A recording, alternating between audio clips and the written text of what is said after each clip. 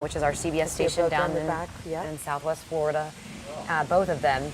And then as you watch, as we continue with this video, you're going to see the waters rise above that. Now, you know, here in our area, this is what we are not dealing with right now. Right. And we were concerned expecting. about. Yeah. Yes. I mean, Bobby, what were we initially expecting when it came to surge in 8 to 12 feet. 8 to 12 feet. What, I mean, I obviously don't know the number here, but I think we said 9.5 feet storm surge in Naples earlier. Yeah, it's going to be much higher than that. No. The Hurricane Center was saying 12 to 18. Oh my goodness! Especially in Fort Naples. Myers, Fort Myers Beach area and Sanibel, and then this is up in the Fort Myers area. They had to go to the second floor in the TV station. Oh, yeah. Well, okay. So Wink, just so that to give you some perspective, where Wink is located in Fort Myers, it's on the Caloosahatchee River, and it's right there. And so, just to help, I mean, that's when which normally flows out into the Yes. Gulf of Mexico, And but literally the wind is blowing water right up into it, and that's what happened there. And that video was when they were down in Naples. But yes, I just wanted to give some perspective that, you know, they are just like us, right? We're right on the water over off Gandy Boulevard. Yep. Wink is based right there on the Caloosahatchee. Yeah. It's you know, just it's hard to say it because we dodged a bullet in Tampa, and you don't even want to say that because you know those folks down there are going through. You're sensitive to Mayor that, Jane of course. Castor said, you know, I never thought I'd ever say I'd be thankful for Category 1 hurricane conditions. Yeah. Okay, we are taking a look right now at Fort Myers, video from earlier today. This is Fort Myers Beach. And you just see Look at the this. conditions there. And it's earlier. This is. This is earlier. And This I mean, is earlier, yeah. At daybreak, as we But heard. you can at least kind of see the timetable as we work through the day. I mean, look at the rafts, look at everything that has washed up debris. against that building and just how violent the water is coming in. Do you recognize that building? Yes, I'm trying to I know. say that's a landmark. I know. Well, it is. Did you work there? Yeah. It's. I'm trying to remember the name of the resort. And in fact, I believe that's like the pool area where it is the pool area where the waves are over right now. Wow. I can't remember the name of that resort. Maybe like Pink. Anyway, but yes, that is a resort that where the water, you know, where the Gulf has basically come up, and it's a beautiful, beautiful area on Fort Myers Beach right there. That's the, I mean, the whole area I think is beautiful. But yeah, it's catastrophic. And we heard the governor say earlier, right?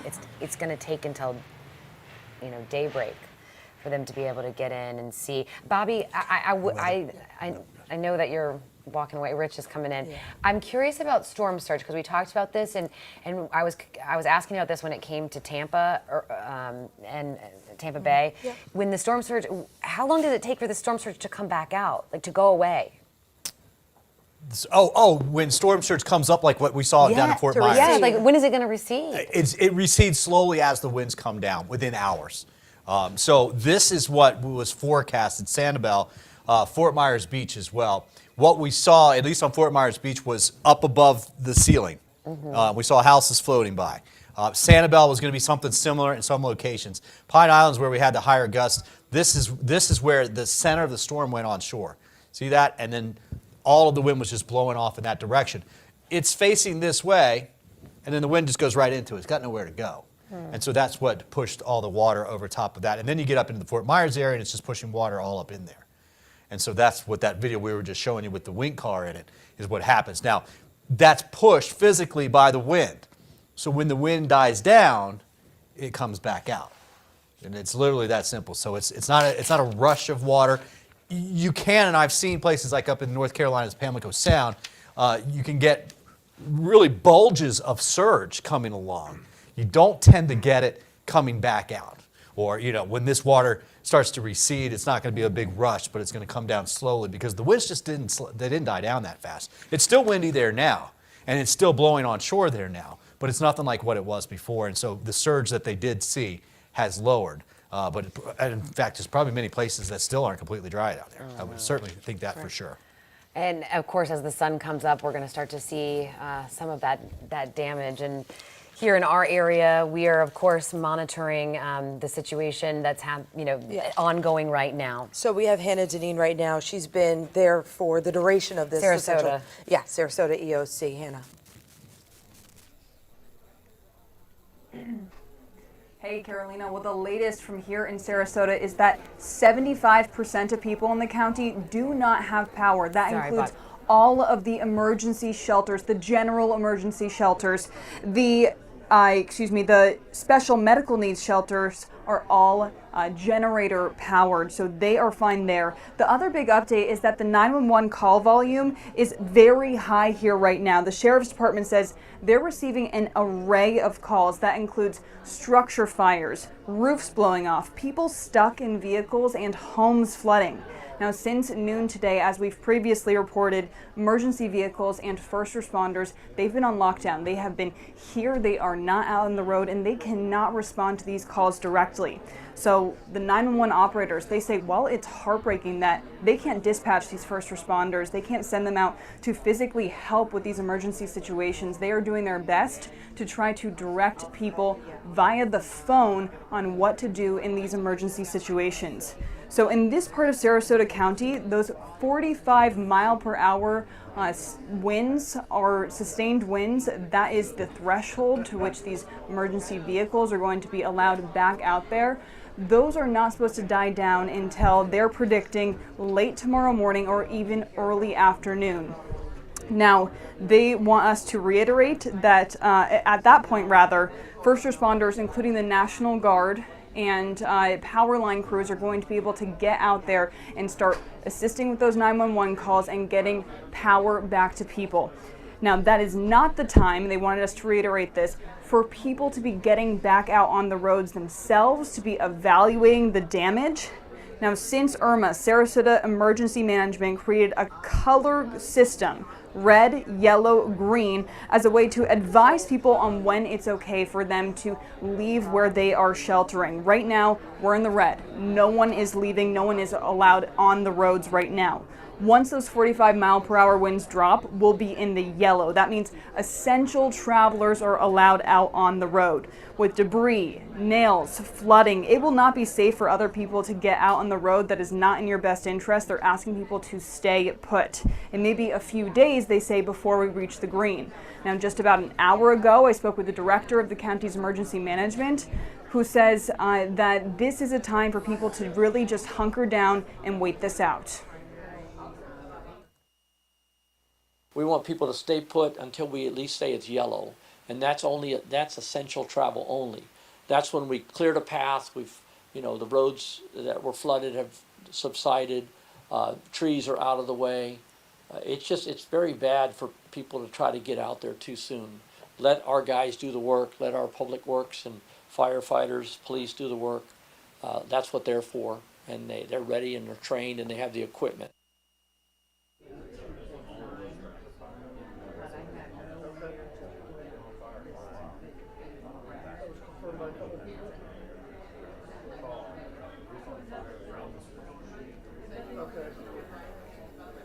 If you guys have me again, so the 911 call volume is very high right now. They're asking everyone to be patient as they work through the queue. The other update we received this afternoon, no surprise, school canceled for the rest of the week. So you don't have to worry about that if you're from the Sarasota area. Again, the entire county is under a shelter-in-place order. They will issue a go-ahead alert when things are in the green, when it's all clear for everyone at home. And we here at 10 Tampa Bay will, of course, tell you when that green stance has been made. Live in Sarasota, Hannah Deneen, 10 Tampa Bay. Hannah, before we let you go, I do have a question. It's something that we don't normally ask. These emergency officials have been gearing up for this. They've been working nonstop, and now they're, of course, activated and they're working around the clock. How are they doing? What's the sentiment like? Yeah, so I spoke with the PIO for the Sheriff's Department, Courtney, and she says she is so amazed with how well they are handling this. This is obviously a really stressful situation for everyone involved, including these dispatchers who, most of them, it's their first major storm that they are working through themselves. And she says she is blown away by their composure in this critical time as they are helping assist people through this. And they're doing the best they can to get through these calls. Again, they know that people are waiting and these people are in some tough situations, but they're doing the best they can and they're just asking everyone to be patient. Courtney, think about the access to information, how that has changed. I remember, going through Hurricane Andrew back in '92 and what that was like. Now, these first responders, these agencies really are on top of their social media pages, making sure that people can access that information. Plus that system that she mentioned, green, yellow, red, very obvious about when you should go back and when it is safe to go back. And you need to pay attention to that. We do want to take you to Polk County. Brent Solomon has been there, is there with us right now, live with us. And Brent, some of the video that you have been sending back and you've shared with us earlier, I mean, the damage is really incredible. Yeah, and we knew this would happen. It's really not coming to a surprise to a lot of people in town here. What I can tell you from authorities coming straight from their mouths tonight, now is not the time to get out and sightsee. Maybe you're at home right now watching this report saying, well, I'm fine. I can go outside or I can get in the car and drive down the road. It's really not the time to do that, they say, because, and now that it's dark, the roads are dangerous. You don't know if there are downed power lines on the ground. You don't know what else could be lying underneath. For example, roadways may be giving way, and if there's water buildup on the roadway, and if it's dark, you really have no idea what you may be getting into. I can tell you that, of course, power outages continue to grow as we've been reporting all day long. I remember at one point today, I tweeted out from the governor some 200,000 power outages. Well, we knew that would quickly grow, and right now the state of Florida dealing with more than 1.4 million power outages. The emergency management director here in Polk County asking that you be patient because it will take some time to respond. And now with several different agencies working together inside of the Polk County Emergency Operations Center, officials there are now beginning to kind of shift their focus. Initially, it was about preparing for the storm. Now that Ian has made landfall, it will really turn into a mission of helping with recovery and helping people get relief from what they're dealing with, the effects of Ian. And many times the damage assessment won't be able to happen until tomorrow, until daylight. And so that's, again, the reason they're reminding you, don't go outside, don't risk it if you don't have to, because it can be very dangerous. Of course, we'll keep you posted, working on a report for you right now for the 11 o'clock hour, showing you a little bit more of what we've been seeing across Lakeland and across Polk County. So stay with us for that. But for now, that is the very latest from Lakeland. Brent Solomon, 10 Tampa Bay. Oh, Brent, thank you. And we should point out, Brent is back at the hotel for right now, and that's why we just saw a dad with his child run behind. We've seen so many families, moving just a little bit away to make sure they were out of harm's way. When you have kids, when you have pets, there are times, and you're staying in a shelter or in a hotel, it can be really difficult. It's a long journey. It's a long time hunkered down inside a building, and you try to go outside for a second just to, let the dog or do its business and so forth. But yeah, it's tough, and we're with you. So. We are, yeah. We certainly are, because we are away from ours right now, but we're checking in to see. And speaking of checking in, we do need to go to Rich Fields for the very latest on, we had the 8 p.m. update, right? Yeah, it's just a little recap of what happened at 8 o'clock from the Hurricane Center out of Miami. There you go. We're talking about a Category 3 hurricane still moving north-northeast at about 8 miles an hour, has slowed down even more. Sustained winds that are at 115 miles an hour, gusts 180 miles an hour. Still a Cat 3 hurricane about 30 miles northeast of Punta Gorda, Florida, and it's about 95 miles southwest of Orlando. Orlando, get ready. This is coming to you. This is tied for the 4th largest hurricane to ever hit the state of Florida. 4th largest hurricane, tied for the 4th largest hurricane to hit the United States. So this is a massive, massive hurricane. Booth, you can come back out to the wall and we'll go from there. All right. So let's take a look. Bobby talked about this earlier. This is the extreme wind warning. This is in effect until tonight at 9:30. The purple shaded box on your screen, the eye of the hurricane is right about there. So this is the backside of the hurricane right here we're talking about, with huge amounts of rainfall pushing into these areas right now. Tampa, St. Pete, Lakeland, just getting some of the outer bands as we speak. We've really skirted by the worst part of this storm. I'll tell you what, from initially going through, or a plan to go through the Pinellas County area and then across the state of Florida, it shifted further to the south and made landfall earlier today. But this thing is going to trek across the state of Florida, up through the Orlando area, exit out over Daytona between Titusville and that area, and then up through portions of the Carolinas. There's the tornado watch box in effect right now for much of the east coast of the state of Florida. This is in effect until 1 a.m. tomorrow morning, late tonight, tomorrow morning, including the counties of Brevard, Lake, Seminole, and Volusia. I think we can go in a little closer on this, and we'll talk about some of the other warnings. Flash flood warning right now till 9 o'clock tonight. Again, Charlotte, DeSoto, Manatee, Sarasota counties. You can see the watch boxes here encircled on your screen right now. So this storm is not over, and even for the folks where it made landfall at, it's still not over. There's still incredible flooding going on. There's still incredible surge going on at this hour, and this is a flash flood warning till 10:45. Through those areas as well. You can see some of the higher rain values in red right there, moving through the area from Arcadia to the north and the northeast right now. Okay, let's move ahead, and I'll talk about some of these rain bands. You know, if you're sitting in St. Petersburg, Clearwater, any place north of that, any place through the Nature Coast, you're saying, wow, this is not a big deal, man, but it sure is for the folks that have had the chance to experience a Category 4, Category 3 hurricane blowing through their neck of the woods down in the Port Charlotte area. And you can see some of these outer bands just now coming through the Lakeland area and into Brandon, Riverview, Tampa, Carrollwood, right on the skirting the edge of some of that little bit higher rain totals. When these bands start getting to us, these red bands start getting to us, you're going to see the rain totals really start to jack up here overnight tonight and through the early morning hours of tomorrow. And then again, here you go. I was just talking about the Nature Coast, Crystal River down from Citrus, Hernando, Pasco County. Not so bad. You know, a little bit of wind, a little bit of rain, not a big deal. But again, for the folks down to our south, a huge deal. Let's talk about Orlando. This storm is heading right to your neck of the woods, folks, and take a look at what's blowing through your neighborhood right now. You're starting to see some of those outer bands with some of the higher rain totals coming your way. All of this is going to propagate off to the north and east as this whole storm continues to exit out over the state of Florida, again, somewhere around the Daytona Beach area. So let's talk about that. Titusville tonight, gosh, I can't remember the numbers, but I think it was something in the tune of 4.5 foot higher tides tonight normally anyway than regular mean high tide. Now you've got that push of water right up into the east coast as it starts to move out over the Gulf Stream and portions of the Atlantic Ocean. So here's the projected path.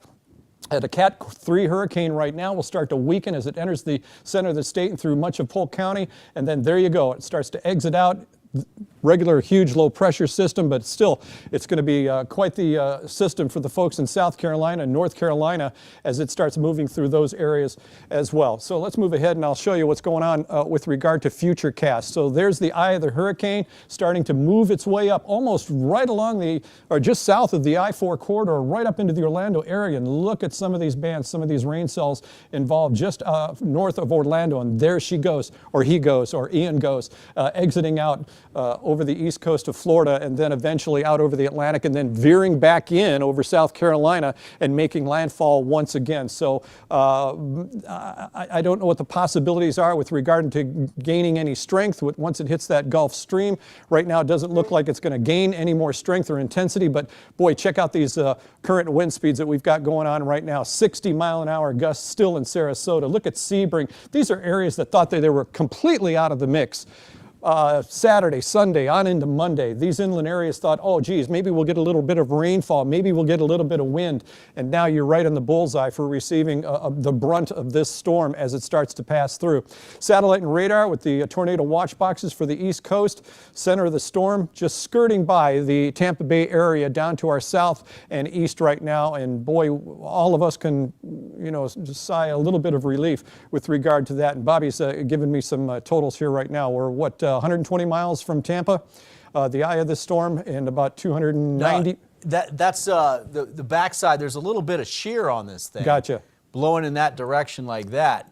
So you've only got the west side of the storm's only about 120 miles, but you can see the rain bands extend almost 300 miles out to the east. Wow, crazy, just crazy. And then, of course, the outflow, the wind flow all the way around it, affecting a huge portion of the state of Florida right now, backing out a little bit. And then look at this, all the way up into Georgia, South Carolina, North Carolina.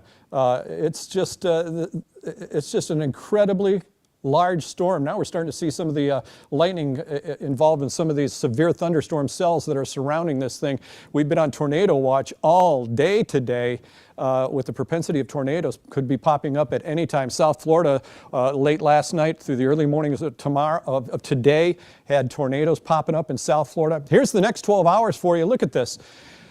With it mixing up the atmosphere, the daytime highs didn't get that high. I had the totals early. I think Tampa hit a daytime high today of 78 or 79 degrees. Look at this. We're going to stay mid-70s with the rain chances continuing for us right on through the early morning hours of tomorrow. Look at that. Boom, there's our overnight low. It'll be about 70 degrees tomorrow. And then all the winds are going to be out on the north and west. Everything's going to change up because remember that storm circulates in a counterclockwise rotation. So obviously dragging in some cold air from the north as well. So it's just an incredible storm, and to be able to witness it and work it is one thing. I tell you what, it's just crazy. I'm at a loss for words sometimes. I tell you what, it's just been something else. And over the course of the next couple of days, we're going to start seeing some of the devastation down to our south. And I think people up in Citrus, Hernando, Pasco counties, they're going to realize, boy, how big this storm really was. But Orlando, get ready. It's coming your way. All right, Rich Fields, thank you so much. Thank you. Yeah, so as we hit the 9 o'clock hour, we just want to, of course, welcome you. I know people come and go when it comes with coverage. You're busy with your family, you're busy doing things, but you're checking in as you can. I am Carolina Lead alongside Courtney Robinson tonight. We are with you for the duration. We are here at 10 Tampa Bay with our team of meteorologists who have been just doing a fantastic job, just really working very hard to get you the information that you need to make sure that you're informed, prepared, and connected. Yeah, and behind the scenes, we have so many working here, and then of course out in our communities all across Tampa Bay, in every county, able to show you what they are seeing so that you do not have to go out, or if you have maybe evacuated, maybe gone somewhere else that you're watching us now, we can show you what some are dealing with. Now I know there are many without power at this point, and so hopefully you charged, and you're joining us maybe on your phone or So tablet. This is actually a good perspective here from Duke Energy. They have a pretty interactive outage map that you can follow. And as you can see there, you're seeing the central part of the state right now. You're seeing 195,000 customers without power, in that Pinellas, Hillsborough area. They're zooming in for me right now. You can see some of the different areas there. Indian Rocks, right around 1,000 in Indian Shores as you work your way down along the coast, more so inland. Feather Sound right there, 195. But you can get an idea of the outages that we're seeing here right now. Earlier we spoke with Anna Gibbs, and if you all zoom it out to the state, she explained that they deal with 35 counties. They have 2 million customers. Now when we spoke to her, she said there was 257,000 at that point that were without power. She said that Pinellas was one of the hardest hit areas. For perspective, there are 500,000 customers in Pinellas County, and of course there were 155,000 without power. And the big takeaways that we got when we spoke with her, first of all, if you're in a flood zone area, low-lying area, make sure that you turn that power off. Go ahead and turn off that breaker. I know it's uncomfortable, but turn off the breaker so that they can help you. And then also, she said that they will get to you when they can restore power. And also, of course, first priority, critical facilities, and the fire rescue, absolutely, water treatment facilities even. Yeah, so we're going to get a check of Manatee County, I believe, coming up next as we continue walking through our team of reporters and photographers who are in the field, of course, getting us images, as well as viewers who are sending those in. Our Miranda Parnell actually is in Manatee County. She said that service has been awful.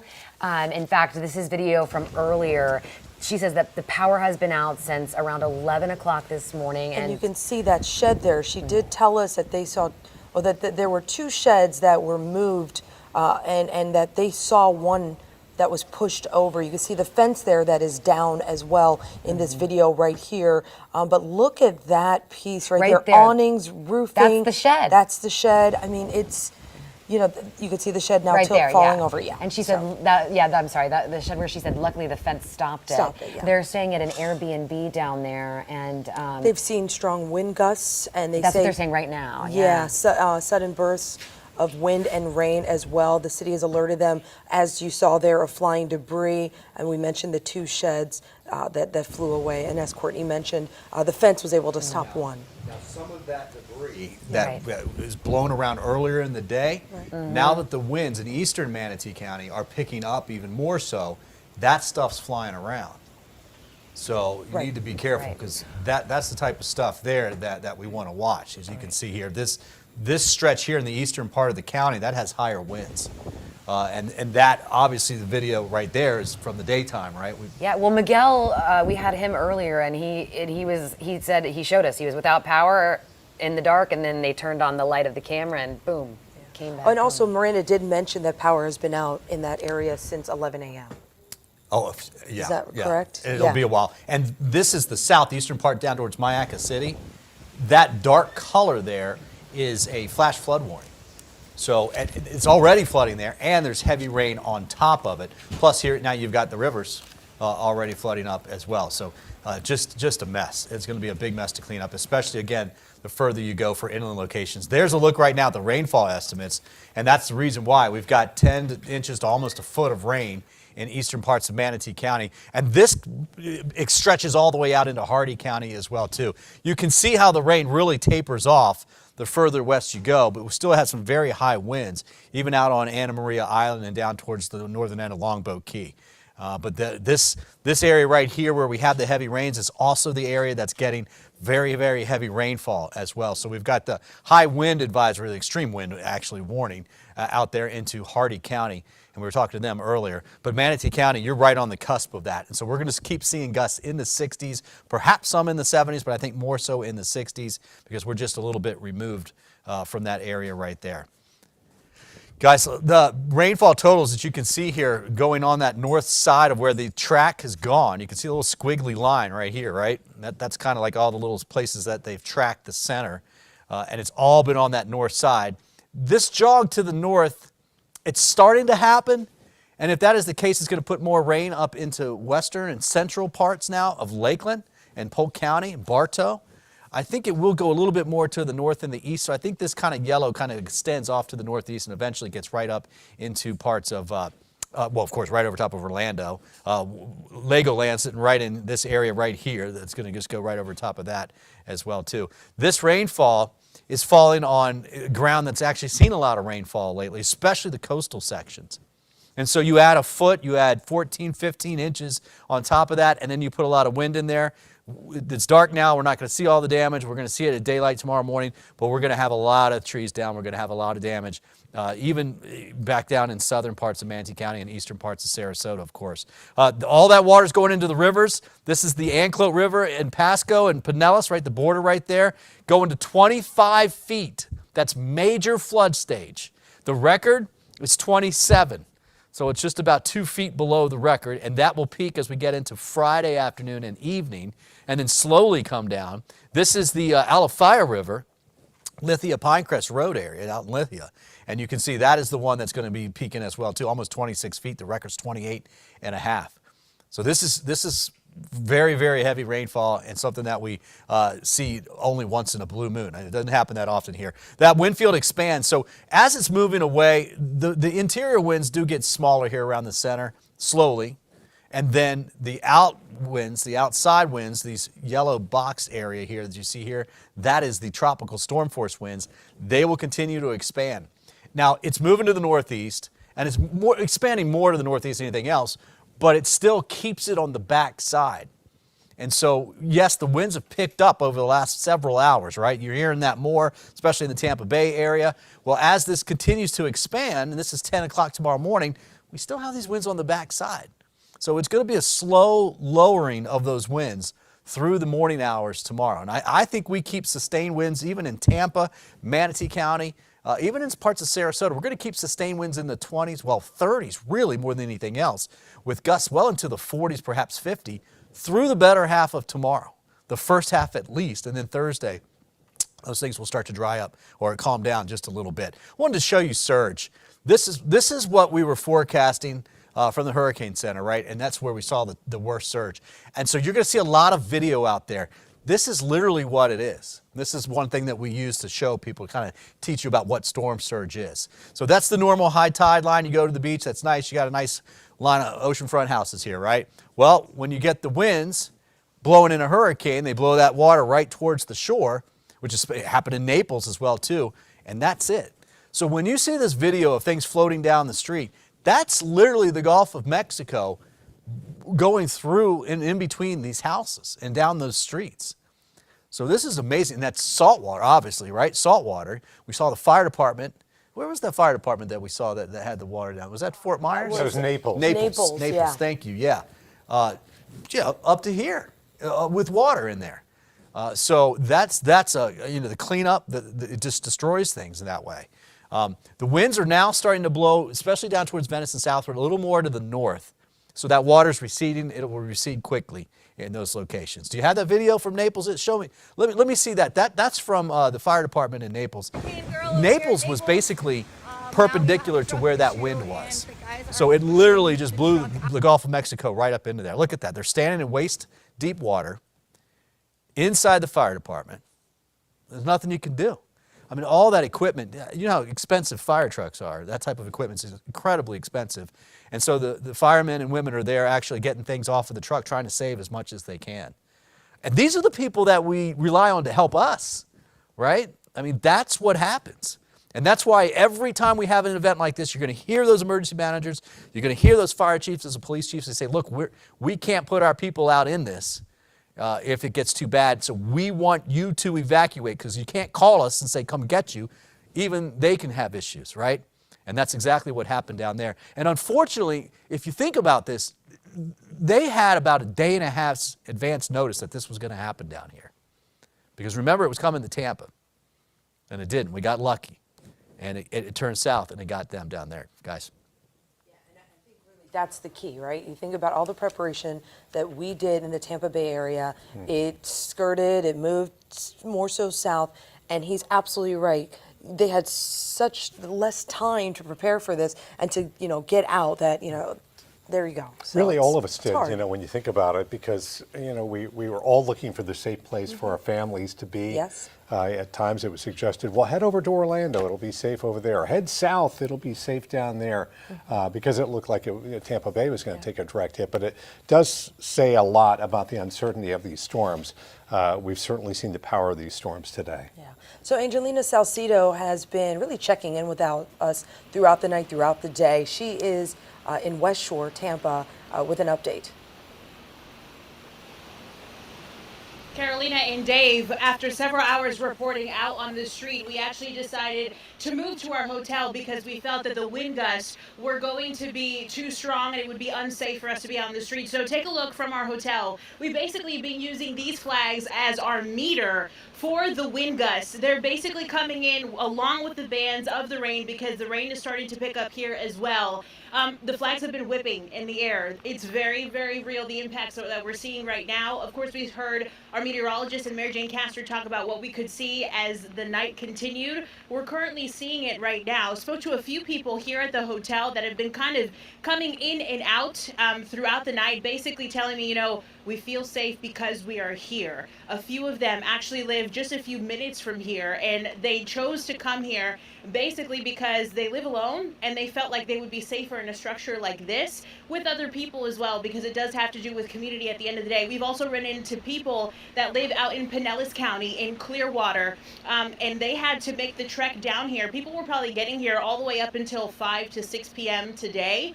We haven't really seen people checking in much after that, but they feel comfortable being here. They've actually been watching us here inside as well, making sure that they stay informed. Spoke with the manager of the hotel. She and her staff are making sure that everybody who comes here is taken care of, because because she says that they made the right decision for them to actually come and hunker down and heeded the warnings. A lot of people moved away from evacuation zone A, that which is obviously along the bay. A lot of people on Harbor Island, Davis Islands made the move here because they didn't know what this storm was going to bring. So they made it to safety, which is a good thing. Talking to the manager a little bit earlier, this is her first hurricane. She was a little bit concerned about what it might bring. Didn't know. She's seen the images out of Fort Myers. She knows that that easily could have been us here in Tampa Bay. And so do the rest of the people that are staying here tonight as well. And I think that that's really impacted them along with our crew as well, because the devastation that is coming out from down south is just incredible for us to see. Starting to get some wind gusts here and the rain picking up just a little bit. But they are just so grateful, so grateful to have a place to call home, to have a safe place for them to stay tonight, and then to continue to go out later on after Hurricane Ian passes, see whatever impacts it is that we're going to see. But again, them just comfortable, safe, happy to be here tonight. We know that there have been several power outages in our area. We've seen the lights flicker on and off here at our hotel. So far, the power has not gone out, though. Tampa Fire and Tampa Police were actually out monitoring the streets because a few of the power lines have come down. They actually saw a traffic light come down as well. They posted that on their Twitter, saw the video because the wind gusts had been so strong. So the effects in Tampa from Hurricane Ian are real. We continue to see them. We're going to continue to see them throughout the night. So we'll, of course, be here informing you guys about what we continue to see. For now, reporting in Tampa, Angelina Salcido, 10 Tampa Bay. And you can't forget about the hotel staff that are working. They have families as well, and they're just making sure that, we have a place to stay. We also think about, I actually saw a viewer message that she went to the Waffle House. Yeah. And we talk about this as reporters, the Waffle House Index. Yeah. Like that crews will use that as a gauge for how bad a storm is coming through an area, especially now that this has moved further south and we weren't hit as badly. So Angie, of course, pointing out that the work of the hotel staff, just making sure everybody's safe in there. Yeah, and this is Carolina Lead. I'm Dave Wagner. Yes. You're watching 10 Tampa Bay. We appreciate you being with us here for our continuous coverage here. I want to go live right now, if we can, to Megan Meyer. She's in downtown Tampa, watching at various points the water in downtown Tampa recede. What's happening down there right now, Megan? Where are you? Located here in a parking garage in downtown Tampa in a safer area. Earlier we were out by Bay Shore, which, as you mentioned, that water did get pushed out away from the coast, and that was what everyone was seeing out there, that dry Bay Shore area. But out here now in downtown Tampa, we're really seeing the wind picking up. We're not seeing as much rain, mainly just those strong wind gusts. If you take a look at the trees, you can see the trees are wobbling. We're even seeing some of these traffic lights wobbling back and forth. Really, we are seeing a lot of strong wind gusts out here. One thing we're not seeing out here is cars on the roadway, and that is a good thing. Officials say they don't want to see anyone out on the roadways. They say that you should be sheltering at home. They don't want to see anyone out here walking around. They don't want to see anyone driving, and thankfully the streets are clear. We haven't seen anyone out here. We have maybe seen one or two cars passing through, which of course that is a good thing.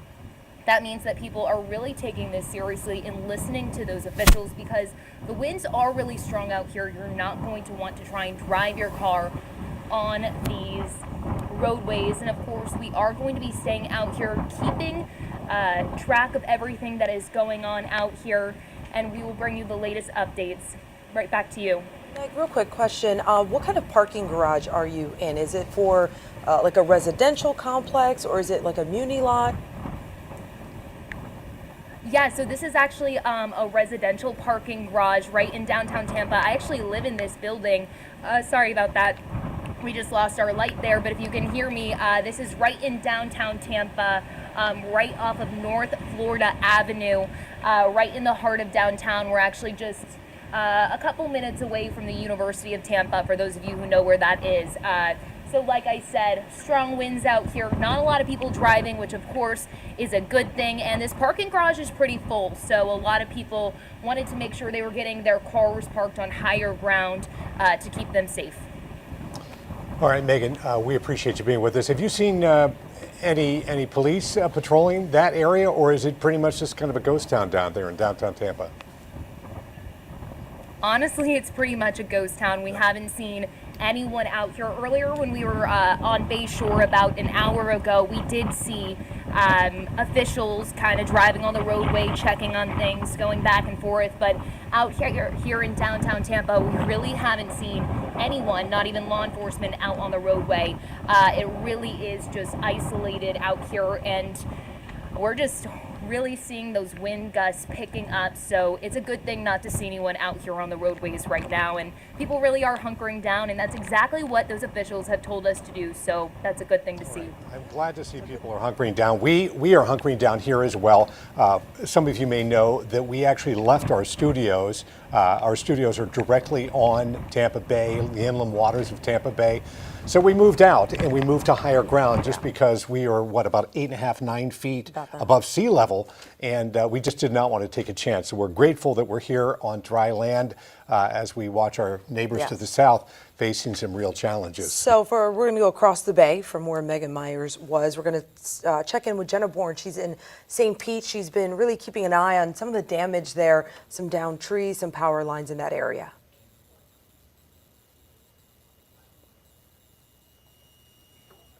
St. Pete, where there's this landmark tree here so many people know and love, and it has lost a limb tonight.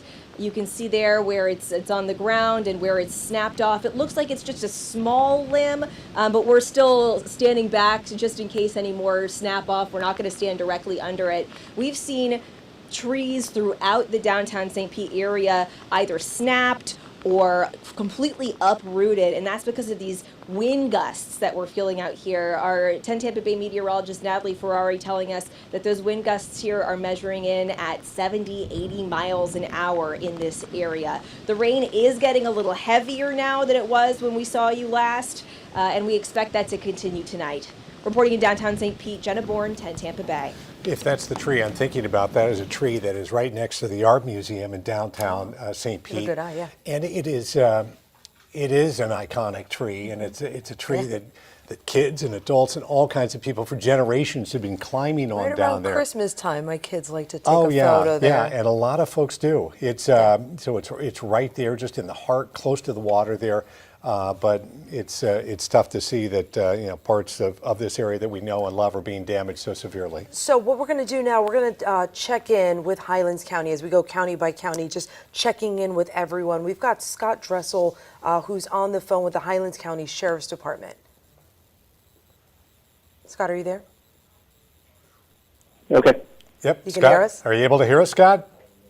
Yes, I am. Hey, Dave Wagner along with Carolina Lee Hi here. Thank you for being with us. We really appreciate it. Highlands County, we know that it was in a vulnerable area as we saw the track of this storm. Can you give us a sense what kind of damage you're seeing there, and how are you responding to that right now? Well, it's really hard to see any damage right now since it's dark. We have had reports of property damage. We know there's widespread power outages. Trees that have fallen and taken down lines, and some transformers that we know have been knocked off poles. Right now we're responding the best we can.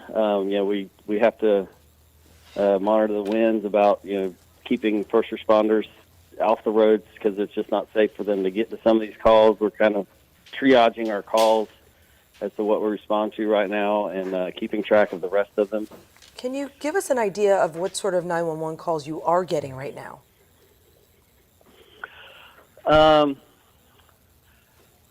We've had, we've had reports of property damage, but we have a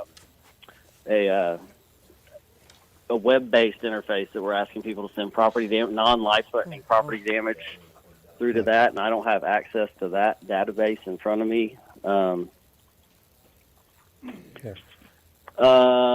In terms of flooding, Scott, are you seeing structure fires? Are you seeing flooding there as well? Yeah, we know there's going to be flooding in our low-lying areas. There was already flooding in our low-lying areas from all the rain we had in the weeks before this, so we know they're going to flood there. We recommended those people go to the shelters before the storm hit. probably not going to be as bad a flooding as it might be over in Hardee County where the Peace River is and everything, but we know we're going to have flooding. We had it after Irma. One last question. Did people actually, I apologize, evacuate? How were your evacuations? Did people actually move out of the area? I mean, the last I heard, we had a shelter open. It wasn't full, but I don't have a way to track how many people actually went and sheltered with family out of the county or anything like that. We know that a lot of people are going to ride it out at home. They always do. We just hope that they were, can stay as safe as possible. And the ones that were in those flooding areas hopefully went to stay with a friend in a place that was on higher ground if they didn't go to the shelter.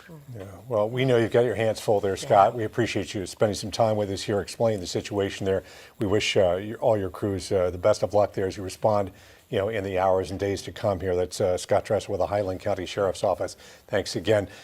We should also point out that the power outage, we got some updated numbers. Yeah, so we're approaching 2 million. We just got an update saying 1.93 million customers are without power in the state of Florida. So that number creeping up, it's going up. Let's take a look at some video right now, if we can, from Lakeland right here. Lakeland, is to the, it's kind of on the eastern edge of Tampa Bay here. And you can see certainly the wind, the rain, kind of what we've seen all over. There are some downed trees there as well, we've been told. But again, this is a pretty common sight. But that storm, you see the strong winds there. That storm, as it moved east, it really hit places like Lakeland, Polk County, and over toward Orlando pretty hard. Yeah, so Brent Solomon has been out there with a crew, of course, getting us this video and updating us on some of the evacuations. He spoke with quite a few people who were trying to, of course, go from west to east to avoid the brunt of this storm. So we've been checking quite a bit with Lakeland to just see how the conditions are as we move through the night. Yeah, we've heard, Brent was telling us, he talked to some people who said, hey, we went over to Orlando because we thought it would be safe, and a lot of people did. A lot of people went south as well, thinking it would be safer there. And they booked hotel rooms, checked into hotel rooms, hunkered down, and then boom, all of a sudden they are faced with really a catastrophic storm. Yeah. It looks like we have some video, if I heard correctly, from Tampa Police. Some of the video that we've had from there. It might be the same one. Yeah, this video. Boy, I mean, this is, police officers on the road. You see that traffic light just fall. It is massive as you see them pulling it along. It's a different perspective when it's on the ground. Yeah, it really is. It's scary, and you see the trees down here as well. Again, this is from Tampa Police, and this is what they're dealing with on the roads. That's one of the reasons they don't want us on the roads, because they want to get all that cleaned up, before people are allowed back out there. But for the most part, from what we've seen from Megan Myers in downtown St. Pete, or downtown Tampa, she has not seen many officers on the streets, and certainly very few drivers. You're not supposed to be out there. They don't want you out there right now. So hopefully people are heeding that warning. And we heard the mayor, Jane Castor, of course, bring up that, those who did evacuate, it's tempting to want to go back home, but don't do that. Just wait this out. Okay. All right. Well, Eric Glasser is in Pasco County, I believe, right now. He's live. Eric, last time we checked in with you, it was a real mess of a situation there. I'm taking it has not improved tremendously for you.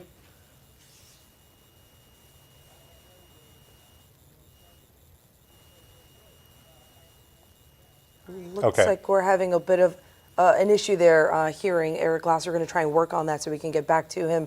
But you can see the conditions are there. It's raining on him. Just, as the storm continues to move across our state. Yeah, he had said the river, when we checked back with him a little while ago, he was right there along a river that was expected to.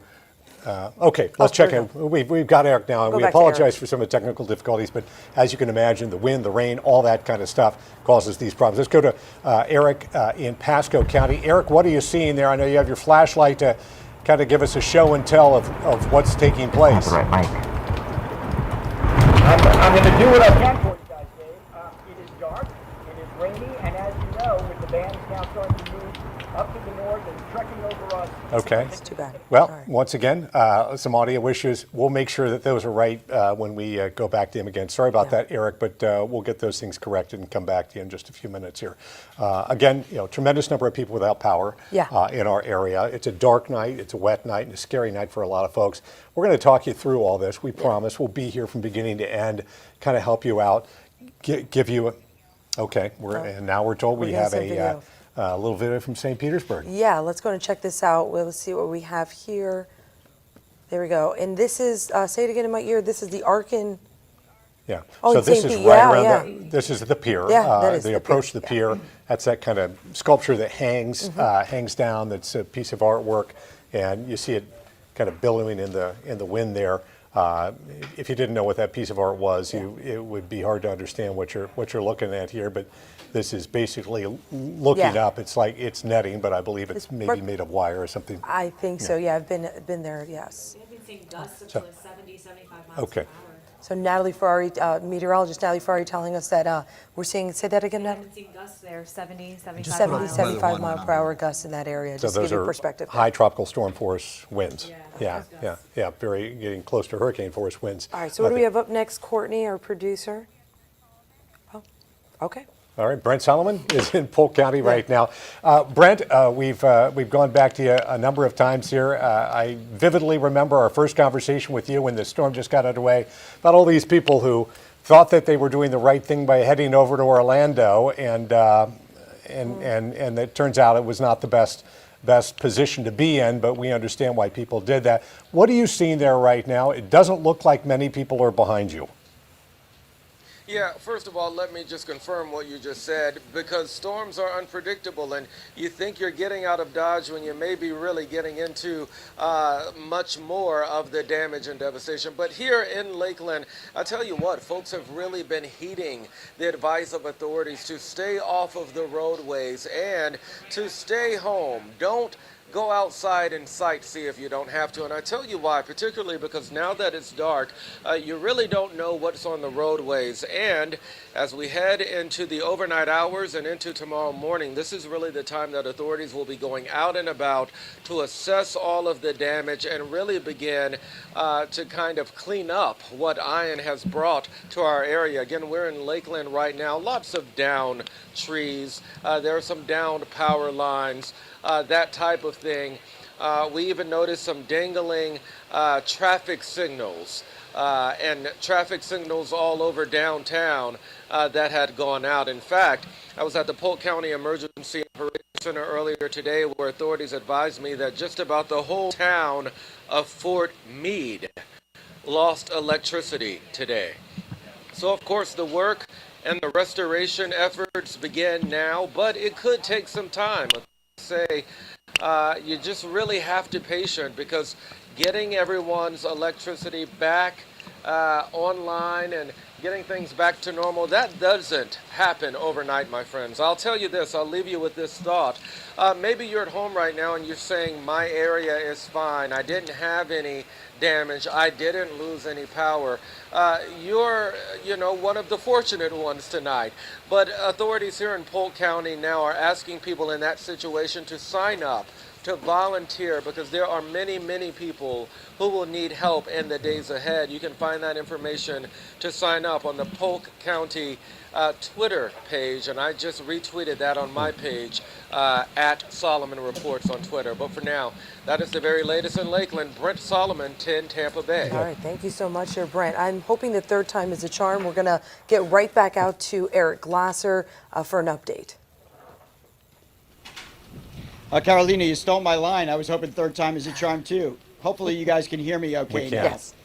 So we are live in Pasco County right now, and the situation here has been deteriorating, as you figured that it might during the course of the evening with the storm starting to push to the north. We've got the bands now starting to come overhead here in Pasco. We're located actually in Wesley Chapel right now, and we're getting heavy gusts of rain, good driving rain at times. But I want to show you just what that's doing to some of the area around here. Behind me, you can see we've already got, just behind where we are, one tree down. That fell a couple of hours ago. And then just a little bit earlier than that, there's another one behind me that you can see is also in this stack of trees that's also come down. So there are wind gusts that are strong enough to do that to the trees in the area. We've seen that scattered throughout.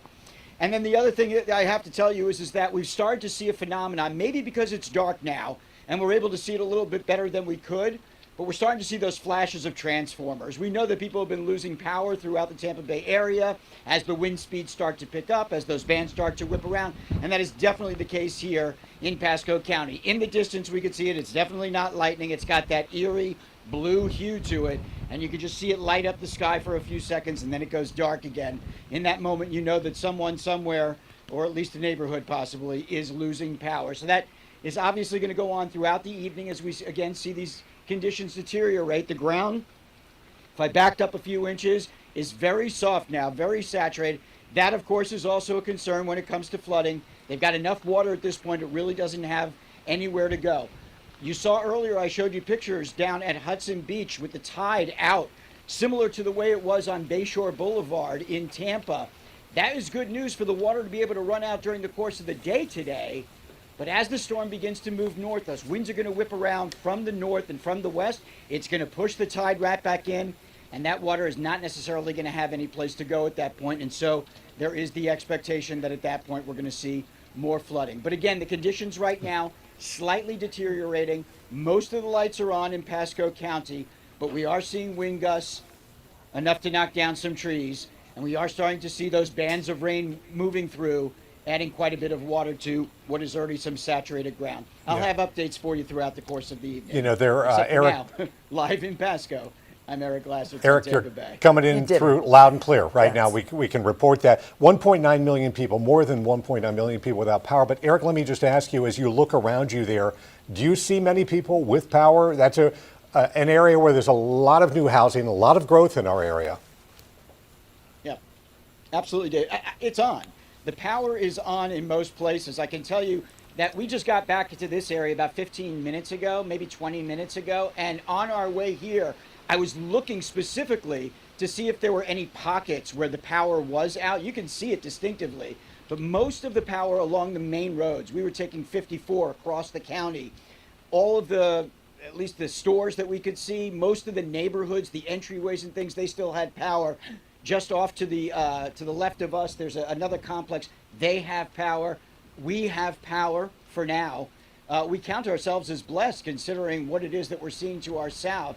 I don't know how long that's going to last. Again, the winds have picked up to a speed where I told you that we're starting to see those transformers blow. And when that happens, you know it can be a chain reaction. So for now, fingers crossed, most people seem to have power, but it is going to probably deteriorate as the evening progresses. Hey, and Eric, I have a random question for you, so I apologize for this, you know me. What's right next to you there? Is that a hot tub? What is right to your right? It is. Oh, yeah. Okay. Yeah, that is. We're actually staying inside of a house. Okay. And outside that house, they have a hot tub. Got it. I haven't had time to try it yet. Just curious. As you Just might curious. expect. And it's still warm because the power is on, so maybe we should. Yeah, give it a few days. You'll be busy. A second to relax, to take advantage of it. I think this is God's way of telling me don't joke around with something like this. I'm feeling it. But yeah, that's what it is. It is a hot tub outside the house where we are staying. Got it. So far, so good. You picked the right spot. Yeah, Eric gets a hot tub and we're landscaping behind sleeping us, in a studio here. I got the cot right out there. It's all good. It's all good, Eric. Well, it's really good to see you. Thank you so much for just giving us an idea of what's going on out You there. bet, guys. Stay safe. Stay safe. So next, we're going to have a quick phone interview. Jeff Brewington with Glades Electric Cooperative. Are you there, Jeff? Can you hear us? I can hear you talking about hot tubs and everything else. Okay. Well, you're live on the air with us. That's just me, yeah. Dave Okay. Wagner and Carolina Lee Yeah, here hi there. At 10 Tampa Bay. We appreciate you being with us here. Could you give us an update on your situation regarding power? Well, right now we are a rural electric cooperative, and we serve about 17,500 meters, and currently 9,310 of them are without power. And that stretches clear down through the Big Cypress Seminole Indian Reservation, all the way up through Highlands County, just south of Sebring, and on over to Okeechobee. How are you in terms of staffing and your ability to, and I realize we're in the middle of the storm right now, so now's not necessarily the time to do this, but how are you in terms of staffing and your ability to restore power? We think we can handle everything. The first thing we need to do is wait for daylight to see what damages have occurred. We already know that we have 2 of our substations are down because of transmission issues. And until that's restored, and those members may not have a problem whatsoever until that transmission's restored.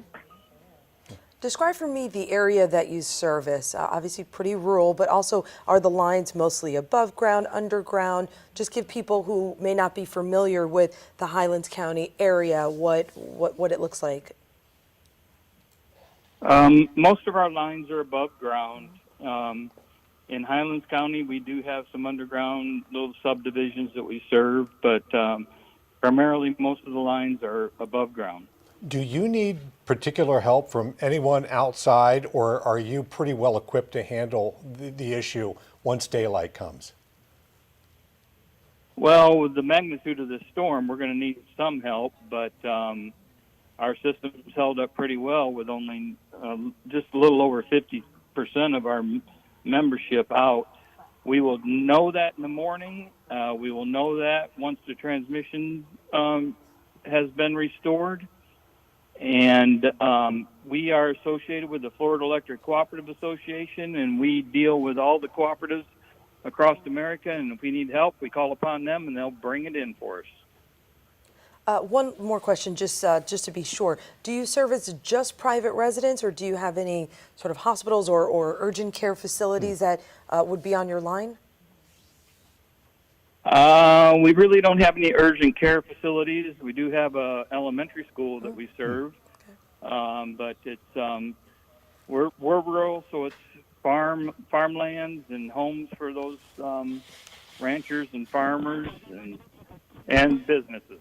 It's beautiful there. Yeah, I've driven through there many times. So We thank you. know that it's important for power to be restored. We know you're working hard too, Jeff. We really appreciate you being with us, and wish you guys luck in the coming days, because I know it's going to be long days and nights getting that power restored. Bobby Deskins is keeping an eye on some of the power outages around here. Boy, Bobby, when you look at, statewide, we're talking nearly 2 million customers without power. Yeah, I've got You've some got numbers the glasses here. and you got the laptop, so you're ready. Look out, I got the glasses I see you. on. Yeah. So what I want to do is I want to kind of, Rich, if you can go ahead and put this up to the DMA view for me.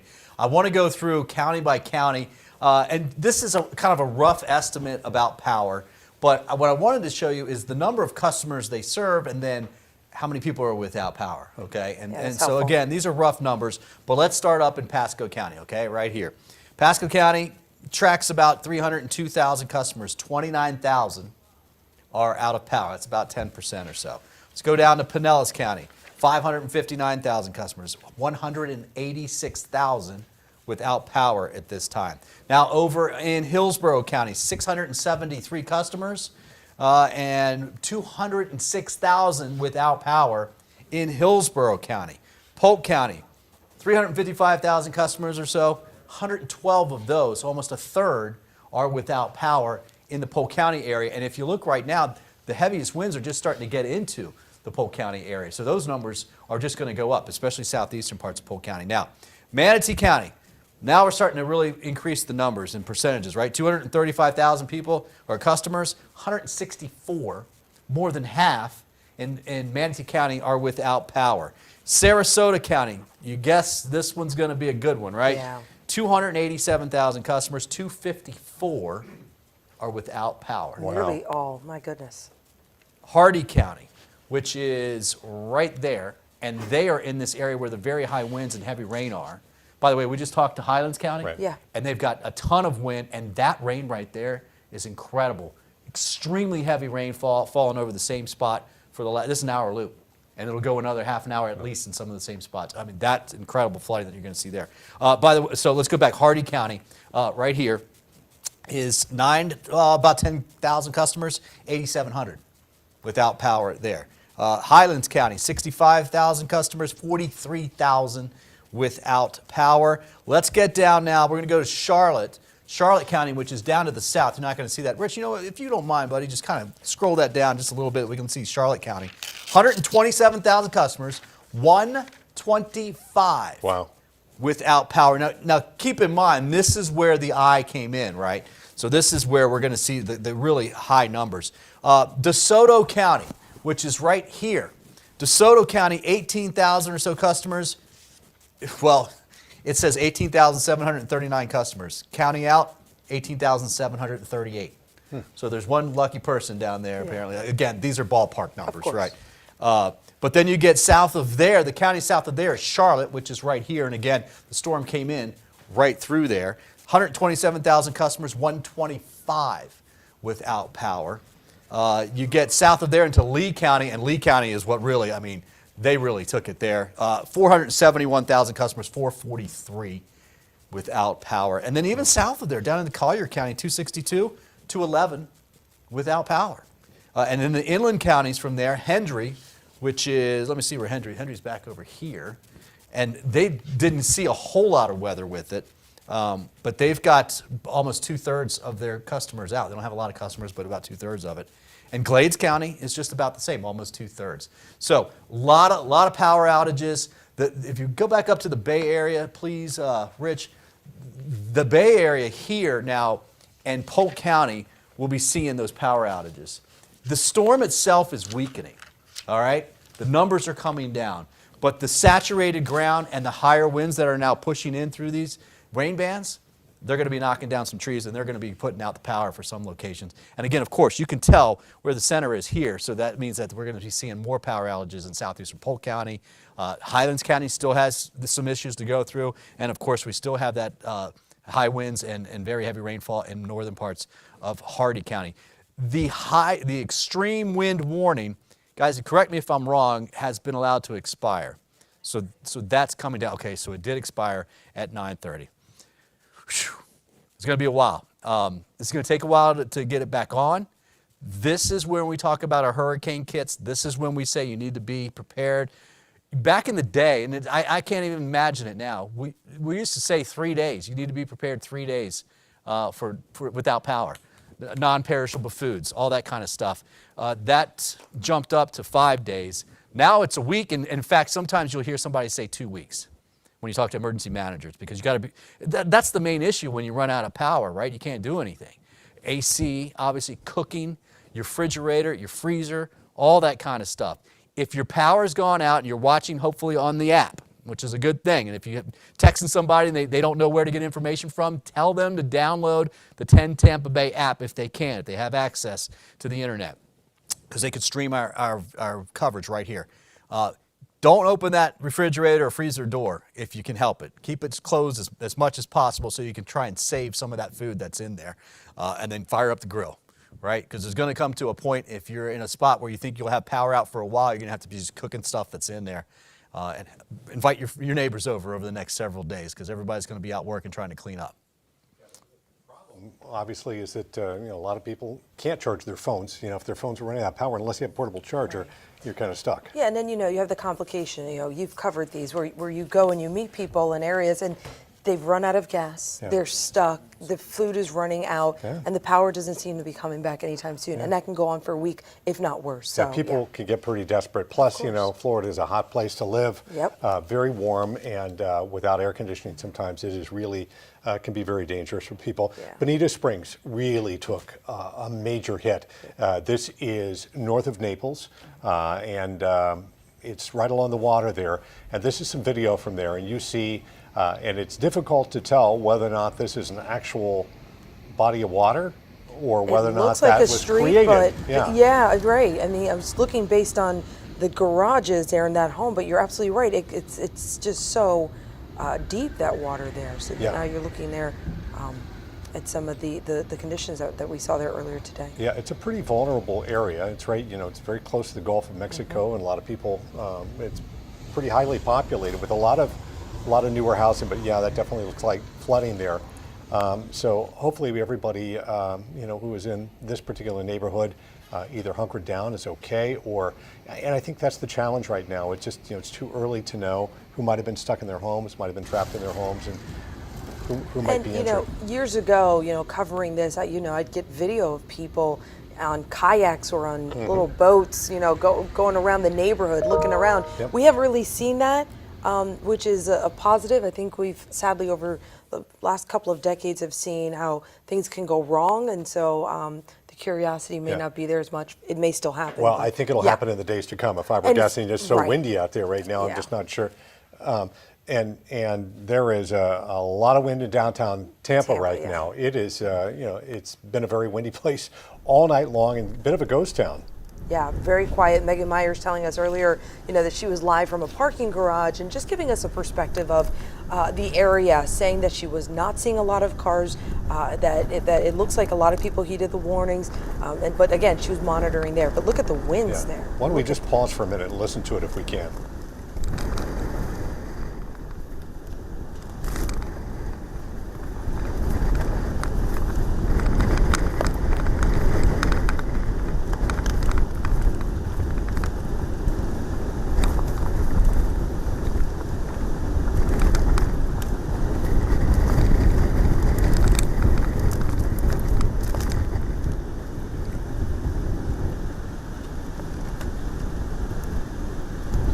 This is what people are listening at. One car in downtown Tampa there.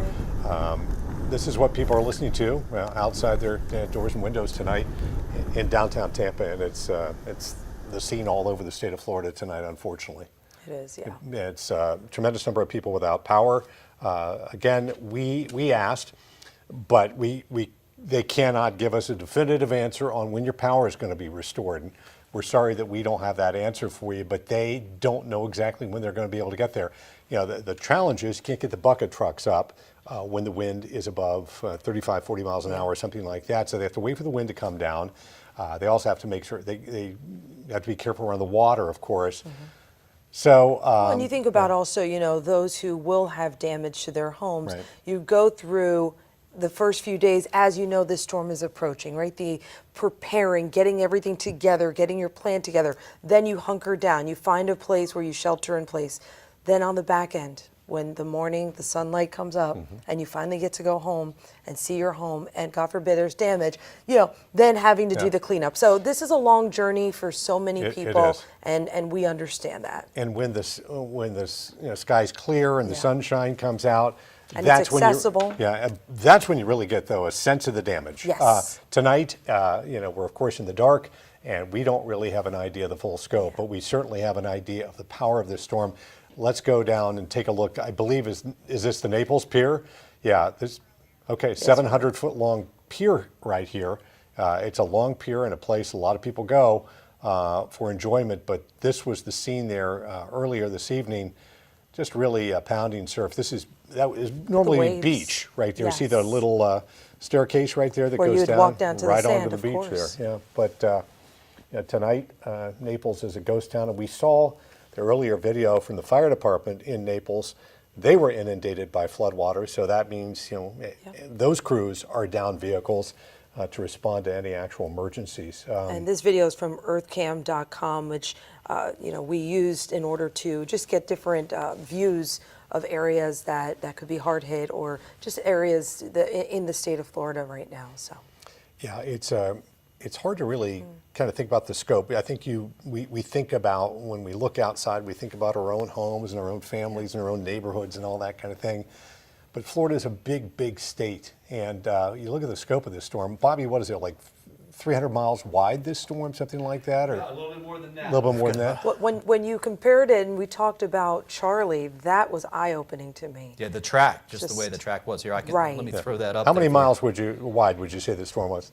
So, let's take a look at it right now, guys, if you want to go over on Weather 1 right now. So right now we've got Chief Meteorologist Bobby Deskins working with meteorologist Rich Fields and Natalie Ferrari, all three of them right now just on that computer giving us updates, and then of course looking at historical data, as I'm always kind of asking, comparing to other hurricanes. Sure, and they get the info. And then we have another team of meteorologists that'll be coming in overnight as well. So we've got a lot of people handling this for you, really keeping a close eye on what's going on.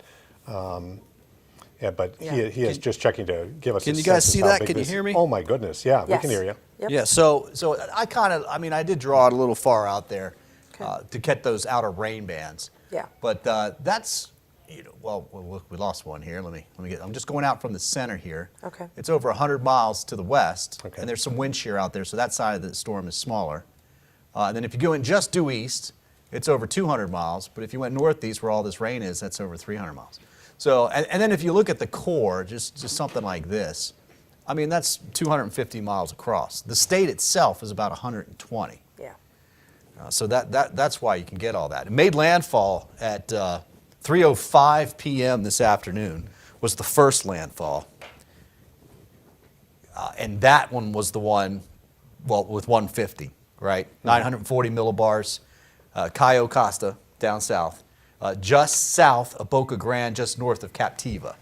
And then off to the northeast. And then the second, what they call the mainland landfall, was in Punta Gorda, which is almost exactly what Charlie did. Winds right now. I want to get you updated. We haven't looked at winds in a little bit. Look what's happening in Frostproof. Literally, the center of the storm is getting there. Now, the center of the storm is not some clear, defined eye at this point. It's weakening, it's filling in, the wind's coming down. But we still have gusts in the 60s to 60 mile per hour, at least in Sarasota. Gusts in the 50s for St. Pete, 52 in Clearwater, 23 in Tampa. Those winds are starting to come down just a little bit as the energy from the center starts to fall apart. So the forecast is saying here, sustained winds now in the 40s and 50s, coming down as we go through the overnight hours. So if you go into sleep anytime soon, you wake up tomorrow morning, going to have some breezes around, mid-30s. But notice as we get through the afternoon hours tomorrow, those mid-30s go down into the low 20s. We did get a 9 p.m. update, 105 mile per hour winds. It's moving to the northeast at 8 miles per hour. It's about 40 miles northeast now of Punta Gorda. And you can see the track is going to take it off towards the north and the northeast. So certainly something that's going to continue to track. Let me go over here. I want to find the comparison to Hurricane Charlie. So it tied with strength, as far as strength goes, with Hurricane Charlie. And looks like it's, what, fourth strongest to hit the state of Florida and fifth strongest to hit the United States. So this was, formidable hurricane that came through the area. Guys, I'm going to have to dig that up here now. I don't see it right now. Do you want the Thai graphic? I have a question. No, the Charlie. Go ahead. What's your question? Okay, so just looking at where this made landfall compared to Charlie, is there anything about the shape of our state, the temperature of the water, the conditions that would lend a hurricane to be more likely to hit one area compared to another? We always talk about Tampa Bay, and it seems like we avoid it so often. And so we just wanted to see, I was just wondering about that. Yeah, well, that's a great question. Or is it random, realistically? No, it's a perfect question. Okay. Climatologically, we look at different places for development and for storms throughout the season. So I'm going to draw a bigger picture here. Let's zoom out. I'm going to have to get kind of far out here. There we go. That's far enough. I won't go all the way out to Africa. But in the beginning of the season, you're talking June, right? It's June 1st through November 30th. We look here in the Western Caribbean and the Gulf of Mexico for development. And in late September and October, we do the same thing.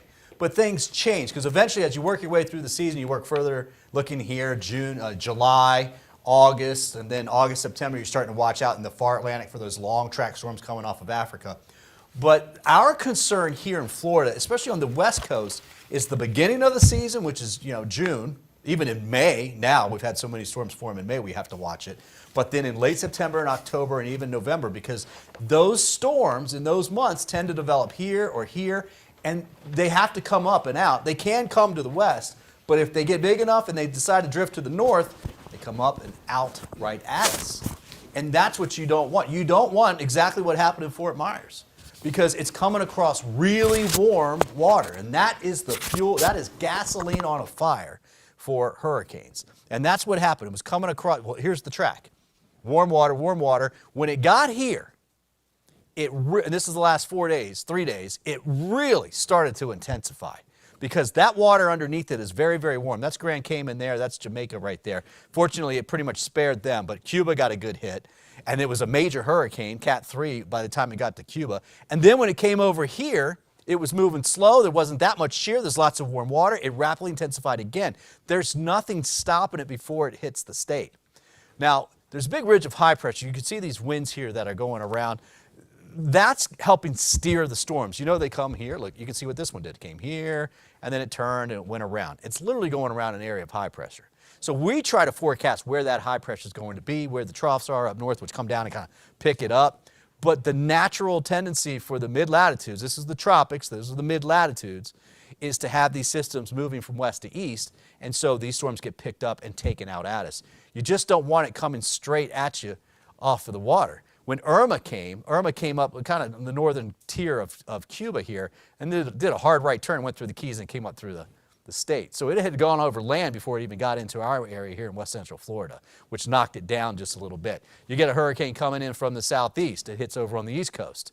Andrew, really bad for the east coast, not quite as bad, although Andrew was. It came in real far south Tampa, Florida. But again, at least it blocks it a little bit. Fort Myers got hit the hardest. Areas to the north and east behind this track here that it's going now aren't going to get hit as hard. But that's kind of the climatological aspects that we watch for when we're looking for storms.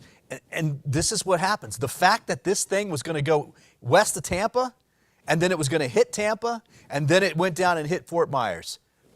Not crazy, for tracking tropical systems in late September. That's kind of what we know we need to watch for. And that's why we have to have all these plans in place. We're here at our backup facility. Our station's fine. But it was not forecast to be fine, and we were too close to say, this might go a little further inland, maybe a little further south, we might be okay. But we can't make that call. And that's why all the evacuations were asked. That's why all the emergency managers tell you to have your plan in place, because if we ask you to go, we have to do it, because it takes a lot of time to get people out of those evacuation zones.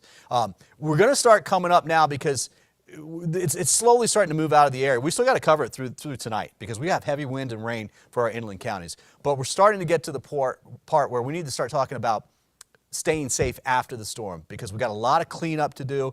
There's going to be a lot of generators running. Yeah, thank you, Rich, or Natalie, thank you very much. Just get in there a little bit closer. Generators running. We got to watch the carbon monoxide aspect of that. If you're going to run a generator, please, please, please run it outside. Don't run it outside next to the window. Okay, an open window, because you don't have AC. Carbon monoxide you cannot smell. You will not know what happened. You'll get tired, and that's it. All right, running a car in the garage, maybe you want to go out and charge your battery or on your phone, you plug it in, you run that car in the garage, that'll do the same thing. Put carbon monoxide in your house. Don't do that. You need to be extremely, extremely careful with those generators, all right, and with running cars, that type of thing. You want to do that obviously out in the driveway.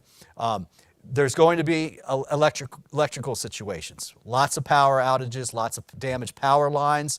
Treat each power line you come across as a live wire.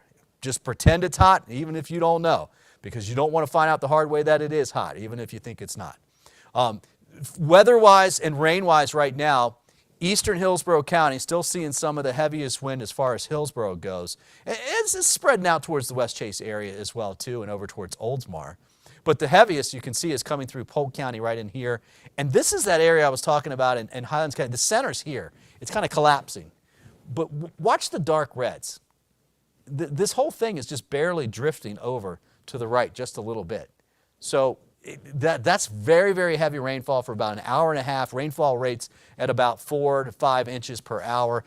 That gives you what, about 12 inches of rainfall in that area just in about 2-hour period. So very, very heavy rainfall and flooding. A lot of that's agricultural land, but there will be some areas that flood pretty good for that. Yeah, there you go, 4-inch per hour rainfall totals. Frostproof, very heavy rainfall out towards Avon Park as well, Lake Wales. Fortunately, we're tracking these cells that you see here, but not seeing any rotation as far as tornadic activity goes. So that's good news. We're not too concerned about that now. The tornado watch is actually further east of Polk County over on the east coast. Arcadia, Lake Placid, right on the cusp of the bottom of the rain. Things are starting to dry up down there. We do have some really light rain that's now down through Port Charlotte, but that's the least of their worries at this particular point. So things are getting a little bit quieter there. The winds will start to turn a little bit more to the north-northeast versus the northeast now, and then eventually they'll come around to the north as the center continues to push off to the north-northeast here over towards, well, almost right to Daytona Beach. Guys, we're getting through there. Things are quieting down just a little bit. Still in this area, that extreme wind warning has come down, but southern Polk County, Bartow, Lake Wales, Frostproof, all those areas, and east of Wauchula, please be careful, because this is the time where trees are going to come down, and we're going to get some damaging things happening around the area because of the wind that we're seeing and all the rain that we've been seeing lately as well, too. All right, Bobby, thanks. I'm joined now by Courtney Robinson, and you're watching 10 Tampa Bay here. We are in our continuous coverage of Hurricane Ian. It is a dark, wet night for an awful lot of Florida. A lot of folks are without power tonight. It's going to be a tough night for them. I know we have 20,000 or more online viewers right now watching.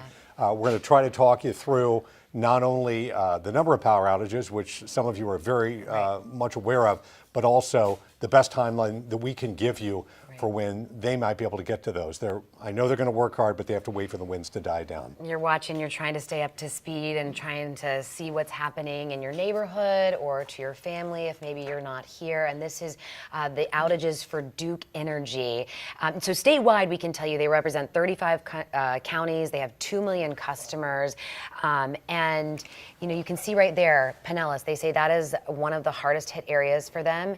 And if we can zoom it back out for me, guys. 192,000. Is that 192,000? Okay. Those are customers. Those are not people. Without. Those are customers. Customers without power. So businesses or what? Or, anything.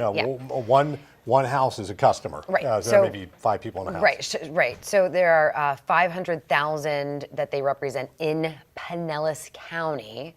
And so you can see that out of those 500,000, 192,000 without power. And when we spoke with a representative from Duke Energy earlier, they said, we just can't get out until it is safe for our crews, but they are ready, they're lined up, and they will get out there and get that back on when they can. Yeah, there are 2 enemies of them.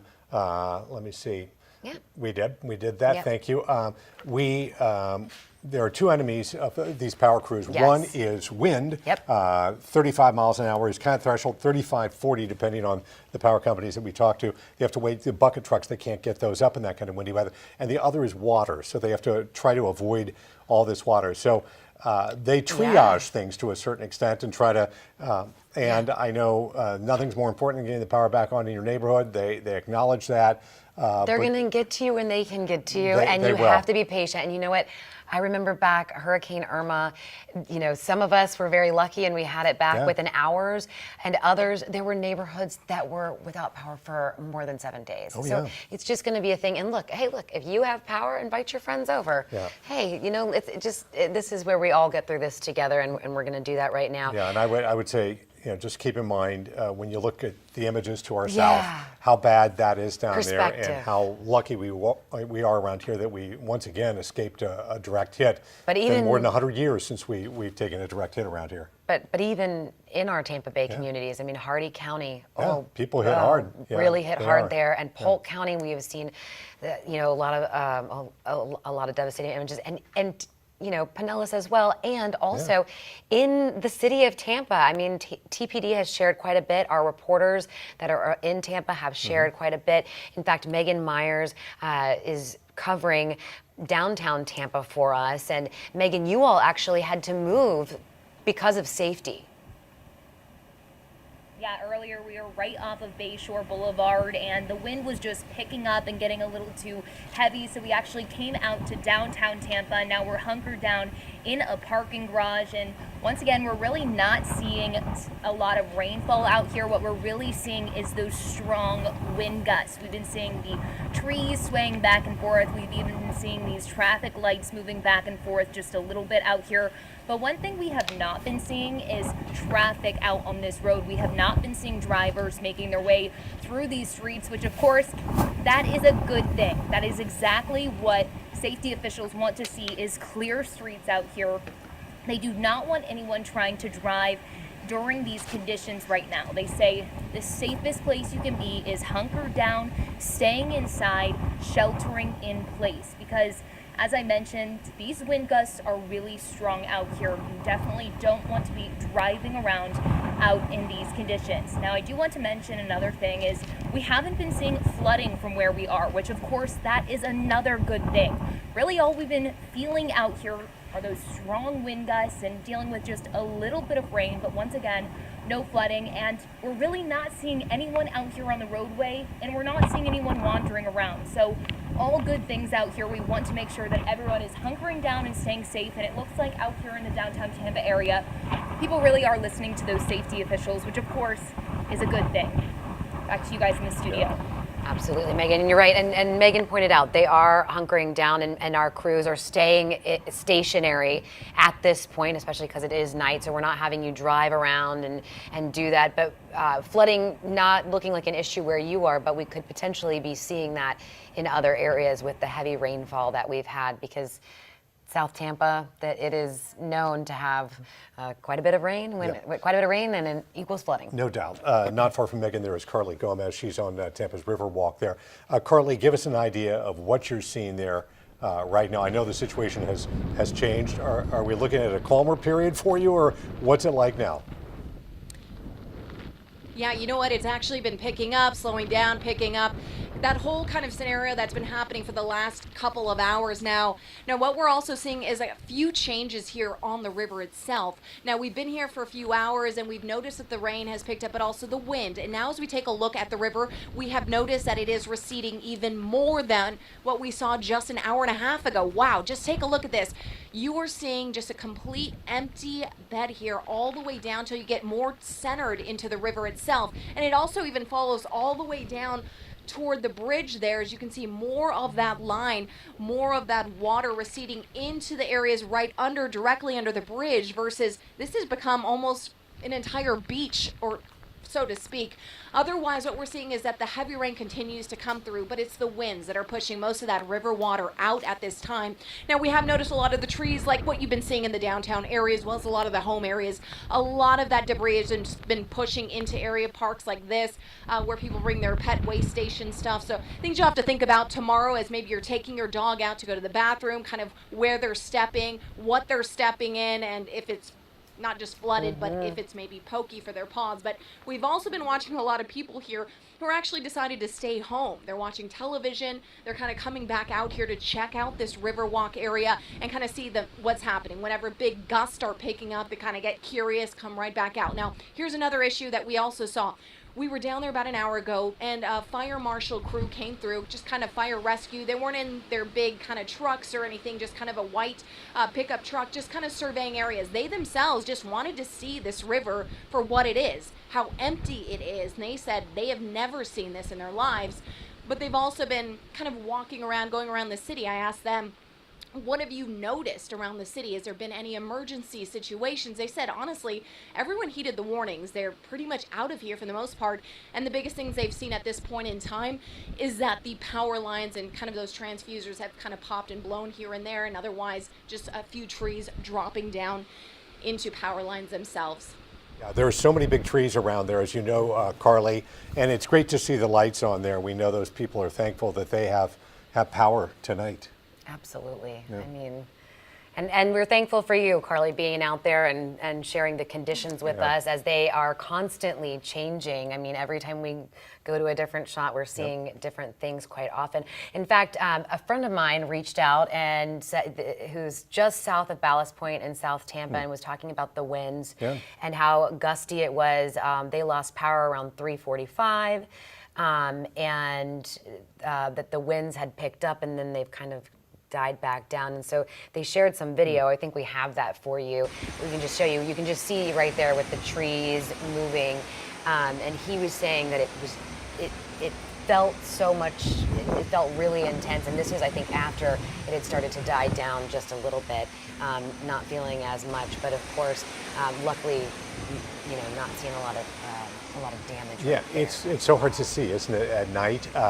Carly, when she was talking about the the river, the water receding there along the bay, you know, it's tough to see, and that's one of the challenges at night. People are curious, want to go out and look around, but you really don't know, as Callie mentioned, that you know, or Carly mentioned how dangerous it might be and where you might be stepping and driving or anything. All those kind of things. I remember, without going too far in the past there, I covered Hurricane Hugo, and I remember driving from Savannah up to Charleston, and it was just trees, all kinds of trees down in the morning after the hurricane. And you know, we were very lucky that we did not drive through that in the dark, because we were tempted to cover the storm. It would have been foolish if we had done it, but that's the challenge. You just do not know how many obstacles there are in these roads. Well, and not, not just the roads. I think, we're seeing a lot, especially the video that we had seen from Malik Rankin and others, and from Tampa police as well. The big live oaks, those grand oaks that were down, and just humongous trees. And when I think about, the South Carolina, North Carolina area, and growing up also with hurricanes, it's pine trees, right, that snap and kind of come down, and these are much, much bigger, and cause some catastrophic damage. They do. We do have some video from Florida Highway Patrol. And speaking of trees coming down. So this is you can see the road closed down right here. Basically, Florida Highway Patrol closing it down because of a tree there on I-4 between Maitland and Altamont Springs. Normally they try to keep some of those bigger trees off the roadway there. And that's I-4. Yeah, it's just one of the other obstacles on I-4. It's a tough road to drive sometimes anyway, and then you add to it the trees there. So that's a view from I-4. Wonderful. We have been looking forward to this because we've been sharing with you that we had a meteorologist and a crew on board one of the C-130 Hurricane Hunter missions. We have her with us, Cheetah Craft, a meteorologist, joining us now. And Cheetah, Cheetah, we would love to hear, what it was like being with the Hurricane Hunters, flying through or flying above. Did you fly through or above Hurricane Ian? Well, let me tell you, you know what? Today was really interesting. We actually had a 7-hour flight with the Hurricane Hunters. It took off about 10:30 this morning, and for 4 hours, we actually flew inside the eye wall. We had 4 eye wall penetrations with an instrument called a drop sonde. And that's actually, the drop sonde is what is released from the aircraft into the storm. Sometimes right along the eye wall, sometimes in the outer bands. It collects wind, pressure, and humidity, and temperature. And all of that information is then given back to the National Hurricane Center. Today was unbelievable. When we set out with the Hurricane Hunters this morning, we did not know what to expect. Ian was a strong Category 4 hurricane. While inside the flight, Ian actually made landfall. So we were watching those wind speeds come down just right before even the Hurricane Center was releasing that information out. And it was so close to becoming a Cat 5. So we saw maximum sustained winds today around 155 miles per hour. If it would have been at 157, we would have had a Cat 5. So while we were in flight, it was extremely bumpy. Not for everyone, I can say that. But these Hurricane Hunters, they do such an important job as they get that critical information, and then they pass that on to the Hurricane Center, and then of course the Hurricane Center releases that then to the public. That can change the track, that can then change evacuations, and of course that can also mean saving lives. So what these Hurricane Hunters do, extremely important. Not only were Hurricane Hunters on this WC-130J, that was the aircraft that we were on today, so was the U.S. Naval Academy, and they were also using a different instrument that can go 800 meters into the ocean that then reads back the temperature, again, as shallow water or deep water. And then later on, we're going to use that for research and understanding how landfalling tropical systems, of course today Hurricane Ian, but how landfalling tropical systems interact with water temperature and what that can do to the movement as well. So it was an extremely interesting day. I really learned a lot. But of course, during the entire flight, I was just thinking of all Floridians and hoping that everyone heeded their evacuation orders. As you're up in the this outer bands that we did when we were sorry, we're getting a little bit of feedback, I apologize, but when we were flying inside the eye wall, to see some of the effects that happen. So we call this a stadium effect, and I don't know if you just saw the video or maybe we're playing the video right now. We're getting it but ready. It's basically when you see a clear-cut sky. Okay, they're getting it ready, I just heard. Some of the video that you will see or some of the pictures that we just sent in. I mean, we were just on the plane just a couple of hours ago, again, right during landfall. And then it took us about 2 hours to get back to Biloxi, which is where I'm live right now. But during our flight, you would often see, pounding rain. You would also smell higher levels of ozone. And that was all of the lightning strikes that were just outside of the aircraft. That was extremely interesting. But again, back to some of the images that we saw and that you will see from this video, from these pictures. When you see see a clear-cut angle of a blue sky when we're inside the eye wall.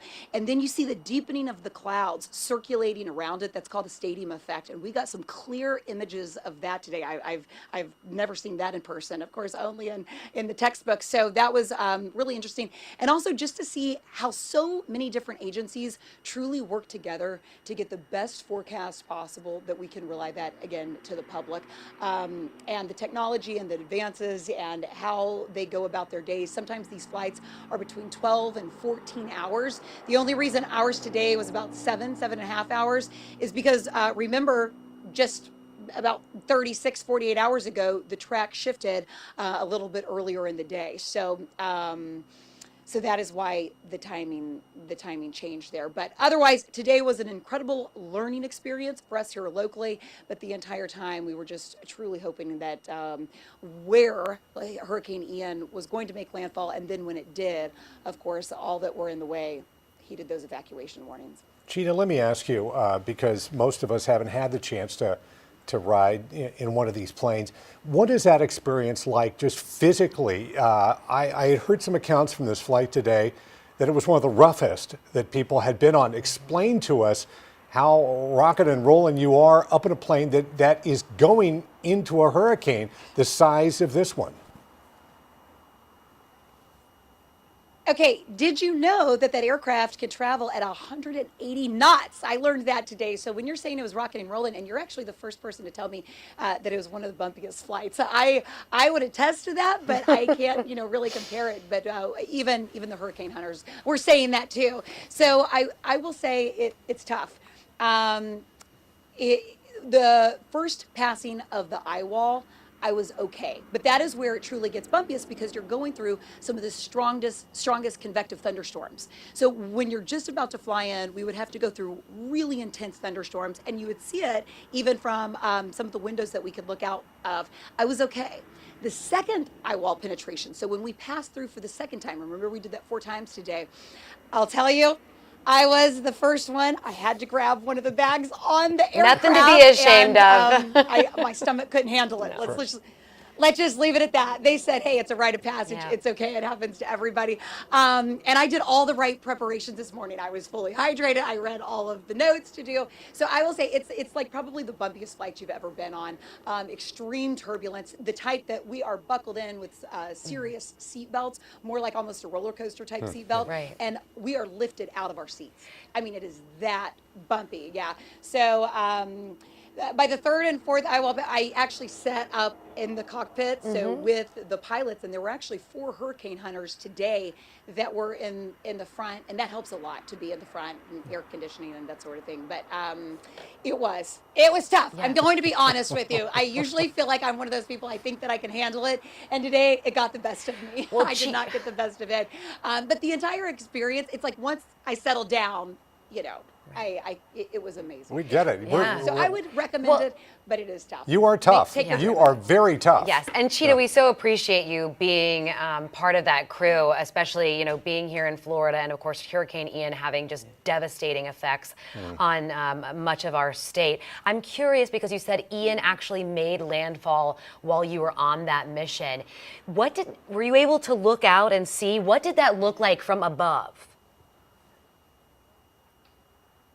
Okay, we were too high above. We couldn't actually see land, but you are right. So I have in front of me a hurricane hunter who has the radar that we're all watching, and we're watching the flight path, and they're also communicating at the same time with the National Hurricane Center where their next flight is going to be. They typically make one pattern. Today they went a little off course because it did make landfall, and then they went back down the coastline. But what it's like when you're watching the radar and you see that the eye is nearing a complete landfall, and then you look outside the window and you see that clear-cut blue in the sky, it's incredible. I mean, I can't tell you what the entire time walking onto the flight, I was a little nervous. I didn't exactly know what to expect. But when you are up there, you're not only seeing science, but you're also seeing Mother Nature just unleashing itself, and you can put two and two together. You're looking out the window, seeing it. You're watching it on the radar, and it's a moment I'll never forget. It also just shows you how important it is that these forecasts and all of this technology continues to advance. The more we know ahead of time, and the more information that we are able to relay to the public, that's how we can keep more and more people safe. So I have so much respect for them, and of course all that they're doing even behind the scenes. So we probably got to see more of the action side today, but a lot of that also goes in on the front end even before these flights. So you're right though, we watched it make landfall from the air as we were moving out of the eye wall today.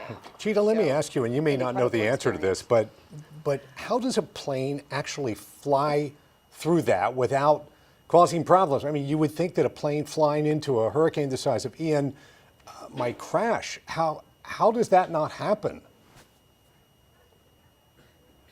Right. We're talking maximum sustained winds at 155 miles per hour. You're right. In fact, that was one of my first questions today when I walked in. I said, okay, I'm going to ask this. I don't know if I should, but, what is our track record here? Has anything happened to the past?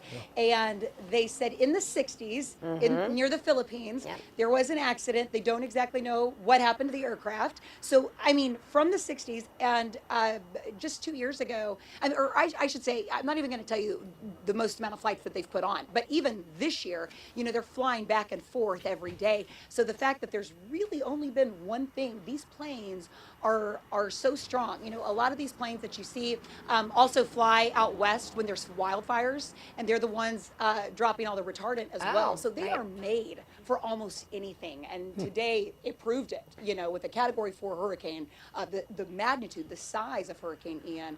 I was like you, that was the first question I asked. So I just thought I'd put it out there. Oh my goodness. Well, and of course, you're in Mississippi, where hurricane hunters are based. One of the groups of hurricane hunters are based, and then we are very close to another Keesler group. Air Force Base. You're at Keesler, right? And then in Lakeland here, in Tampa Bay, we have the hurricane hunters as well, and they often flip-flop missions, right? To give each like 12, it's kind of like a 12 on, 12 off, right? You're exactly right. The pilots need 12 on, 12 off. Some of the people that were greeting us and that do more media relations, they're not doing that. So they've had these like 15, 16-hour days. That's been really, really hard. But you're right. The pilots do get 12 on, 12 off. Some of them have been flying all week, and then some of them were just brought in. But they've had a lot. They've had a lot this week. And like they said, it was a really quiet year. And then all of a sudden, we've had back-to-back storms, so it has been really hard on them. You're right. And so a lot of times they do have to bring each other in, kind of like we do. Right, that's exactly our sister right. stations all around the country. Yeah, Cheetah, let me ask, would you do this again? Or is this a kind of a one-time, one and done, I'm not interested in repeating this experience? Are you kidding? Every time you understand and you gain more knowledge, you gain more information about the entire process. I actually did do this in 2011, and I can say, in the past 11 years, let me tell you, I've gained a lot more information, a lot more understanding. You understand forecasting, weather research at a deeper level, and I think you have more and more respect for what they do. I don't know about tomorrow, but give me like 1 week, and then maybe in a week I would put my hand up again. But I would like to settle down for one day. Well, Cheetah, we are so. But I would love to go out again. You know what? But that's the type of person I am. I get it. Cheetah, we're so appreciative of you and your photographer for taking the flight and, of course, being on that mission. We're going to get back with you again in the 11 o'clock hour. I'm sure we'll have plenty of more questions by then as well. Oh, my goodness, yeah. But, yes, we could pick your brain all evening. We very much appreciate it. We also do have that video that we can pull up to show you some of what our meteorologist, Cheetah Craft, saw as she was on board with the hurricane hunters. Maybe we can listen in here. It's interesting just how quiet it is in this. I don't know at what point they are in, whether or not this is just before they were in the hurricane, if they're passing through it, but I'm surprised it's not a bit louder. Well, right here, okay, so remember, and we have our team of meteorologists are all looking at this. She was telling us to look for the blue, but right now, are we looking at them flying over Ian right here?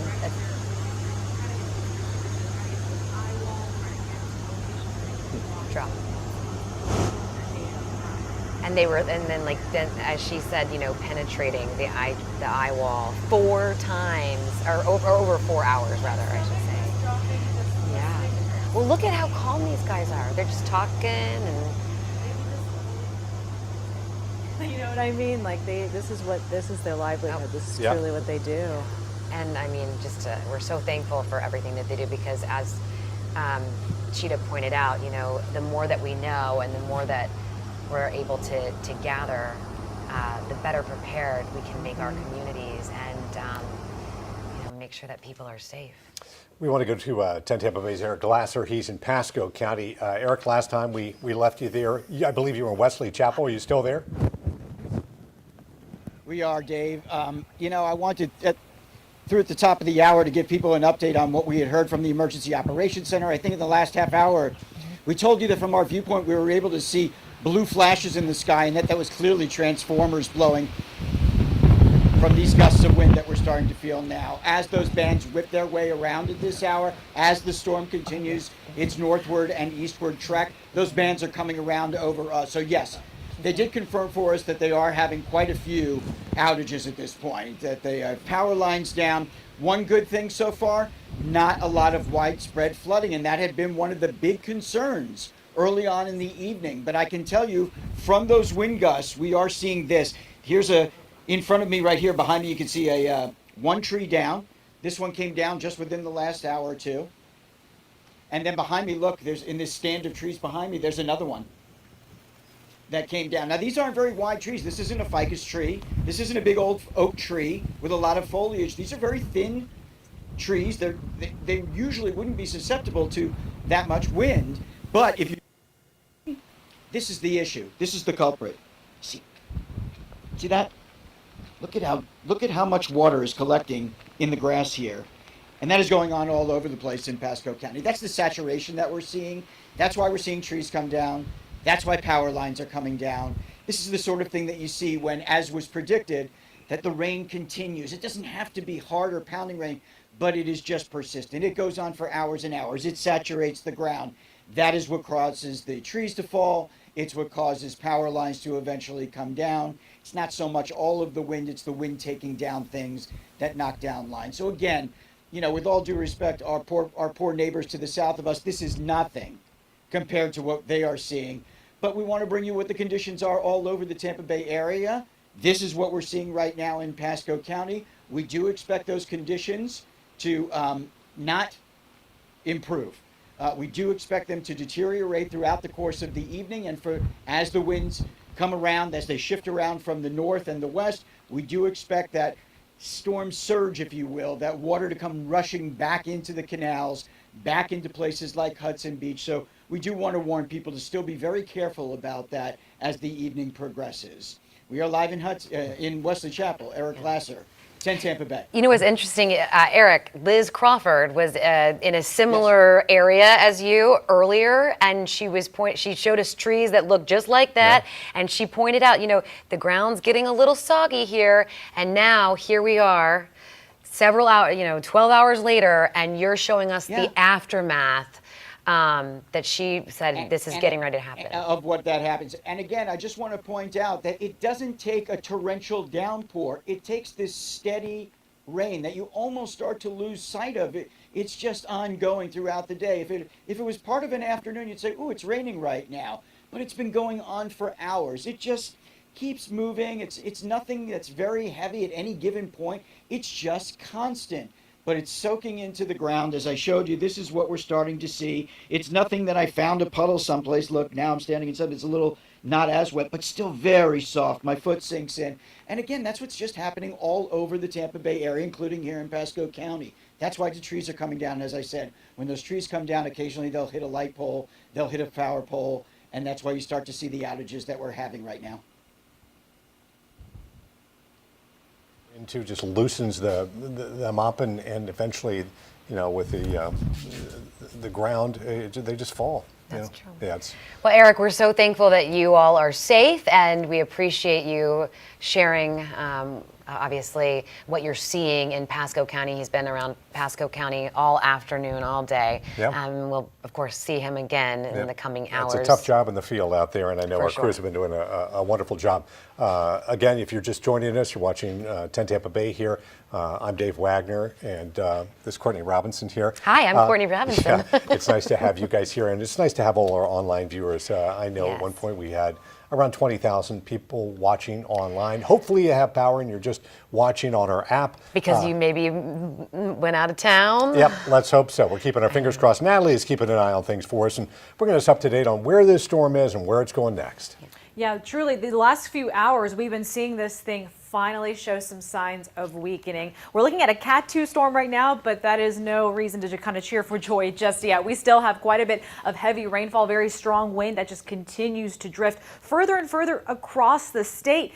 The center of this is technically just positioned right smack dab just to the north and the center of Highlands County tonight. And this continues to trail its way to the north-northeast, looking at right around 8 miles per hour. Those maximum sustained wind speeds still at 100 miles per hour. Again, that's around the immediate center. But let's look in a little bit closer to this, because we still have quite a bit of heavy rainfall that this thing is producing, especially what was just outside of the eye wall. Now, that eye has really just started to kind of lose its strength, lose its visibility even, but you can still see some of that heavy rain wrapping around that, and that is positioned, as mentioned, right near and just north of Lake Placid in Highlands County tonight. Let's talk about some of this rainfall, because I want to show you that we still have some flash flood warnings in place, one of which is for portions of Sarasota, Manatee, DeSoto, and even Hardee counties until 10:45 tonight. This is the one we've had for a few hours. Remember, we had that good swath of rain that just really lingered through past sunset earlier this evening, but we still have one more flash flood warning that actually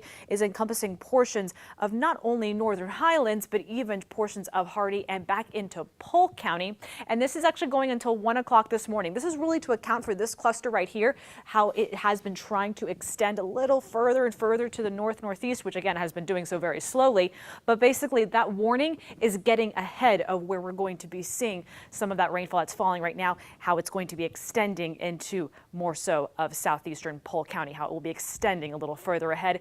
Look at that swath of rainfall estimated totals. We are talking, guys, easily over a foot, foot and a half nearly. Again, this is more widespread swath. There's some isolated pockets in between that are seeing a little bit more than that, and even a little bit less. But you make your way really to the south of that and just to the north, those totals do drop off just a bit. But this is a huge amount in the bucket in a short amount of time. We have a lot of even small rivers and creeks and streams in between. So that is going to allow for quite a bit of swelling as we go through the days and weeks ahead. That's one thing we are going to have to watch out for. But let's talk about what's happening on the backside of this. We still have windy rain just really sweeping through, gusts at times 50, 60 miles per hour. As you get closer to where we're seeing that heavier downpour in Highlands, that's where things are still exceeding 70, 80 mile per hour gusts at this hour. Look at Lake Wales. This is not only steady moderate at times, there's little pockets, especially around Highway 27 there, where it's steady, heavy. And it's literally that sideways rain because it is just gusting at such a fast rate. Back out for our neighbors here in Hillsborough and in Pinellas. Pinellas, it's actually a little bit lighter and steady, but still breezy. All the way through South Tampa, back along the other side of I-75, the other side of the bay. That's where we're seeing still sustained wind speeds 30, 35 miles per hour. Again, that's more of an average in about a 10-15 minute window. The gusts, the winds that burst through every once in a while, that has been reaching closer to 60, 70 miles per hour. And as we extend it even up all the way through our northern counties, you know, there were some spots where we had Citrus, Hernando, and Pasco getting actually a little bit of scattered breaks in the rain. So you get a quick little swat that would move through, and then it would kind of be rain free for a hot second, and then another push of rain would move through. Well, this has actually filled in within the past few hours. I want to bring our attention to Orlando because the bulk of this system is not only moving through Polk, but actually going to be pushing along I-4.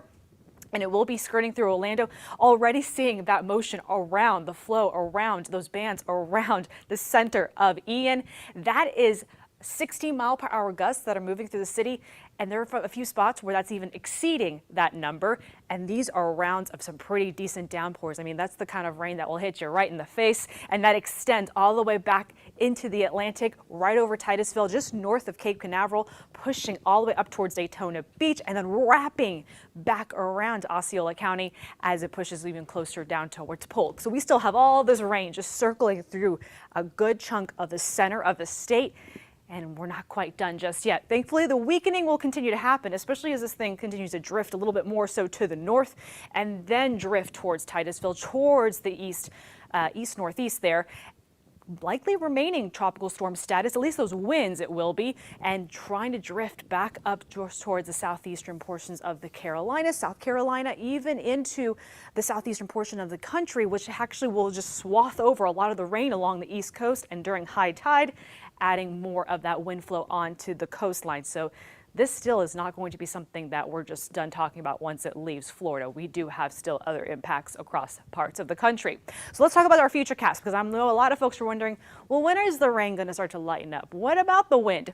Well, here's what we're thinking over the next couple of hours. Just like our southern counties saw everything first, our southern counties will see things wrap up first as we go through the overnight hours and really through tomorrow morning. By sunrise, it is still going to be cloudy. We'll see a lot of the rain kind of wrap up, but there's still going to be some of it filling in through Highlands and into Polk counties. But as this really just lifts up and pushes along, the center of it pushes along I-4, notice how the wind just wraps up behind it.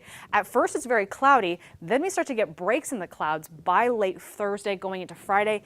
Believe it or not, that's actually some drier air that's going to try to push through, and that's what's going to be giving us some relief going into the weekend ahead, really cutting into the rain and really allowing us to make an effort with those cleanup efforts here at home. But those winds are going to just be howling for a bit, at least for a few more hours in some spots, more so to our inland locations. Some of our sites here, we have lost a little bit of data, but big picture, sustained wind speeds 35, 40.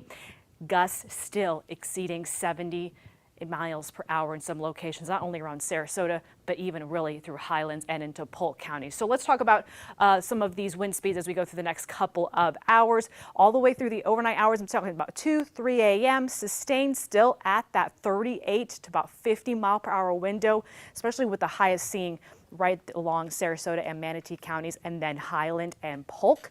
But look, by Thursday morning, gradually everyone that does start to come down quite a bit. Still going to be a bit of a breezy start to our Thursday, so we won't see a totally still wind. It's still going to be those after effects as the core of the system just pushes well to our north and to our northeast. But it will be later on the day on Thursday that we'll see those winds become a little bit more, not only less gusty, but then you'll finally see like more of a sustained breeze holding on tightly into the end of the week and even into our upcoming weekend. So it's going to be a very steady, gradual change. They just won't drop overnight. But just like we have had to deal with the effects leading ahead of Ian, we are still going to get some of those winds wrapping up behind Ian.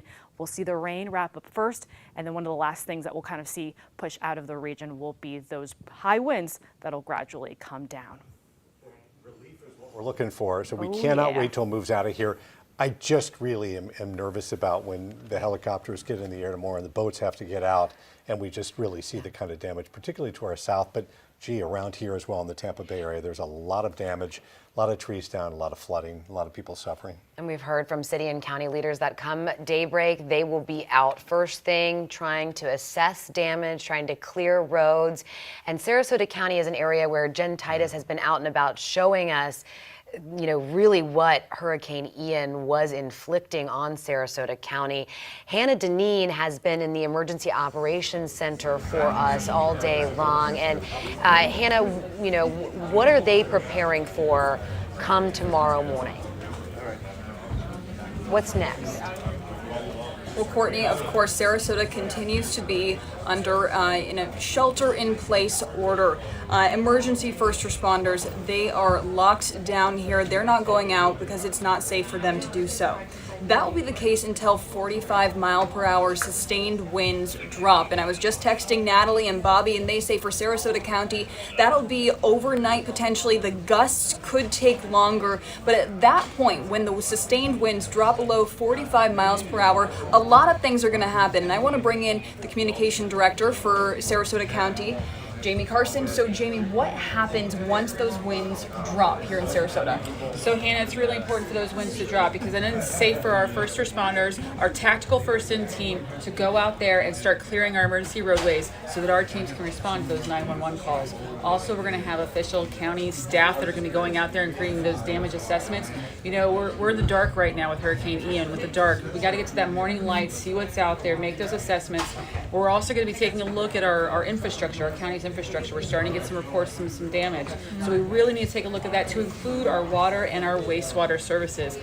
It's going to take a while. This is an essential step in our process. We don't know how long it's going to take, so we ask our community to please be patient as we go through this process. And it's really essential, Hannah, for everyone to stay off the roads. Stay off the roads until we tell you that it's safe to go back out there. Give us time for our tactical first-in teams and our first responders to go out there and clear those roadways. Hannah, we're already getting calls about people asking about reporting to work. Stay where you are. Stay safe.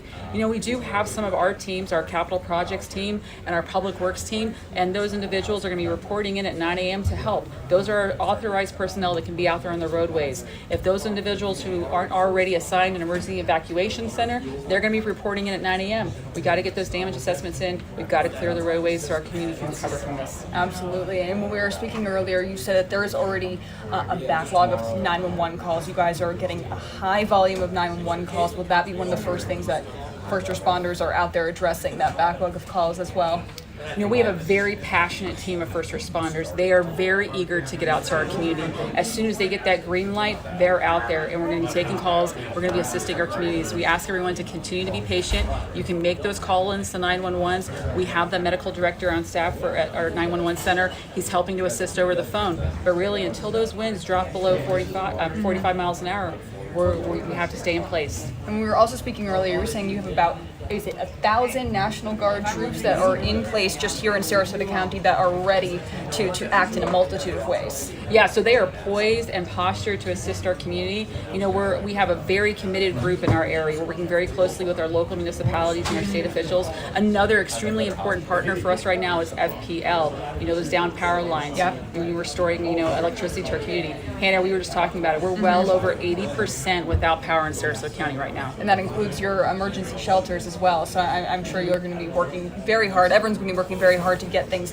back up and running. But priorities are going to be that backlog of 911 calls and then also getting those emergency roadways cleared. Exactly. So that our first responders should get out there, and then also we can go through that damage assessment process. It's really important to take a look at our county's infrastructure. We know that our community, that water and wastewater, that service, it's going to be a while. We don't know how long it's going to take, so we're asking everyone to please be patient, and we'll work with you, Hannah, and our other media partners, and we'll get the word out as soon as it's safe. You know, we're going to have boiled water notices. We just need to have the community understand that there's going to be boiled water notices once we restore that service. And then lastly, you've touched on this, stay off the roads. I mean, what else can people at home be doing after the worst of the storm passes to help you out here?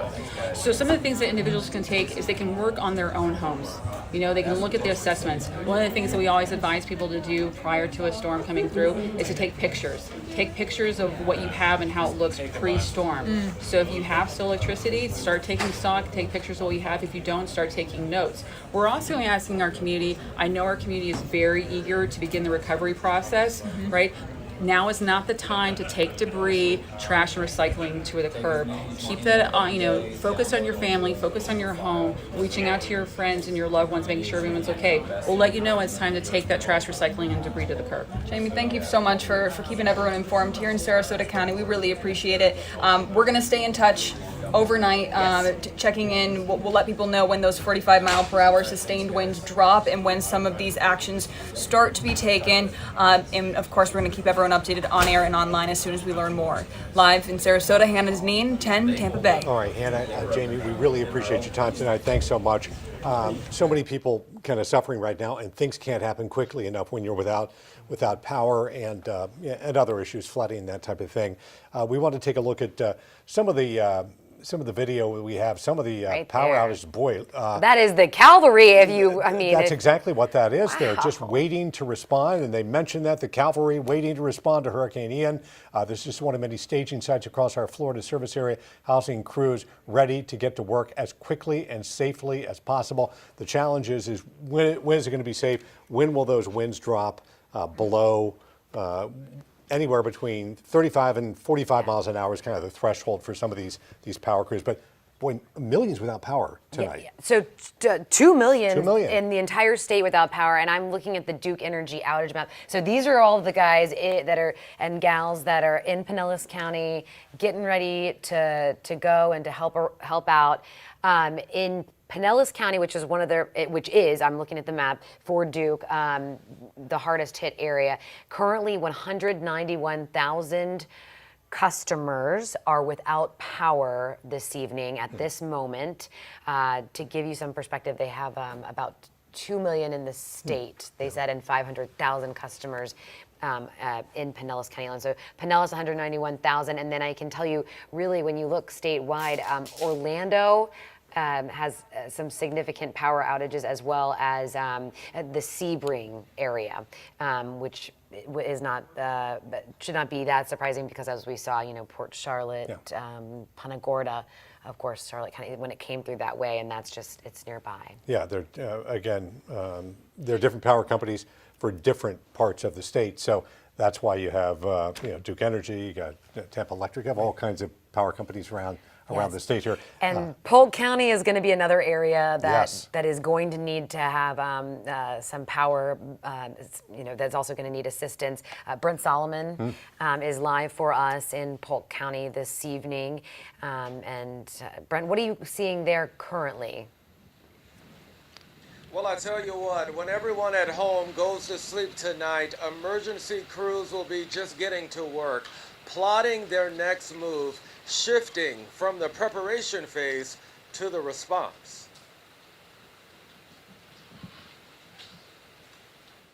Anything that's not tied down is starting to fly around a little bit. And the proof came Wednesday afternoon. Heavy winds gusting over 55 miles per hour, courtesy of Hurricane Ian. This storm is very large in diameter. In Lakeland, traffic lights out of service, others falling to the ground. Trees uprooted in just a matter of seconds. And I want to show you just how fierce the winds are here from Hurricane Ian. Take a look at this railroad crossing, and you can see that one of the signals have actually been clipped in half. It is now dangling to its side. This is on Pine and Florida Avenue. Authorities now asking people to stay inside, especially at dark. If you can't see the road and it's either blocked or there's a live power line down or a road is washed out, that's happened. That's very likely to happen. It's just not safe. At the Polk County Emergency Operations Center, authorities began gathering days ahead of Ian's arrival, pooling their resources to better respond to you. Wednesday, more than 1.4 million power outages across Florida. Previous storms teaching lessons to better prepare for now. After Hurricane Irma in 2017, about 90% of Polk County the next day was without power because of the wind and the flood. And as wet as our ground is, we anticipate power outages, and they could be longer than normal because of the saturation of the ground. Taking you back live now, of course, those power outages have grown at this hour. Of course, we're now looking at around 2 million across Florida. Speaking of those outages, Lakeland Electric is urging patience tonight. The company says it will not send its crews out tonight because they're waiting on winds to die down. Winds need to reach below 40 miles per hour in order to be considered safe for those work crews, and to be quite frank, we're just not there yet. So it may be a waiting game here as you work to be safe at home without electricity. Be sure to check on your neighbors as well. For now, that is the very latest from Lakeland. Brent Solomon, 10 Tampa Bay. All right, well, we do want to show you the Northport Police Special Response Team.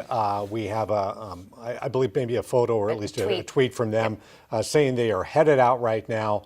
The winds have died down enough. The Special Response Team is heading out to evaluate damage. Be patient, be smart, be safe.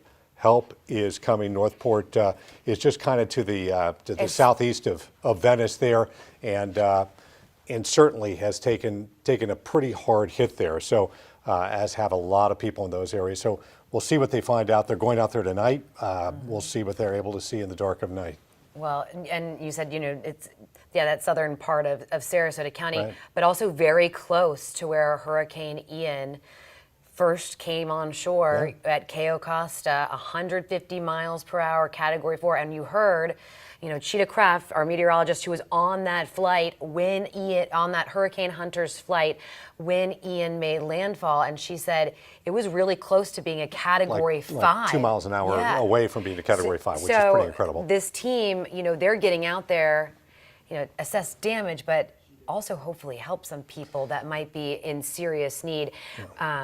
Earlier, so we have crews that are in every county, and we have a team in Sarasota County and Manatee, and they have been without service all day long. They lost power very, very early. They haven't been able to get out signals. We just finally got a signal from them, and this is Miranda Parnell. She was out earlier, and this is what she saw. We want to show it's earlier today, so it's going to be light out, but we want you to see what she was seeing during Ian.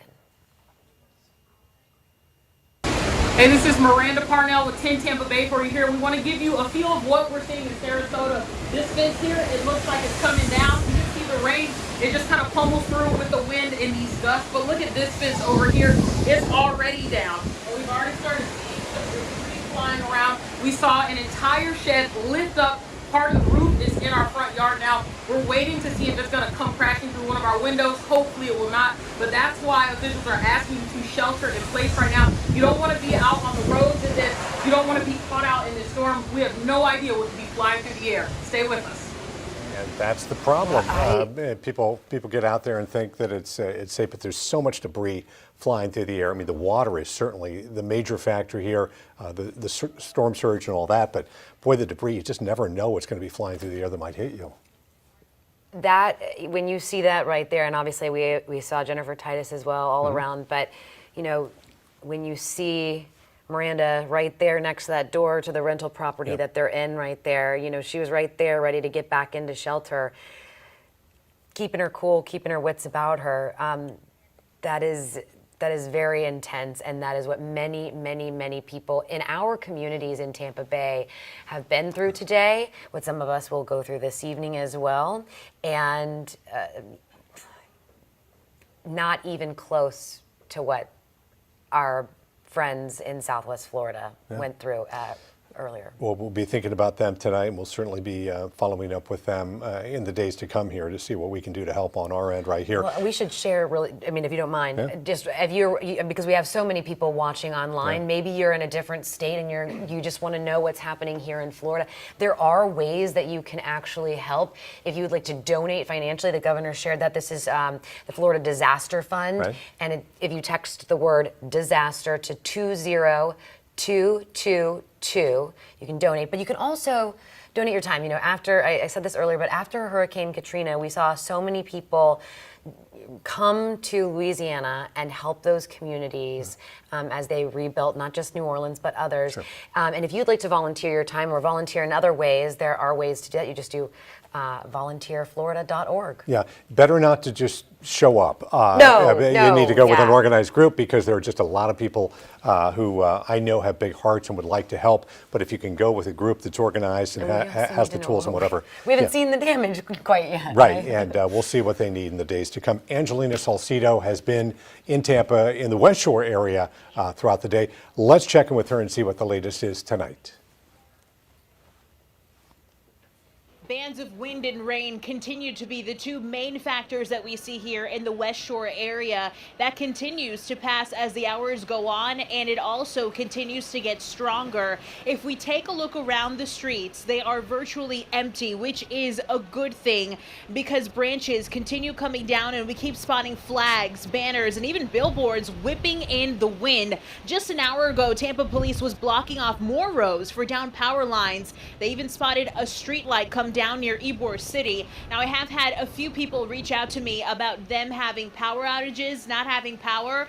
That is going to continue, and they will be in the dark until tomorrow as TICO crews continue to hunker down so that way they don't have to go out in these effects. With that being said, as the sun comes up, we're going to be able to see a little bit more of the damage that was caused here in this area.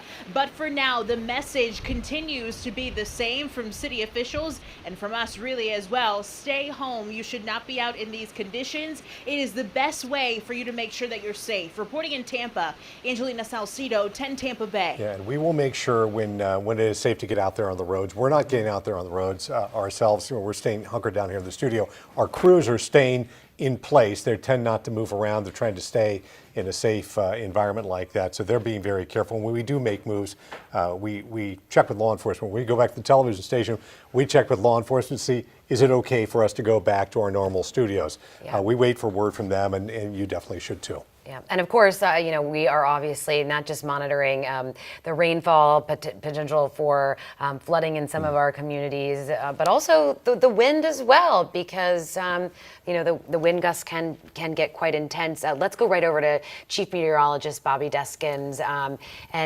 Bobby, I see you're at Armature Works right now. Yes, You moved. just You been left enjoying us. I needed a drink. All right, draft. I got got it. I actually went in. You know what? I went in earlier to our nerve center. I said, "What can I get everybody?" And they made their lists, and one was a draft beer. And I said, "We need to staff this place with a bar, right?" Bobby, a lot of people, I'm sure, would like a drink tonight. 264,502 customer outages according to TICO right now. So a lot of Tampa in the dark tonight. A lot of people are suffering. It is dark. It is wet out there, and people are nervous. So, and I want to show you this right here. This side, right here, right there, that is dry land. Well, it's wet, but you know what I'm saying. There should be water on top of this. Remember how this has been really low? This is changing. So the St. Pete tide gauge dropped 3.5 feet or so. In fact, East Bay, over by the port in downtown Tampa where you see the cruise ships, you go over just to the east of that, there's another little channel there, dropped 5.5 feet today. That's a negative surge of 5.5 feet there because the wind was blowing it all out. The wind is starting to come down a little bit. So now the water is starting to come back up.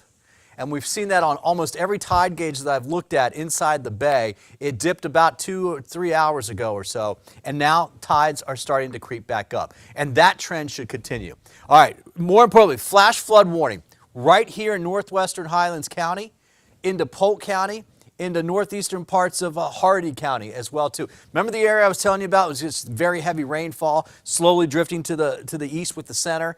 That's going to go until 1 a.m. and that means heavy, heavy rainfall and flooding. Now, the bigger picture, as of 10 o'clock, we've got 100-mile-per-hour winds. It's coming down. It's getting weaker. That's generally right around this area, and in fact, it's right in that area just to the north of the center.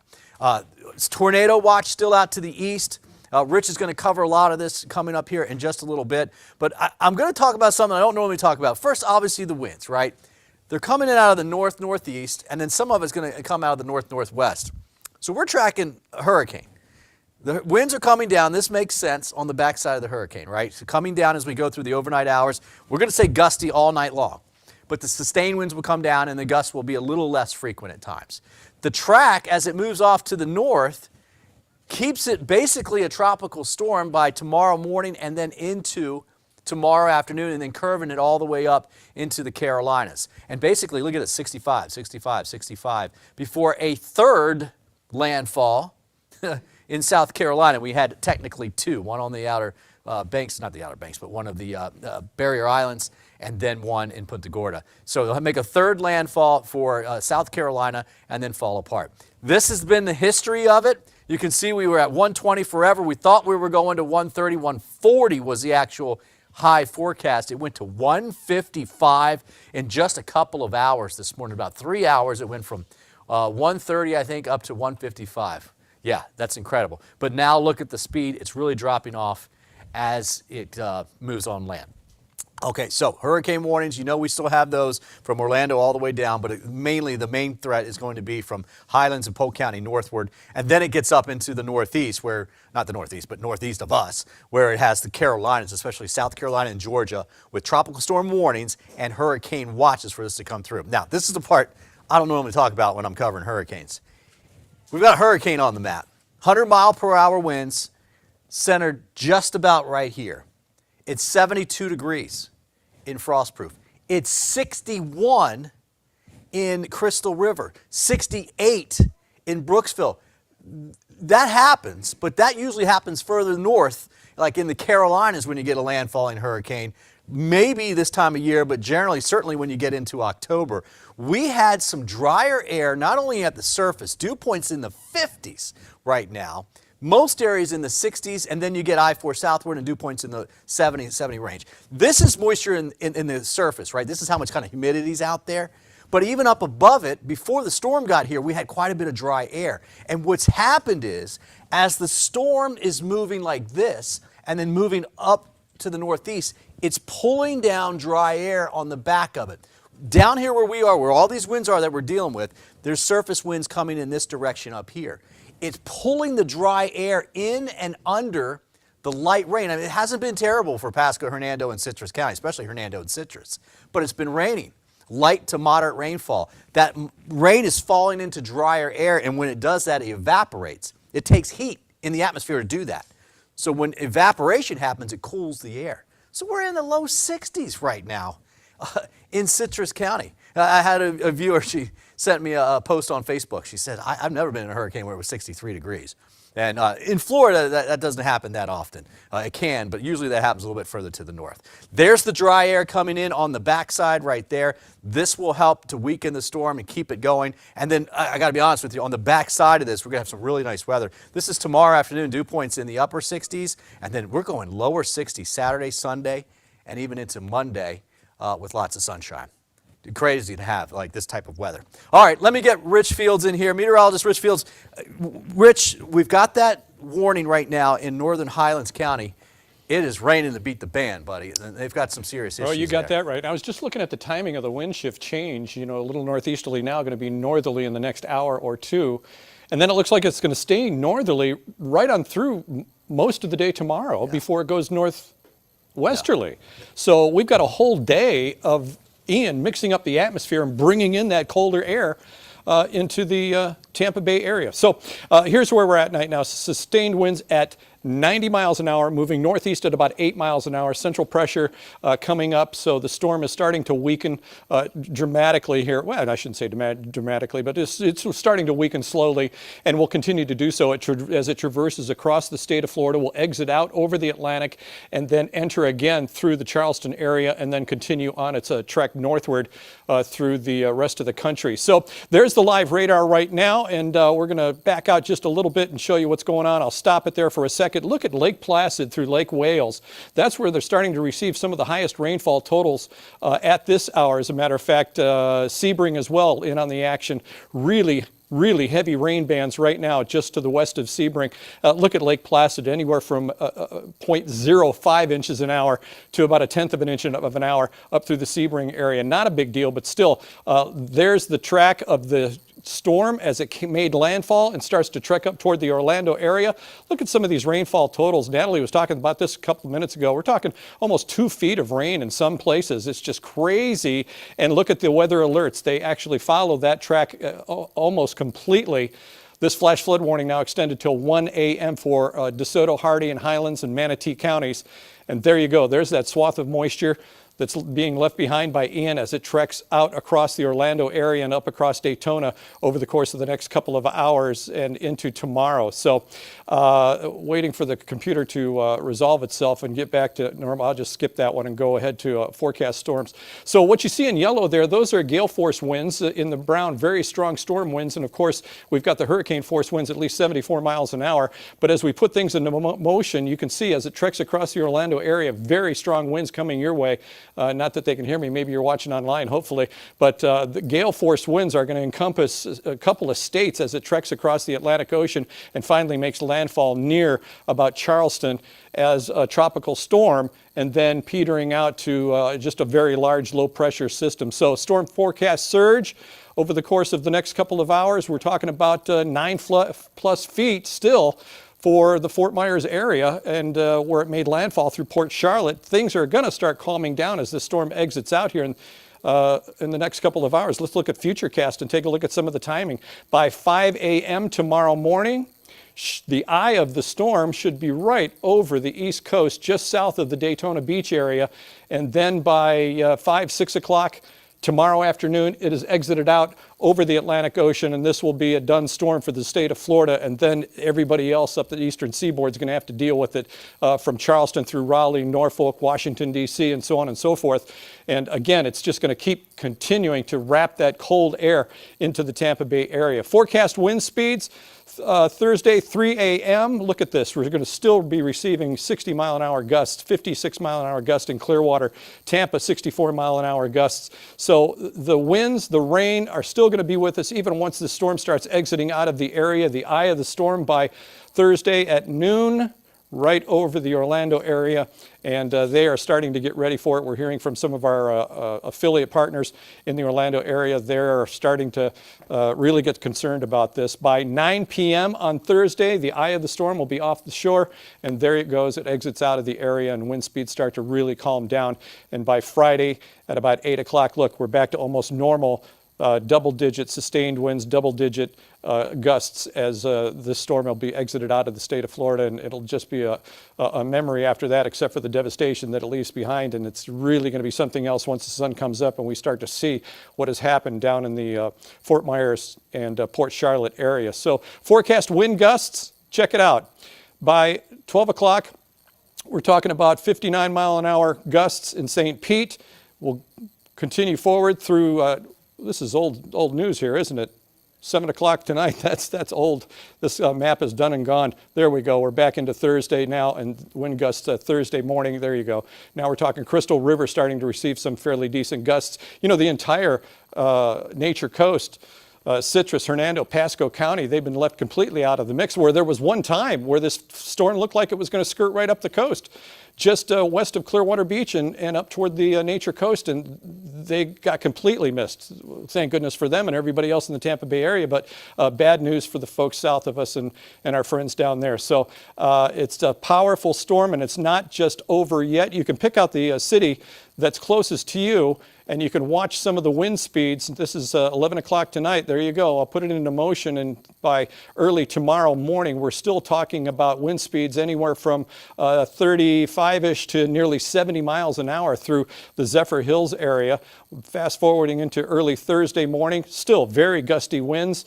At least tropical storm force winds in many areas. By Thursday at 5 o'clock, where things are starting to calm down a little bit, everybody in about 20+ mile-an-hour winds. And then by Friday, everybody's in double digits as the storm has exited out. So there's the current location right now, about 70 miles south of Orlando, Florida right now. Central pressure starting to we see that the storm is really starting to calm down a little bit. A Category 1 hurricane came ashore. 4, 3, 2 over the day today. Now we're at a Category 1 hurricane moving northeast at about 8 miles an hour. So we're not done with this storm just yet. There's a lot of areas still receiving very high wind rates and very high rainfall rates as well. So we'll keep an eye on things, and we'll be back to you very shortly. Ladies, back to you.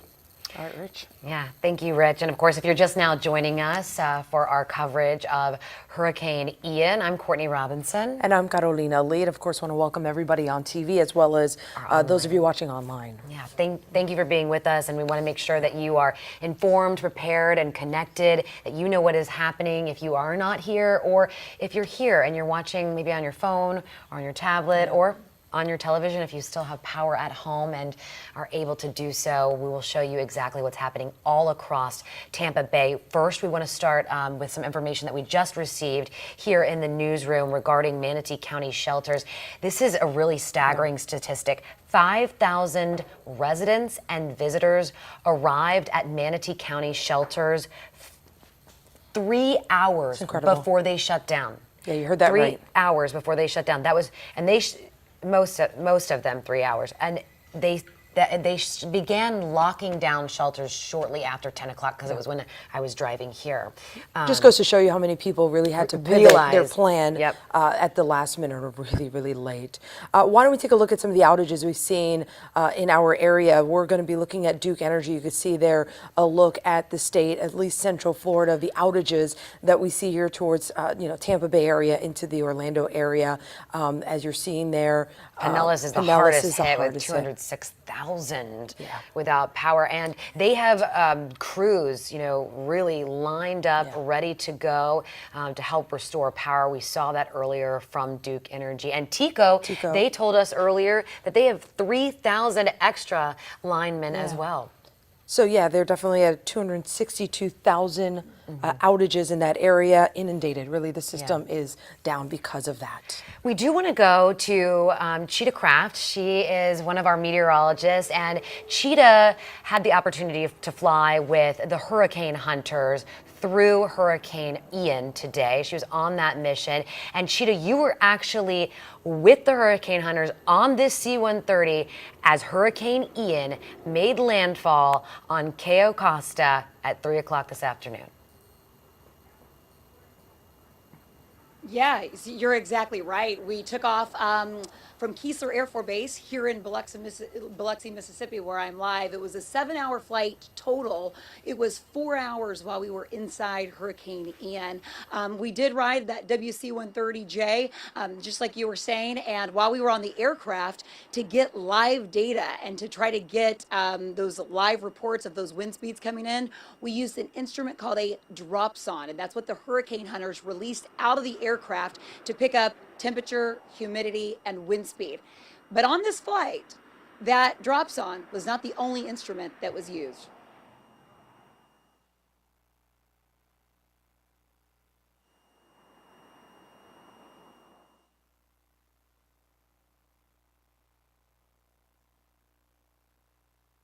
This is an airborne expendable bathythermograph. It's used by a group from the U.S. Naval Academy that then pushes that into a launcher. Through this launcher, it can go down as low as 800 meters into the ocean. It has a radio inside that then signals back the water temperature inside a plane. Two different instruments on this flight that help gather data for tropical systems. The dropsons, they get a profile of the atmosphere from where we drop them on the plane down to the surface of the ocean. Christina Peretta is an in-flight meteorologist who is in constant coordination with the National Hurricane Center. There's actually a few messages from them right now. We have a SATCOM system that we can message back and forth with them. And we're really looking at those surface winds because when the National Hurricane Center puts out their warnings and advisories, that's what the strength of the storm is based on, is the wind surface. When hurricane hunters fly in these storms, the information they collect is invaluable. The track from the Hurricane Center can change, which means evacuations change, which saves lives. I think that's probably one of the most rewarding parts of the job, is that we know that we're out here doing something that's going to make an impact on potentially billions of people.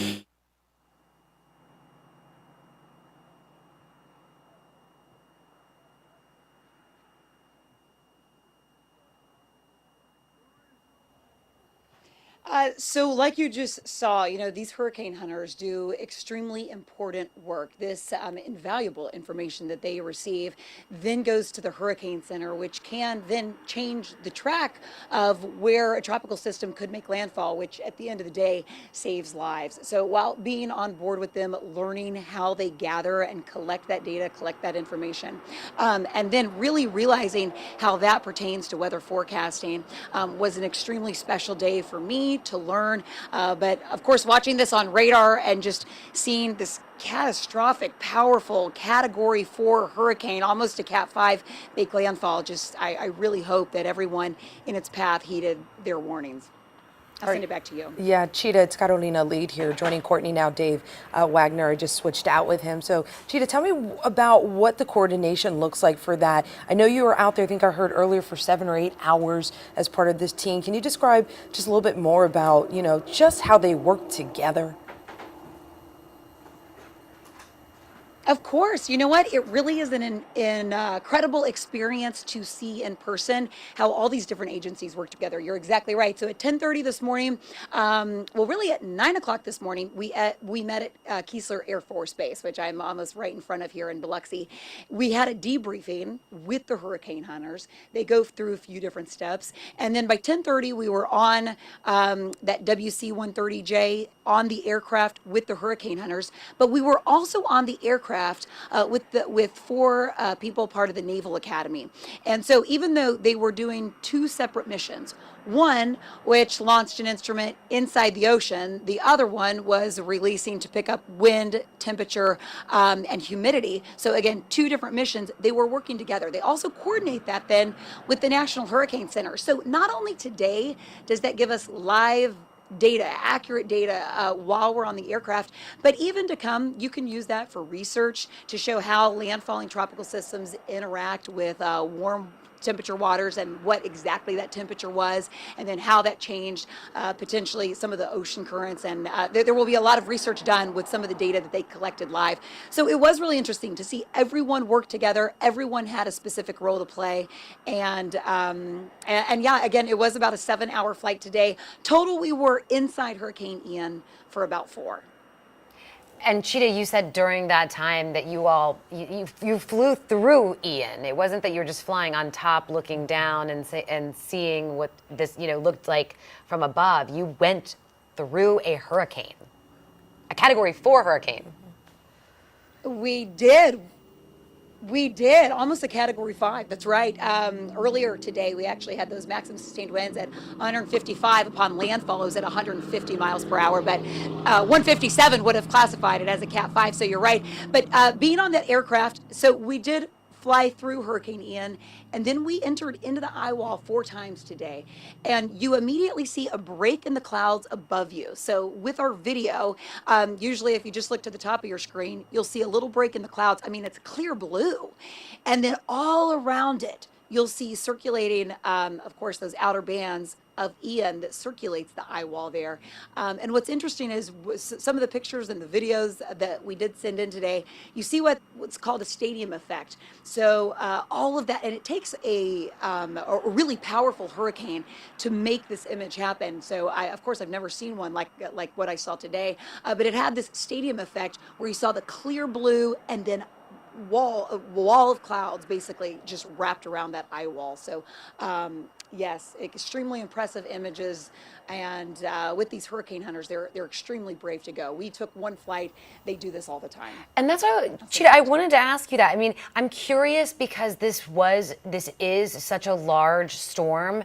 And you said they do this all the time. They've done it for many other catastrophic hurricanes.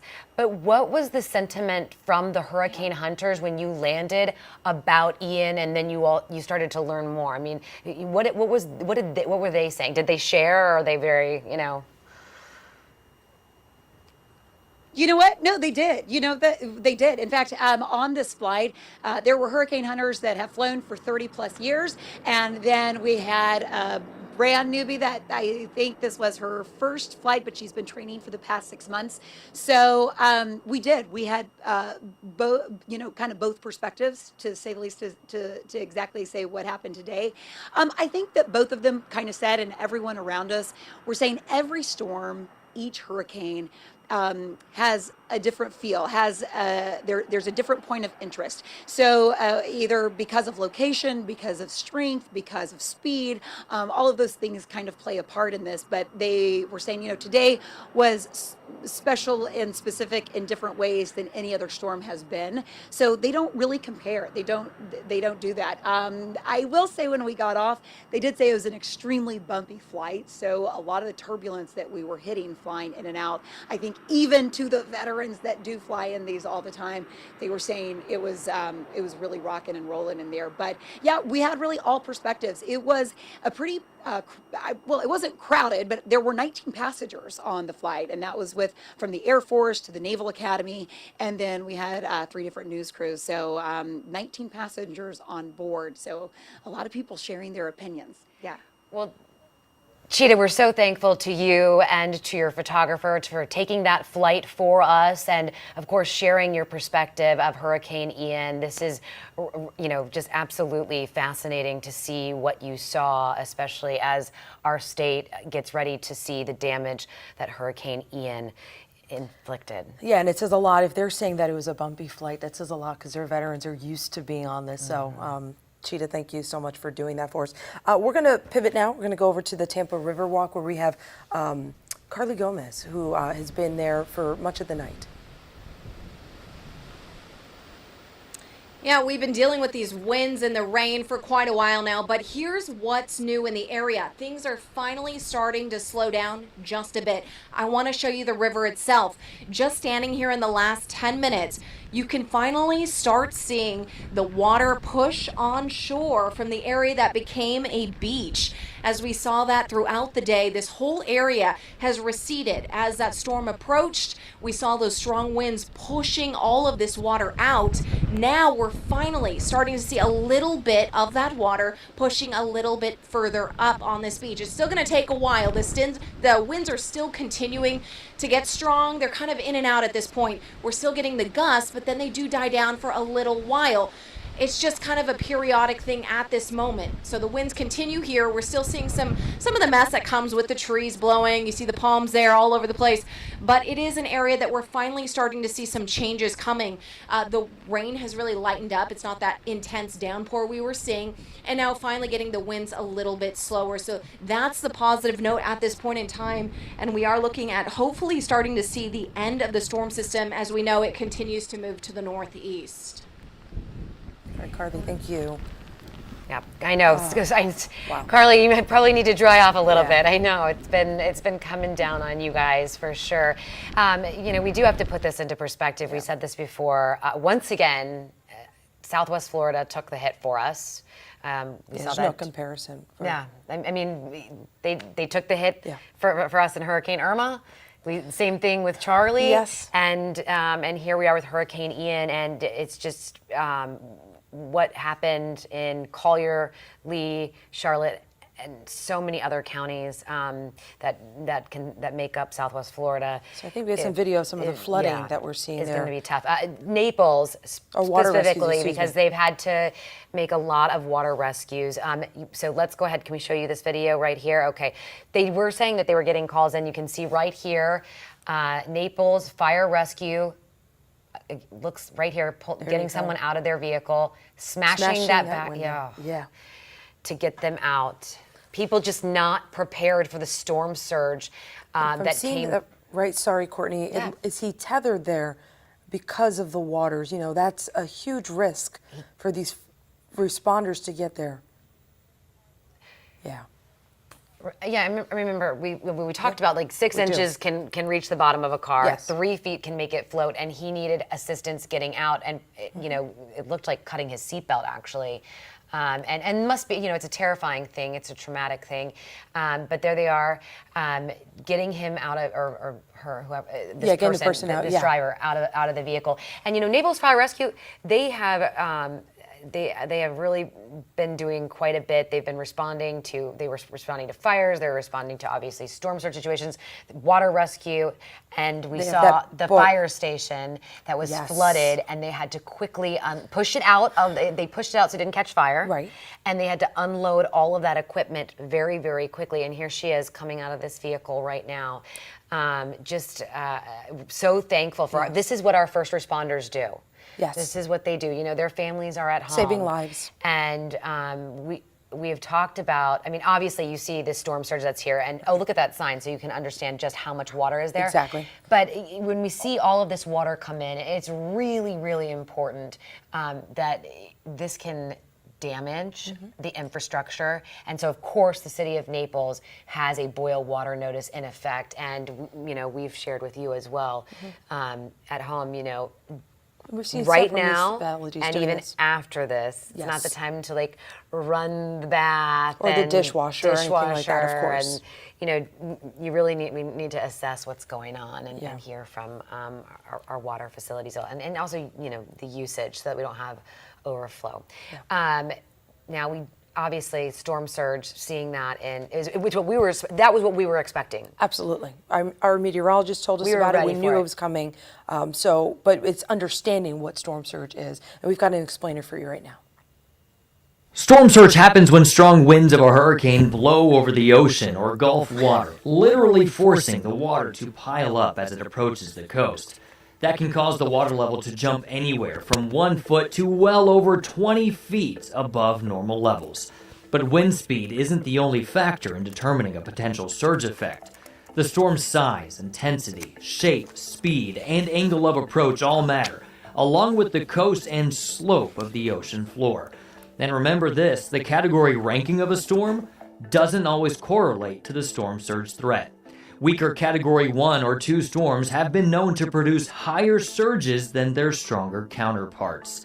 So it's important to listen for and to understand those storm surge warnings so you can react early and quickly to keep you and your family safe.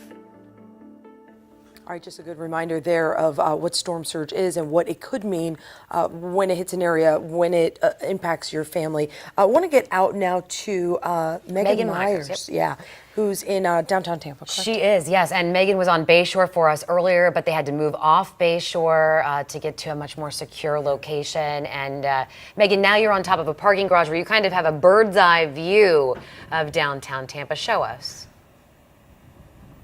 Yeah, so right now we're actually not seeing a lot of rainfall out here in downtown Tampa, but what we are seeing and feeling is strong wind gusts. We're seeing a lot of wind coming through this area. We're seeing the trees moving back and forth. We're even seeing these stoplights kind of moving back and forth just a little bit. Definitely some strong wind gusts out here. Now, one good thing is that we have not been seeing anyone out on these roadways because you do not want to try and drive while these strong wind gusts are here in our area. Definitely not a good and safe situation. Local officials, safety officials have been urging people to just hunker down inside. They don't want you out on the roadways. They don't want anyone walking around outside. It's best to just stay inside during this time. Now, another thing that we have not been seeing out here, at least in this specific area right here downtown, we have not been seeing any flooding just from where we're at, which of course is a good thing for this area. But once again, you can hear the wind is really, really strong out here. That's just the main thing we've been feeling and seeing out here. Of course, we are going to be staying out here and keeping all of you updated on these conditions. And we'll be sure to keep on checking in with you guys. Back to you guys in the studio. You know, and Megan is there for us in downtown Tampa. Obviously, you know, we can see the wind. She was talking about how it's not raining. Downtown Tampa, obviously up a little bit. I want to take you now to South Tampa and specifically past Ballast Point. This is, you know, right there on the water. Yep. You have the Ballast Point. You have the pier right there, right off Bayshore. And we have video, if we can bring that up, that we just got in, and you can see a tree down right there, quite a few limbs in the road, I understand. So, you know, it is difficult to get through. These are the things that we're going to start to see as the sun comes up, and this is a different viewpoint. You know, you can see again more limbs in the roadway, another tree down as well. And in the morning at daybreak, we're going to have crews, not you, crews that are with the city, with TPD, you know, with our emergency crews. The ERC, remember, and Malik was talking about the ERC with Mayor Jane Castor and the Emergency Response Center. The people in there are, they have, you know, heavy equipment, all of that they're able to go out and make sure that they are able to clear the roadways, that they are able to, of course, make it safe for you as well. Yeah.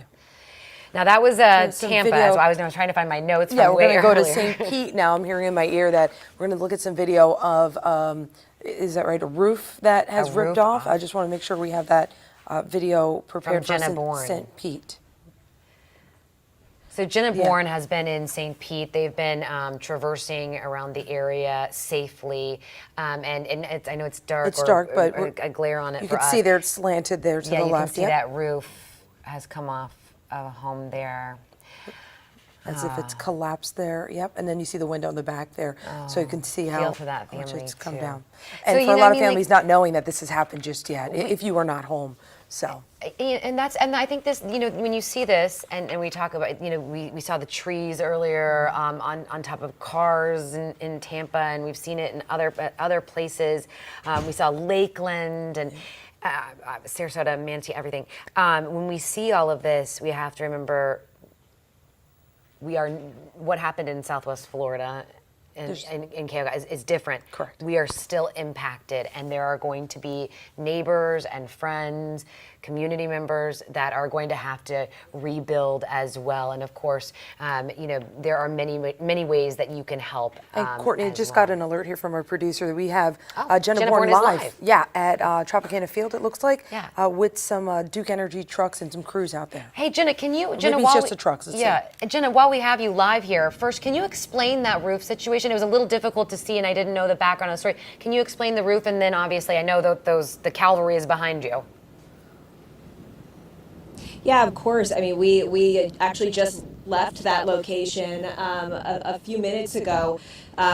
This roof of what looked like a patio collapsed at a home. That's really the first home damage that we've seen out here in the St. Pete area. That was in South St. Pete in the Tropical Shores area in that neighborhood. And it looks like power was out in that neighborhood. We saw a tree down on some power lines, and we were actually just turning our car around to avoid that down power lines when we saw that roof had collapsed. And you know, I actually just looked, and Duke Energy customers here in Pinellas County, about a third of them are without power right now. I think it was 188,000 customers. You can see behind me here, this is where those trucks are being staged, those power trucks. We've got a lot of out-of-town trucks out here, and this is at the Tropicana Field parking lot. Certainly a different use for it than what we're used to, but there are just rows and rows and rows of trucks out here, and we're going to keep you posted on all the electric outages and other issues going on here in the St. Pete area. Reporting downtown St. Pete, Jenna Bourne, 10 Tampa Bay. And Jenna, we appreciate you and your video journalist for all of your hard work and, of course, being so safe, keeping us informed throughout this. It's important for us to see what's happening out in the community, and we'll be touching base with you later. To add to that, TECO also has, you know, their teams ready to go once it's safe. They also brought an additional 3,000 plus crews to assist in getting power restored in the Tampa Bay area. There's more than 260,000 customers who are without power, who are TECO customers. So they'll work very quickly to get that back on. They have to make sure, obviously, that the winds are not high. They have to make sure that there's not flooding, all of those types of things as And there's well. a whole method into how they get the grid back on. I mean, it is incredible to watch how they're able to disperse and get everything coordinated. It's very difficult work that they do. Let's bring in meteorologist Natalie Ferrari now with an update with what we're seeing with the storm. Yeah, in many spots, some more so than others, it's a little bit of a harder process when you have still some of these gusty winds holding on tightly. It's just not safe for them to get in those trucks that, again, they elevate them to those power lines, and then you have all this water around. We just have to wait until it's really the prime conditions and conditions improve before we can restore some of those locations. And again, it's more so some of our inland spots now than along the coastline. I only say that because we're starting to wrap up some of the rain. We still have quite a bit of wind out there. As of 11 o'clock tonight, we have the latest update just in from the National Hurricane Center. Can you believe there is still a Cat 1 hurricane just smack dab in the middle of the state there, just pushing well to the north of Highlands County, moving into southeastern Polk as we speak. The winds, sustained wind speeds have been around 90 miles per hour, but this still has very capability of getting winds up towards the gust, 115. And again, that's just right around the center. That's not everywhere, but this does continue to trek its way towards the northeast at about 8 miles per hour. It is technically positioned about 70 miles south of Orlando. And I know the Osceola all the way through northeast back to Titusville, Daytona Beach, that whole swath, they've been worried about this approaching rain because this is all going to be while folks get ready for bed. This is going to be through the overnight hours, and this is still dumping torrential rainfall. So let's move this forward to show you what the radar looks like right now as far as zooming in. We'll see these heavier downpours continue to flow through at least for the next couple of hours. If we can go ahead and advance, Bobby, if you don't mind for me, just hit that space bar and we can actually take you through the spots where we're still seeing some of those stronger winds. As of the 11 o'clock update, they have not quite dropped the hurricane warnings. We do still have a Cat 1 storm pushing through our inland spots, but this is the spot I was just telling you about, northern highlands into southeastern Polk. This is where we still have quite a bit of that significant rainfall. Those rainfall rates easily exceeding 3.5, upwards of 4 inches in 1 hour. I will tell you that sliver has really come down quite a bit. Earlier, we were talking about a good heavy swath, but still in some spots where they saw all that rain in a short amount of time and it just was taking a bit of time to recede, that is an issue that has been trailing its way through portions of eastern Manatee, eastern Sarasota, Hardy, DeSoto, northern Highlands, and southern Polk County. This is going to go until 1 o'clock this morning. This flash flood warning, literally for this entire polygon, going until 1 o'clock. Now, I guess Thursday morning. I had to look at the day and see which day we're in. Going into Thursday morning, this is a big reason. We've been dumping easily almost a 1.5 feet of rainfall in some of these spots, a swath all the way from the coast through our inland spots. I mean, we're talking southeastern Polk, going towards just south of Orlando, dealing with that. And we keep throwing rain on top of that. And some of that's in a very short amount of time. So that is why that flash flood warning is going to remain in place. Just wanted to show you a bigger picture of Polk County because this is the spot we were anticipating by the time we made it to midnight. We were going to be dealing with this heavy rain and strong winds, and that's still what's happening. The southeastern portions of Polk, they're dealing with the greatest impacts at this hour. Back towards eastern Hillsborough, we still have steady moderate rainfall. Notice the further you make your way towards the west, especially through downtown Tampa, down through South Tampa, all the way through Pinellas, the rain is lightening up, but it's not done. We still even have some of those wind gusts that are exceeding 50 miles per hour at times. And so when we do get that light, steady rain, it's kind of whipping you a little quick. So it's moving pretty fast throughout the region. Back up towards Pasco, Hernando, and Citrus, we also have some lighter swaths that are pushing through. The eastern half of the county, it is still some moderate fast-moving rain pushing through, again, from the east to the west. And this is just following that entire flow, that outer flow of Ian as Ian pushes further and further to the northeast. And the next big story, again, of course, is going to be just near the Orlando area, pushing out towards the east, all the way back out towards Titusville. This is north of Cape Canaveral. Let's move it forward towards Titusville, Daytona Beach. A lot of that energy is actually going to be a lot more scattered because we're getting further and further to that northeastern quadrant, which whenever we're talking about tropical systems, that's the spot that we're watching out the most for those greatest impacts, even those impacts lasting a little further out ahead of the center of the storm.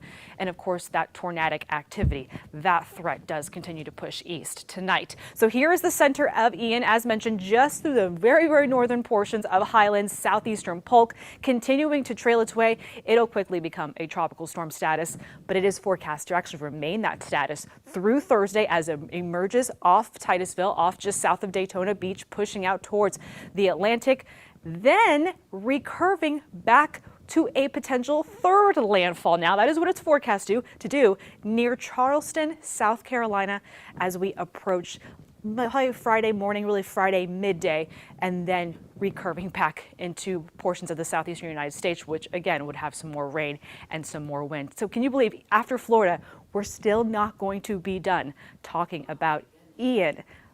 This is, of course, some of the greatest impacts here, but we are still going to be parts of the nation dealing with these impacts moving forward. So let's talk about how we had the strongest impacts push further to our southern counties first, right? Then everything lifted north, so I do think our southern counties are actually going to wrap up the rain first. All of that drifts off to the northeast, taking the bulk of that energy along with it. One thing we're still going to be left on the backside is still a decent wind, but that decent wind is actually going to work in our favor. Not so much in the morning hours. You'll still notice a bit of a breeze. You'll still have some inland spots dealing with that rain. But as that Ian pushes further and further to the north-northeast, that north wind is actually going to drive in some drier air, cuts out some of the rain chances, drops our dew points down a little bit. That means we're going to start to gradually feel more comfortable as we get closer and closer into Friday, just in time for the weekend ahead. So there is some good news coming out for us eventually on the backside. but we still have quite a bit of time between now and then. Tonight, just wanted to show you that these sustained wind speeds have been coming down ever so slightly. Right now, about the upper 20s, about mid to lower 30s when it comes to those miles per hour. That's sustained, but look at Sarasota, gusts nearing 60 still, parts of St. Pete 50, 55, and I've had reports still in South Tampa dealing with closer to 50, 55 mile per hour gusts. So at times that will be pushing on through, and also this reporting site here in Frostproof, just wanted to show you that as we go through the next probably hour or two, that was going to be showing a slightly higher gust as well. Sebring, same thing, because we do still have the strongest part of the storm really gusting up those winds as all this activity pushes further and further to the east. I do have one more forecast graphic to show you as far as that timing is concerned. As we go through the next couple of hours, overnight through tomorrow morning, it is, again, going to be a very slow and gradual slight drop in those winds, not only with our gusts first, but then some of those sustained wind speeds, which is what you feel for a more prolonged period of time. The gusts are more the drastic ones. The sustained is what we measure in a more prolonged period of time. And as we go through Thursday morning and into the afternoon, you'll gradually see those come down as the bulk of this energy pushes to the east and to the northeast. But it will take some time in some spots, more so than others, to be dealing with that improvement. As mentioned, as Ian pushes to the north-northeast, so does that tornado watch, and that is pulling away from the Tampa Bay area, thankfully, when it comes to that potential for tornadic activity. All right, Natalie. So we are going to... it's still moving across still as a Cat 1. A Cat 1. 90 miles per hour. And that's, again, towards the center of that. But and you're saying it's Polk County right now?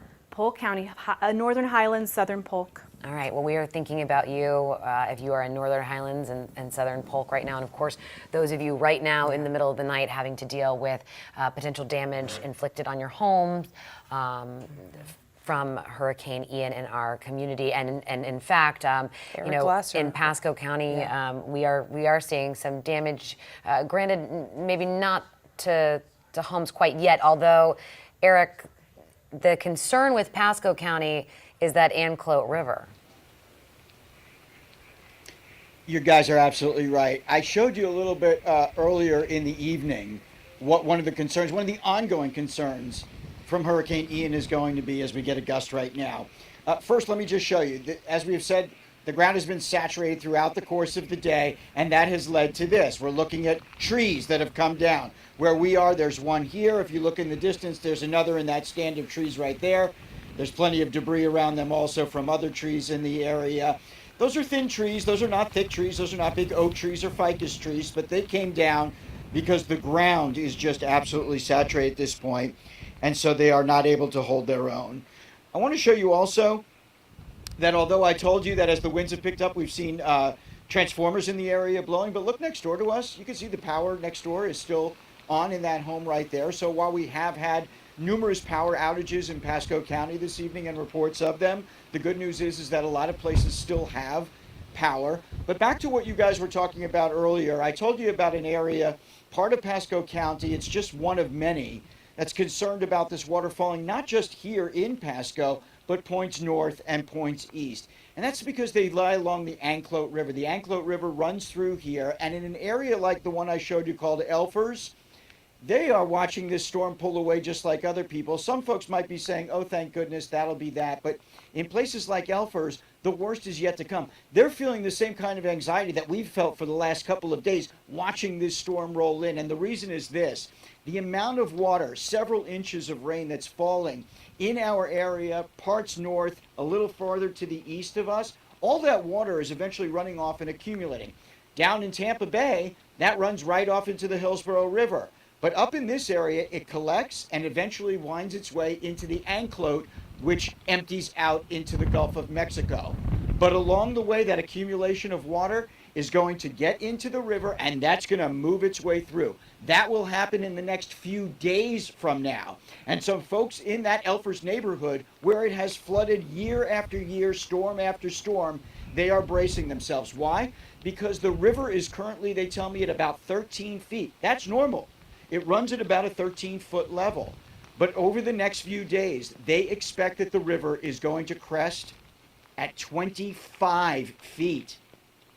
You didn't mishear that. 25 feet. twice the volume of what it normally is. And in the years past, when it's gotten to any place close to that, the entire area floods out. So they know it's coming. It is a moment of anxiety for them that they're going to be living with for the next few days, knowing that the water that's accumulating from Hurricane Ian is eventually going to make its way down the Anclote River and right through their neighborhood. So I'm just pointing out that while many people might feel like, okay, the storm is lifting away and it's going to dry out, we're going to have an opportunity over the weekend, the effects of this are, as we've said, down south because of devastation, are going to be felt for a long time to come. But even in our area, even though the storm has moved out, the effects of this are not over. In Pasco County, you are going to see impact from this storm in days from now, just because of the sheer volume of water that's been falling here and in parts, again, north and east of where we are. Bottom line for Pasco County this evening, the rain continues to fall, very steady. Occasionally we get big gusts of wind that are making it howl inside. I can tell you when we take shelter, you can hear it howling outside the door. So those wind gusts are picking up.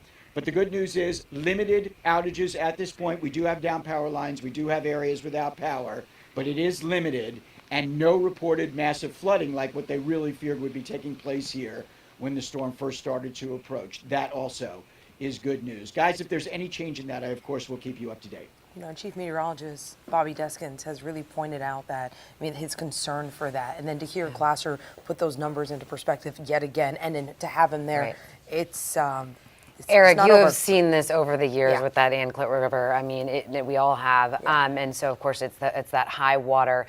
Now, we do have video that's coming in that we're just now getting from Fort Myers in Lee County, one of the areas where we've seen storm surge and some really devastating flooding. We want to show you video from Wink in Fort Myers. This is the television station, and this is our CBS affiliate.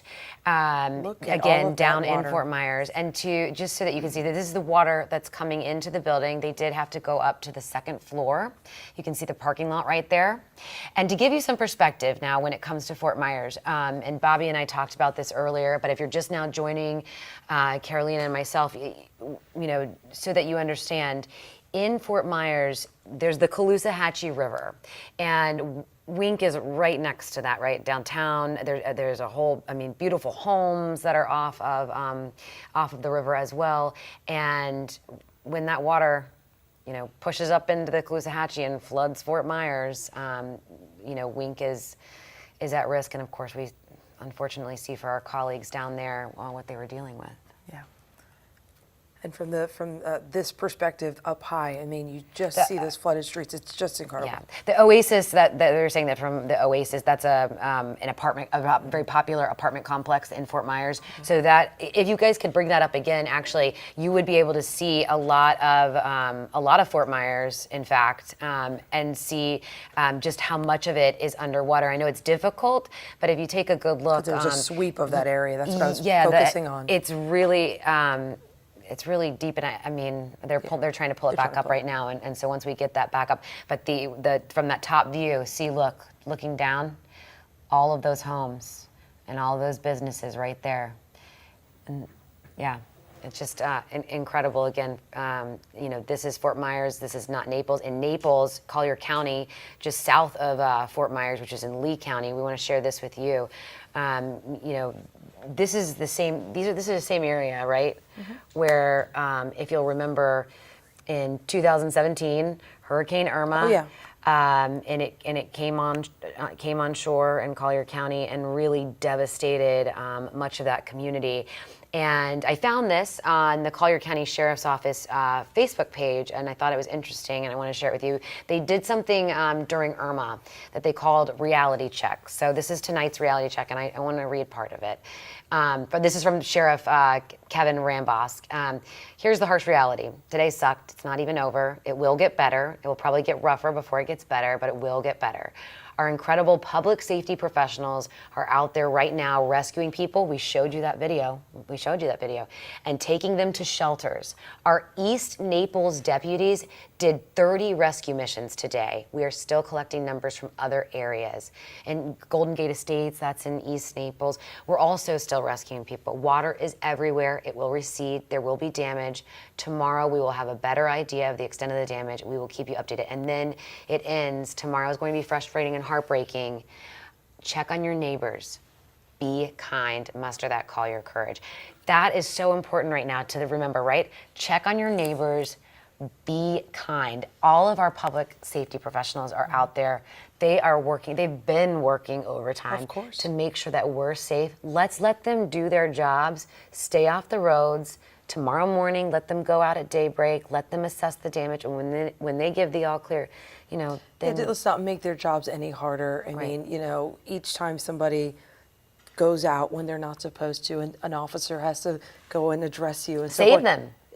Save them as well, but I'm just saying to stay off the roads because the whole point is that they're working and they're trying to get some things done. Yeah, so. and I, you know, that's so true. Check on your neighbor. Make sure that everyone's okay. Be kind. It's going to be, it can be a frustrating couple of days. Power's out. You know, we all feel that, but we're all, of course, going through this together, and we're here to walk you through every step of it. We're going to keep you informed.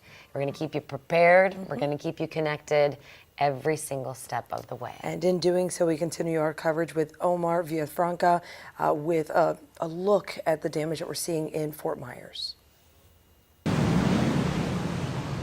This was Fort Myers as Hurricane Ian made landfall this afternoon.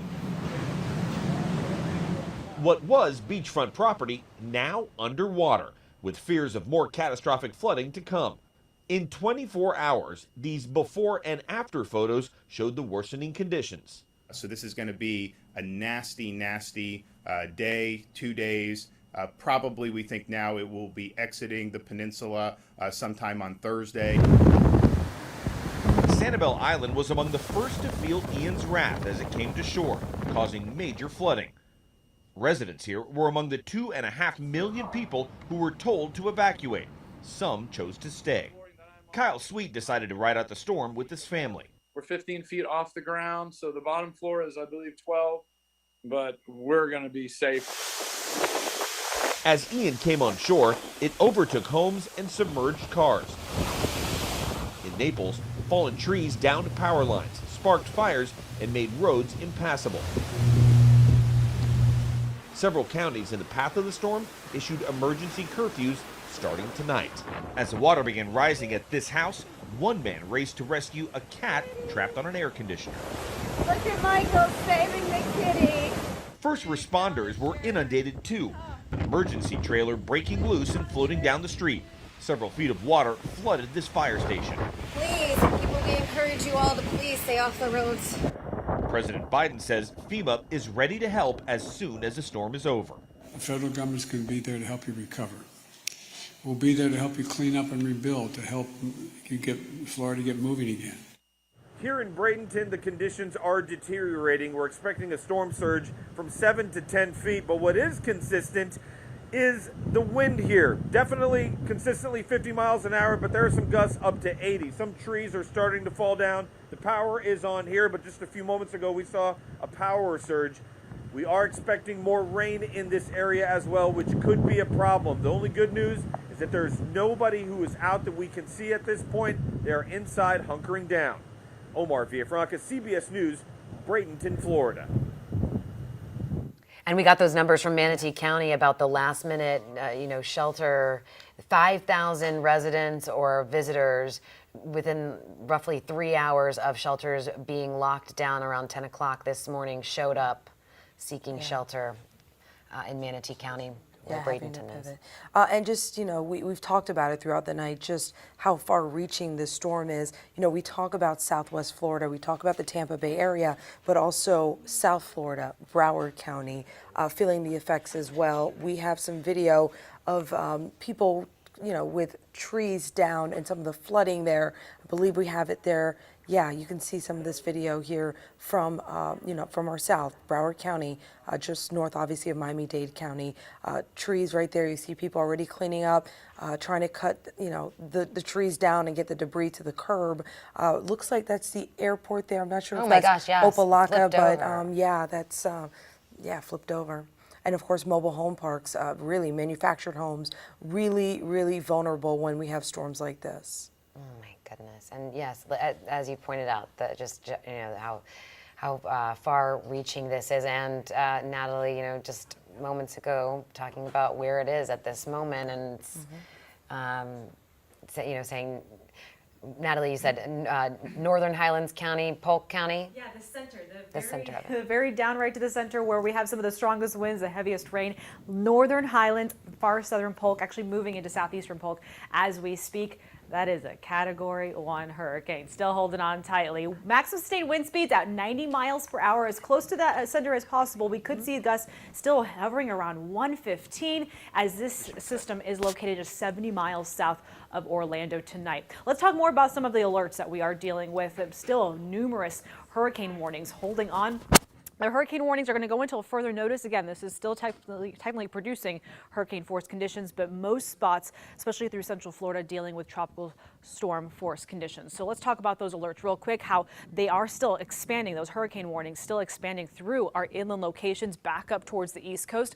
Then you got some spots like Pasco, Hernando, and Citrus down to a tropical storm warning, or at least holding that status, I should say. But I wouldn't be surprised if we start to see some of those get cut back later through the overnight hours and into tomorrow morning again, because the bulk of this, the area of this storm that is producing those tropical storm and hurricane force winds, continues to push further and further to the eastern half of the state tonight. Look at that swath of heavy rainfall. Not only is it wrapping around still Polk County, really right along and south of that I-4 corridor, we're seeing some of the heaviest downpours, the strongest winds still holding on tightly right through this little notch here in far northern Highlands, northeastern Highlands into southeastern Polk. This is continuing to drift off to the north-northeast at about 8 miles per hour, but in its way, it is just leaving behind copious amounts of rainfall. I mean, you have this swath right here from Hardy, DeSoto, back into eastern Sarasota and Manatee that's still trying to recover from heavy downpours we saw earlier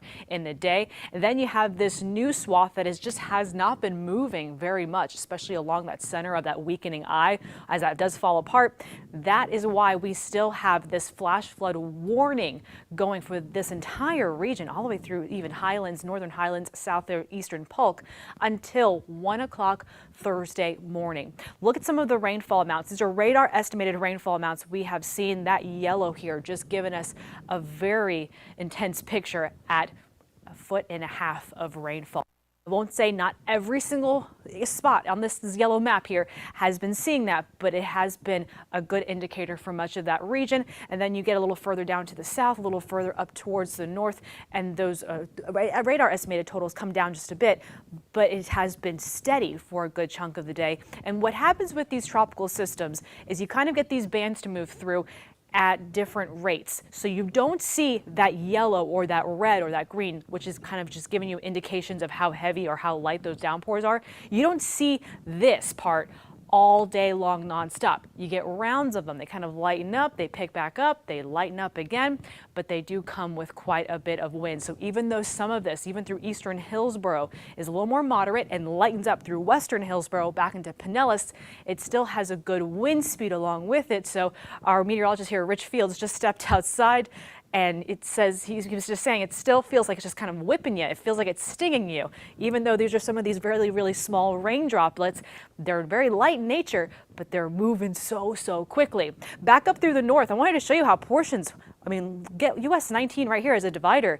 Can you believe some of the rain is actually trying to fall apart as it reaches the 19 corridor from Citrus down into Pasco County tonight, but the eastern half of the county is still dealing with that steady to moderate rainfall. I want to zoom you across towards Orlando. Let's take you also back up to New Smyrna Beach, back towards Titusville, back towards Daytona. Look at all of that scattered rain just continuing to filter well across the region, all up and down US 95 there, all through along the East Coast. This is why that Artemis rocket, you saw that earlier this week, they had to roll it back to its building because of the fact that they knew they were going to be dealing with still tropical storm force conditions, very strong winds, heavy rainfall, and that's a very expensive rocket to leave near Hurricane Ian. So here's what we're dealing with moving forward in the forecast. We still have, again, the center of this, a Category 1 hurricane right near Northern Highlands, southeastern Polk.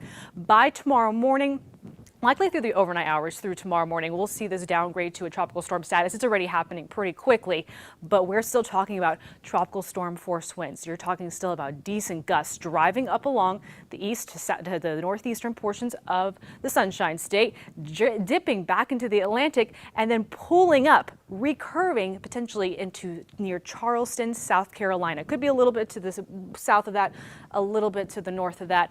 But we're still going to be dealing with now a potential third landfall when it comes to Ian after all is said and done, and that is after it leaves us here in Florida. We're still going to be talking about Ian easily. So here is the future cast. I wanted to show you overnight while you're sleeping through sunrise tomorrow morning. Catch us on Brightside after 4:30. We will have the latest as this does continue to pull back towards the north and the northeast. Notice how the rain wraps up first, but we're still left with some of those breezy winds at times. At least the sustained speeds will slowly be coming down, but we'll still feel a couple of those gusts from time to time. But as the bulk of the energy pushes well up to the north and to the northeast, that is going to leave us with this northerly wind through your Thursday. By Friday, this is actually going to feel much more comfortable, and thankfully things will actually start to improve here, especially as we go into parts of the weekend. But between now and then, we are still left with sustained speeds. Sustained ranging anywhere, especially from our northern counties down to the south, anywhere between 20 to near 30, 35 miles per hour. But gusts, I'm still seeing gusts 45 to 60 miles per hour at times. So it's definitely not quite dying down out there just yet. We're not letting go of all of those breezy conditions just yet, but that will improve. That will start to slightly, ever so slowly drop down hour by hour. So over the next 12 hours, you'll see how we are going to keep those scattered rain chances around easily, not only through the next couple of hours, but even through parts of your Thursday. You will actually notice that we stay cloudy. Some of those rain chances, what's going to happen is they'll gradually break apart. At times, they'll be a little on the lighter side, but we will start to feel those improving conditions, which is some great news. And that will at least take us going into the weekend ahead. We had been talking a lot about the northeastern quadrant. So basically this corner right here, whenever you get this tropical system, that's the spot that has the best potential for some rotation. Tonight, the tornado watch that we had been monitoring very closely had been skirting the East Coast, remains still on the East Coast tonight, right over US 95, all the way up from Cape Canaveral to Daytona Beach, just near, probably a little north of Fort Pierce. But we are keeping still that tornado watch in place until 1 a.m. due to the fact that some of these little areas right along this band ahead of Ian will have the potential to prompt maybe a few additional tornado warnings. We saw them late last night, again through the overnight hours, even earlier this morning, and I do think that potential will still be there. I will tell you that's becoming less and less of a concern for us here on our neck of the woods. That is continuing to shift more so towards the north and to the northeast. What we are going to be more worried about here, especially in our inland spots now moving forward, as far as additional impacts, would actually be that heavy rainfall and still gusty winds that are wrapping around portions of southeastern Polk and even into parts of Highlands. So these rainfall rates, I just wanted to let you know, we're going to keep it here on this graphic. I just want to let you know that right through southeastern Polk and into northern Highlands, that deep, deep red, if we can zoom in a little bit closer, we have been looking very closely at some of these rainfall rates. I had mentioned we still have a flash flood warning through the heart, just south of I-4, really through the heart of this region. Some of these areas easily have been producing anywhere between 2.5 to almost 4 inches of rainfall in a very, very short amount of time, within 1 hour. This is already on top of an area that is so densely saturated. So that is why we're keeping that flash flood warning going until 1 a.m. It had been originally going to expire for portions of Sarasota and Manatee, but that had been allowed to continue through 1 a.m. and actually expand into this area because of the fact that we still have that torrential rainfall dropping down in some spots. And imagine that's on top of the wind that they have also been dealing with. So that even feels more like water's just kind of whipping you in the face when it's that intense in such a short amount of time. So there it is. There is the center of what's trying to be left of Ian. It is still a Category 1 hurricane pushing off there to the north-northeast, but it quickly forecast to become a tropical storm. But I'm telling you, although we still have quite a bit of cleanup to do through parts of not only the Bay Area, but even for our neighbors to the south, this is not going to be a storm we're done talking about as far as future impacts, with a third landfall likely going to be in South Carolina by the weekend. All right, now it is 12:03 a.m. We've passed midnight. And of course, our team of meteorologists, of course, keeping you up to date on everything that we know about this storm. Carolina Lead, joined by Dave Wagner. Yes. Yeah. And it's good to have you here. We have been with you for a long time now, and I know you're all kind of suffering through this. We're all looking at the storm damage and devastation. A lot of people are in the dark tonight. That's the problem that will be corrected, in the hours and days to come. And we hope your power is restored. But Let's beyond that, take a look at some of those outages. yeah, we should definitely look at that. So maybe start out with what, Duke? I think we're starting with Tico. Okay, Is Tico. that right, guys? Yeah, we're going to do that power outage check right now. There you go. No, we are starting with Duke. You're right, Dave. So Duke Energy, you can see there the outages that we're seeing throughout the area.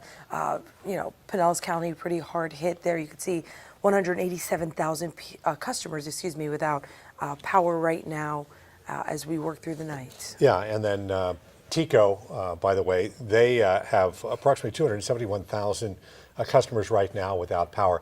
The challenge is it is very difficult to fix these lines when you have winds and water.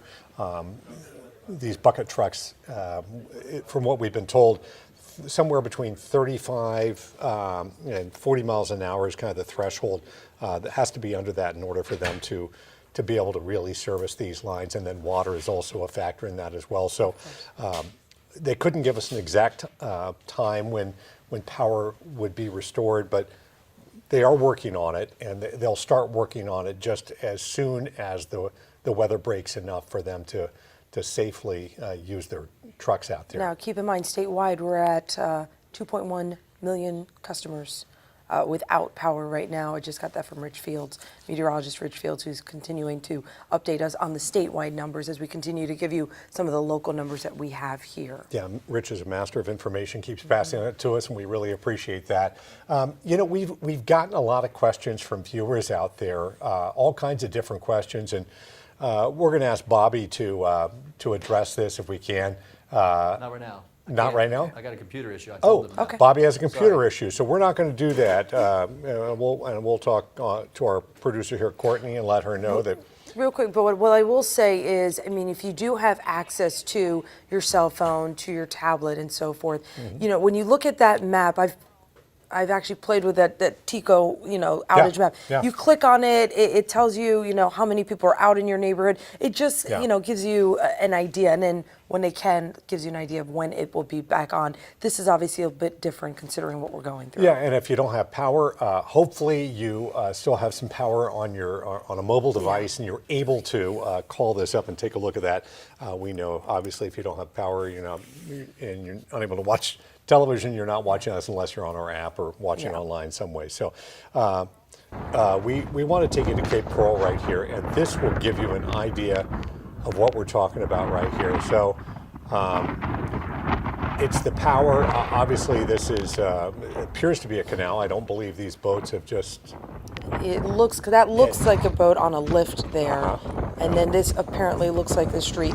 We're working through this video as we're seeing it. Oh, you see a gentleman there kind of running around the home there, which looks like that is the street, the front end of these homes. Wow. But you see, it's as if that body of water on the one end is joining nearly There's the a front. car There's right there. and there's the mailbox is there. Yeah. Look at that amount of water they're seeing. We said Cape Coral video here. Yeah, and we are going to have a helicopter up in our air tomorrow and taking a look at all this. I will tell you that when I've seen these hurricanes before, it is shocking the power of water and what you see the next day. boats on land, boats in places that shouldn't be there, just different things in different places that have been moved by water because this is just so powerful.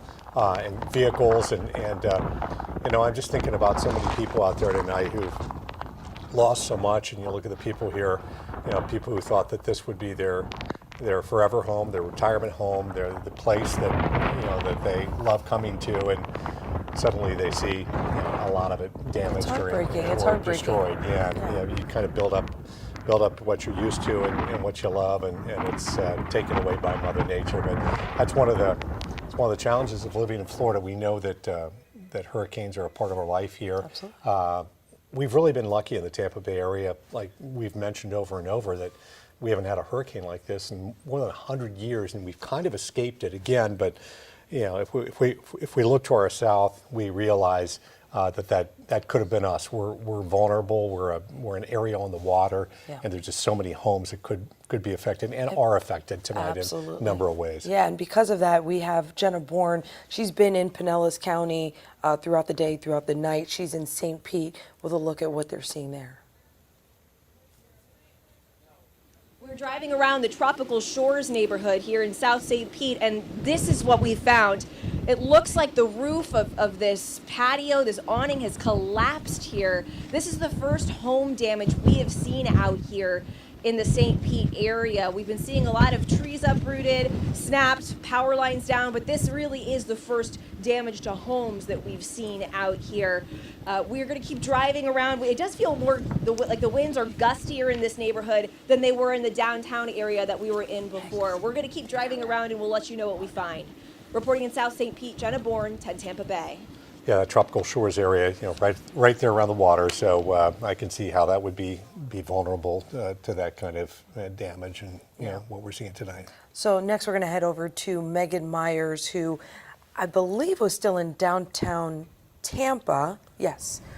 Megan, you've been in that parking garage, just able to look at it from almost like a bird's eye view to see what you're seeing in the area. Megan.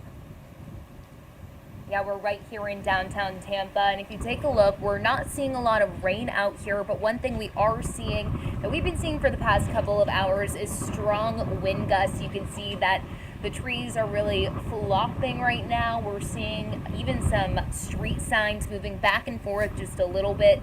Nothing crazy, but definitely some strong wind gusts out here. One thing we're not seeing in this particular area in downtown Tampa is flooding, so of course that is a good thing. We're also not seeing any cars out on the roadway.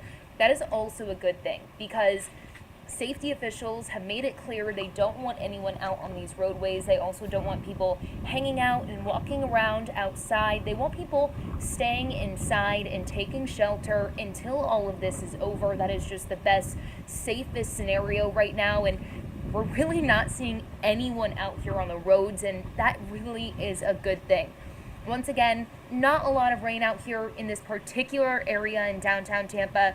Not seeing flooding where we are. Just really feeling those strong wind gusts. And of course, we're going to continue to stay out here and keep monitoring these conditions. We'll bring you all the latest that's happening here in downtown Tampa. For now, back to you guys in the studio. Yeah. Hey, Meg, let me just ask you there. When you are looking around, it appears that there is power where you are. Have you seen many power outages there in the downtown Tampa area? Well, hey, yeah, let's actually go ahead and take a look at this building right here. As you can see, in this building right here, the lights are on, and also the building right next to it, we're seeing the lights on. We're even seeing the lights on here on the roadway. So it looks like a lot of people do have power right now, which of course, another good thing. So things aren't looking too bad out here in downtown Tampa, but of course, we are still really feeling those strong wind gusts, so that's why it's important that everyone still continues to stay inside and really just hunkers down right now until this all passes through our area, because you definitely don't want to be stuck out here in this on the roadway. All right, thank you. Megan Myers in downtown Tampa, really keeping an eye on everything there. We're going to head now to Naples. We have this video. It's compelling. It just shows you what some of our first responders are doing. So this is some of the flooding that we're seeing in Naples that we saw earlier today. Fire rescue crews there I mean, look at their trucks. Look at what they're having to deal with. Yeah, I mean, they're taking off what they can from these trucks.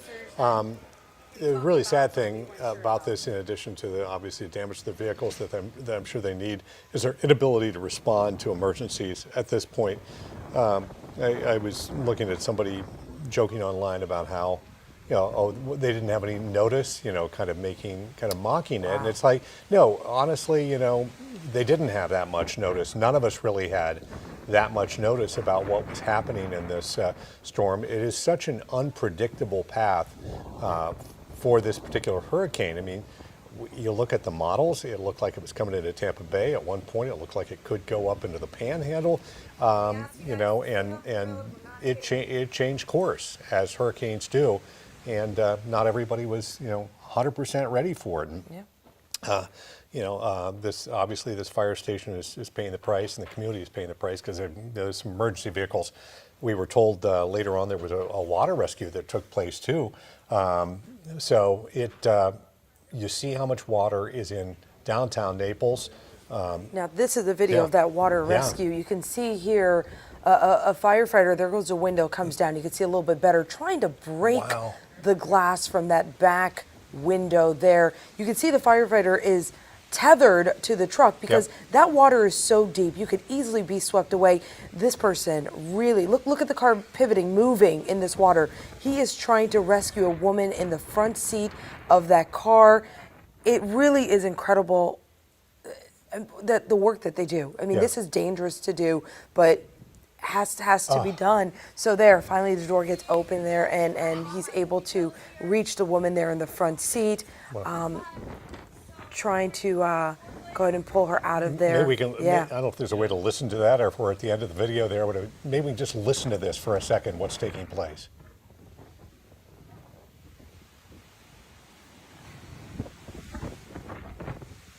Yeah, not a lot of audio there, so apologize for that, but it really does go to show the importance of these fire rescue teams down there in Naples right now, and it shows the severity of the flooding. It is shocking to see. And some of the video I saw out of Fort Myers is absolutely heartbreaking.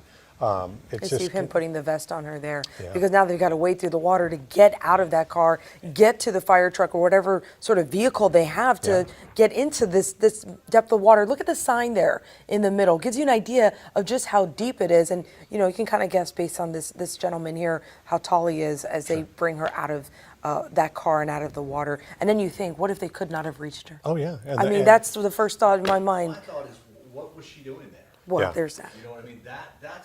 That is a great example of how, when they say they want people to evacuate for a reason, that is exactly why. They don't want you in that area because they're going to try and come and get you. That's what they do. But they put their lives at risk trying to do that because some people don't listen. We don't know her particular circumstance, so I'm not even saying anything. But that's the circumstances that happen, exactly like that. You know what? We've been getting this question, though, right, about... Why is it so cold out? Yeah. County, what is the deal, That's Bobby? Like, my computer was dying on me when you asked me a minute. I was like, no. Yeah, I saw your face. You seemed panicked there for a minute. I was like, yes. And that's what I said earlier. If you were watching about a half an hour ago, maybe you missed it. I was just shocked to look at the temperature. It's 61 degrees in Crystal River right now. Wow. And I'm going to have to go back and look when the last time we were that cool. It has to be probably April that we were that cool there. 67 in Brooksville. These are actual air temperatures. 71 in Riverview and St. Petersburg. Clearwater's at 64 degrees right now. So what's going on? How did this happen? Polk County, 65 in Polk City right now. Very, very cool if you're outside. The short answer is evaporative cooling. Bottom line, that's what it is. This is where the storm is now. All this color is moisture. And obviously that's a lot of moisture right there. The yellows and the oranges is very dry air. And look what was over top of us before the storm got here.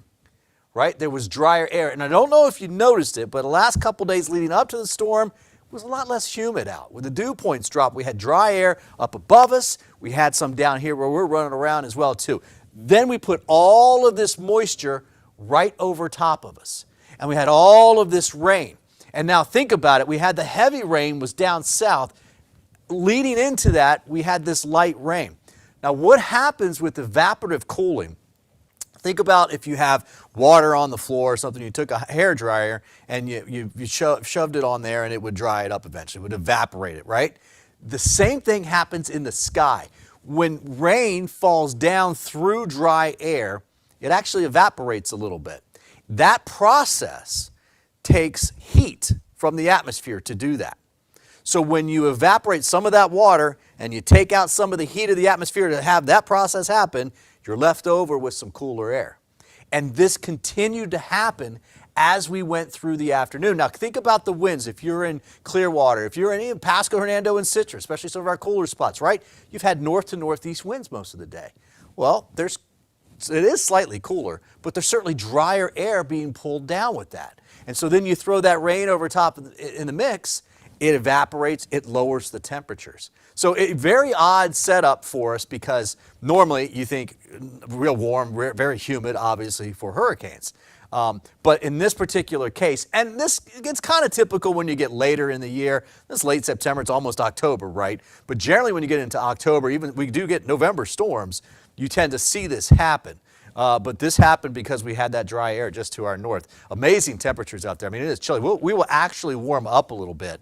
Dew point's 59 degrees right now in Crystal River. Most of the summer, that number is in the mid to upper 70s. That's that humidity when you walk out of the AC, your sunglasses fog right up, right? That's high dew points. But low 70s, getting a little bit comfortable. We consider that muggy still. But when you get in the low 60s, mid 60s, that's starting to get comfortable, especially in the lower 60s. And I think that's what we're going to get for most of next week. Current dew points right now, you can see, are basically off towards the 40s and 50s to our north. You look at all the 30s.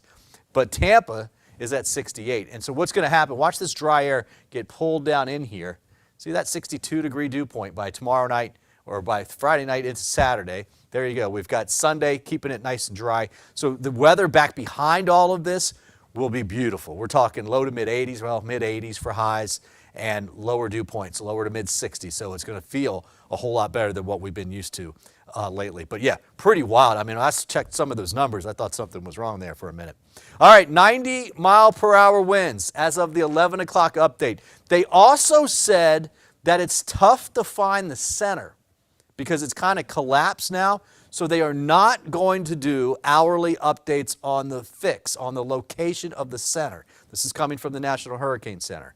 So we can track it on radar. We're not too concerned about where the actual center is. We can see it. We know, looking at the radar, what we need to be looking for, right? And that's that heavy rain, and that's any kind of rotation for tornadoes, which I think would be generally up here, which is obviously moving offshore. And then now we can see we're tracking the showers on the backside of this, where things are starting to dry out just a little bit. There's the track. You can see it looks like now it wants to do something like this. And so they're going to have all those watches and warnings now up here along the Carolina coast. South Carolina and Georgia has tropical storm warnings and hurricane watches in effect right now. They could get actually 3 to 5 foot of storm surge. In fact, they could get something very similar to that in Jacksonville as well, too. They're going to have to keep a very close eye on it because we do expect a little bit of surge in that area as well, too. Nothing like what we've seen down in the Fort Myers area. All right, Pinellas County. Haven't talked to you a whole lot tonight because we've had just some gusty winds, not as much rain. It's very light rain at this particular point. It is gusty, and it will stay that way. Remember, our wind forecasts are keeping us in the 30s and 40s with higher gusts than that through the first half of the morning, really. I think, well, it's about 9, 10, 11 o'clock tomorrow morning. Those winds will start to come down. I do expect to keep some of this light rain, but that would be about it. And kind of what you see now in central and western Hillsborough, and even in eastern Hillsborough, is kind of what you're going to get. You see how the heavier rain is starting to kind of push off towards Polk County, and we're seeing just more of a light to even moderate rainfall in Hillsborough, and that will extend down into eastern Manatee County. The coast of Manatee, AMI, not much rain left over, all right? You get down towards Longboat Key, obviously just a couple sprinkles. Some of this is reforming and will push through the area, but nothing severe, obviously, and the winds just stay a little bit on the gusty side. I will tell you that as this moves away to the north and the east, the winds will start to come a little bit more onshore. And because we're going to keep some tropical storm force winds for the next 6 hours at least, I do expect that it's going to get some pretty good gusts here along the coastline. So Dunedin, Clearwater Beach, all these areas really from Indian Rocks northward, Bel Air northward, because you're kind of around the curve there of Pinellas County. And that goes all the way up for Pasco, Fred Howard Park, Newport Richey, Port Richey, Hudson, those areas. You're all going to get a little bit more of a breeze as we get going into the about 4, 5, 6, 7 a.m. time frame for tomorrow morning. But other than that, the severe threat for the most part is winding down. The same area, though, that where you see what's kind of left over from the center, very, very heavy rainfall. That tracked across northwestern highlands, parts of Hardy County as well, too. There's a ton of flooding out here. There's still some really good wind in place, and so we can still see some power outages. This area in Sebring is actually starting to dry out just a little bit, and the models suggest that this drier line will continue to drift off towards the north.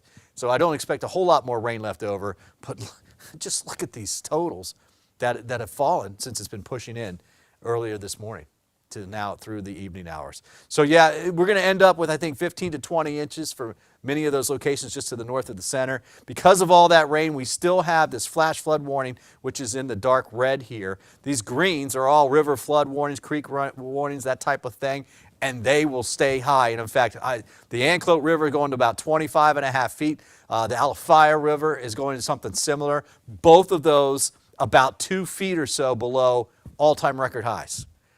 And both of those in what we call major flood zones or major flooding events. So it's going to get very wet along those rivers. The track is starting to thin out here, the rainfall. And so you can see where it was really heavy in here. This will continue on the north side of that track, but I think this will kind of thin out a little bit. So the rainfall, if you've got friends or family over along and east of Orlando up towards Daytona, they're going to still get some very heavy rainfall, but I think the heaviest spot's going to be right in this area here from Hardy back out through eastern Manatee and Sarasota counties. Just a ton of rain out there. All right, guys, one last look at that river. I want to show you two of these. This is the Anclote River. I don't know if I have the Alafaya in here. 25.3. See the timing?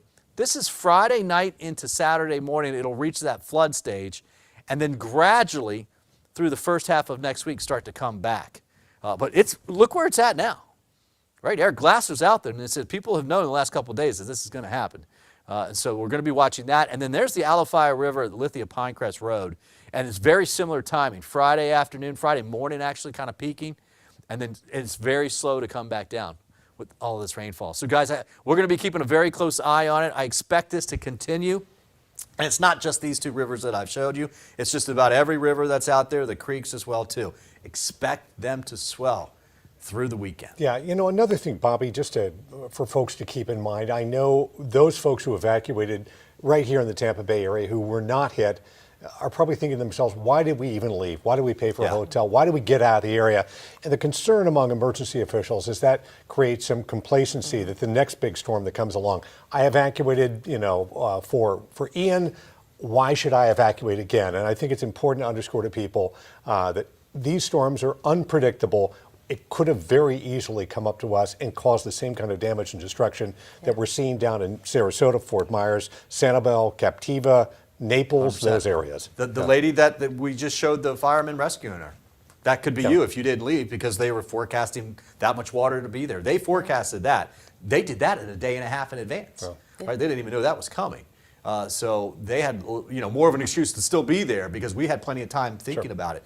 And the other thing about those evacuation guys is that we don't want everybody to leave and go over to the East Coast. We want just the people that need to get out of the way of that water to leave. As we mentioned, this thing's almost 400 miles wide. We're all going to get some wind, right? We want the people that could have that storm surge in their house to be able to get up and get out. And we want them to just come tens of miles outside of that flood zone, not 100 miles travel distance. Yeah. And Brent Solomon, he is in Lakeland right now where, there were people who did just that, right? They didn't necessarily go, a very, very long distance. Some of them just wanted to get out of pocket from areas that were zone A and B. But Brent, I want to ask you one question real quick. We were talking to Bobby a little bit earlier about the cold temperatures in certain parts. Are you feeling that where you are? Catalina, I'll tell you, it's not extremely cold where we are right now, but a big concern in this area is the steady rainfall that continues to fall at this hour. Emergency officials say they're really getting about several inches of rain an hour, and that can really, as you can imagine, pile up. That's why they're telling people to just stay off the roads tonight, especially, you know, maybe you're at home and you're saying, I don't have any damage or it's not too bad where I am. Driving at night really is just a big no-no right now, and I tell you what, authorities haven't been able to really get out and even assess all of the damage so far. That's why they really don't want people out sightseeing at this hour. In addition to that heavy rainfall, I can tell you that about a third of the county, we're talking about Polk County right now, are without power. So that's about 115,000 people without power as we speak. And I can also tell you that the work to get power restored will take some time. It won't be an overnight thing. In fact, some crews in Polk County aren't even going out tonight because of the winds. The winds are just too high.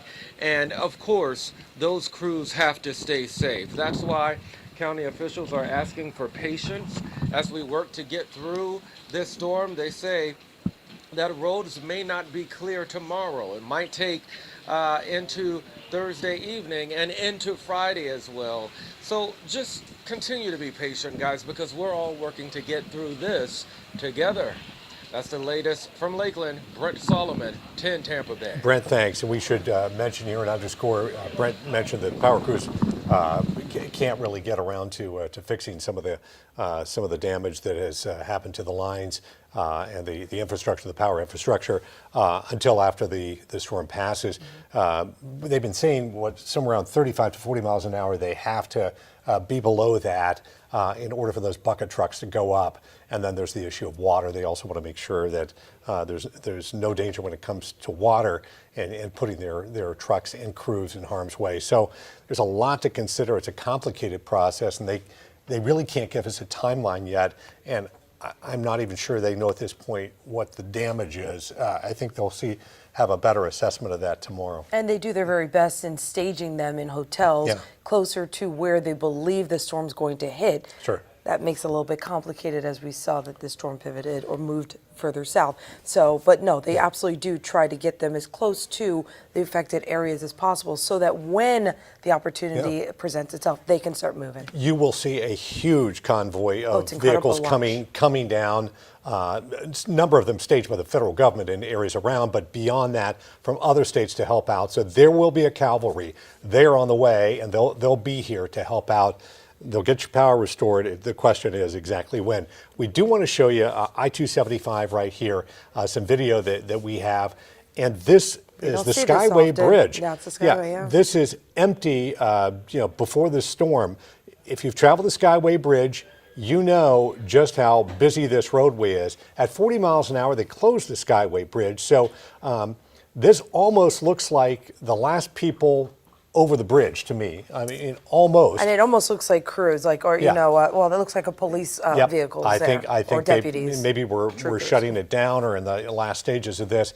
It's so windy when you're up on top there, and 40 miles an hour at a lower level is different from 40 miles an hour on top of the Skyway. So they did close that down. And a lot of those ships that are brought by the Tampa Bay pilots underneath the Skyway Bridge there, that ship traffic was shut down a couple of nights ago. So they have not been traveling underneath that just because of the wind and the damage and everything that's possible to. We've seen the danger when a terrible storm comes along and the pilots go under the Skyway Bridge. It caused a disaster back in 1980 where one of the ships actually struck the span of the Skyway Bridge and it's eerie to listen put to a lot some of of the people audio from that into day. the water. Yeah, terrifying.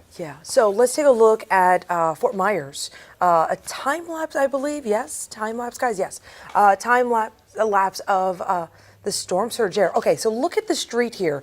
You're gonna have to look kind of close where the crosswalk is. You're seeing that just gush onto that roadway and whip around. Oh, there you go. Now it's coming from the other end as well. It's funny how when you see the damage, you see the water. When you put it into a time lapse, it just shows you just how it got to be what it got to be. Yeah, I don't know how fast this is sped up there because we don't really have the perspective of of cars, people kind of show us how quickly that is. But you do see the power of water, the unpredictability of water in these storms, and the real danger to people, businesses, all these people along there. So many of these areas we're showing you are really inhabited areas, very, very crowded, very busy subdivisions. So it's pretty shocking. And during tourist season, this is just full of people. Yeah. So yeah, and Natalie, our meteorologist, was telling us the amount of debris that is kicked up by all this. So tomorrow we'll be seeing that when we get our helicopter up in the air at dawn. You will see just a ton of debris, a ton of vehicles, and a ton of damage. It's going to be shocking to all of us, I think. All right, let's check in with Hannah Deneen. She has been at the Sarasota EOC for us, just getting updates from officials there, as you know, at all of the EOCs throughout the state, or the areas that are affected. Of course, they coordinate crews, police, fire, and so forth.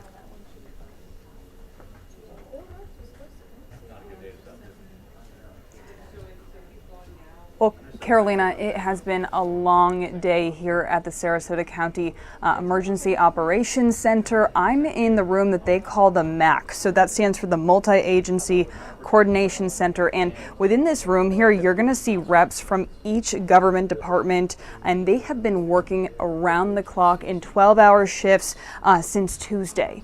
And I was speaking to some people in here, and we've really witnessed the calm before the storm. We've witnessed the brunt of Ian, and now this is kind of that time of hurry up and wait, where they're prepared, they have their plans in place, and they're just eager to get going, but they have to wait. They have to wait until the sustained winds drop below 45 miles per hour. That's the magic number that we've been talking about all night. And once that happens, the county's tactical first-in teams will begin clearing the emergency routes around the county, and authorized county staff will start assessing damages. Then they will be evaluating their county infrastructure like water and wastewater systems. They're asking people be patient through that process. There may be a boil water notice during that time.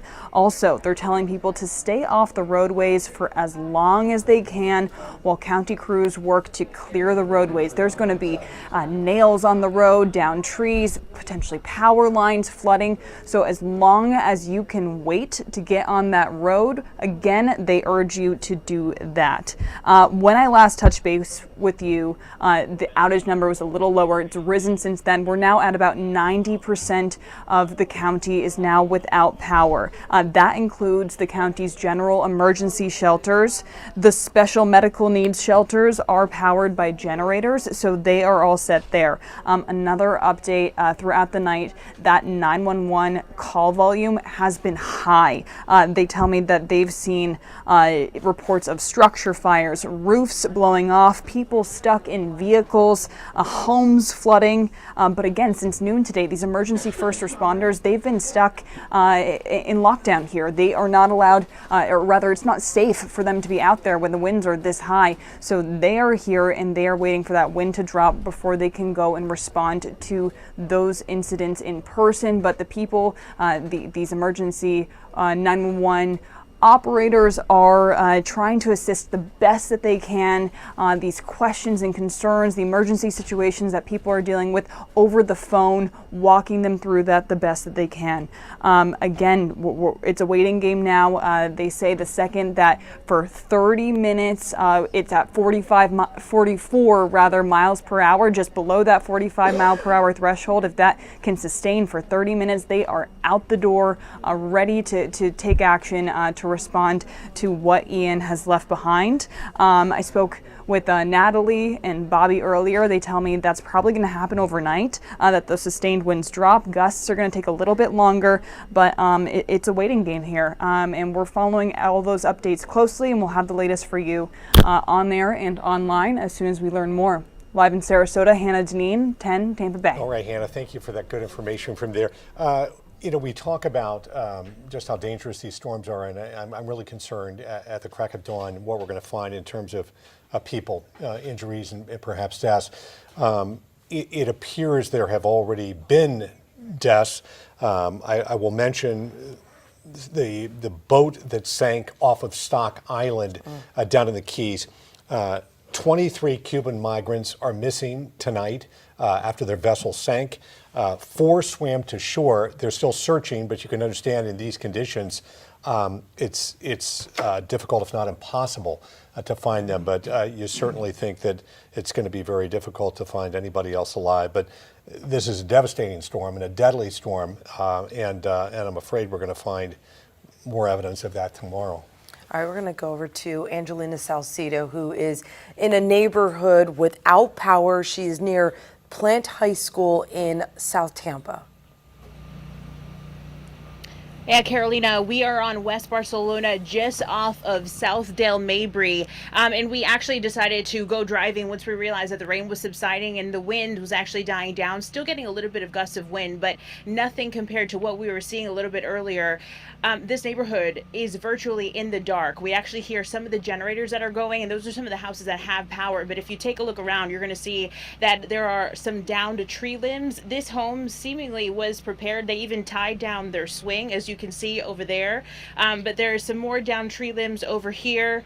And then it kind of just continues all down this road. I just spoke to a gentleman who actually happened to be outside, asked us who we were and what we were doing, if we were doing okay. We just told him that we were the crew with Channel 10. He said that the power actually went out here at around 3:50 this afternoon. So they took that power hit pretty early. And they immediately got their generator working and kind of up again. That way they'd have power. They'd be able to stay informed and kind of know what the impacts from Hurricane Ian were going to be. But this is going to be the story here in Tampa Bay, and more specifically in Tampa. There are a lot of people that do not have power right now. TECO once again hunkered down, making sure that they do not go out in winds when they're not supposed to be out. But this is just one of the neighborhoods that we were driving by where we saw, obviously very close to Plant High School, all down Southdale Mabry. Those businesses still have power. So it's more in the inner neighborhoods where they have a lot of trees in this area that came down on power lines, and that seems to be the issue here. I'm sure as we continue to keep driving, we're going to be seeing more. We're also seeing some flooding too. Carter, I don't know if you can pan down just a little bit. I mean, we know that our streets flood here in South Tampa, so I'm sure that this is going to be another story that people will wake up to in the morning. So a little bit of flooding, some down limbs as well, and of course power generators. We were happy to actually hear that they were on now. Of course, they tell you to turn your generator on after the storm to make sure that you don't go through any danger there. That was one of the things that our fire chief was going through earlier on today. So overall, some good news. People don't seem to be bothered by the fact that they're in the dark tonight. Just happy to be safe tonight. Reporting in Tampa, Angelina Salcido, 10 Tampa Bay. Trouble navigating the roads around that area, given that the power is out? So there were a few of the roads that were kind of hard to travel down.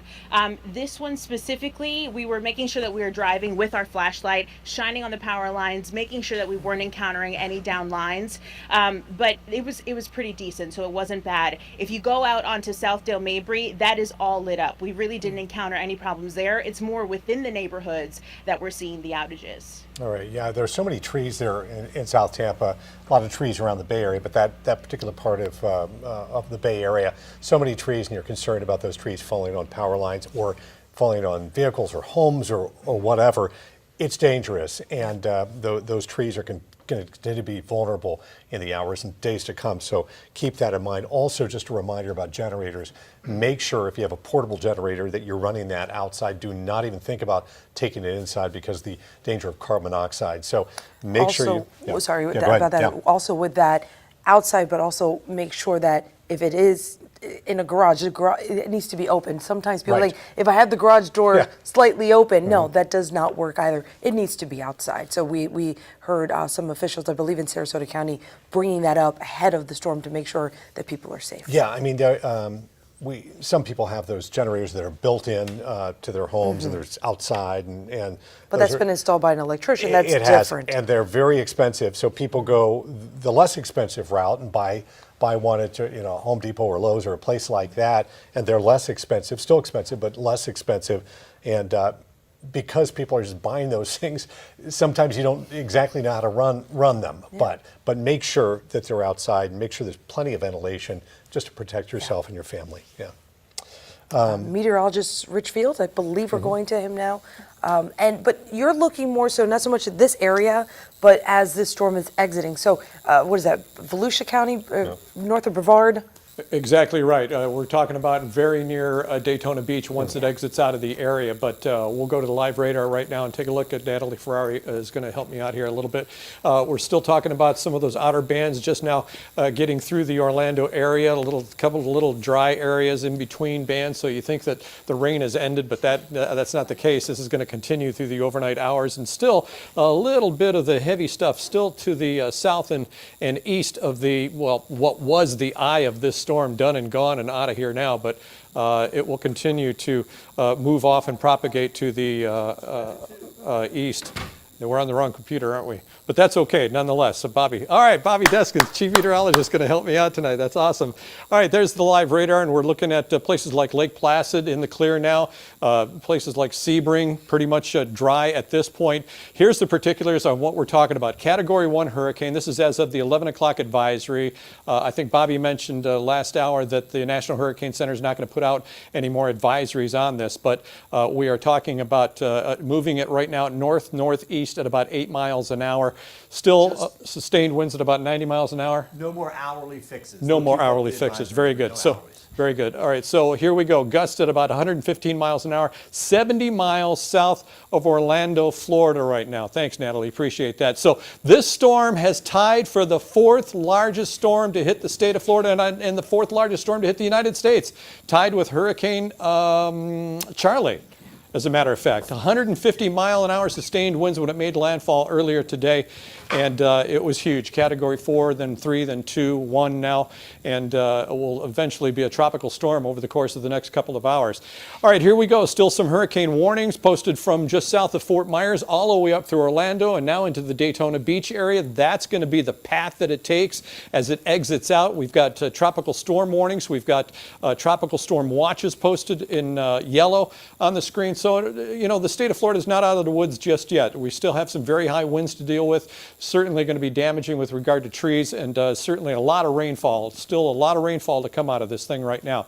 Not filling in. There we go. All right, so we're talking about that trek that it's going to take up through the Orlando area and exiting out over the Daytona Beach area. It's going to hit the waters of the Atlantic and then move up into the Charleston area. That swath of red that we keep seeing on the southeastern side, dropping about an inch and a tenth an hour. Not a big deal, but still, this is areas that were saturated anyway by a couple of months of rainfall that we've had here in the Tampa Bay area. And you can see, depending on where you look in some of these little cells, almost 4 inches an hour in some places to a half inch an hour. So tornado warnings haven't been posted since early this morning, but we do have flood warnings posted in the area on the box on your screen right now. DeSoto, Hardy, Manatee counties still under that flash flood warning because of the huge amounts of rainfall in these areas that have had a lot of rainfall already. And these are going to expire at about 1 o'clock tonight as the storm continues to exit out of here.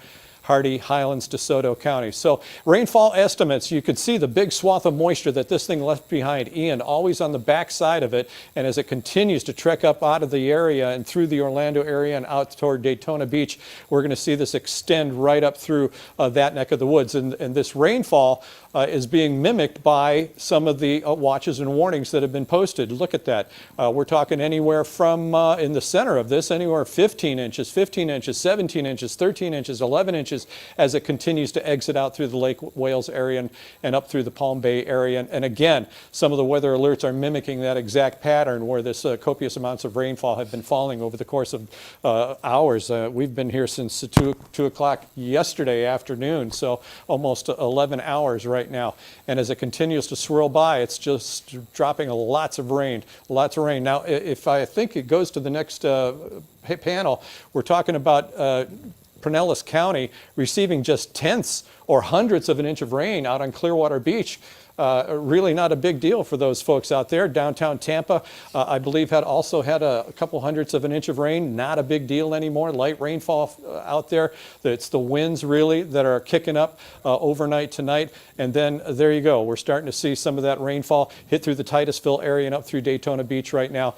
And as this storm exits out, it will become a tropical storm out over the Atlantic and exit out, and then up into the Charleston, South Carolina area. But Category 1 now, soon to be a tropical storm, 65-mile-an-hour winds by Thursday afternoon, and then by Friday, early Friday morning, it should be making landfall somewhere in South Carolina, and then moving up and on and be out of here up through the D.C. area, and they'll be getting lots of rainfall out of it there as well. So there it is. We're still seeing, they were saying not a discernible eye, but we can still make it out on the radar, as Bobby mentioned earlier, and still some areas with some fairly decent cells in them. And there it goes. It's going to exit right out and be done and gone. This is Thursday morning, going on noon, and it will be out over the Atlantic. And by the time Thursday 5 o'clock, 6 o'clock comes around, by the time the next panel comes in, look, we're talking about landfall through the Charleston, South Carolina area about 9 p.m. on Thursday, and then they're going to be dealing with huge amounts of rainfall,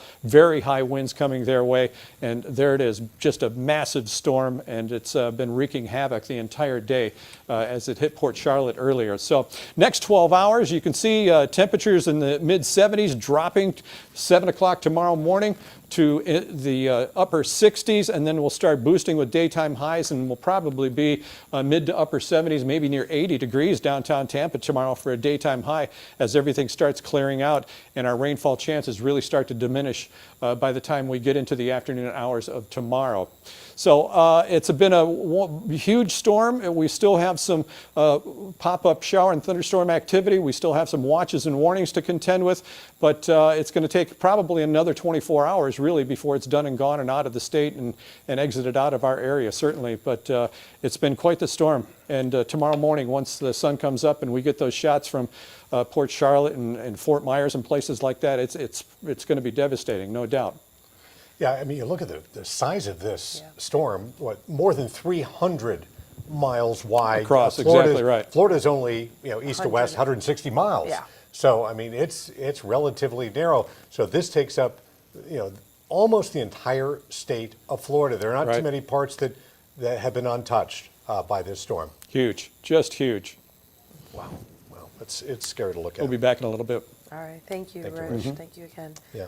We're going to take a look at, we talked about it earlier, really at this point in the storm, it is the power outages. Take a look at this image here from Duke Energy of the vehicles lined up, of course, crews ready to get to work as soon as they can, right? We've got to get daylight, they need to survey the area, it needs to be safe for them, and of course, winds would have to die down. Yeah, look how many bucket trucks they have here. It says, Duke Energy says the cavalry waiting to respond to Hurricane Ian. This is just one of many staging sites across our Florida service area, housing crews ready to get to work as quickly and safely as possible. We will not stop until every customer is back on. We have talked to Duke Energy. We've talked to Florida Power and Light. We've talked to TECO. We've talked to a lot of power companies in our area. Yeah. And they all pretty much say the same thing, which is anywhere between 35 and 40 miles an hour. The winds have to be below that in order for these bucket trucks you see in the foreground here to go up. It's the only safe way to do it. Plus, they have to make sure that there's not water that's going to cause a problem for them. So that's what they're waiting on. Real quick, the numbers, 189,000 customers without power in Pinellas County. That's Duke Energy. 210,000 between Tampa and Hillsborough. As for TECO, 276,000 approximately without power tonight. Yeah. It'll become a bigger issue when it gets warm around here, and it gets warm quickly. So as the days heat up and people become less and less patient about getting their power restored, obviously, you've got food in the refrigerator, you've got food in the freezer. All those kind of things are issues. They're financial issues, and we know those are important things to you. So we're thinking about you tonight. We know these power crews are working hard to restore their power as quickly as possible. All right, we're going to head out to Eric Glasser now. We've been checking in on him throughout the night. He's near the Anklet River, I believe, still. Yes, there. Eric, what is it looking like? I can see your photographer. I think he's with Angela, Yep. having to clean the lens there. That's a full-time job. Yeah. That's a full-time job, clean off a lens in a hurricane. Yeah, that's Rob, and he's been at it all night, as you guys can imagine. Yeah. So the reason for that is because, as we've said before, sometimes rain just blows sideways, right? So sometimes we're standing out here and it's up and down and it's not a problem. It falls past the lens, but sometimes as we're standing here talking to you, it does blow sideways, and if we're pointing in the right direction, we get that little extra bonus there for you.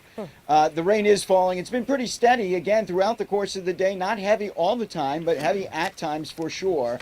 And I have to say that I think that there's been a frequency, like right now as I'm standing here, there's not a ton of wind blowing on me, but every once in a while, and with, again, a little bit more frequency, I have seen a lot of gusts picking up. And when they do, they've been a little bit stronger. So I'm not exactly sure whether or not that's just an outer band, something that's been coming over us lately, or whether or not we're parallel with the storm, and so we're seeing more of that. But it has been a little bit more frequent. I want to point up this time instead of down at the saturated ground. It may get a little bit more rain on the lens for you, but you can see right now the trees are a little bit calm, right? But we have seen it really, really pick up at times where that gets really ferocious, and that creates the problem I showed you earlier. A couple of these trees in our area have actually come down, including some really tall ones, like the one right behind where we are staying. And that's, again, a combination of not only the wind, but also the fact that the ground has been so saturated. And that's really going to be an ongoing problem. It's not just tonight. It's not just the fact that it's bringing down trees. And it is not just the fact that we have an issue with the water running into the ground this evening and creating some localized flooding. This is going to be an ongoing problem in Pasco County because the Anclote River runs through Pasco County. And because of that, you're going to see a collection of water that takes place there that raises the Anclote River to double its size. Now, I want to share some video with you that we actually took earlier today. This video is out at Hudson Beach. Now, you guys have seen plenty of images today, probably on your social media feeds also, of the water being drained out of the Hillsborough River in Tampa. This was the situation over at Hudson Beach, where the water was drained out of local canals, out of the beach. People were coming out and seeing this that hadn't seen it in years. They said the last time was during Irma, but you could see Hurricane Ian's force again pulling the water out of this area. And the danger and concern was just right about now, probably about this time of the day, when Ian started to move up to the north and the winds would start to whip around from the north and from the west, that people really needed to be careful because as it did so, it was going to push that water back towards the beach. The water that had been drawn out into the Gulf of Mexico would eventually be pushed back by the winds, those counterclockwise winds, pushing the water back up into the canals, back up against the beach, maybe even creating a small storm surge depending upon the power of the wind. And so people were very concerned that folks were out there walking in this sand, walking out on the grasses that had been, that were now exposed because there was no water over them. They said, hey, you don't know how quickly that water is going to come rushing back in, so be careful out there. And we were actually there when the sheriff's deputies from Pasco County came out, about 10 of them, and they were moving around that entire area and telling people, hey, this is an evacuation zone. Yes, this is a phenomenon, but you all need to leave. And they did. Everybody left peacefully. They did what they were asked to do. But it's just another one of those phenomenons that something like this can create. Mother Nature really just unbelievable, showing its force in our area. But that is yet another one of the things that they really wanted people to be careful of. So you've had, again, the tide going out. There's some question and some concern about the possibility of having the tide come back in and maybe even some surge on top of what it was that does come back into the local areas. And then again, this accumulation of rain in Pasco County, not exactly unique. You're going to have other rivers in the area, the Alafaya and some others that are going to really start to peak probably over the next few days as this water accumulates. But one for sure that always seems to create issues in our area is the Anclote River that runs through Pasco County into communities that we've talked about, like Elfers, where that water will rise not just a little bit, but again, the Anclote River, currently at about 13 feet, is expected to crest at close to 25 feet, twice as high as it is now. Imagine that sort of volume of water after the storm has moved off, after the skies have cleared, but the water just keeps rising. And that's going to happen over the next few days. Folks that live in neighborhoods like that tell me that they have no doubt that the water is going to come through their neighborhoods. You are going to see major flooding in this area in the days to come. So guys, this is not just a storm that's lasting through the day today. Yes, it has its challenges. Yes, we are seeing localized flooding. Yes, we are seeing saturated ground. Yes, we're seeing trees down, and with those trees, power lines and outages. But a lot of that is going to be fixed. What they are still dreading, and there is anxiety in this county, is the flooding that's going to take place as the rivers start to rise. And again, that's something that we're going to see for days to come. Back to you. And it's totally understandable how that became such a spectacle there at Hudson Beach. I was just there a couple weeks ago for an unrelated shoot for news, nothing related to the storm. And that's drastic. I could see why people who are from there are drawn to there because, I mean, you don't see it that low from what it is. Yeah, know, so. I mean, we've seen a lot of that. I mean, well, looking down there on Bayshore Boulevard in Tampa, and looking out of the water, I mean, it is shocking. It is strange what happens during these kind of storms. It's hard for us to comprehend because we just do not see this kind of thing, and we have not seen the kind of impact that we've seen with this storm on the West Coast in a long time. We do want to show you some pictures from St. Petersburg. Our Jetta Bourne has been out there throughout the evening. And this is a little tough to see, but what you're looking at right here is part of a roof torn off a home there. You can understand the winds, the strong winds, damaging the roofs of homes. There's going to be a lot of this tomorrow when we get up in the chopper. You'll see it much clearer in the daylight, but we'll be up in the morning taking a look at this. But I would venture to guess you're just going to see so much of this up and down the coast. I cannot imagine the number of insurance claims, how much the damage is going to be. And that's a difficulty here, right? Of course, people are worried about their safety, are worried about their family's safety, but then also we've gone through so much in this state when it comes to insurance policies. There are people who are wondering, okay, this comes through, something happens to my home.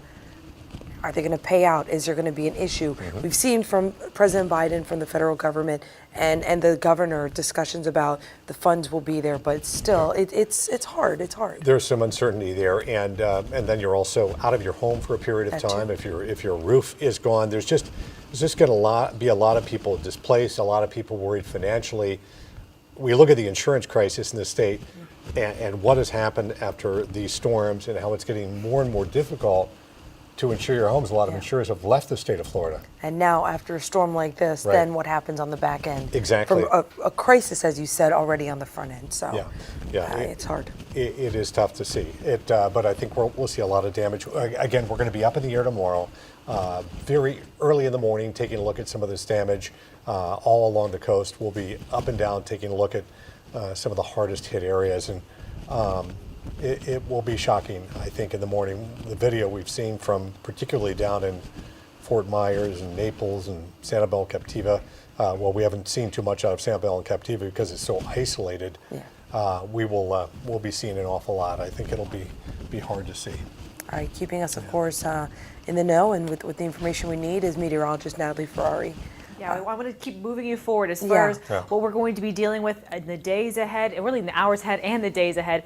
But in the more direct term, we are still monitoring the latest when it comes to Hurricane Ian. Still maximum sustained wind speeds at 90 miles per hour. The center of it, or at least what's left over from the middle of this system, is still positioned just 70 miles south of Orlando tonight. It's still moving to the north-northeast at about 8 miles per hour. But let's talk about some of those tropical alerts that we are still dealing with as we get a little bit closer to this overview here in central Florida. We still do have a number of those hurricane warnings, not only remaining through the heart of the state, right along that I-4 corridor, but even expanding all the way just towards the East Coast and into the coastal waters as well. Tropical storm warnings remain in effect until further notice for portions of Hernando, Pasco, and Citrus counties tonight. But look how over the past couple of hours, this activity has continued to drift its way towards the north and to the northeast. The radar's kind of getting caught up there, but you can actually see some of this towards the south end. The rain has lightened up, but we still have quite a bit of wind, of course, wrapping around this all together,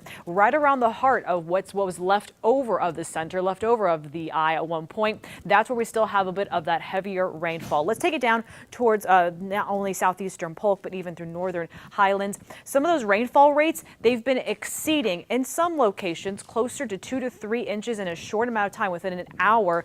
Those little deep reds you've seen right there, they've actually actually been closer to almost 2.5, 3 inches of rainfall within 1 hour. The lighter greens, those are the ones that have been a few tenths of an inch within an hour as of recently.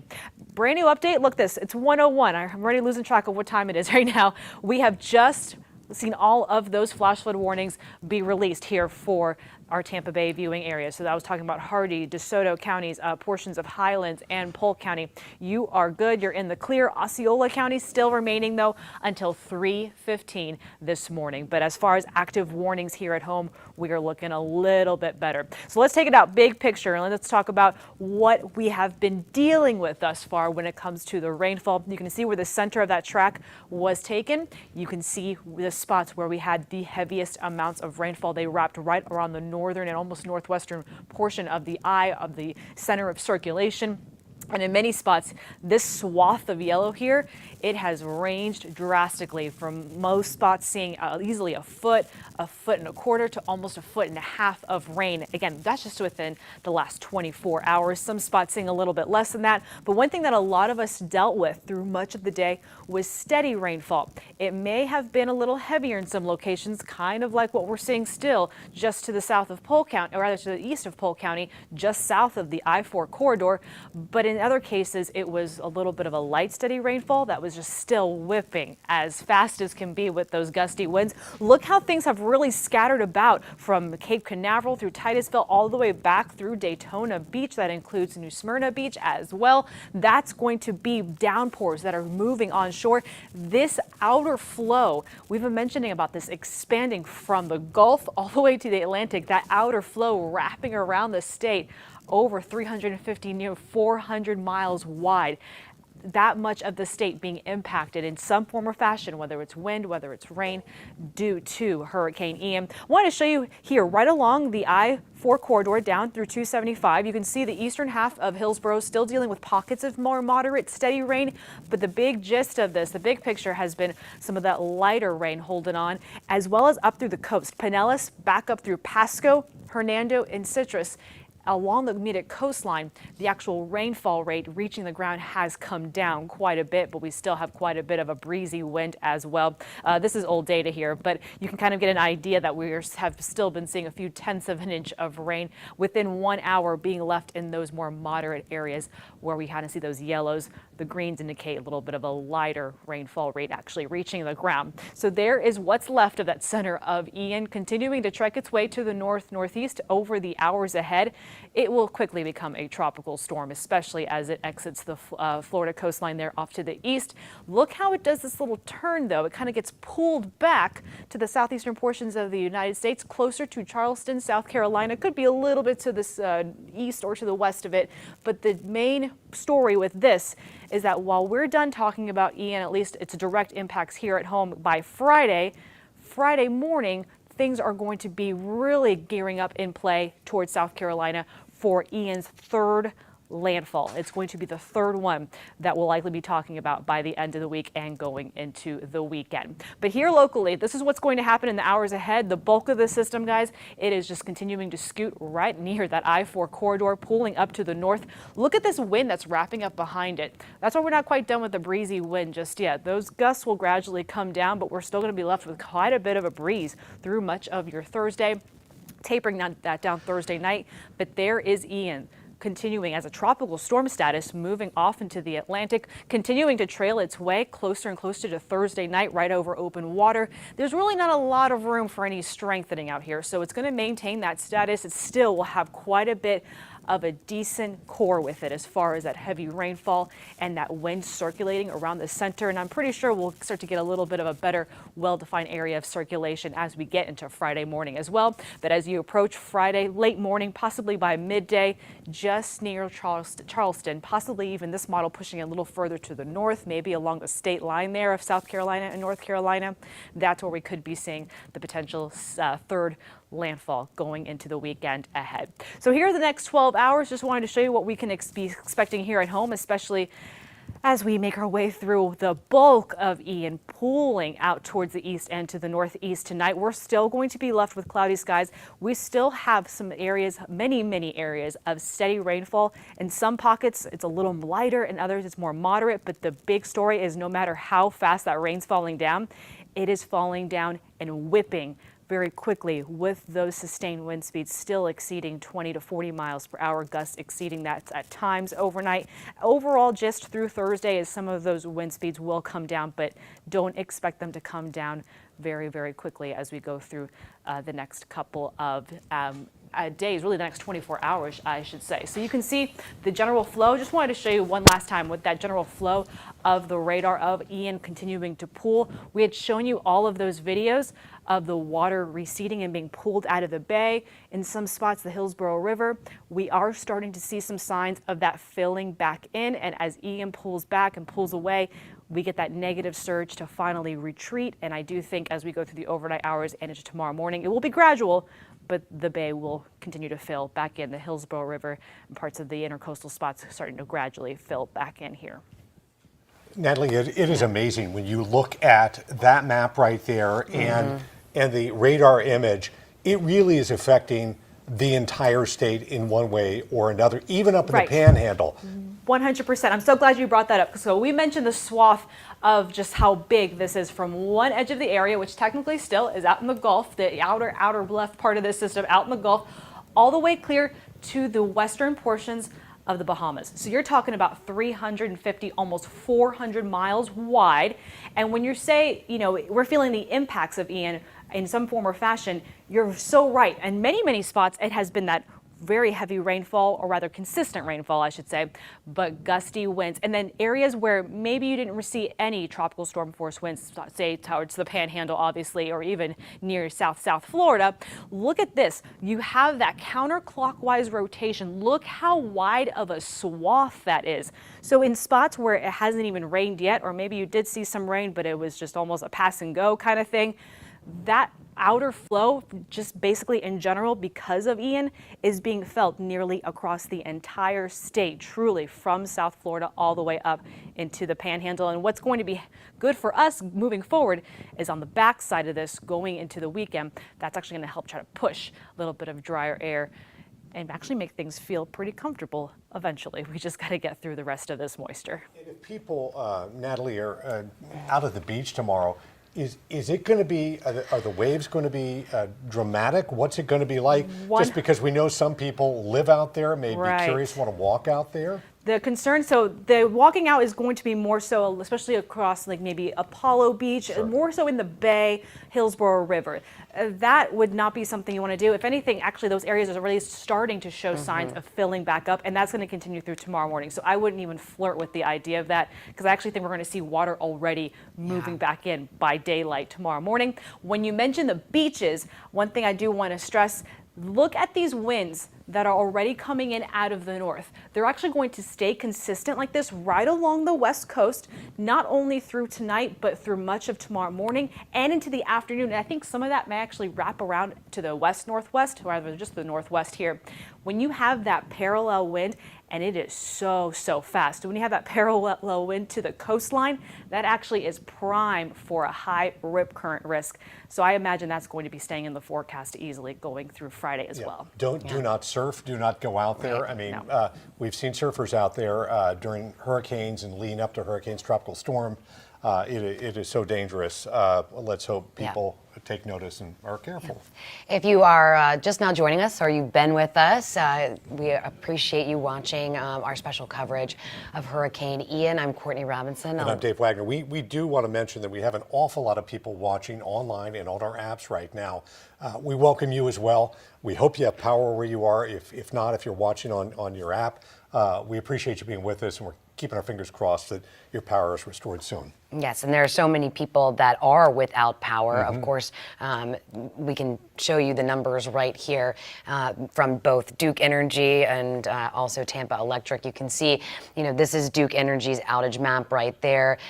They told us earlier, Pinellas County, hardest hit area, and if you're looking at that, if you're looking at Pinellas specifically, right now, 188,000 people are customers without power, and that's just for Duke Energy. But as Jenna showed us, there are trucks that are lined up. They're ready to get to work. And we spoke also with TECO earlier, and they also told us that they have 3,000 linemen that they've brought in from other states, Oklahoma even, Indiana, she said, and they're here, they're ready to help us, which we certainly appreciate. Yeah. It's difficult to see on this map exactly how many TECO outages. Oh, here we go. 273,786 customers that are without power with TECO, and of course, they're going to get right to work. Of course, I think it's important to point out, right? It's 1:15 in the morning. Mm-hmm. Sun's going to come up around 7:20, and we heard this from city leaders and county leaders at daybreak. They are going to go out. They're going to assess the damage. They're going to clear out the roadways, and then they're going to allow these the power companies to get to work and do the best they can to make sure that the damage is mitigated. Yeah. I will mention too, we're going to be up in the air as well with our helicopters. Yes. So we will be taking a look at the kind of damage and the needs that people have right now. It's pretty scary to see what people are facing out there. Brent Sullivan is in Lakeland tonight. He's been covering what's taking place out there. Again, Brent will just underscore it. This was a storm that was initially predicted that, people heading in that direction were pretty safe. But they certainly have felt the impact of Hurricane Ian. They felt the impact indeed. In fact, we're living the impact as we speak right now. I can tell you, though, about 3,000 people here in Polk County are riding out the storm in shelters right now. They didn't want to take any chances. They left their homes and went to one of the many shelters that the county is providing. On top of that, I should add that that's probably for good reason, because right now, as we speak, a third of the county is without electricity. Crews will be working as soon as they can to go ahead and try to restore electricity, but it will take some time. That's why county leaders are urging for patience right now. I should also tell you, remind you about something that we've been telling you all day long. Here in Polk County, officials ask that you help them by conserving water at home, and that all boils down to the storm system here, because when power goes out, it can really put pressure on that system when too many people are using too much water. So keep that in mind. Go ahead and, don't wash dishes in the dishwasher if you don't have to. Don't wash multiple loads of clothing right now. Don't fill up your bathtub right now. And that'll really help with the system in general. And they're asking that you do that even after the storm passes. But again, the big story out here, folks, in Polk County is rain that continues to fall, and of course, those heavy winds that may be with us for a little bit. And that's what's really keeping those electric crews from getting out tonight. But as you guys just mentioned in studio, they're really hoping to be able to tackle this at daybreak. So we'll continue to keep our eyes on that for you. But for now, that's the very latest from Lakeland. We'll send it back to you. All right, thank you, Brent. And of course, the wind too. Really, that's has to be a certain 35 to 40. They need it to be less than that for them to be able to get out and get to work. Brent talked about water usage, and I think that's important. It's not just Polk County. This is across the Bay Area. Now is not the time to be using a lot of water, because you don't know if there was an issue with the water treatment plant until we hear from our public officials. There'll be a lot of boil orders, and we'll get a lot of instruction on how to move forward. But you want to be careful with it. System. If you have that supply of water that you were urged to get, try to use that if you haven't used it already. But try to stay away from the water and until you're sure it's safe. Right. And I do want to mention as well, because we have Brent and Polk. We have crews in really every county. And Manatee County is an area where we are waiting to see exactly what happened, to Manatee County. And we know that, Scott Hopes, the county administrator, was very adamant about, especially about the barrier islands, and getting out and making sure that people were safe. And we know that 5,000 residents and visitors, basically 2 hours before these shelters locked down, showed up. Essentially realizing how serious Hurricane Ian was. Yeah, is. Nobody needs to be shamed. Everybody makes decisions for good. whatever. Yeah, and I think it's a tough decision to make. It is tough to leave your home, tough to leave your family. Pick up your family and move them. But not only that, pets, this shifted. animals, elderly folks, and you had your plan, and you're like, I'm going to stick. We tell you, right? Make your plan, stick to it. Well, look at the people who headed east toward Orlando, thinking that was the smart move. The people who headed south down toward Naples, thinking, hey, it's going to go up toward the Panhandle or Tampa Bay. That's a safe area. Storms are unpredictable. Storm paths change. That's why we've been kind of following every path. I mean, we looked at the various models out there over and over, and the European model. We're looking at the other models, and they were so different at times. But then they came together at a certain point. And here we are, Thursday. Here we are, Thursday morning, where Hurricane Ian came on shore yesterday, 3:05 p.m. Cayo Costa in Southwest Florida, just north of Captiva, south of Boca Grande. Category 4, 150 miles per hour. And then here in Tampa Bay, where we are expecting all of this storm surge, that is what Southwest Florida took for us. Yep. And instead of storm surge here in Tampa Bay, we actually saw all of that water sucked out of the bay and the river. Carly Gomez has been along the Tampa River Walk for us. She's live with us this morning. And Carly, right now, what are you seeing? Because you're saying you're starting to see some of that water level come back up, right? Yeah, that's right. And the thing about this is we've been seeing big changes the entire time we've been here, from heavy downpours to strong wind gusts to receding waters to now slowly getting some of that water back. And I want to show you this because earlier, just about an hour and a half, 2 hours ago, we saw this area here is a small area of kind of a beach, but in the middle portion, there was actually what we saw kind of like an island setting. That island is gone. You can just see water at this point. No more of that little beach popping out in the middle there as an island, just covered now with water. And if you also take a look further down the river, you can see there's still some beach available out there to look at, but a lot of the water starting to come in. And then just below here, you can actually see some storm drain water coming into the river as well. Now, while the rain has pretty much come to an end at this point, we are starting to see some of the winds still continuing to pick up. And take a look at the sky. You can actually see from the ground here a division of the clouds, the separation happening now as you see the storm kind of starting to slowly drift its way toward the northeast. A lot of the clouds separating, and that's what we're seeing is just mostly wind now and very little rain left behind. Now, we could still get a few of those occasional scattered showers like I've already been seeing throughout the night, but at this point, it's really eased up, and the bigger concern right now is that the sustained winds are slowing down, but the gusts, they're still a big concern because we're still seeing them picking up. The water, though, is just slowly starting to come back.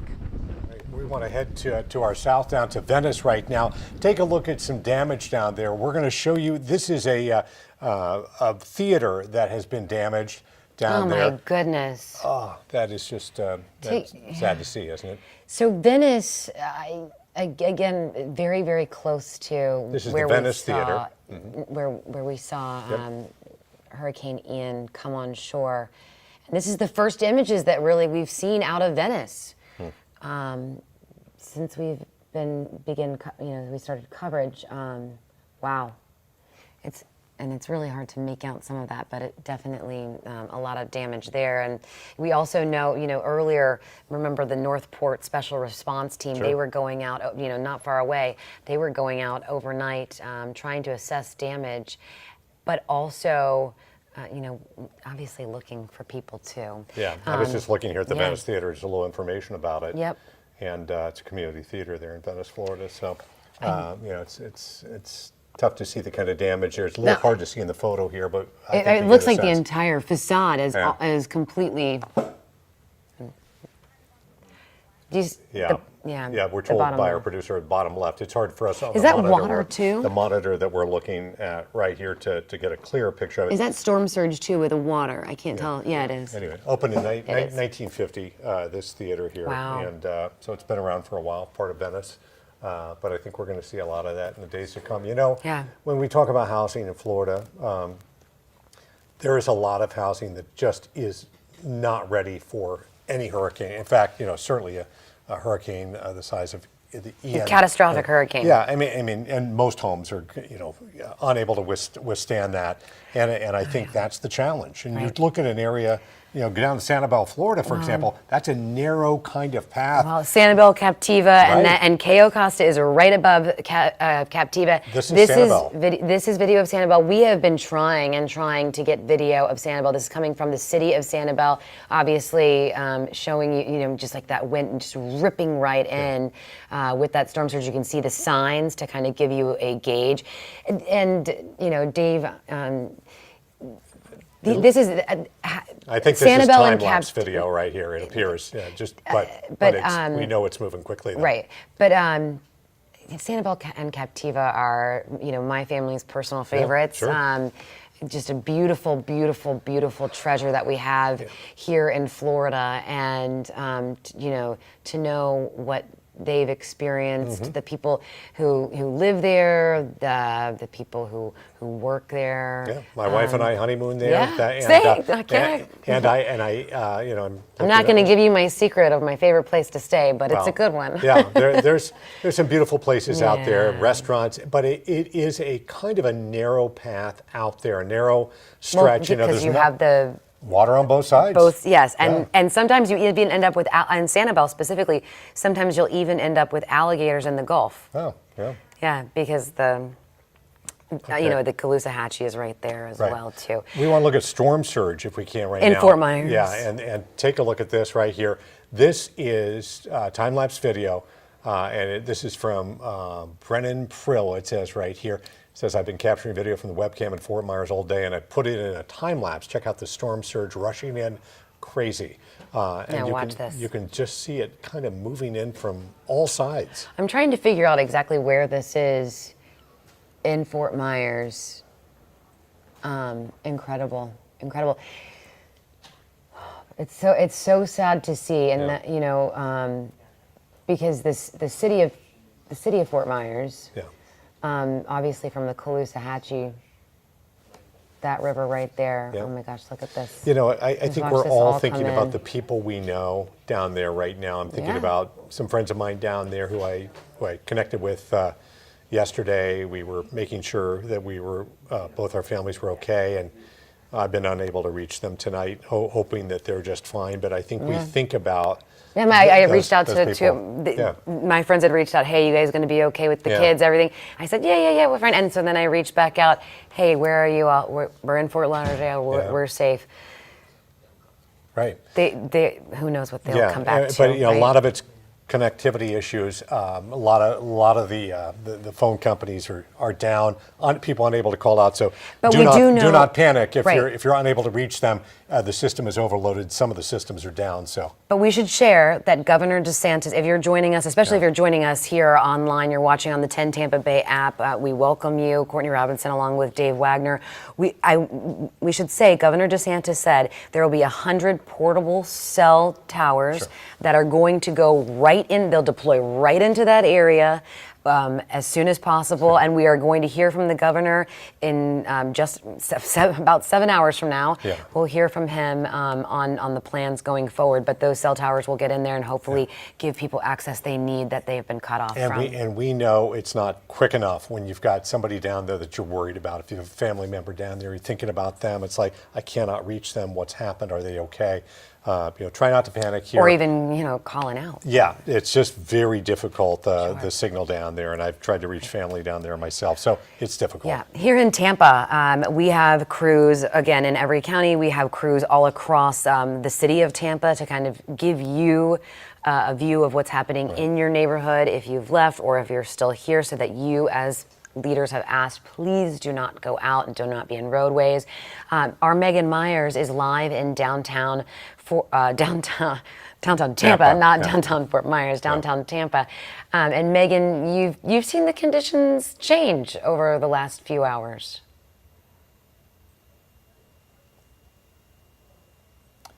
We're having a little bit of difficulty hearing Megan right here. Megan, if you can hear us, we can't hear a microphone. Stand by. Right. We'll fill a little time here and talk about some other things. Well, you notice, I mean, look, the other thing we got to say is people have been on air for a really long time. We got batteries, and you notice for people at home, I think it's interesting. You know, they have the Ziploc around it, some water issues and whatnot, so that we can make sure we prevent audio problems. Yeah, let's go back to Megan now and see if she can. Megan, are you able to hear us right now? Hey, can you guys hear me? We sure can. We can hear you just great. So you sound loud and clear. Hey guys. Courtney was just asking Hello. how the conditions have changed. What have you seen? We've heard from others that there seems to be a little bit of a break and things may be improving slightly, although that may not necessarily be a permanent thing. What are they like right now? Well, it's definitely still windy out here. The wind definitely is still pretty strong out here, but one thing that definitely we are not dealing with is a lot of rain. I mean, we have not seen a lot of rain out here, and one thing that's really good, at least in this specific area where we are right downtown, we're not seeing any flooding, so of course that is good, but the wind is still pretty strong out here. As you can see, the tree branches there are going back and forth. We're definitely still seeing a lot of that wind. Now, we have been seeing a couple of cars passing through in the past hour, which is different than we've seen earlier. Definitely still don't want to be out on these roadways. There's still a lot of wind going on, and officials want to make sure that people are staying safe. They say it's best to still continue to hunker down and stay inside and stay safe right now.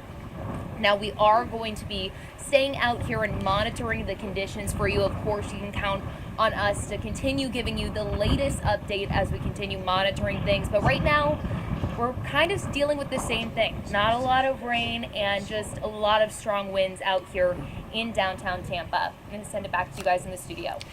All right, and Megan, you know, looking down at the streets, one thing that is very clear is there is not a lot of debris in the streets, true? Yes, and that is very good. Not a lot of debris in the streets. Not, like I said, we're not seeing any flooding out here. Another thing I do want to point out is if you take a look at this building right here, you can see it does look like a lot of people still have power here in downtown Tampa.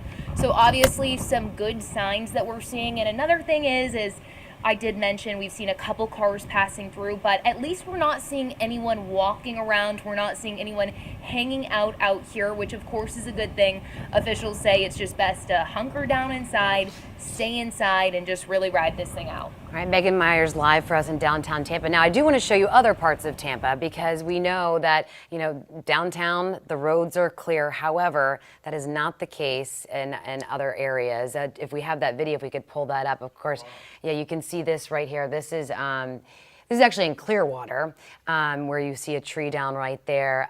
In other parts of Tampa, we were getting video as well and other images. This is in Homeland, where trees have come down. They've come down on houses, those large oak trees. They've come down on cars.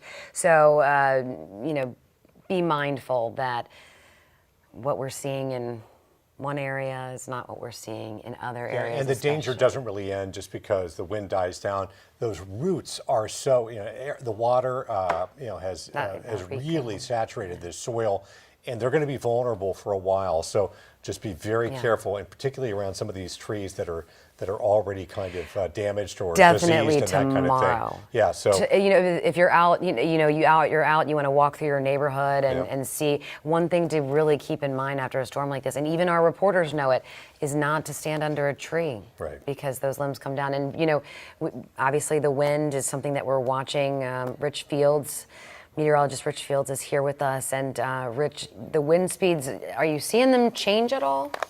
Oh yeah, they've been coming down all night long. The storm is degrading as we go. You know, the one thing I noticed about those shots you were just looking at there, they were all in the daylight hours. Did you notice that? Yep. So can you imagine what we're going to wake up to tomorrow? It's going to be a mess. We do know that, and even worse to our south, but terrible around here too, I'm sure. So anyway, all right, let's just give a real quick recap. 90 mile an hour winds right now, moving northeast, north-northeast at about 8 miles an hour. Central pressure at 972 millibars, about 70 miles south of Orlando right now. It doesn't look like the impacts to Orlando are going to be as great as we originally thought. It's really decreasing now, and other than maybe some high winds and some rainfall, it doesn't look like Orlando is going to be dealing with a lot. But look at our current temperatures around the Tampa Bay area right now. You're very used to this map. We show it all the time on 10 Tampa Bay, but from current temperatures from 74 degrees in Wauchula and Sebring. But look at the Nature Coast, 61 degrees up there, 70 in Brooksville, 63 in Newport Richey, 63 in Clearwater, 65 in downtown St. Pete. That's just nutty. And Polk City also in the 60s, Wesley Chapel at about 72 right now. So there's Ian, or what's left of Ian right now. You can see some of the watch boxes on your screen as we speak. Let's go in and talk about some of these. These are flash flood warnings for Brevard, Orange, Seminole, Volusia County till 4 a.m. this morning. We're also talking about the flash flood warnings until 3:15 for Osceola County as well. Peak wind gusts. This is just since midnight tonight. Okay, we've seen huge wind gusts. I mean, 140 mile an hour wind gusts in some areas. We've been keeping track of them, but these are just since tonight. Look, St. Pete, almost 50 mile an hour wind gusts since midnight. Plant City, 48 mile an hour gusts. Zephyr Hills, 46 mile an hour gusts. Clearwater, 47 mile an hour gusts. We've lost some data from a couple of the collection stations through Polk County, and that's been going on throughout the night tonight. Don't know if that's weather related. I'm sure it probably is, but dew points also crashing. I mean, everyone knows in the Tampa Bay area, we've always talked about the humidity and dew points, how high it's been over the course of the last couple of months, mid and upper 70-degree dew points. Look how they're just crashing. 59-degree dew points right now up in Crystal River.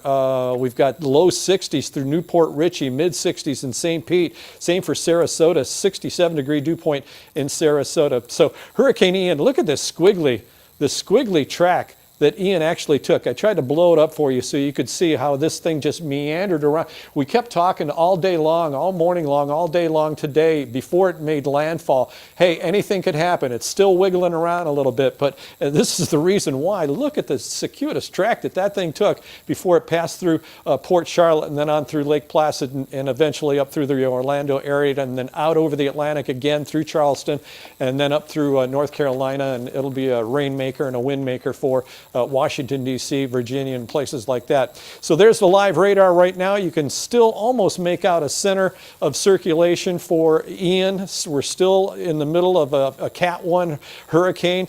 Rainfall totals have ceased. Look at how dry it's gotten beneath this storm. Just crazy. Even Pinellas County, how dry it's gotten through Pinellas County. Very little rainfall, if any. All right, thanks, Natalie, for blowing that up for me. I really appreciate it. There's that circuitous course that I talked about, how this thing wiggled around before it ever made landfall. Just crazy. Mother Nature, she's just wacky. She's a mad scientist, right? Here's some of the rainfall estimates. We've been talking about this all night long on the backside of the storm, getting some of the heaviest rainfall estimates through it, and that will continue to propagate up through the Orlando area, the Daytona Beach area, and even offshore as it makes its way up to South Carolina through the overnight hours tonight and through the day tomorrow. So it's a massive storm, and it just keeps on going. It's the storm that just keeps on giving us more and more and more. But we're not done with it yet, and we're certainly going to keep an eye on it through the overnight hours and even through tomorrow morning. Rich, just double checking. What'd you see the temperatures in St. Pete right now? Was it 65? I believe, was that a dew point or was that a temperature? Let me back up a couple here and let me see real quick what it was. It might take me a couple of clicks, but nonetheless, I'll get to it. Not a problem. It's made to go backwards. There's that crazy line. I just love that. That's one of my favorite graphics. Thanks, Bobby. Are you going back to 65 degrees. 65 degrees. So what is the normal temperature this time of year for St. Pete? What would it be? I mean, it's warm down here. 5,000. I can answer that quick. It would be hot. What, 91 is our normal daytime high? 91. Well, yeah, I mean, at this hour, what would it be, Like do you daytime think? high? Oh, it would probably 89 and 74. 74 would be the overnight low. Yeah. So wow. I mean, what a dramatic difference. Let me get out of the way. There you go. Interesting. Yeah. It's amazing how this whole system has changed our temperature. Yeah, just crazy. And Bobby talked about that evaporative cooling earlier, and that's really one of the big causes. I mean, not only is Ian mixing up the atmosphere and dragging in some of that northern air, but that evaporative cooling is also playing a big part as well. Well, and you talked about the wind speeds earlier, the wind coming down, and which is, wonderful news. But it was high. We saw the gusts, and we don't know what kind of damage that caused in terms of weakening infrastructure. We do have video that we want to share with you. This came from the Tampa Police Department, and they just happened to be in Ybor City, and watch what happens. That traffic signal came crashing down. This is dash cam video. And those Tampa police officers out on the street, doing their job, supposed to be there, and that came crashing down right there, right in front of them. And then, of course, as they're driving through neighborhoods, and you can see just trees down, debris in the roadways, and then obviously you'll see more trees, and they're saying, stay off the road, stay indoors. And really, as we said, this is obviously daylight video, and there could have been more situations overnight. But once the sun comes up, we know that the emergency response teams will be out with the city of Tampa and obviously other areas, going through, assessing damage. They have heavy equipment vehicles, all of the special crews that are also going to be out and making sure that the roadways are immediately cleared so they can get people in to help. Yeah. Courtney, did you see he wants to, I'm talking to my producer here, did you see he wants to go to South Tampa? Yeah, there's some video that was sent in. This is Ballast Point, actually. And you can see, so this is Ballast Point Park. You may be familiar with it. It's over by the fishing pier, and a place where a lot of people really enjoy. And you can see right here a tree down right there, and then quite a few branches. And big branches in the roadway as well. And then I think the video flips around and you're going to see the other side, a different perspective. This is why you don't want to be out, because you're going to be driving thinking you're going somewhere, and you're going to come upon things like this, including large trees that you're not going to be able to get around. Yeah, I had mentioned earlier that when I was covering Hurricane Katrina, we lost 2 tires driving through this debris. It's not a good idea. We did it because we were trying to get from one location to another, and it was a mistake. You just can't see all this stuff on the road, and so it can be really hazardous on the road. So if you give them a chance to clear this thing, it's tough for them to clear when there's traffic out there. Plus, I am sure certainly down in some areas, there will be dusk to dawn curfews. National Guard will be called out. Certainly down at Fort Myers, Naples. Those Naples. There's already there's a citywide curfew already. But they will have the National Guard out there enforcing that. So you got to be very, very careful and follow those rules. Well, Sarasota, we've been talking with Hannah Deneen, who's been at the Emergency Operations Center, and Hannah speaking with the head of emergency management. They have 1,000 National Guard troops that are there, ready to go, and so they're going to be a part of all of this. And so we're so thankful for them. We do want to go to a reporter, Eric Von Anken, a WKMG reporter in Manatee County last night, where a man from Michigan lost his boat due to Hurricane Ian.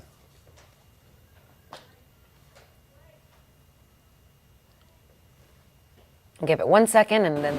Physically, I'm fine. I'm a wreck, because my boat I've been working on for 3 years is now completely demolished. So. The boat you've been working on for 3 years. Yeah. Was it tied up here? No, it was tied up out there, and the anchor lines broke because of the hurricane. It came over here. I tied it up here, put all the bumpers out, and she was fine. I thought she would ride out the storm here, but the winds were just too big. They came in and they overpowered the vents on the other side, and just started to slowly fill up the boat. So it was moored out there? Yes. Okay, so it was out there, and it broke loose, and I saw the anchor lines, and I kind of figured that maybe you might have tied it up here. Correct. But you didn't expect this to happen, of course. No. I've never been in a hurricane before. I'm from Michigan. Wow. So I bought this boat, I retired, and this was my retirement. And now it's, I spent 3 years and $50,000 just in repairs. It was just about done. I am so sorry. What do you got in? You got everything in here then? It's all my tools. I mean, I was coming out here in the summer or in the winter and working on it for the the whole winter. So I had all clothes and it was fully. I mean, brand new appliances, brand new flooring. I just did a $12,000 convertible top, brand new. I took it off 2 days ago to save the top, and now I have a $12,000 convertible top with no boat to put it on. This boat's a total loss. I mean, I redid both motors, completely redid everything on the bottom, redid the generator. I spent 3 years and $30,000. And we are going to hear so many stories of so much loss, and I'm just glad he's okay.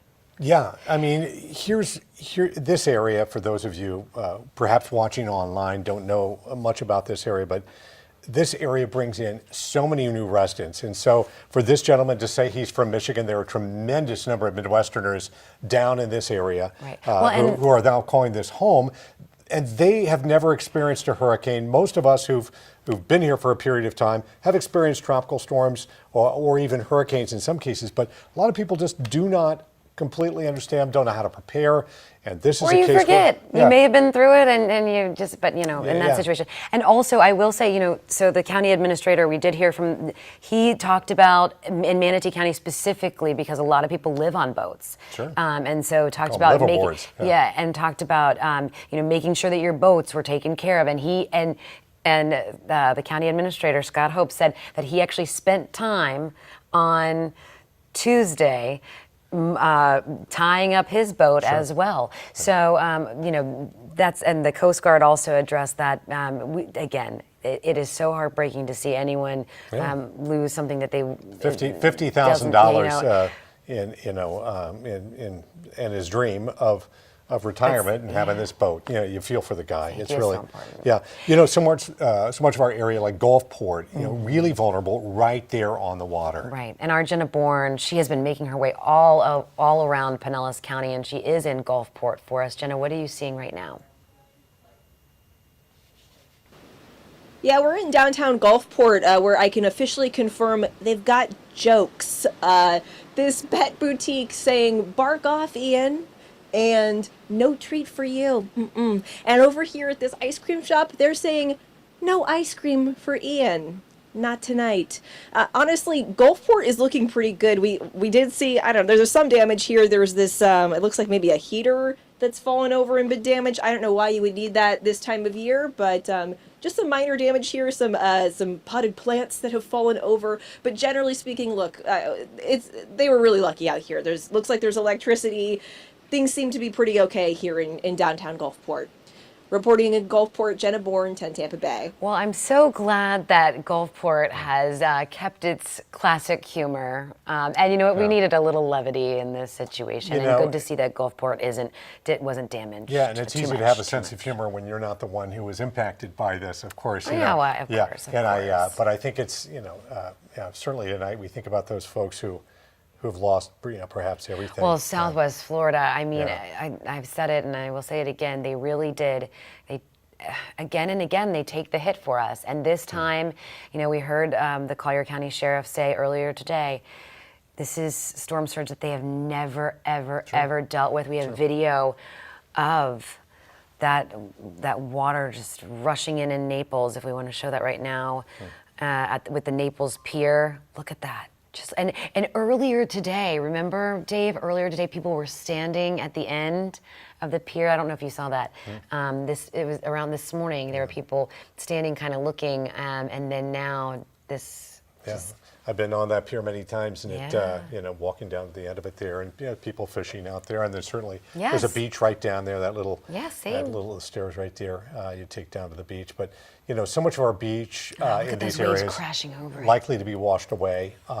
Tremendous damage on the beach, and that's one of the reasons these mangroves are so important. They protect some of these areas that are really vulnerable, and that's why they don't want you cutting those down. But this is the surge that was supposed to come to us. Yeah, we could have had that on St. Pete Beach, Paso Grill, out of Fort DeSoto, those kind of areas, all up and down our coast down Sarasota, But speaking of Sarasota and Manatee County, I mean, they did. We do know that they, did sustain some impacts. And one thing that we heard, they sure did. We heard regarding the bridges specifically, was that the bridges for marine traffic would be down. The drawbridges, going on to like Anna Maria and that sort of thing, that they would remain down.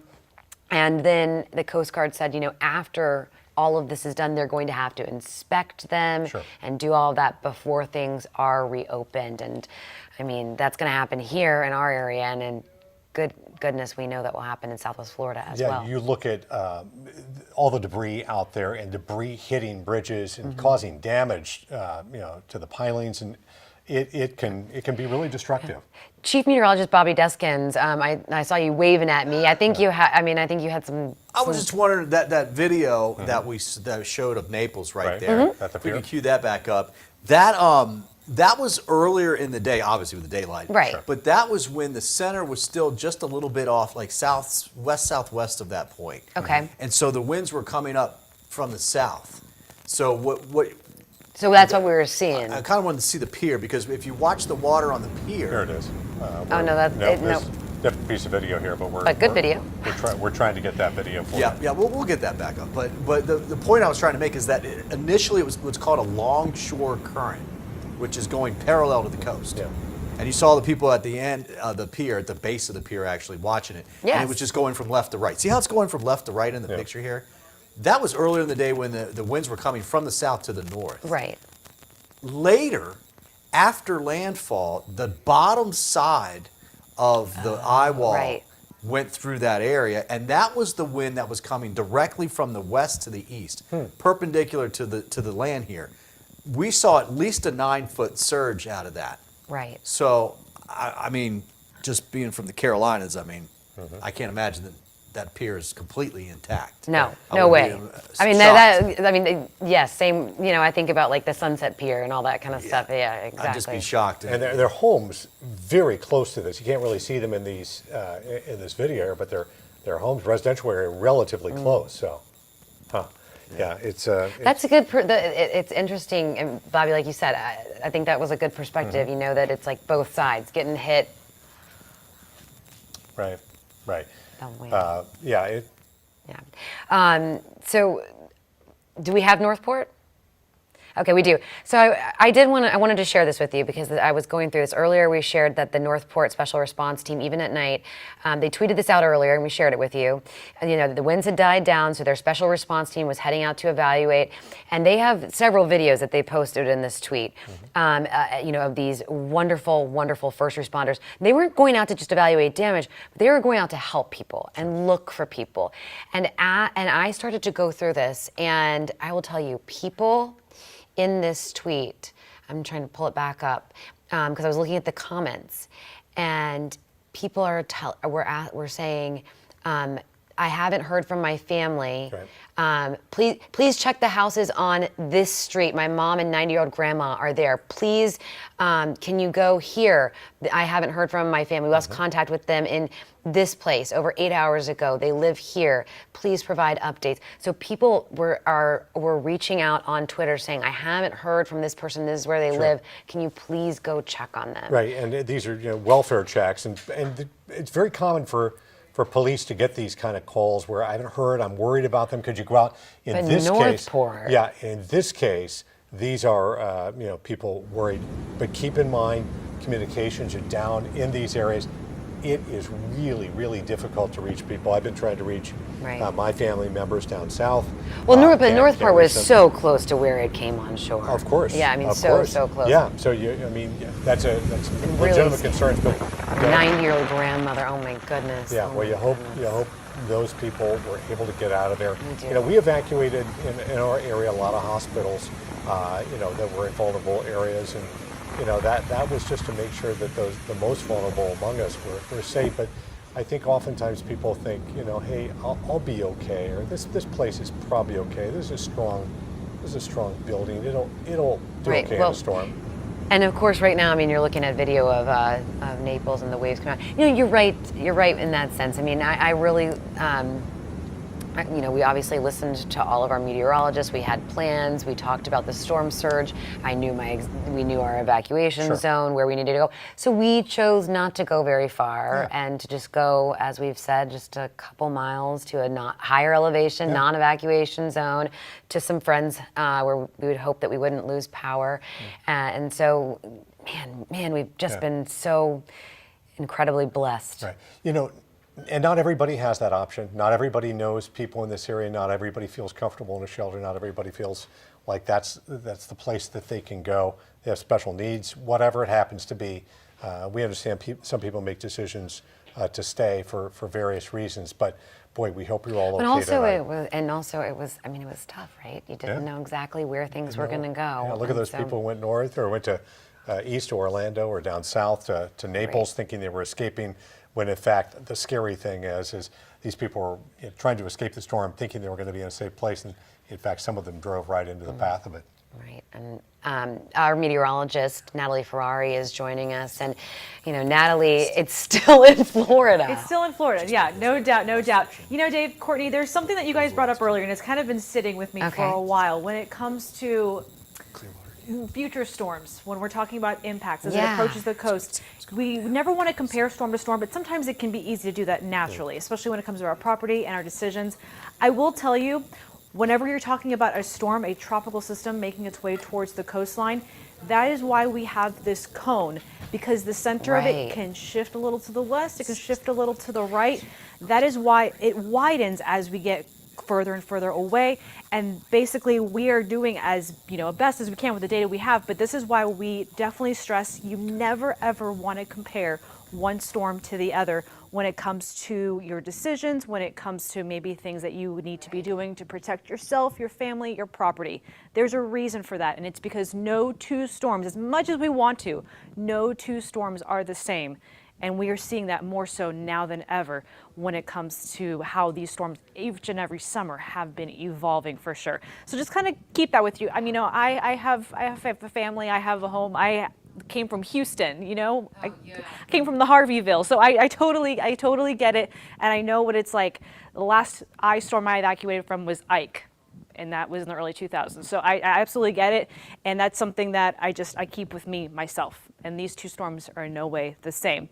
We still have, as you mentioned, inland over Polk County into Highlands as well, a Category 1 storm. Maximum sustained wind speeds are at 90. I do imagine as we get closer to that 2 o'clock update, I'm wondering if those winds are dropping down just a little bit there, because it has been weakening actually pretty quickly, but the impacts are still being felt, and that's why we still have some of those hurricane warnings through our interior locations. Just in case you missed it, we do still have one last flash flood warning for our area. This is now for Polk County. This is going to go until 3:30 this morning. So we had mentioned, what's trying to be left over from some of that rotation, some of that potential leftover eye, I should say, that eye wall that just totally collapsed, fell apart. We're actually struggling to see any area of circulation in the middle of Ian.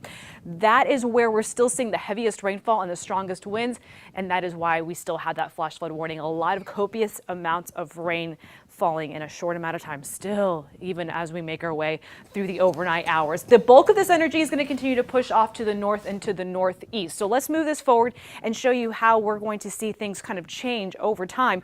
That track will take it up towards north of Cape Canaveral, I think even north of Titusville, just out south of Daytona, scooting it out. But look at this swath of rain that has just encompassed central Florida. We're talking easily 1.5 feet in some spots. That does not mean everywhere you see yellow we're dealing with 1.5 feet, 2 feet of rain. But that does show you since Tuesday night, because some spots to our south started feeling these effects throughout the afternoon and evening hours on Tuesday. You can actually see where on the north side of that eye wall we had those deluges, those downpours of rain continuing to trail for a prolonged period of time, almost in the same areas, just dumping all of that rain. And you know what? We do still, just south of Orlando, all the way to the northeastern Polk, back to the east, we are dealing with these pockets of moderate to heavy rainfall. But I'm telling you, these, with that gusty wind that's associated with it, These are actually blowing very, very heavily. In some spots, still even almost feeling like it's that sideways rain for sure. But look how the northeastern quadrant of this just continues to scatter all up and down along the east coast. I-95 just soaked right now from Merritt Island, Cape Canaveral, all the way back towards Daytona Beach and even further up to the north now at this point. Back out towards here, closer to home, because I know some of us have those questions of when this rain and wind are going to wrap up. I'm telling you, we're actually going to get rid of the rain sooner than we'll get rid of the wind. You can see over Polk County, again, this is kind of in our local DMA, or we call our local Tampa Bay region. This is where we still have some of that more steady, moderate to light pockets, but let's bring it back out towards Hillsborough and Pinellas.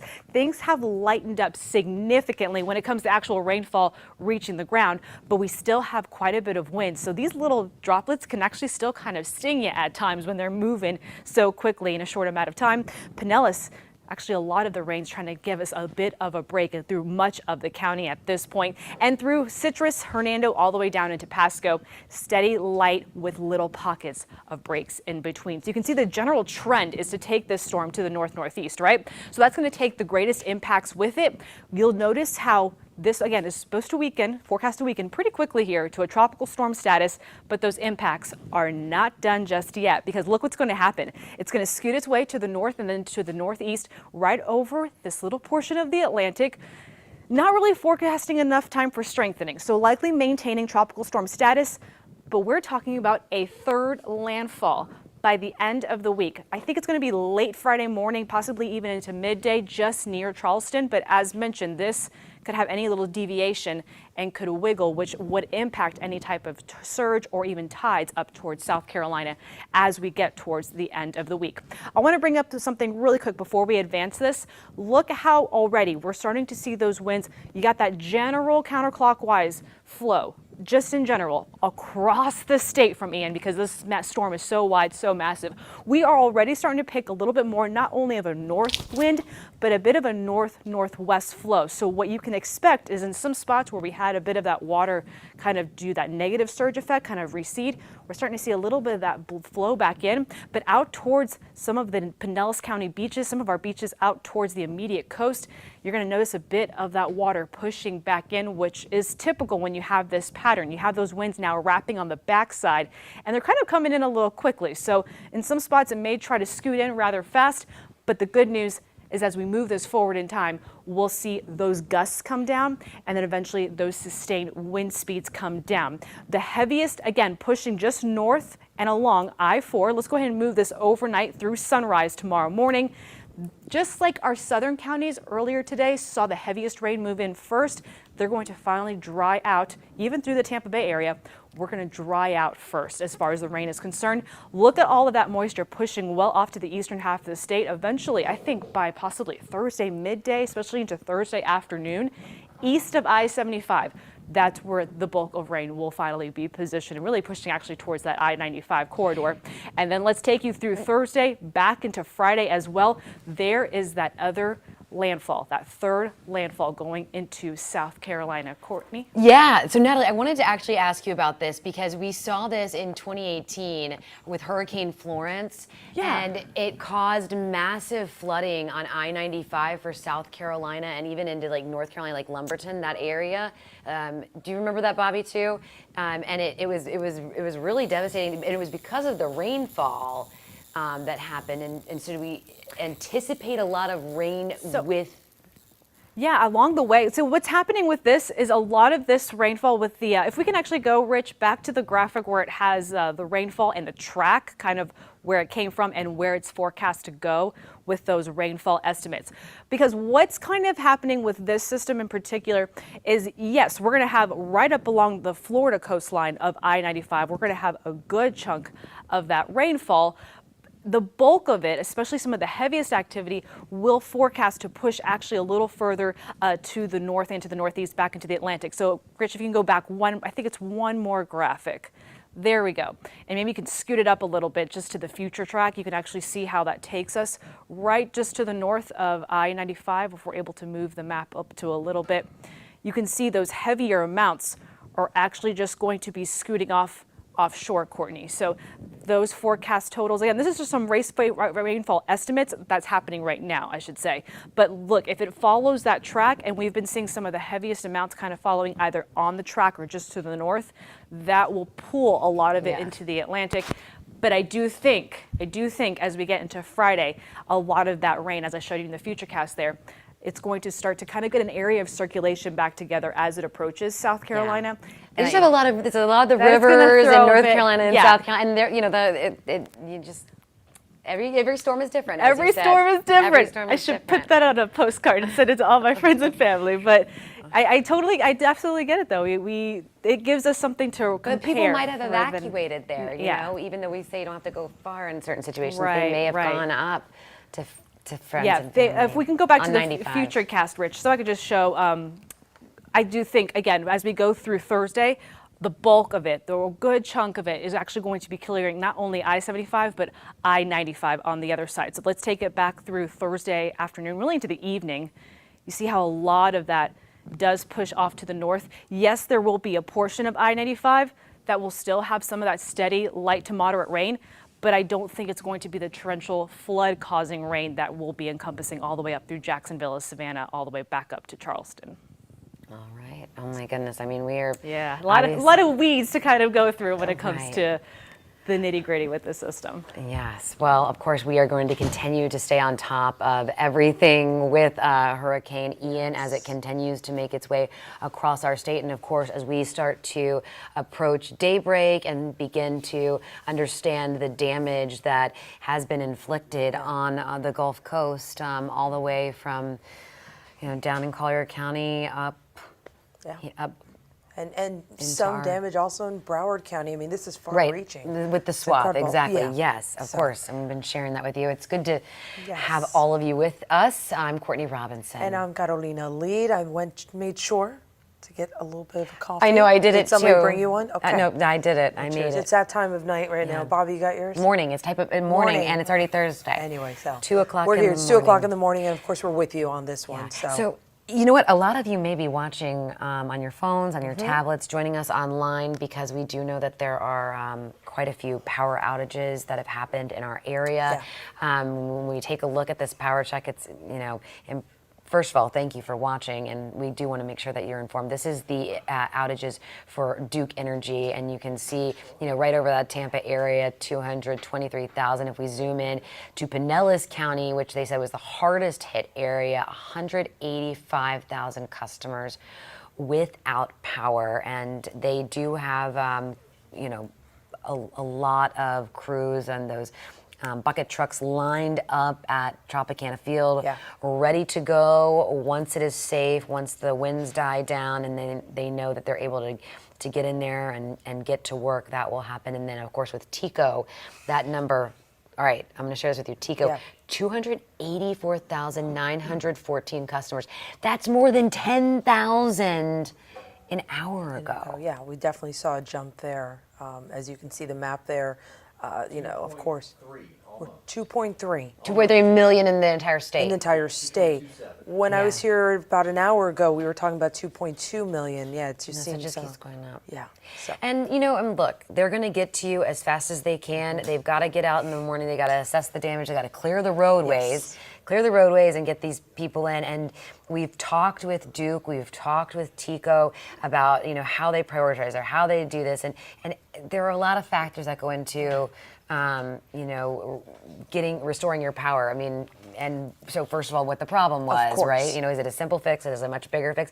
But they all have said, really, they prioritize the things that you would normally think of, right? The critical facilities. Yeah, that's the key, right? Like I've covered hurricanes, I've covered snowstorms, and there's a process to it, because you'll find frustration from people who say, wait a minute, my neighbor has power, but I do not. And it's understanding that you may not be on that same line. The priority would be hospitals and other, assisted living facilities Yeah. and so forth would get Fire the priority, fire stations. stations, et cetera. Yeah. So, you know, even there's water a process. treatment plants, because You we've got talked it. about the water a lot.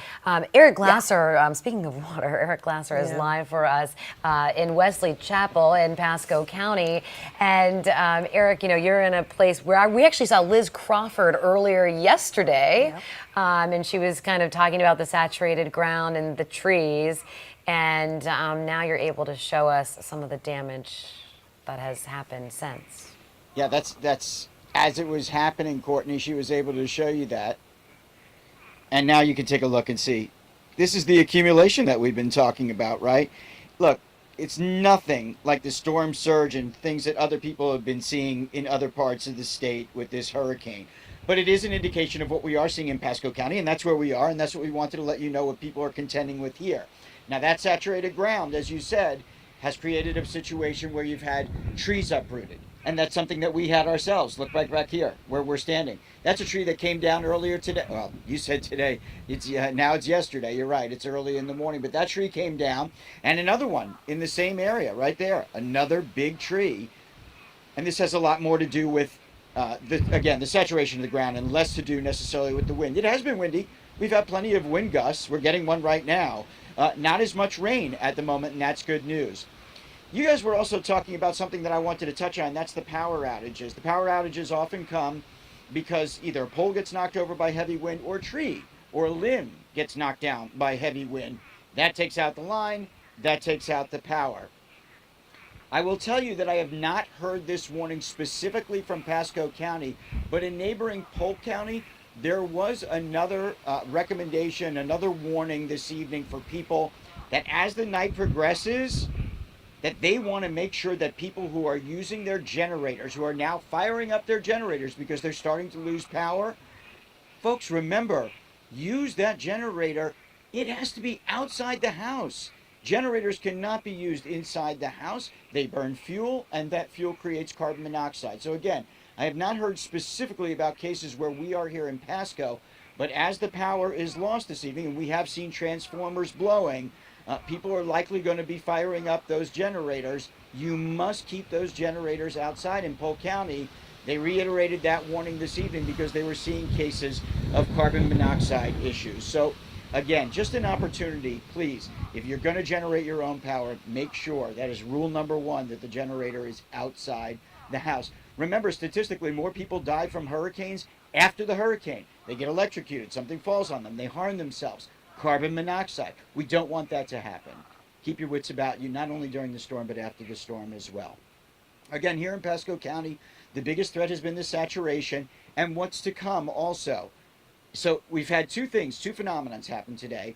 Earlier today, we saw the same thing that you saw on Bayshore Boulevard in Tampa, where the water was just drawn out by the hurricane. The river emptied and the tide just pulled out. We saw the same thing at Hudson Beach and surrounding areas along the coastline in Pasco County, where the tide was just pulled out, and you could see seagrass, you could see rocks, you could see sand that would normally be underwater. People from this area came out, they gawked at it. The cops eventually told them, hey, you can't be here. This is an evacuation zone. They left peacefully. But what a phenomenon to see. There is concern that as the storm wraps those winds around from the north and west again, that it could blow a lot of that water back into the canals, back toward the beach, and even, in fact, possibly have a bit of a storm surge. So they really want to warn people, stay away from there.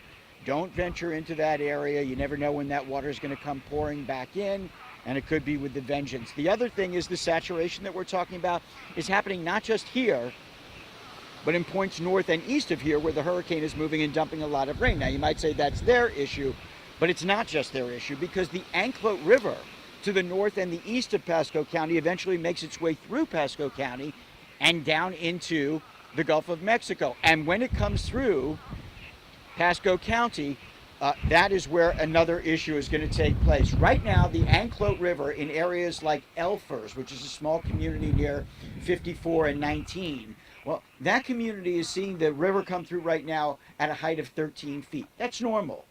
But they now have a projection that that river is going to crest at 25 feet in the coming days because of the accumulation of water upriver eventually making its way to that neighborhood. What happens? Historically, we've seen it. When the river gets to that height, the neighborhood goes underwater. It goes under the trailers, it goes through the houses, it has at times knocked some of them off their foundation. Some of those houses in the past have been bought out by the government because they said it's enough already. It's too dangerous. It's dangerous for people downriver. They've tried to clear out some of the river itself from debris and other things that might cause it to rise as much as it does. It just doesn't help. Again, historically, when we see this sort of storm come through, this sort of accumulation, they know that in the coming days there are going to be problems. So again, there are things you can avoid and things you can't, right? Mother Nature is going to do her thing. That water is going to come down the river. Those people are going to protect themselves. But you can protect yourself, right? From the carbon monoxide. Be smart. Don't venture outside tomorrow unnecessarily. Beware of power lines. Don't gawk. We've heard a number of people say, don't go out to see what the damage is in areas. Let the emergency workers do what they have to do. And eventually all of us will get an opportunity to get out there and assess the damage. But just the warning, of course, is to be careful, not just during the storm, but after the storm as well, guys. Back to you. Yeah. Eric Glasser live for us in Wesley Chapel, someone who always has his wits about him. And I think that is good advice. It's easy after a storm to be wrapped up in, what you've lost or having to clean up and even more, and the stress. Of course, and people do get stir crazy, and it gets to a point where you want to be out. And that's certainly not the thing to do. Yeah, it's important to keep safety a top priority. And we will be watching Pasco County, of course, in the coming days, as we do expect the Anclote River to reach those, crest at that 25-foot level, as Eric pointed out. Why don't we go and check in with Brent Solomon, who is in Lakeland. He has been there throughout the night. I see you're still covered up. Got the hat on there. Has the rain died down? Yeah. You know what it has, and in fact, I just put the hoodie over my hat because I said I don't want my hat to fly on live television because that could likely happen. I mean, the story here, guys, is winds, and more winds. And on top of that, the rain that you just mentioned. Officials earlier saying several inches of rain falling an hour. And so tomorrow morning, we're almost there. We're almost at daybreak, several hours away. That will really shed light on exactly how much damage exists. That's when first responders will hit the ground, working to clear the roadways, and if conditions are right, that's when electric crews will be able to get to work to restore electricity. About an hour or so ago, someone asking me on Twitter, hey, when will electricity be back in Polk County? And it really is just too early to tell. We're hoping that crews will be able to manage to get out at daybreak to begin that work. But again, authorities are advising that it may take a matter of days, especially for roadways to clear. So this isn't an instant fix. I will tell you 3,000 people tonight are in shelters across Polk County. And on top of that, 144 pets have come along with their owners inside of those shelters, as well as everyone works to hunker down. But for now, that is the very latest from Lakeland. Brent Solomon, let's send it back to you. All right, Brent, thank you so much. One thing we're looking out a lot for, right, are the down trees, down power lines that we're seeing through the area. I was talking with a friend earlier. We were just checking in. She actually reached out. Hey, thanks so much for keeping us all updated, right? And I asked, hey, are you okay? And she says, in Valrico, not so much. And at 1:30, they had lost power. Our Angelina Salcido is actually in Valrico, where we're also seeing much more than just a power outage. Yeah, it has been a journey for us to get here, to say the least. The name of the game in Valrico is going to be down power lines, outages, and neighborhoods basically in pitch black. We tried to get to a viewer's home. His name is Anthony Raines. Kind of walk me through what he and his family went through earlier today, and we'll talk a little bit about that later on. But we were trying to get to his house because he had a big oak tree come into his house, and he's expecting that house is going to be a total loss. Tried to get to it. It has taken us quite a little bit, and we're still not there. And the reason being is because we have a lot of downed trees And with these down trees, you're going to see that we also have down power lines. So this big oak tree here on this road that is just before his house is basically bringing down 4 power lines here. Carter, can you pan up with me? You're going to see more power lines in the boxes here as well. So this is why these neighborhoods here are in the dark, and that's why Anthony and his family have also chosen to evacuate. This happened for him and his family right around 5 o'clock. He says he was outside kind of taking a video of the conditions from Hurricane Ian. His wife, his months-old baby, his 12-year-old daughter, and one of his wife's friends was actually in the home at the time, and he saw his neighbor's oak tree coming down, and all he could do was say, "Run." He wanted them to get out of the house. He was yelling. Thank God nobody was injured. This is what he found when he walked into his house. Oh my God. Oh my God. Oh my God. The house is destroyed. Oh my God. Oh my God. No.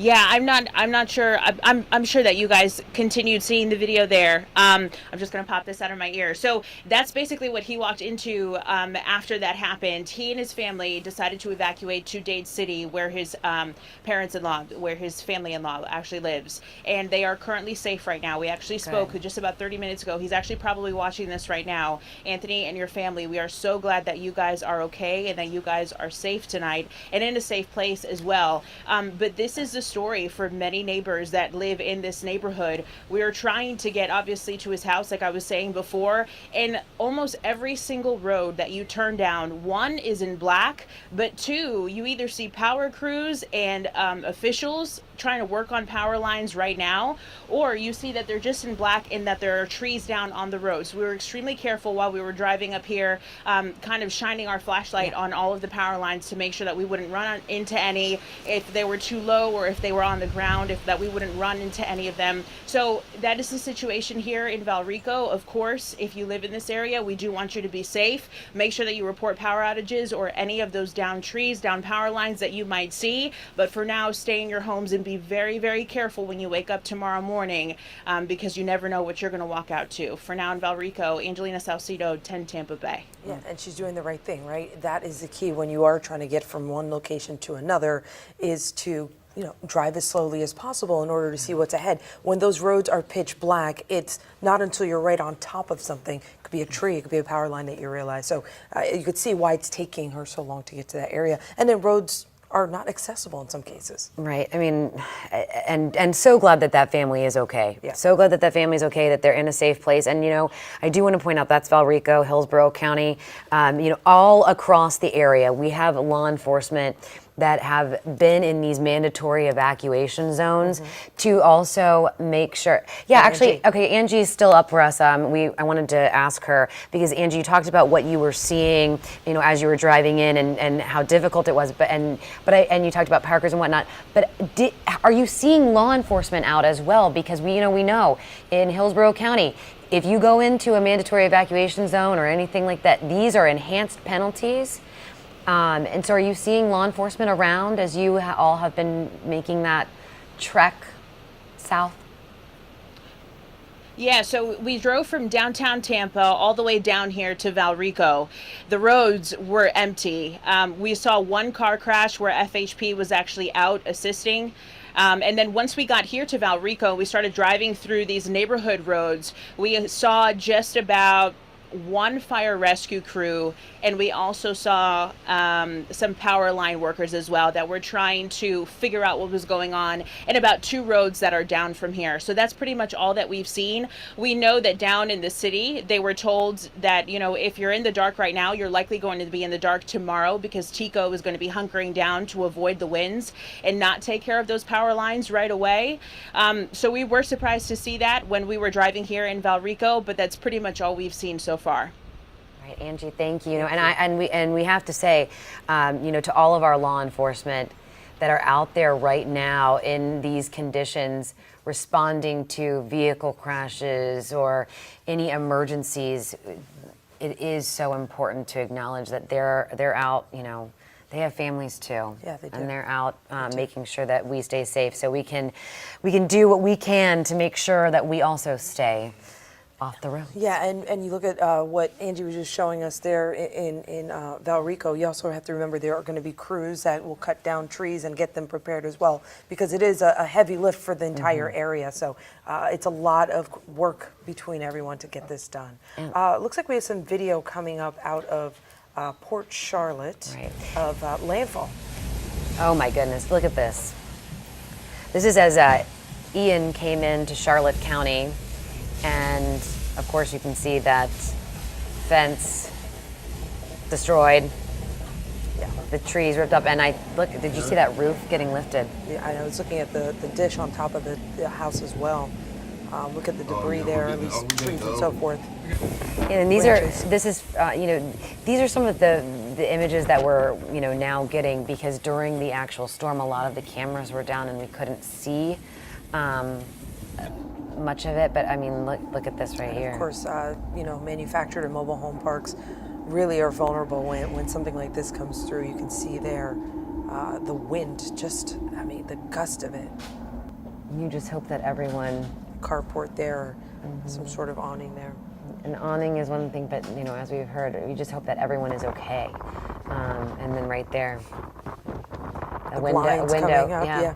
The window blown out, and then even the crawl space underneath. Oh my goodness. You just hope no one was there and everyone's okay, siding off of these homes. This is not too far from Port Charlotte, close to Cayo Costa and Punta Gorda. Obviously it really takes your breath away. I mean, this is just a little. Look at that. That is the frame of windows. Yeah. I mean, our chief meteorologist Bobby Deskin's over here also looking at. Oh my, that RV. On its side. Well, did you see those bicycles? Yeah. Kids' bikes. Yeah. Oh my goodness. And Charlie, right? You talk about Charlie going into Punta Gorda, making that turn, and of course the damage that we saw after that. And Charlie was 10 miles, Bobby, right? Yeah, it was about a 10-mile swath that was really bad. And what was Ian? What is Ian? Well, Ian had an eye that was a little over 30 miles in diameter, versus Charlie, which was about 10 or 12, 8 to 12, I think. 8 to 12, very different. I mean, just look at that. Wow, that side of that building. Oh, new construction. New construction. Yeah. And then, you always wonder also about those cranes. I mean, they are that was one and so forth, but that was the question that we had for Mayor Castor, and they were very clear. We've told contractors, we've told all these crews, they've got to make sure that they have all their stuff put away so that it's not flying debris. And of course, we have had impacts here in our area, but clearly nothing compared to what Southwest Florida is going to deal with. Really incredible video. Do you want to talk about something else? Just really, we can pop up that video if you'd like. This is the studios down in Fort Myers. Wink News. Oh my gosh, the flooded. Look how flooded it is. It's dark, but this is our CBS event. You can see the TVs on the wall, and it gives you an idea of just how high that is there. And we have friends who work here, and you think about them, you think about their safety, you think about everything that they're going through. Wink, to give you some perspective, it is, and I've said this before, it's on the Caloosahatchee River. It's right there. So when we saw that storm surge, Bobby, right, with the storm surge, especially with the Caloosahatchee, and I mean they're wow. Yeah, look at that. And two of their vehicles. Barriers. See the very bottom of the screen? Yeah. They have barriers. They're not very tall, and of course it came over. Yeah, and we have those at our station, right? We have those. So much you can do. Yeah, we have those in the Zone A, and this is what we expected, right? Potentially happening. We hoped wouldn't happen, but we thought we prepared for that, and that's why we're here off Hillsborough Avenue in our backup studios. Just unbelievable, and just hope that they're safe. But man, all the equipment there. Is that a camera? Yeah, looking that's at? a camera. So while we can keep looking at this video, because I mean, just so that you understand the gravity of what so many communities just south of us are dealing with. But I want you to know that there are ways that you can actually help. We've heard this from the governor, and if you want to donate financially, that might be easiest for you. There is the Florida Disaster Fund, and you can just text the word disaster to 20222, or you can also volunteer. Maybe you want to volunteer your services. In fact, I just heard from I think the name on some that of the video guys. is Matt. Hey. Oh yeah, Bobby. Mark Devitt. Yeah. Right. Yeah. No, I could hear Bobby just talking. Just wanted to. Right. Matt, he's the chief meteorologist. Oh, Matt. Yeah. Okay. And I want to share. You can also donate you can volunteer your time. You can find ways to volunteer. I heard from others who texted me and said that some of the special operation guys, special operation forces guys, they are going to head down to help out. If you would like to help out, there are ways that you can help. Go to volunteerflorida.org and you can find opportunities to volunteer your time. Yeah, and there are so many people who are generous with their time, especially in this sort of disaster, who absolutely will help out their neighbors and help out people very, very far away. So we meet them all the time. What was it earlier with the Collier County Sheriff? He said, be kind, check on your neighbor. Absolutely. And now is the time to do that because we have some more video of Fort Myers. Let's see what this is coming. Oh, this earlier. I saw this on Instagram. Really, did you see this? This was as it was coming in. So this. I've just been combing through everything, trying to get get on air. This one was this you see. I mean, this was before. This was before the landfall. Yeah. Again, Fort Myers in Lee County. And, we saw in Lee County, I mean, gosh, we've seen so much, in Lee County, we saw that outreach center from the sheriff's office, like command center, just drift away. And look at that. There's homes, but that building almost looks industrial or apartment complex. I'm just getting an idea of what sort of area we're talking about here, because that is just completely underwater, obviously not accessible in any way. Look at the amount of water surrounding these buildings here. Just look at that. And then the winds as it goes through as well. Okay, and then you see the cars in the lower part of your screen there, underwater as well. It's devastating to look at. It's hard to look at. So many people suffering tonight.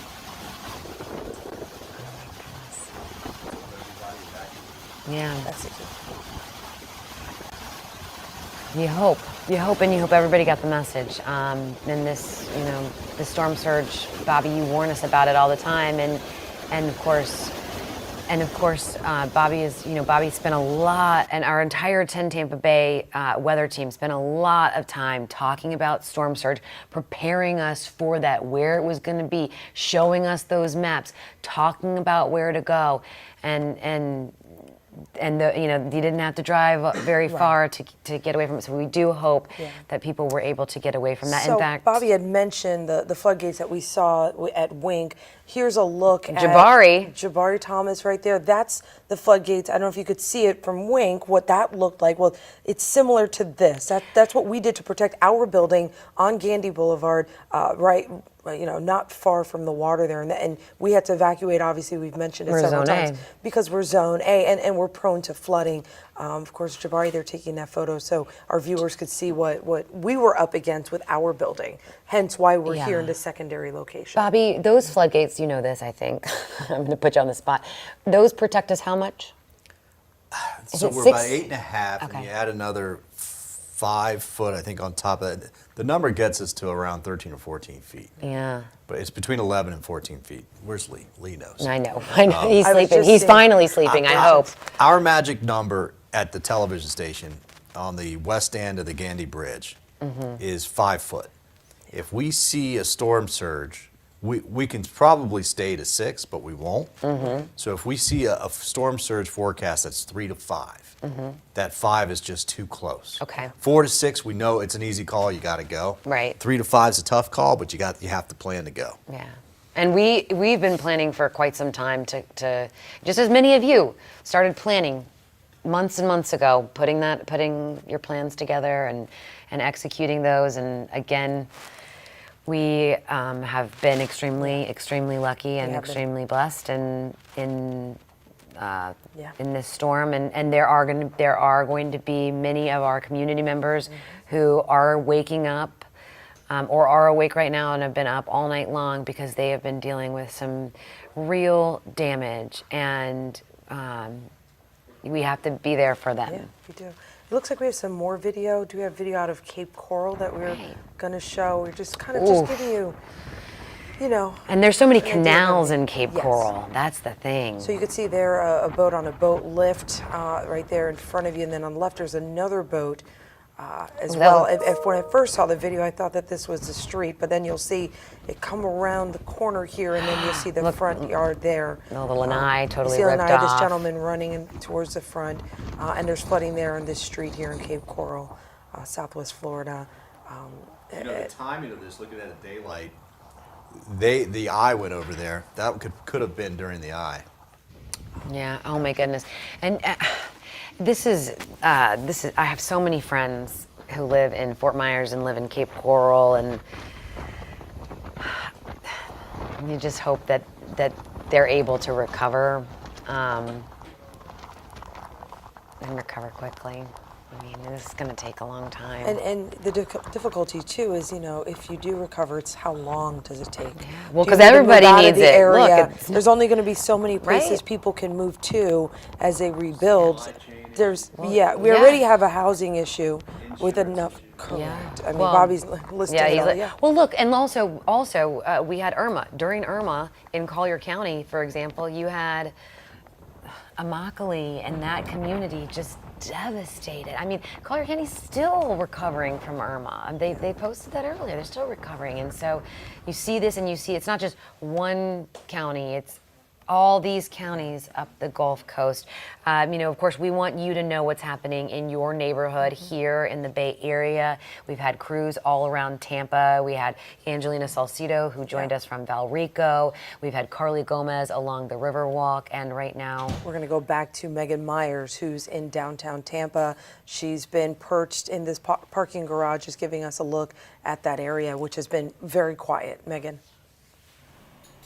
Hey guys, things are still really quiet out here in downtown Tampa, and if you take a look, can you guys hear me? Are you able to hear me? Awesome. This is just really calm out here. We're not seeing too much action out here. Obviously, the winds have subsided. As you can see, there is a City of Tampa police officer making their way through the streets here. That's the first car we've seen go through this area for a while now. Things are really calm out here. It's not even raining out here anymore. We're not seeing any flooding, at least where we are specifically here in this downtown area. Obviously, we know other areas are dealing with debris and flooding and things like that, but here in downtown, we're not seeing any of that. It's very calm, relaxed. As you can see, this hotel here does have its lights on. They did not lose power. They've had their lights on the whole time we've been out here for the past couple of hours. So things really are looking calm out here in downtown Tampa. Obviously, we know that's not the case all over our area. People are dealing with those damages, but here in downtown Tampa, we're just seeing calmness. I'll send it back to you guys.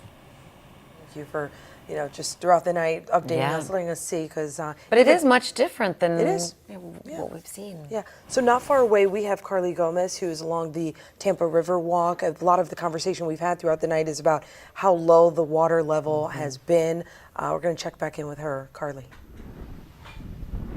Yeah, we have been talking about those low river levels there, but we've actually started to slowly see them rise just a bit. As you can see here, we are seeing some of that water returning already along the Hillsborough River, and there's those patchy spots and beach spots that are starting to finally see some of that water come just on the shore of those little beach spots we've been seeing along the riverside. But behind me as well, we're also looking at a lot of debris. We've actually moved down the river walk as we progressed through the evening hours, and just a lot of these palm trees kind of coming down and palms being pushed up against the railing here. So just a bit of a mess to clean up that we're all anticipating is going to happen tomorrow. A lot of crews expected to head out tomorrow and also work on all of this. Of course, it's all over town. We've seen it everywhere, pretty much throughout everyone's live shots. But something that's been interesting, despite the fact that we're starting to see the rain kind of become more light, the winds, at least sustained winds, have become lighter. A few occasional gusts here and there, but we're also seeing some of the divide in the clouds now, and what that's actually doing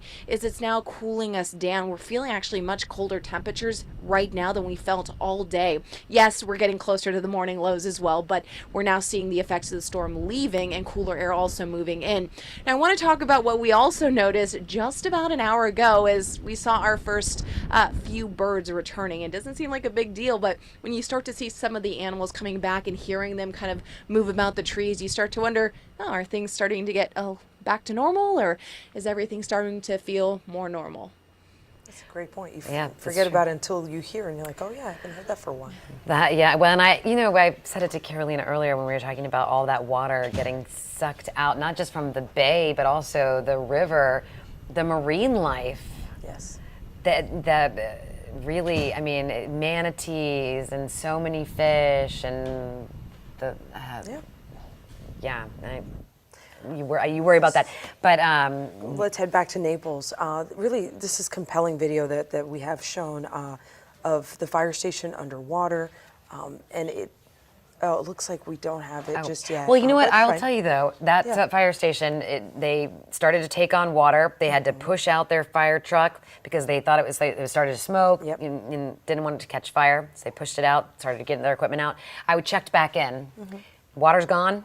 They're back. It's completely out. The water is out. They're back to work. And we also had a crew up.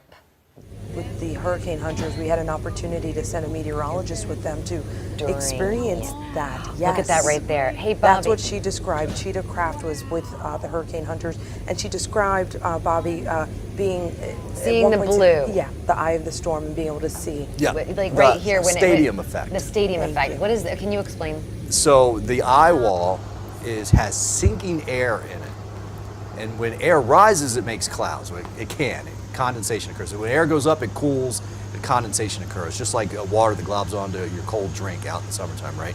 When air sinks, it dries out. And so air is going around in that eye wall and rising, making those clouds. And then air is coming down in the center. So in the center, you get blue skies, basically. And you have just very few clouds. And when you're in the center of a hurricane, when it's really well formed, it looks like you're in the middle of a football stadium. Because everywhere you look around you, it's just a wall of clouds, and they actually kind of do angle back just a little bit. But she said they were up for 7 hours, for 4 hours, and 4 times they penetrated the eye wall. Yep. They flew through, Ian. They fly in number 4 patterns. It looks like the number 4. Well, as a matter of fact, yeah. But yeah, and that's kind of what they do. They use the onboard radar to figure out where the center is, and then GPS and that kind of thing, they can figure it out. But their job when they go out there is to pinpoint the center. Right. So that we know where it is, and then that data goes into the models. The center, the pressure, the winds around it, all that goes into the models. Well, and Cheetah was on this C-130, on this mission, as Hurricane Ian made landfall in Cayo Costa, and she said at one point it was a Category 5 because it had, and so she said it dropped down, and so if it had been 157, it'd be a Category 5, right? Yep. It obviously came on as a Category 4 at 150. Right. You know, gusts to 190, by the way. Yeah, and she said, you couldn't see it, but they were watching it, and seeing the radar of it and knowing what was happening. And she said, and then thinking about, I really hope those Floridians are okay. Bobby, when they do do this research and get this information, is part of the goal that it will better with our forecasting in the future with the models? I mean, each time they go in there, they're learning more about hurricanes and so forth. So 5 years down the road, we're gonna each time they go in, we get better at it, or you guys get better at it. Well, and they do a lot of testing too with different techniques and different equipment when they go in there. They were supposed to actually put a little drone in there on one of the trips for this particular storm. It wasn't the recent one. The one that Cheetah went on today, where it was making landfall, there was a ton of lightning that developed around the eye wall for a good 3-hour period, it seemed like. And you don't typically see a whole lot of lightning with that. But there was another person on that flight that normally is on that flight. They've flown that for 6 years. They said that was the bumpiest one they've ever been on. And, Bobby, you know what? Actually, Cheetah put together a piece while, after she landed in Mississippi to, or actually, oh, is this one? I think this is one that we did earlier. I believe maybe Grant Gilmore did this one, explaining exactly how these Hurricane Hunter planes work. Provide a lot of information about a storm, but how are they even getting inside? They're flying a plane called the WC-130J, like this one. It's a modified version of the C-130 plane that you might see dropping the red stuff on a fire out west. Now, these planes are tough. They can fly for longer periods of time, and they can really take a beating. These airborne science missions are run by the 53rd Weather Reconnaissance Squadron, which has been flying into storms since 1944. In the cargo section of the plane, there are 2 different pallets of computer systems that take all of the data from the sensors on the plane's exterior to help determine what's going on inside the storm. The hunters also drop these parachute-type sensors called sondes, which float through the storm, relaying the info about the storm's pressure, wind speed, and direction. That information all comes together, it gets processed, and is then shared through the National Hurricane Center for us to share with you. And thank you to our producer, Courtney, because I think it's easier to understand when you see the graphics and the information's coming in, but visualizing it the way Grant Gilmore just did there is very helpful, I think. Absolutely. We, Cheetah was with us throughout a couple hours after she landed and put together a piece on exactly what was happening. And she said this data that they collected, and they had students from the Naval Academy with them also on board, 19 passengers on this flight. So learning about this and all that data that they collected, this is going to be studied. Because as we've heard Natalie say, Cheetah also said it, our meteorologist said, no 2 storms are alike. Cheetah definitely, as you guys were talking with her, because it was you and Dave speaking with her, you could we had tell a million questions. I mean, she was excited to answer every question, and just you could see that just having the opportunity to go up with them was really exciting. Yeah, and she said, I mean, it was a balance, right, of the magnitude, like seeing Mother Nature at that level, but then also thinking about the life and the structures below. Of course. And speaking of. We do have that now. Okay, so Cheetah, as I said, when she landed, she and her photographer who spent time on that flight, 7 hours on that flight, as you said, the bumpy ride, they put together this piece for you after. On the same flight, 2 separate missions. This is an airborne expendable bathy thermograph. It's used by a group from the U.S. Naval Academy that then pushes that into a launcher. Through this launcher, it can go down as low as 800 meters into the ocean. It has a radio inside that then signals back the water temperature inside a plane.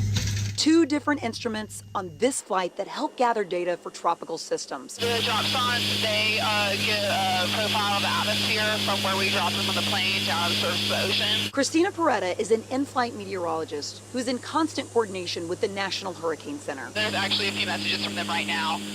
We have a SATCOM system that we can message back and forth with them. And we're really looking at those surface winds because when the National Hurricane Center puts out their watches, warnings, and advisories, that's what the strength of the storm is based on, is wind to surface. When hurricane hunters fly in these storms, the information they collect is invaluable.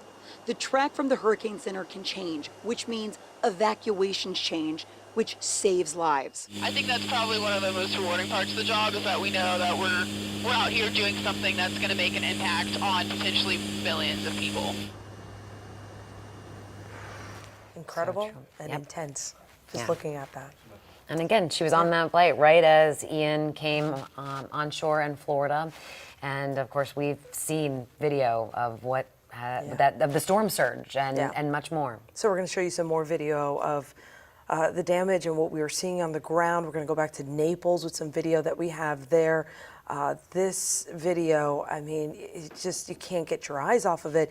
The Naples fire station, the department there, firefighters and crews, you know, scrambling, really just trying to do their best to get their equipment out of that water off of their truck. I mean, this is expensive equipment. It is life-saving equipment, obviously, and it's it must have been very difficult for them to have to deal with this, but they did. They did. And then if you go back actually onto the Naples Fire Rescue Facebook page, or however you're going to look at it, it's the water's all gone. They're back to normal. They're able to use their trucks. Everything's good. And they're able to make rescues. And they are making rescues. And we have video of one of the rescues that actually one of the teams had to make earlier. I believe that we're going to get that. We're going to get that for you. I know, looking at Collier County, Naples and Collier County, looking at the Collier County Sheriff's Office page, they said that, you know, they posted several hours ago that they had already made 30 rescue missions for the East Naples deputies, and then they were out still rescuing people. But this is from Naples Fire. This is Naples Fire Rescue, and smashing out that window. Yep, definitely tethered to the truck, getting into that back seat of the truck just to get access to this woman who's in the driver's seat here, who needs to be rescued in this incredibly deep water. As you could see there, this firefighter being able to, you know, get that door open, get her out. You know, not easy, not an easy job considering the conditions that you see right there, the stress of it, you know, and you can only imagine the panic for the driver as well. It must be incredibly scary to go through that. But thankful that they were there. All of these men and women. Here comes the life preserver, the jacket.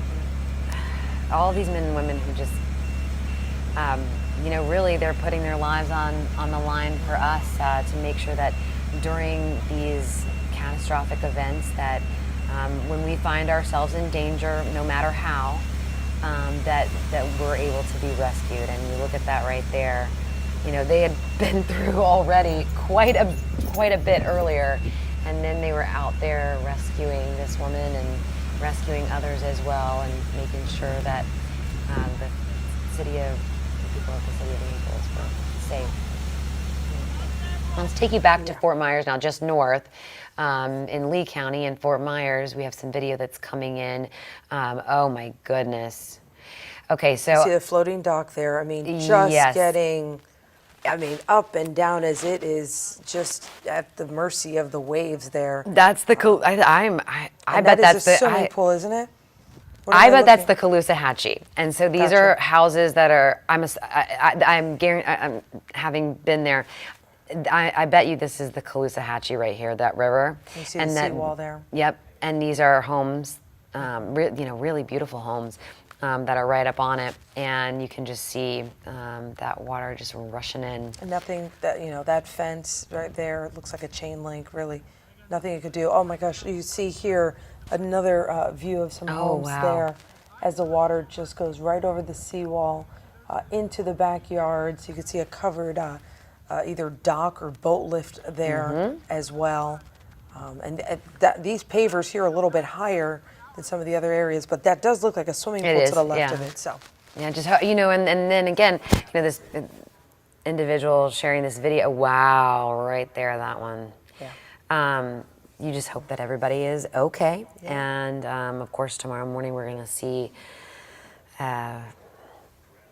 what we're dealing with, and right now it's a little difficult to see what's happening. As we approach 3 a.m., we want to give you the power outage map. We've been doing that, of course, throughout the night, just making sure that you know, it's so many people without power tonight. A friend of mine just, you know, messaged and said he's listening on the radio to us. Yeah. So, no matter how you're listening, whether you're watching us on the 10 Tampa Bay app, you're listening to us on the radio, you're watching us on during television. the season, you'll hear meteorologist Bobby Deskins and Natalie and all of the meteorologists, of course, tell you about our radio partners. Yeah, for this very reason, because we do know that when a storm hits, you may not be able to access us. So yeah, you are hearing. Some people are listening to us on the radio. And Pinellas County, of course, for Duke Energy, the largest area that they serve, or the biggest hit for them. And of course, they have crews, the bucket trucks, the linemen, they're all at Tropicana Field, staged. Jenna Bourne showed us that. They are ready to rock and roll. As you go through the numbers too, you look along 275, just south of there as we go up, but just south of where we were there, 17,000 you see, like a pocket, there were 17,000 outages a little further down. So yeah, this is extensive. It's going to take time to, that may turn to 11, but oh yeah, I see it, and it's just so. And do we have, and with Tico, we Yep, know, there's Tico. this is Tico right here. Okay, so look, you can see where it's mostly concentrated. You can see parts of South Tampa going up into like the Heights area. And then I know Valrico, Angelina Salcido was down there and she told us it's pitch black, no lights. And of course, you just kind of can see where a lot of the outages are. We do know that with Tico, there's 286,659 customers without power at this moment, and that is about 2,000 more than at 2 o'clock this morning. So, look, they're gonna, and Angelina told us when she was in Valrico, they saw a crew working to restore power. So we are going to start to see these crews, once they can, they're going to get out and they're going to be restoring power. But we heard from Mayor Jane Castro, their emergency response center, they have teams that are going to get out, assess the damage, clear the roads, and they have the heavy equipment, and so then they'll be able to get in and let the linemen do their work, and of course other things Courtney, as well. we do have some video of a rescue of and from a Good Samaritan of an elderly man. Is that right, or woman? In Let's Bonita take a look. Springs? Yeah, it's an elderly man. Take a look at this. Oh, where the vehicle completely flooded right there. Reaching in, trying to grab something there. No, look. Look how well, because high the this. current in that in the surge, right? Well, I just saw him reaching in the car. I wasn't sure what he was trying to reach in for. They're carrying him. Yeah. And there they go, the Good Samaritans there. Oh my goodness. And they're near some sort of a restaurant there, steakhouse. Oh. Carrying him to safety. Yeah. Look at that right there. A couple of people behind them as well, because, an effort like that is a lot for one person. You could see several. It comes in,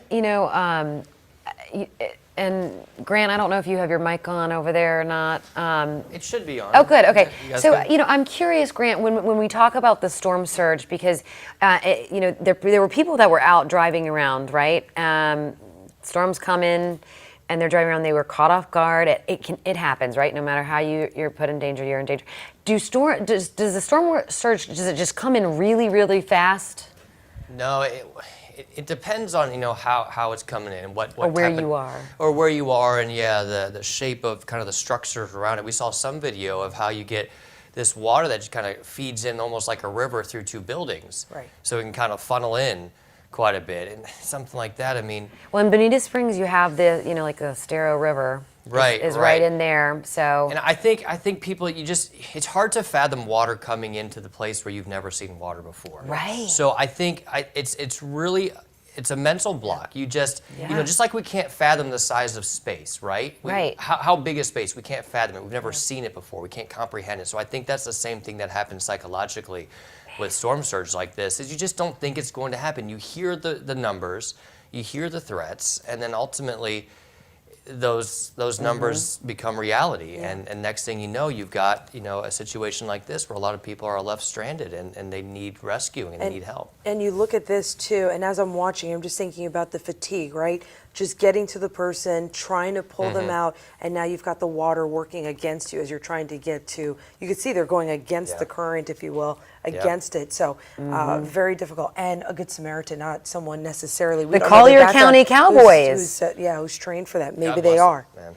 Well, and we did hear from the Collier County Sheriff, who said they're dealing with storm surge that they've never dealt with before. This one right here from Fort Myers. This time lapse here, where you can see the surge come into an area of Fort Myers. I'm not exactly sure where in Fort Myers this is. Yeah, using a webcam, it looks like a pretty wide street there. But gives you a perspective. We were talking earlier about, we don't know how long that time lapse was, how many minutes or an hour or what have you for this to form, but it's incredible going from, a dry street to you're about to see it. I mean, just the flooding, it looks like it speeds up a little bit there. And just rushing through. And the wind and the palms moving, all, yeah. And, I mean, even... I mean, to be frank, right? When we started to talk about Hurricane Ian and the storm surge that could be expected, as Grant said, it was hard to think about. Okay, so it's not going to happen at my house. It's not. But when we started to look at those maps, and you go, okay, this is what it could really look like. We have to take this seriously, and now to see it here and to see this is what we would have had in our area. Correct. That's the way to look at it. It puts it into perspective. Yes. And so right there, you're looking at the Naples Pier. Think about some of our piers. This is earlier, yeah. And, Bobby explained that it was this was before landfall. Yes. So then after it went a different way. So it got hit both sides. Crashing over, and then so the damage that we're going to see to that, the structural damage. Yeah. And we've seen it in our area too with others as well. Polk County right now, I think, hey Grant, Polk County is still under a flood warning? Flash flood warning. Flash warning. Yeah, and I can show that if you guys want. We're going to go out to a reporter. We're going to go are we? Solomon out there real quick. Yeah, because they've had some pretty sustained rainfall and winds, and so Polk County, important to know, it's still under flash flood warning, and we have a reporter. Yeah, Brent Solomon, I believe, is still in Lakeland for us tonight with an update. Yeah, there's one thing that's been extremely consistent, and that's the downpour of rain all evening long into the night and into the early morning hours right now, in addition to the heavy winds. In fact, that's why so many people in the county are without power as we speak. I want to pass on this message from Lakeland Electric. They posted on social media today, no need to reach out to them to let them know if you've lost electricity. That's because your power meter automatically informed them. So they're very aware of just how many people are without power in Polk County and in the Lakeland area. Earlier tonight, it was estimated that a third of the county lost electricity, and you can only imagine that number has certainly grown as the hours have gone on. So, as you head to sleep, it's important to keep in mind that first responders will just be getting to work. They need the daylight to truly assess all of the damage and begin efforts to clean up. The roadways will need to be cleared, and that's a process that is expected to take days. Don't expect this to be an overnight process. The first responder group, the emergency management director, also adding that this really could go into Friday. So it's everyone working together, everyone working to come out on top. So many people are in shelters tonight, about 3,000 people at last check in shelters across Polk County. So as we work to get through this together, keep in mind patience is key. We want to thank those first responders for all of the work that they're doing and what they'll be doing into the morning to help us get back to some sense of normal past Ian.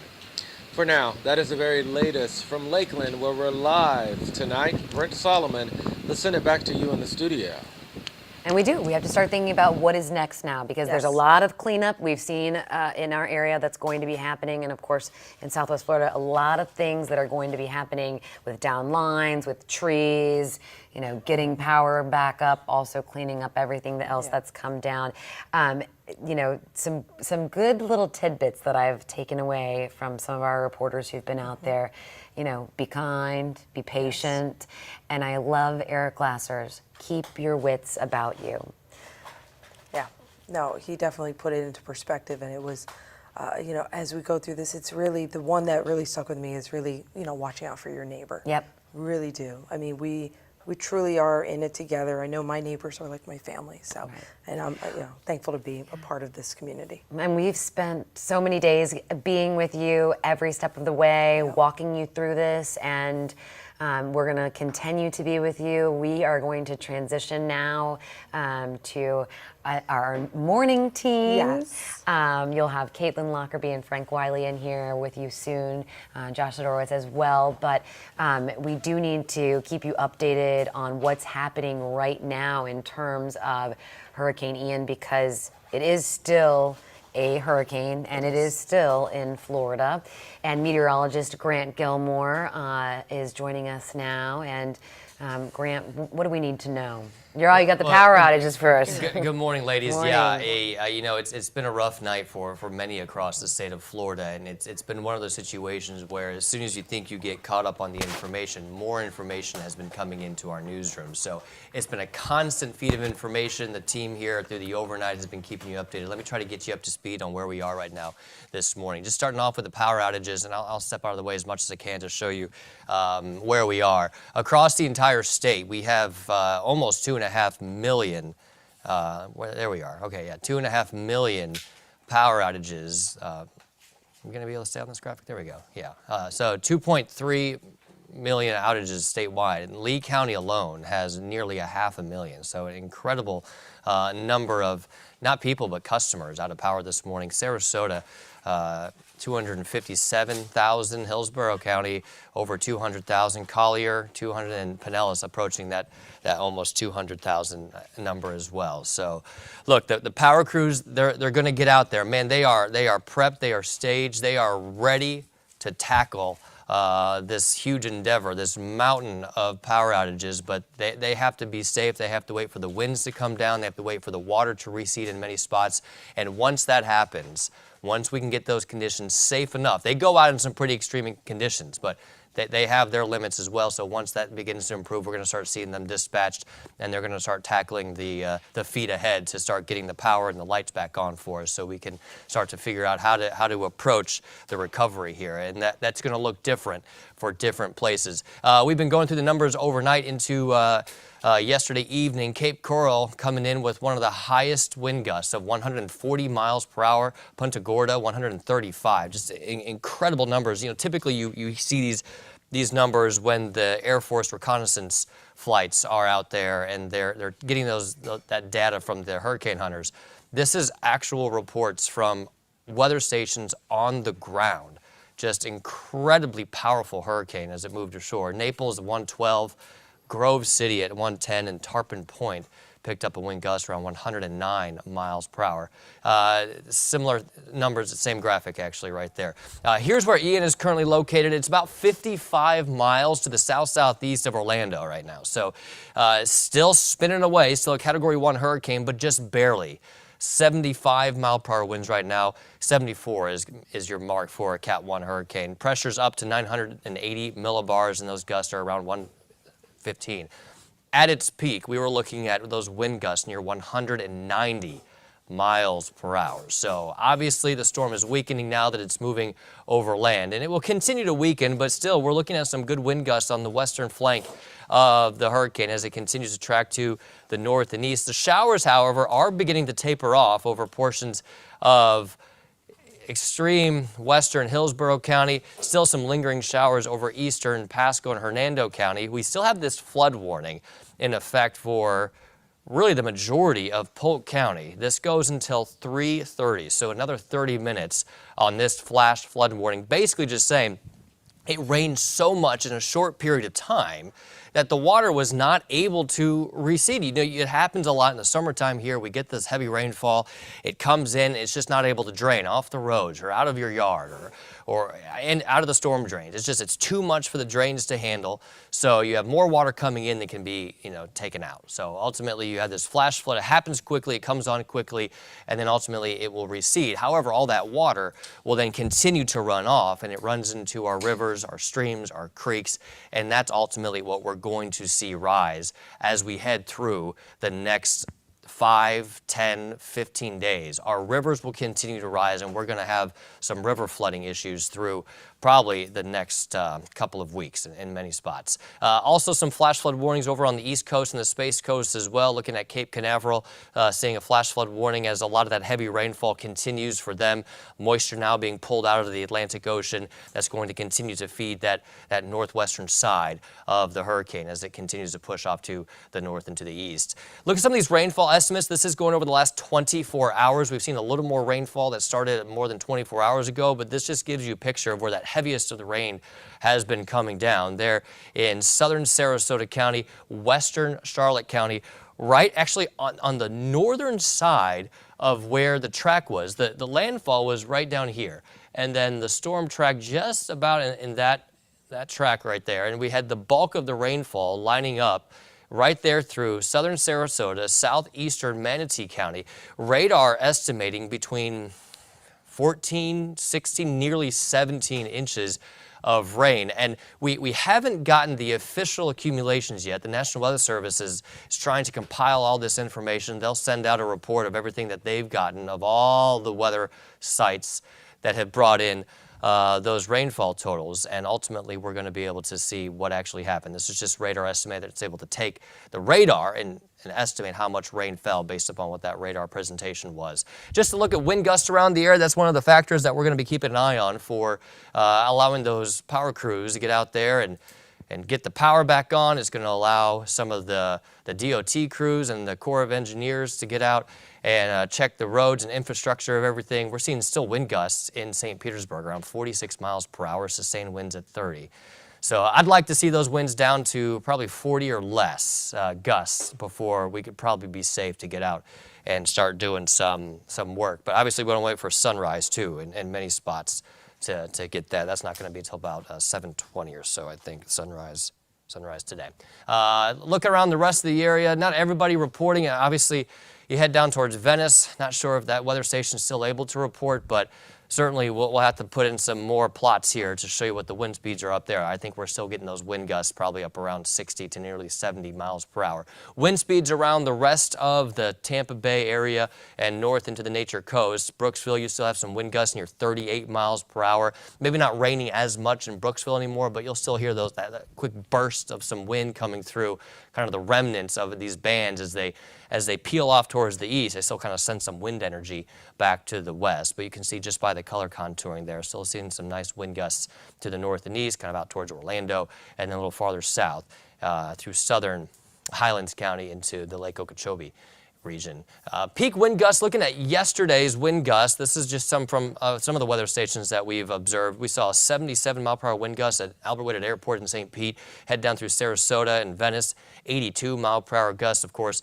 Some of those gusts much, much higher, farther south into southern Sarasota County, obviously Charlotte County, Lee and Collier County saw some significant wind gusts in excess of 100 miles per hour. So significant wind gusts through the day yesterday. Looking at the wind gusts today so far since midnight, and nearly 50 mile per hour wind gusts in St. Pete, 48 in Plant City. We've seen a little bit higher up towards Zephyr Hills, not reporting any significant wind gusts in Lakeland, though I know it has, just that the airports haven't logged them for us to be able to keep track. These are all automated. It just says, okay, what was the peak wind gust? I'm going to hold that number. So if we're not getting those reports from the airports, then we're not going to be able to show that in the system. We're going to compile a lot of this so for you as we head throughout the morning. We get more of these reports in, and we'll make sure to pass them along. It's always interesting to look back and see, what was that wind speed? I heard it pounding on my house.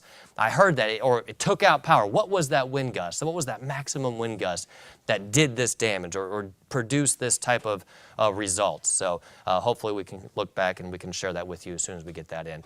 Let me show you the futurecast as we start to head into our morning. It's still early, right? I mean, it's 3 o'clock. Maybe you're just waking up. Maybe you haven't gone to bed yet. Let me show you what the plan is as we head through the day today. We're still going to see some cloud cover spinning around, but I think we'll start to see some peaks of sunshine as we head through, especially the early afternoon hours, maybe later on this morning, but certainly into the afternoon. Some drier air. There's a lot of really dry air farther to the north, so that drier air is going to begin to pull in from the north and west, and we'll start to not only see those peaks of sunshine, but you'll feel the drier air as well. So a lot of lower dew points moving in from the north, and that lower dew point is going to make it feel a little bit more comfortable for us. But overall, I think we gradually bring in that drier air. You see by overnight tonight into tomorrow morning, mostly sunny skies, and then we'll just see temperatures probably climbing into the middle and upper 80s. We'll probably get back into the 90s by this weekend, but overall, I think we'll find a generally nice forecast as we head through the rest of the week into the weekend. Once we get Ian out of here, and hopefully that'll give us at least a good jump start on getting things put back in place, and we can start getting things back in the right direction. It's going to take a while, though, especially for our friends and family to the southwest. There's going to be a lot of cleanup that's going to take place. It's going to take probably on the order of months to years to get back to normal down there. The video out of Southwest Florida is just incomprehensible. It's really catastrophic. Temperatures, speaking of the drier air, cooler air as well, 61 degrees in Crystal River right now. That's chilly, right?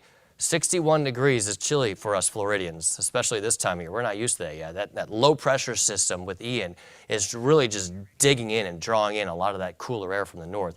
67 in St. Pete, 73 degrees. In Riverview, Seattle, it's still relatively warm out towards Frostproof and Bartow right now. A little closer look around the region this morning. We've got 77 in Temple Terrace, 67 degrees in Safety Harbor. Just look north, show you where that dry and cooler air is coming from. 50s, in fact 45 in Lexington, but you see how everything is just going right into Hurricane Ian. That high pressure system to the north, and it's coming down and circling all around Hurricane Ian as it heads out towards the East Coast this morning. Next 12 hours, I'll show you the 7-day forecast, then we're going to head on. We'll check back with you in just a little bit, but still a chance for some showers and storms, I think, as we head through the next several hours.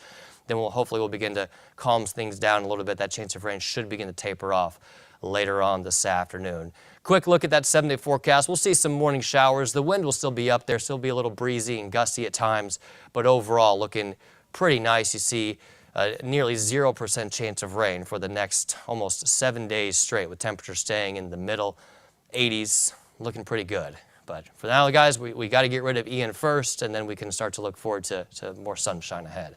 Frank and Caitlin, guys, good morning to you. Good morning to you. Good morning. Good morning to you guys at home. Thanks for joining us here. If you're just waking up with us, we're updating you on all things Hurricane Ian, the aftermath today. We're going to get a much better look at the damage just to the south of us. Man, you just feel for those communities. Unbelievable. Have you seen that video? Yeah, out of Fort Myers especially, too. Just this morning, a whole lot of prayers, a whole lot of work ahead.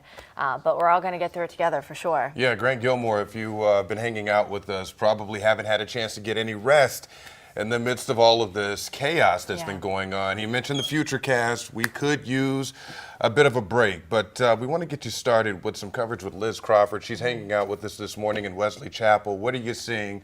I know the sunshine hasn't shown much right now because it hasn't risen, but I imagine you're seeing some debris, and it's windy, yes. Yeah, very windy. Good morning, guys. Definitely a different feeling than just 24 hours ago when I was talking with you guys as everybody was prepping for this, because there's certainly more sadness as we start to see some of those images from our neighbors to the south of us. But my goodness, we still have a lot to worry about right here at home. Like you said, I'm in a neighborhood in Wesley Chapel. I'm switching out with a crew here, so I'm just on shift. And I can tell you, this is the worst that I've seen, and even as I switched out with my crew here, they said this is the windy it has been. So I am going to step out of the way and just let you absorb some of the images here, again in Wesley Chapel in Pasco County. So I'm here in a neighborhood. You can hear the gusts. Last night as I tried to fall asleep around 7, 8, 9 o'clock, the wind has been howling nonstop. Haven't heard that in a while. And so these trees that are in the back of the house here, forgive me, I do not know what kind of trees these are. They've got these really skinny trunks. They're beautiful, and they've got that Spanish moss. If anybody knows, tweet me. But I looked at these yesterday and I said, those skinny trunks, those look like they might fall. And sure enough, they did. At least I watched one fall. You can see it here on the ground. One kind of got caught up in the other trees. But then I heard three, because when a tree comes down, and these are the skinny ones. Like I said, I'm sorry, I wish I knew what kind it was.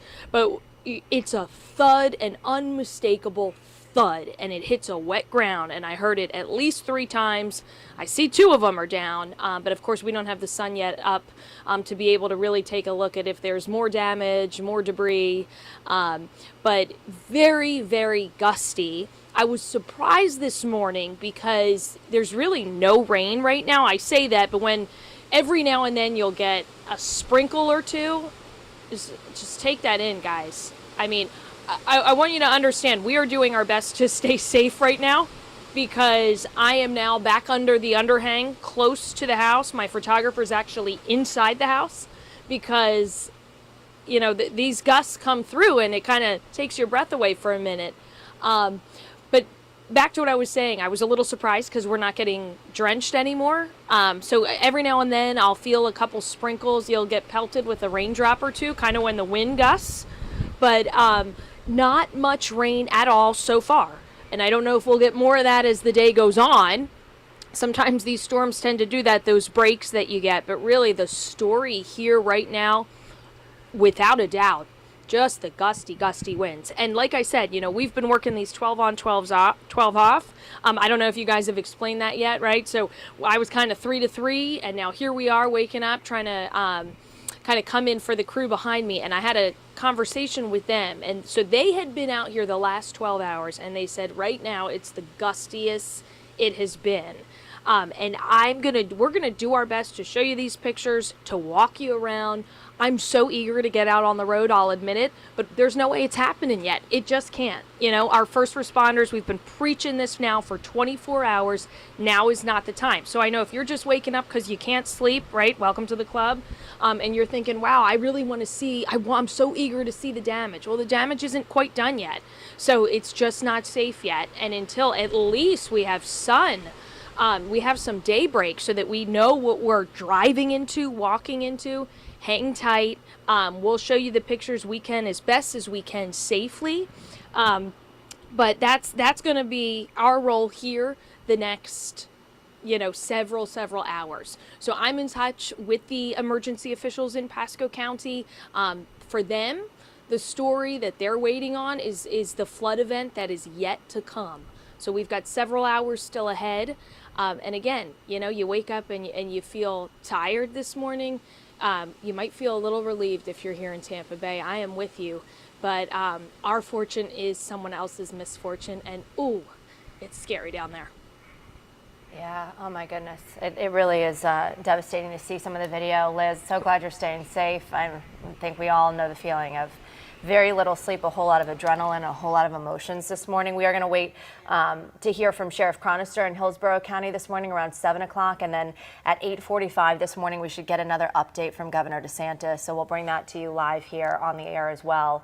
We're going to bring you as much as we can. We're seeing the damage as the daylight will come later on today, too. So much will be shown in the aftermath of this. Yeah, Liz Crawford, a seasoned vet when it comes to covering these types of events. And for her to say this is the worst that she's ever seen. The gustiest out there, winds right now, too, for the area. She, again, in Wesley Chapel this morning. So we will touch base with Liz in just a little bit. Meantime, I want to get to Aaron Parsegian in Polk County this morning. Aaron, it looks like you've got some wind and some rain around your way. Yeah, still dealing with some pretty consistent rainfall. That blowing wind you can probably see on some of the trees behind me. I can tell you what, though, it's not as bad as it was a few hours ago when we were trying to get some shut-eye in our hotel.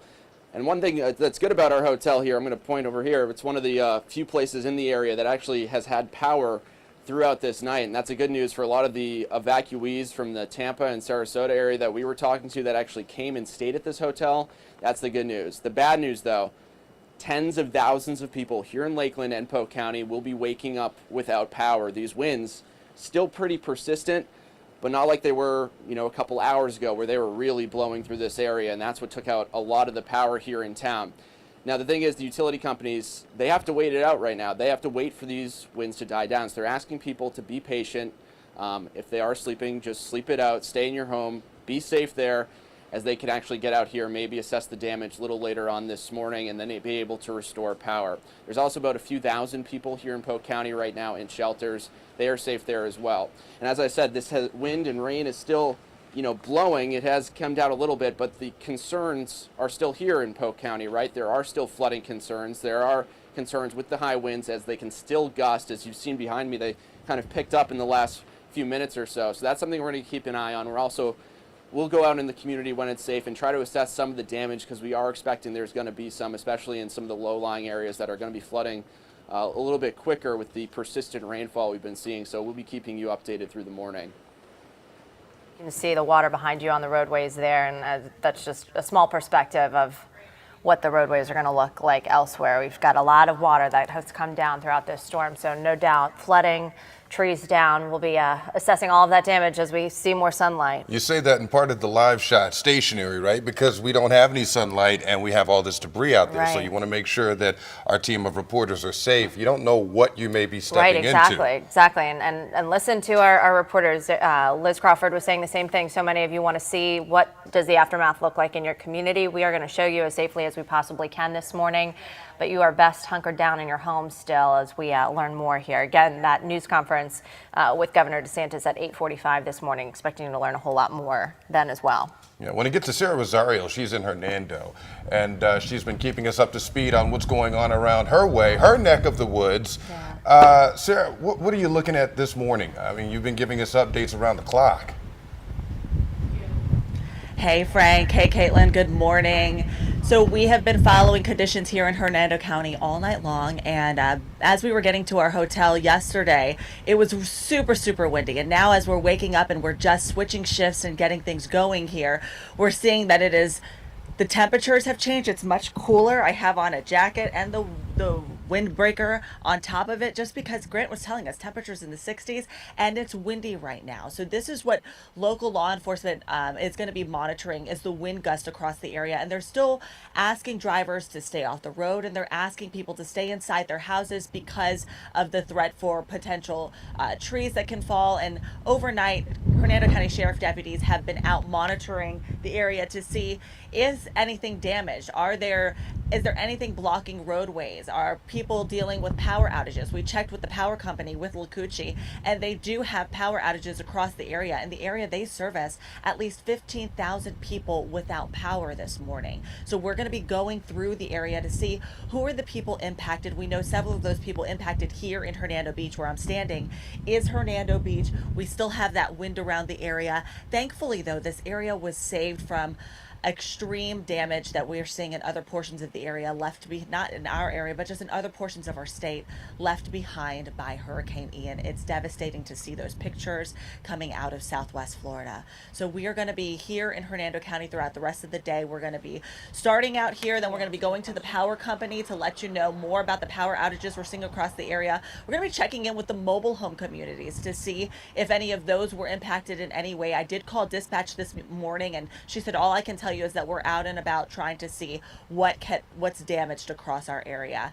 And then after that, we have a press conference set for midday, around 11 o'clock, where the Hernando County emergency management crews will be updating us on exactly what to expect.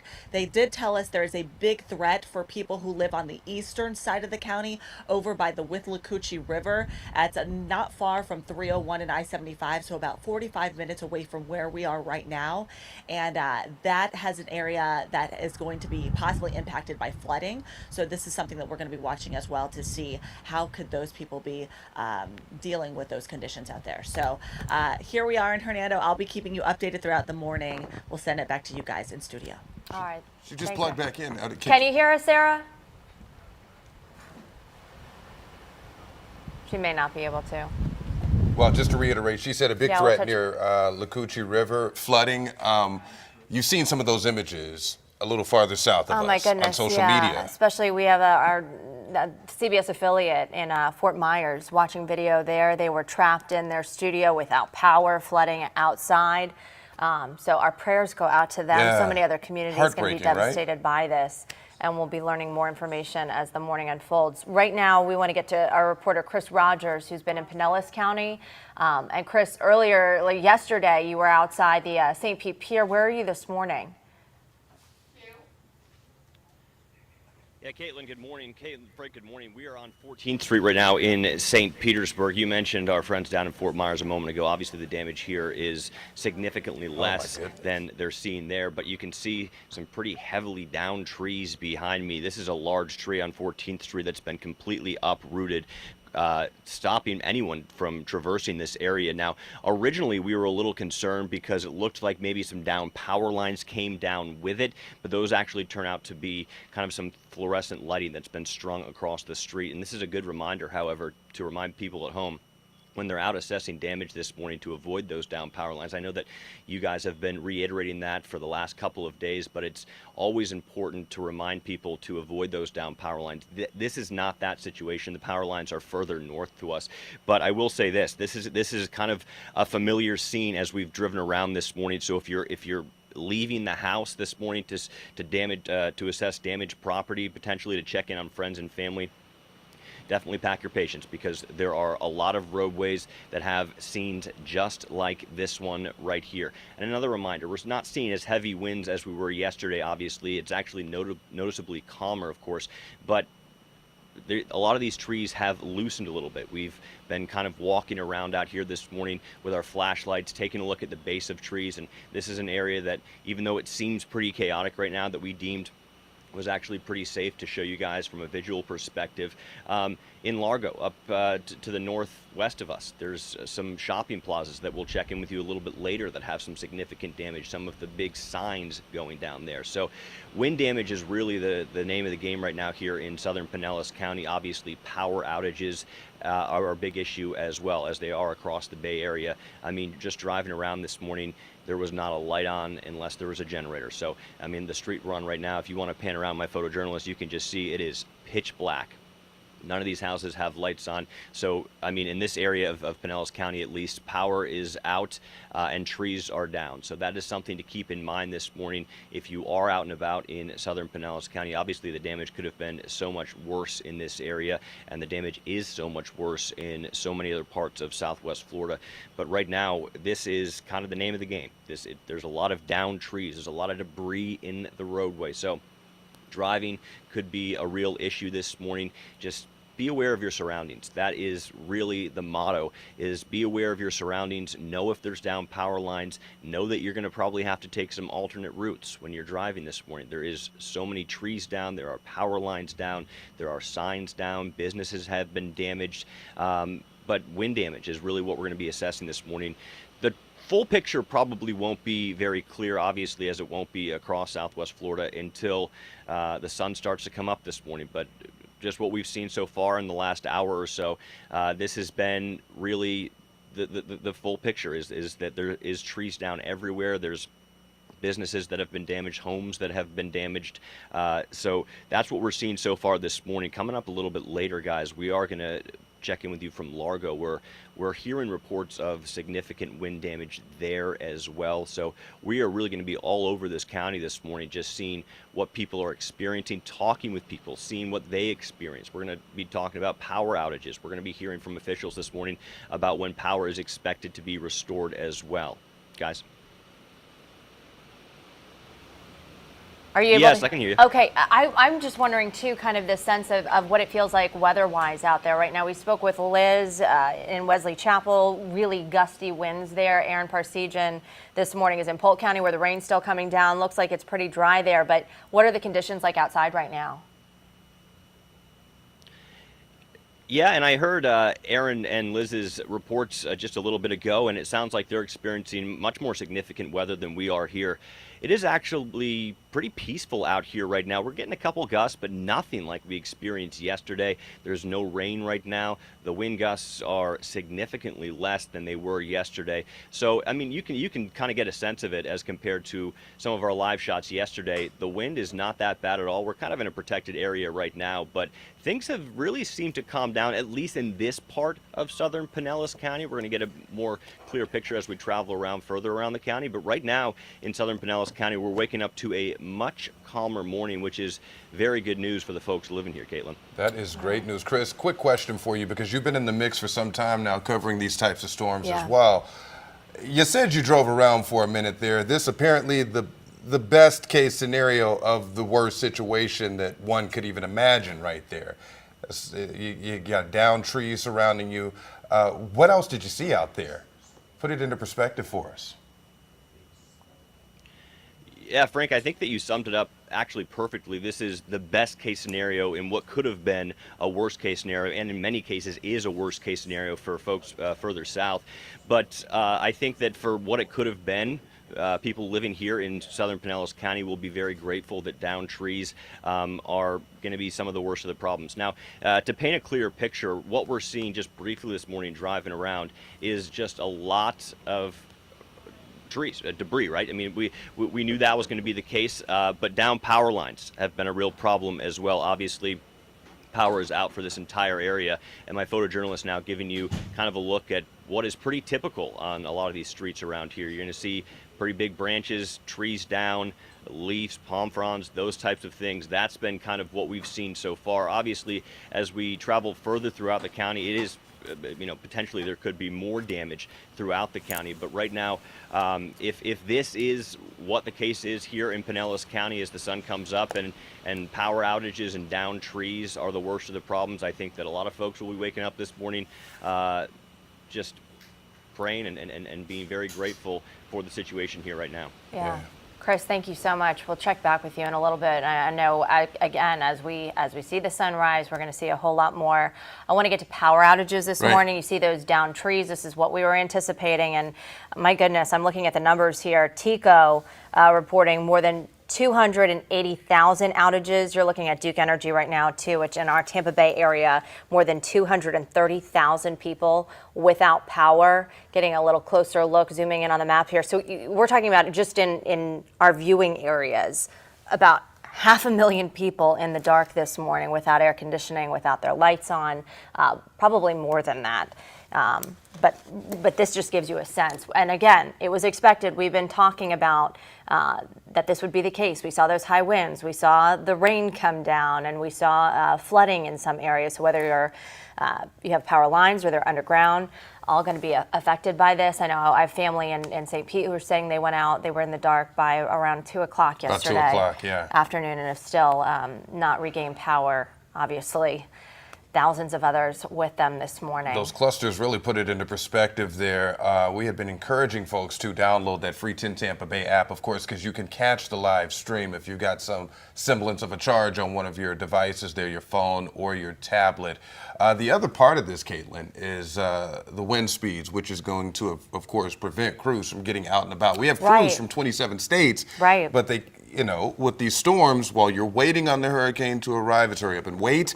Then when you're waiting on your power to be restored, it is hurry up and wait. A long line of folks, as you just mentioned. And just unfortunately going to have to be patient right now. This was anticipated, and there are crews, linemen staged all across the state to help get the lights back on. But right now, it's the waiting game for that. I know they're going to be working as safely and diligently as they can. We are thankful for those crews.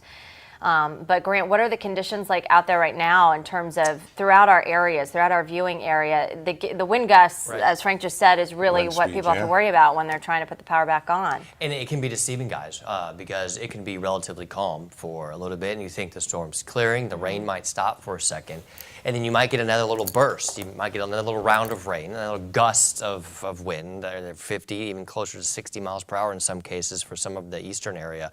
So that's why those power crews, I mean, look, trust me, these men and women, they're the real deal. You know, they go out there and they'll tackle the task at hand, and they'll get out there, but they have to be released, if you will, and they have to wait for those conditions to reach that point to where they'll be able to.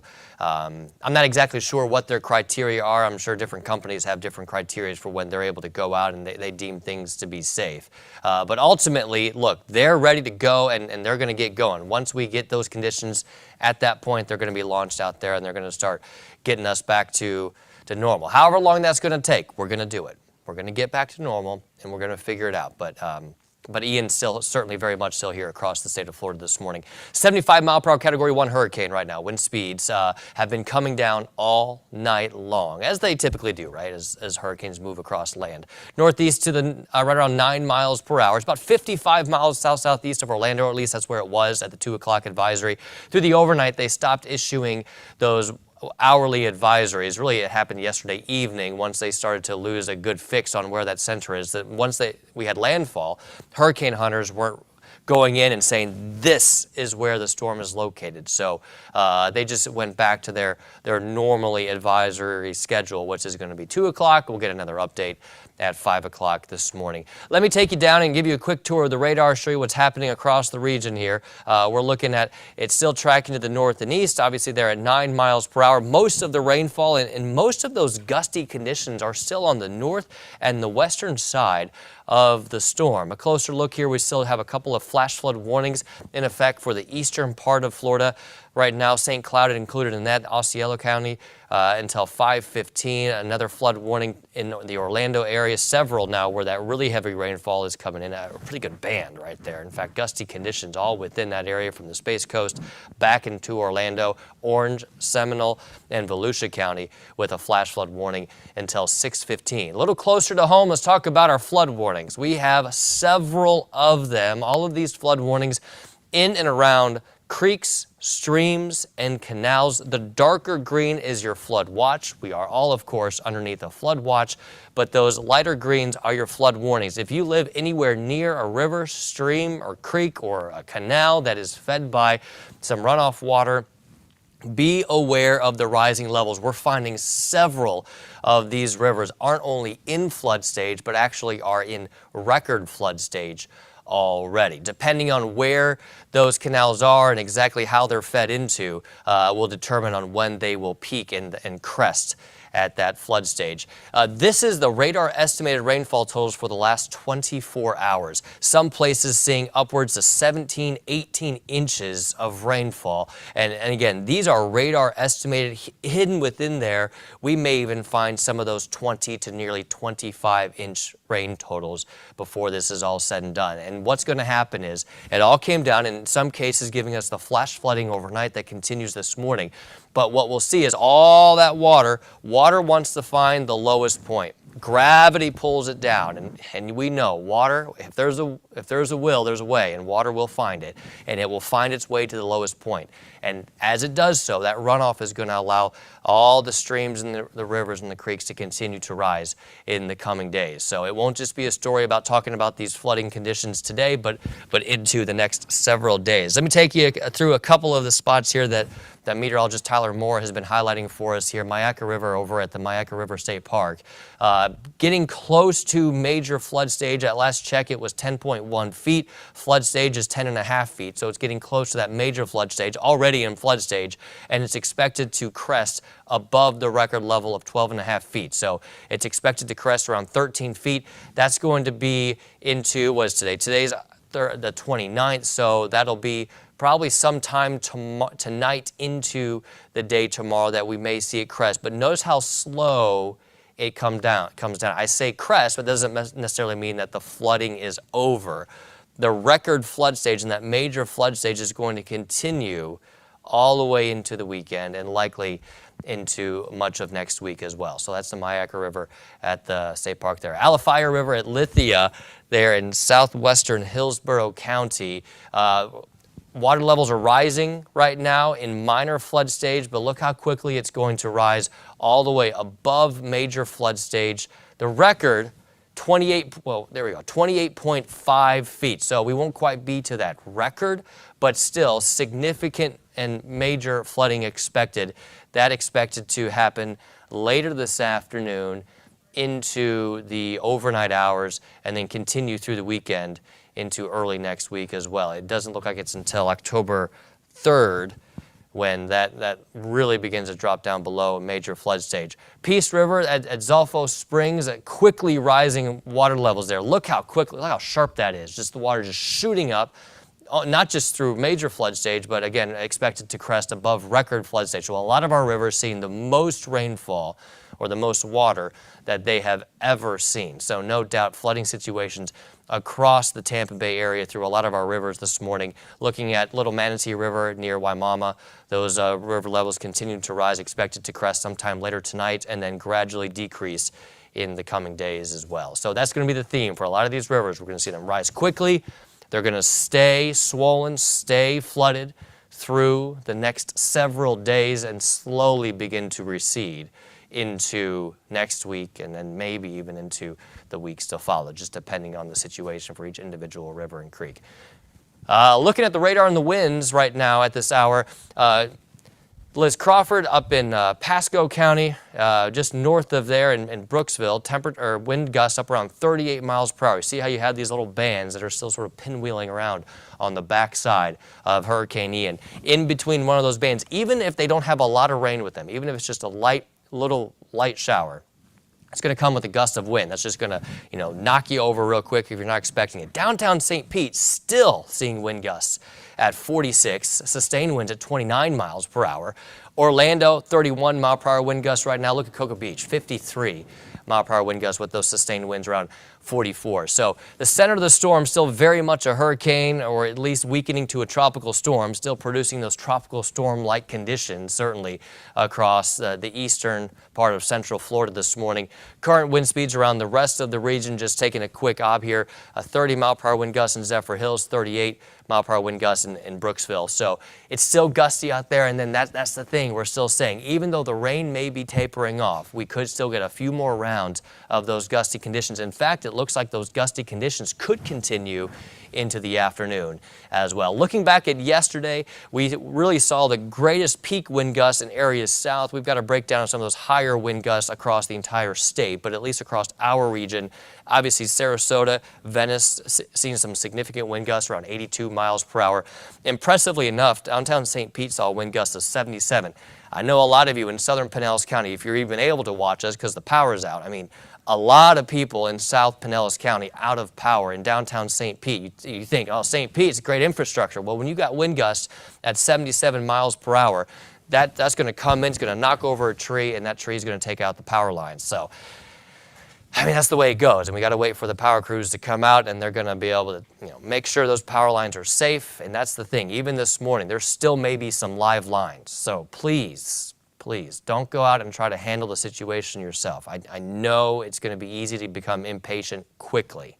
We have to be patient. We have to exercise that calm and just know they're going to go about this. They have a very methodical way to get out there and tackle this to be able to make sure to get the power on as efficiently and as safely as possible. So those were the wind gusts yesterday. Looking at the wind gusts today, up there around 48 miles per hour in Plant City. So we're seeing those wind gusts still pretty high through this morning, but they will begin to calm down, all right? So we'll start to see them slowly calm down. Looking at the wind gusts going into the future, this is the future you see as we go through this evening, going into tonight, tomorrow morning.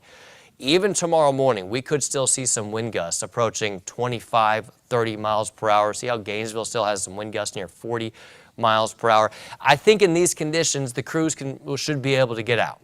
They should be able to get out and start restoring power, and emergency operations should be able to respond and really get going to expedite the process. But you see into tomorrow afternoon, those wind speeds really calm down. Still a little breezy on the backside. What we're going to see happen here as that system tracks up to the north and east, we'll start to see that northwesterly flow, and we're starting to see that in some places. We're going to have to watch some of the tide levels over on Pinellas County and then some of our nature coast as well. That northwesterly flow, as long as it's still a little breezy, could push a little bit of extra water up along our coast. So this is going to be the transition between today and to tomorrow as that northwesterly wind starts to clear out, which has been pushing the water away from our coast, which is why we've seen the bay bottom, the bottom of the bay, the bottom of the Hillsborough River, and really low tides along our coast. That water is going to begin to return overnight into early today and through the afternoon. And then we may even see it continue to rise there on that northwesterly facing coast along our coastline into the Nature Coast and portions of Pinellas County. So again, watching that situation as we head through the next 24 hours. In terms of rainfall, I think that slowly tapers off. Areas farther west, we'll see that, and southwest, we'll see that already begin to occur this morning. We'll still see some periods of cloud cover, but into this afternoon, peaks of sunshine will come out. It'll be a beautiful thing, especially for those of us who don't have power. It'll be nice to see that sunshine come back and let some light into our homes and everything. That's going to continue to clear out. I think we'll see a fair amount of sunshine, of course, as we go into Friday as well. But overall, looking at a decent forecast. Just a quick look at temperatures. If you had the windows open, it's been relatively nice. We'll take 61 in Crystal River, won't we? 67 degrees right now in St. Petersburg. Let's look ahead, a little bit of light at the end of the tunnel, if you will. We'll see those showers as we go kind of dotting the area throughout the day as Ian clears out. But overall, looking at temperatures in the low and mid 80s through the weekend into next week. Certainly, we need the good weather. We deserve the good weather to start cleaning up after what Ian's been bringing to the area. Yeah. So Frank and Caitlin, I mean, a lot still to break down here. I know we're getting to some video and got our reporters all around the area to make sure we keep people informed and connected to what's happening in our communities. Yeah, team coverage for you continues this morning. We were just showing you Pinellas County. That's where Chris Rogers is. Also in Pinellas this morning, Jenna Bourne has a look from Gulfport.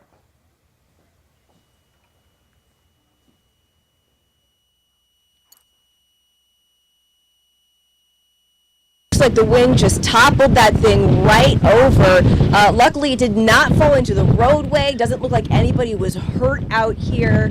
But yeah, the wind has this sign pretty messed up, and you can see we still are having some pretty gusty winds out here. So it's not super surprising, but there's not a whole lot of other damage around here in this area as we've been driving through. We'll keep an eye out and we'll let you know if we find anything else. Reporting in Largo, Jenna Bourne, 10 Tampa Bay. Oh, we know you will. You know what? And we've been talking a lot about social media because that is how we have been keeping people up to speed on what's going on. Giving you a look too. Certainly Twitter is chock full of information and visuals this morning as well. I want to show you something. Let's go ahead and do this because this is a tweet from Clearwater Marine Aquarium. Got to keep the animals safe too, right?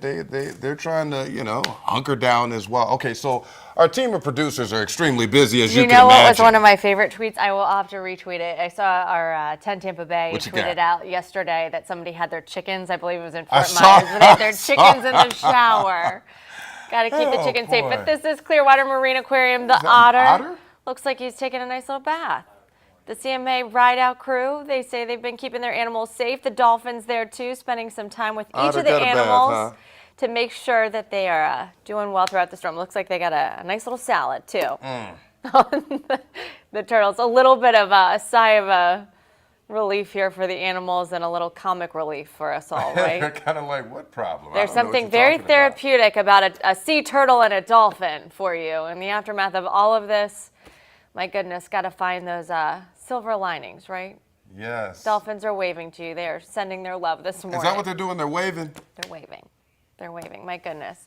There's going to be so much cleanup to go. But yeah, if you can find those brief moments of levity. Yeah. That's what we could all use this morning, right? Oh, my goodness. Times two. I want to get out to Angelina Salcido. She's in Valrico with a look at the situation out there, setting the scene for us.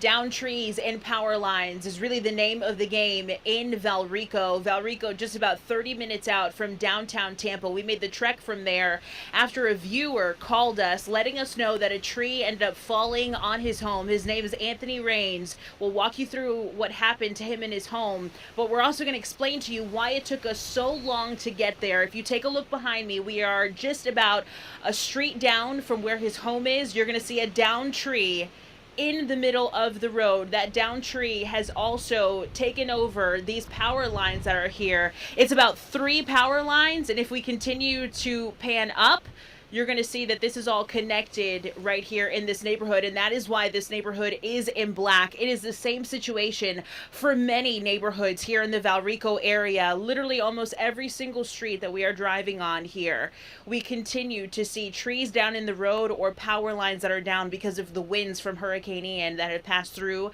Not really raining anymore here, but the wind is definitely still a factor. Going back to Anthony and what he ended up seeing, earlier today, it was about 5 o'clock when he says that his wife, his months-old baby, his 12-year-old daughter, and a friend of his wife's were all inside his home. He says that he was outside taking a video of the conditions and what things look like, knowing that he wanted to show some family members. He actually saw his neighbor's oak tree that is pretty old and it is big falling. He said that all he could do was yell run because he wanted them to get out of the home so badly, knowing that it was just going to fall on top of his house. Thank God that none of them were injured. This is what he saw when he walked inside. Oh my God. Oh my God. Oh my God. My house is destroyed. Oh my God. Now, he and his family ended up evacuating to Dade City, knowing that likely because of all the rain and everything, it was not going to be safe for them to continue to stay in their home for the night. He evacuated to his mother-in-law and father-in-law's house in Dade City. They are currently safe, and they are so thankful for that. But this is going to be the story for many of his neighbors, and that's really why he called, to bring awareness to what happened, because the ground was so saturated in this area, and we're going to continue to get rains. This is going to be a common thing that is going to be seen here in Valrico. So he just wants everyone to be safe, and it's a good reminder for anyone who lives in this area in the morning. Right now, a lot of people are in the dark. You do not know if there are power lines on the ground. You don't know if there are power lines that are low lying as well, or if there are trees or different debris that are in the road. So just be careful as you wake up in the morning. As the sun comes up, we're going to see the extent of the damage and the impacts from Hurricane Ian as well. Reporting in Valrico, Angelina Salcido, 10 Tampa Bay. Oh my goodness, Caitlin, I can't even. You just Can you feel for imagine that? Yeah, guy, and you just also know that there are so many others just like him that may have lost everything with this storm. You're seeing some video of homes completely flooded out. So I just feel for these families. I really. Sunrise is going to show the bigger picture, the bigger problem. Thankfully, though, his family. His family got out. Yeah. Of course, you can always replace. You can replace homes. You can replace belongings. I know there's a lot of sentimental things which are irreplaceable, but belongings can be replaced. People cannot, and that was the warning from so many. Our governor, from so many leaders, the president as well, saying, get out while you can. And I'm so thankful that family did, but so devastated. This is why the governor says it could take. Days, weeks, years to recover from this catastrophic damage. We just got an update about Tampa International going to remain closed. A live look right there. Going to remain closed, obviously, because of the wind issue and the storm. No departing flights. For the most part, still in the area. Right. So. Tweeting out, please check with your airline for the latest flight information. We will share reopening information, the date and time when that's determined. So obviously, at this point, they have not determined that. The National Guard could be using the airfield too to help them come in and out of the area and help the community. Again, TPA remains closed this morning throughout the day. No idea yet when they will reopen. Okay, Miguel Octavio, he's been in Sarasota getting some updates. There's an Airbnb there, thankfully trying to stay safe, but saw some flooding. There's a pool in the back, a lanai area. Sounds pretty nice, right? Doesn't look so good today. Good morning. This is what we're waking up to in Sarasota. Trees falling down, branches on the ground. Power is out in most of the area here. The Emergency Management Service Center says they're still responding to 911 calls. And while conditions are slowly getting better, the wind still remains a concern, along with flooding. First responders are urging you to stay home. This is not the time to get out on the road and check on your home if you still have to go back. They say still ride out the storm while we can and make sure you and your family are safe. That's the biggest thing right now is just staying safe, again, staying hunkered down. Even if you're in an area that feels all is calm right now. I spoke to Chris Rogers earlier in Pinellas County, Saw that big down tree there as well. You're going to see that all across the state. Naples, so much flooding there. Fort Myers, so much flooding. Storm surge as well. This is video from a fire station in Naples, a Facebook Live of a flooded fire station out of there. Maybe you've seen this on Twitter. This is the problem down there. In many spots, actually, you know, the flooding has turned many spaces into a swamp. And this is why, you know, this is the devastation that these are our first responders. These are people working on the front lines to keep you safe. So if you were in an area that was a mandatory evacuation, waist-high water, and you stayed, you know, this is the conditions they're trying to get out in to help other people. They're dealing with this themselves. This is their fire station, their home. So many fire crews that, you know, incredible people who, this becomes a community. This becomes their second home. They cook there, they sleep there, they work out there. This is a community for them, and you know, that's their fire station completely flooded out too. So while they're trying to get to you, to maybe your home that's been flooded or damaged there, they're dealing with that themselves. You play it on a loop, no matter how many times it plays on repeat, it's still just, it's hard to, you know, just fathom something like that happening. Yeah.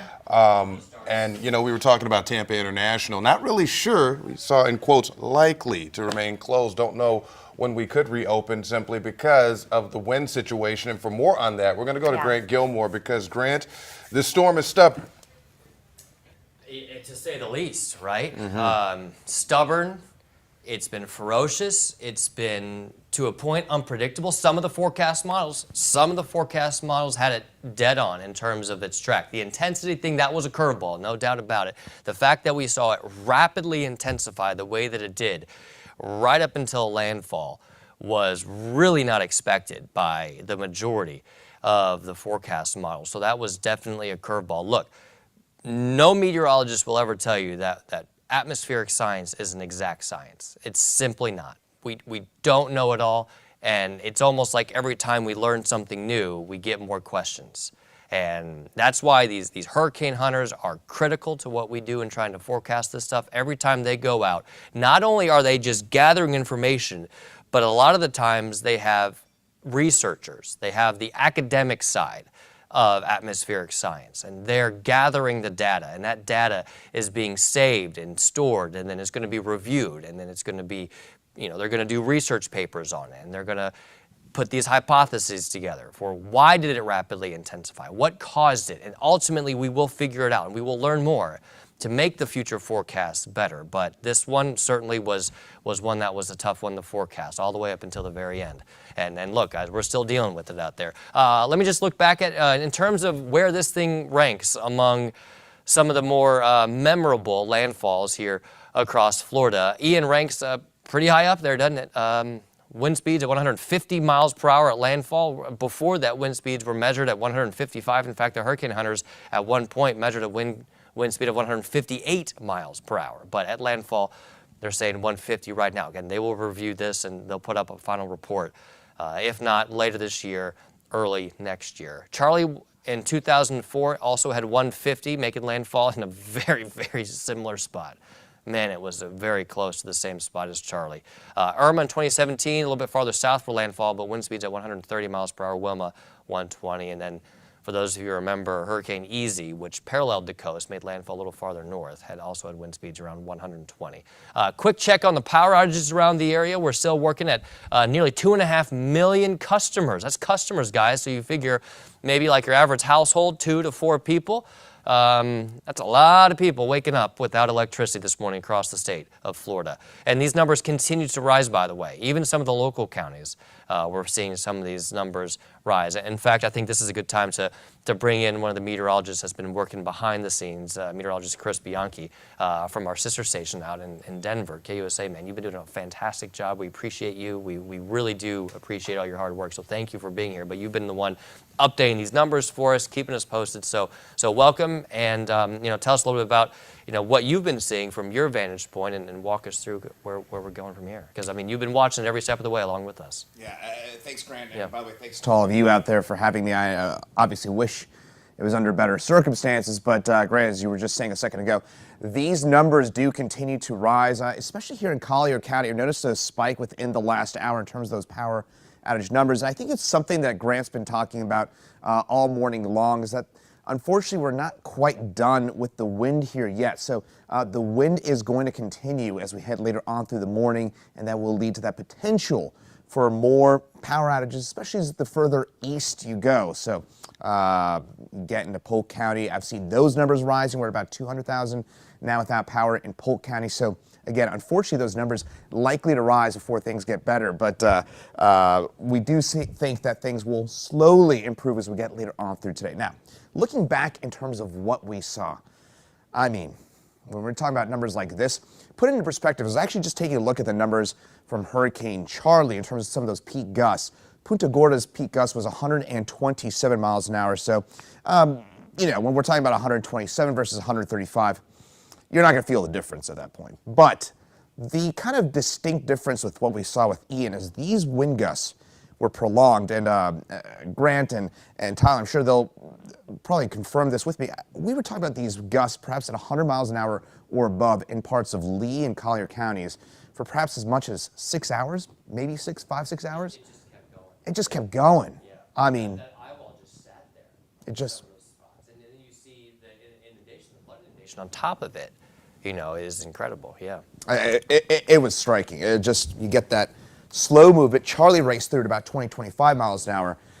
Ian was crawling between about 7 to 9 miles an hour as it moved its way up the coast. So again, kind of a distinct part of everything. Now, in terms of what we're seeing right now with Hurricane Ian, those winds are down to 75 miles an hour. Probably at our next update coming up here at 5 a.m., we will see this officially classified as a tropical storm. But again, you know, when we're talking about the difference between 70, 75, 80 miles an hour, those exact classifications, I'm not sure exactly just how much they matter. What you need to know here, Tampa, for us here in Pinellas, Hillsborough counties, we are still going to be talking about those gusty winds. And you might even get these kind of brief lulls. Grant was just talking about this a few minutes ago. We might get these kind of brief lulls. You go outside and you think, storm's done. It's over and done with. And then next thing you know, get a little kind of squall that moves its way back through. You get that little burst of wind.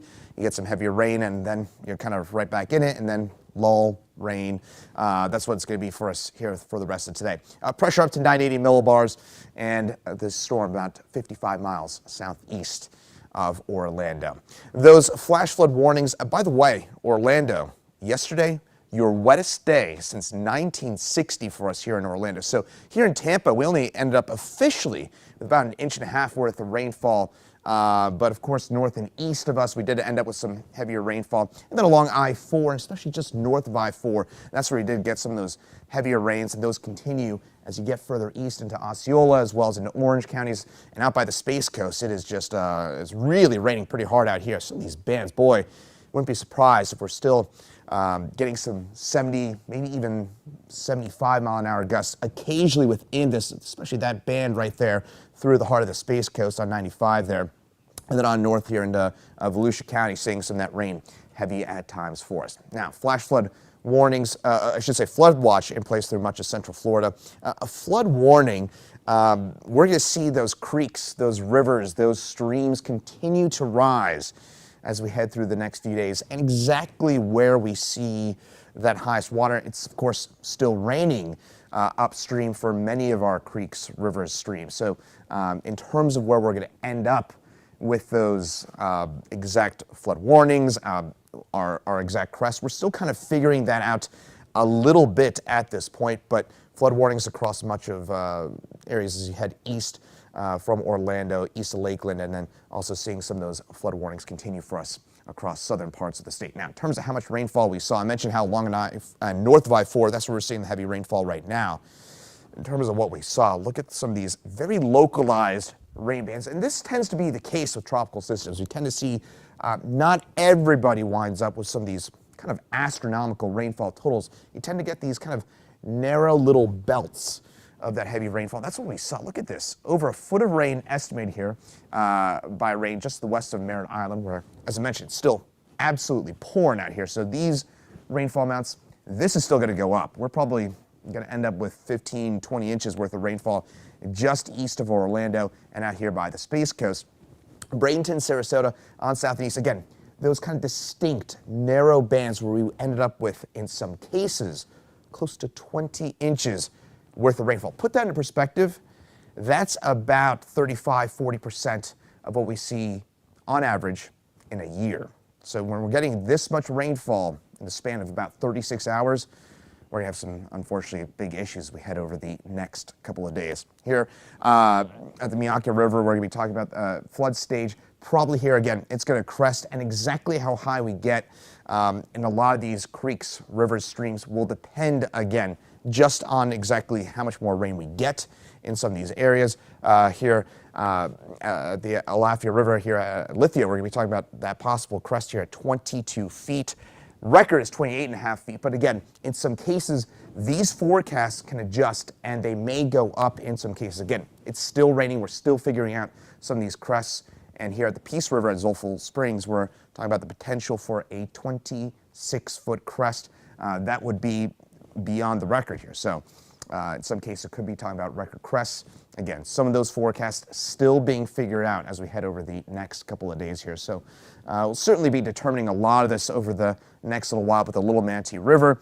Again, that possible near record crest, this black line, that indicates the potential for a record. Again, we're going to be right up against it in a lot of cases. So if you live near a river, a creek, a stream, just worth noting that a lot of us today, and I understand the temptation here, folks, a lot of us want to get back home. We want to kind of get back to our regular lives. Obviously, it's been a nightmare for the last 24 hours or so.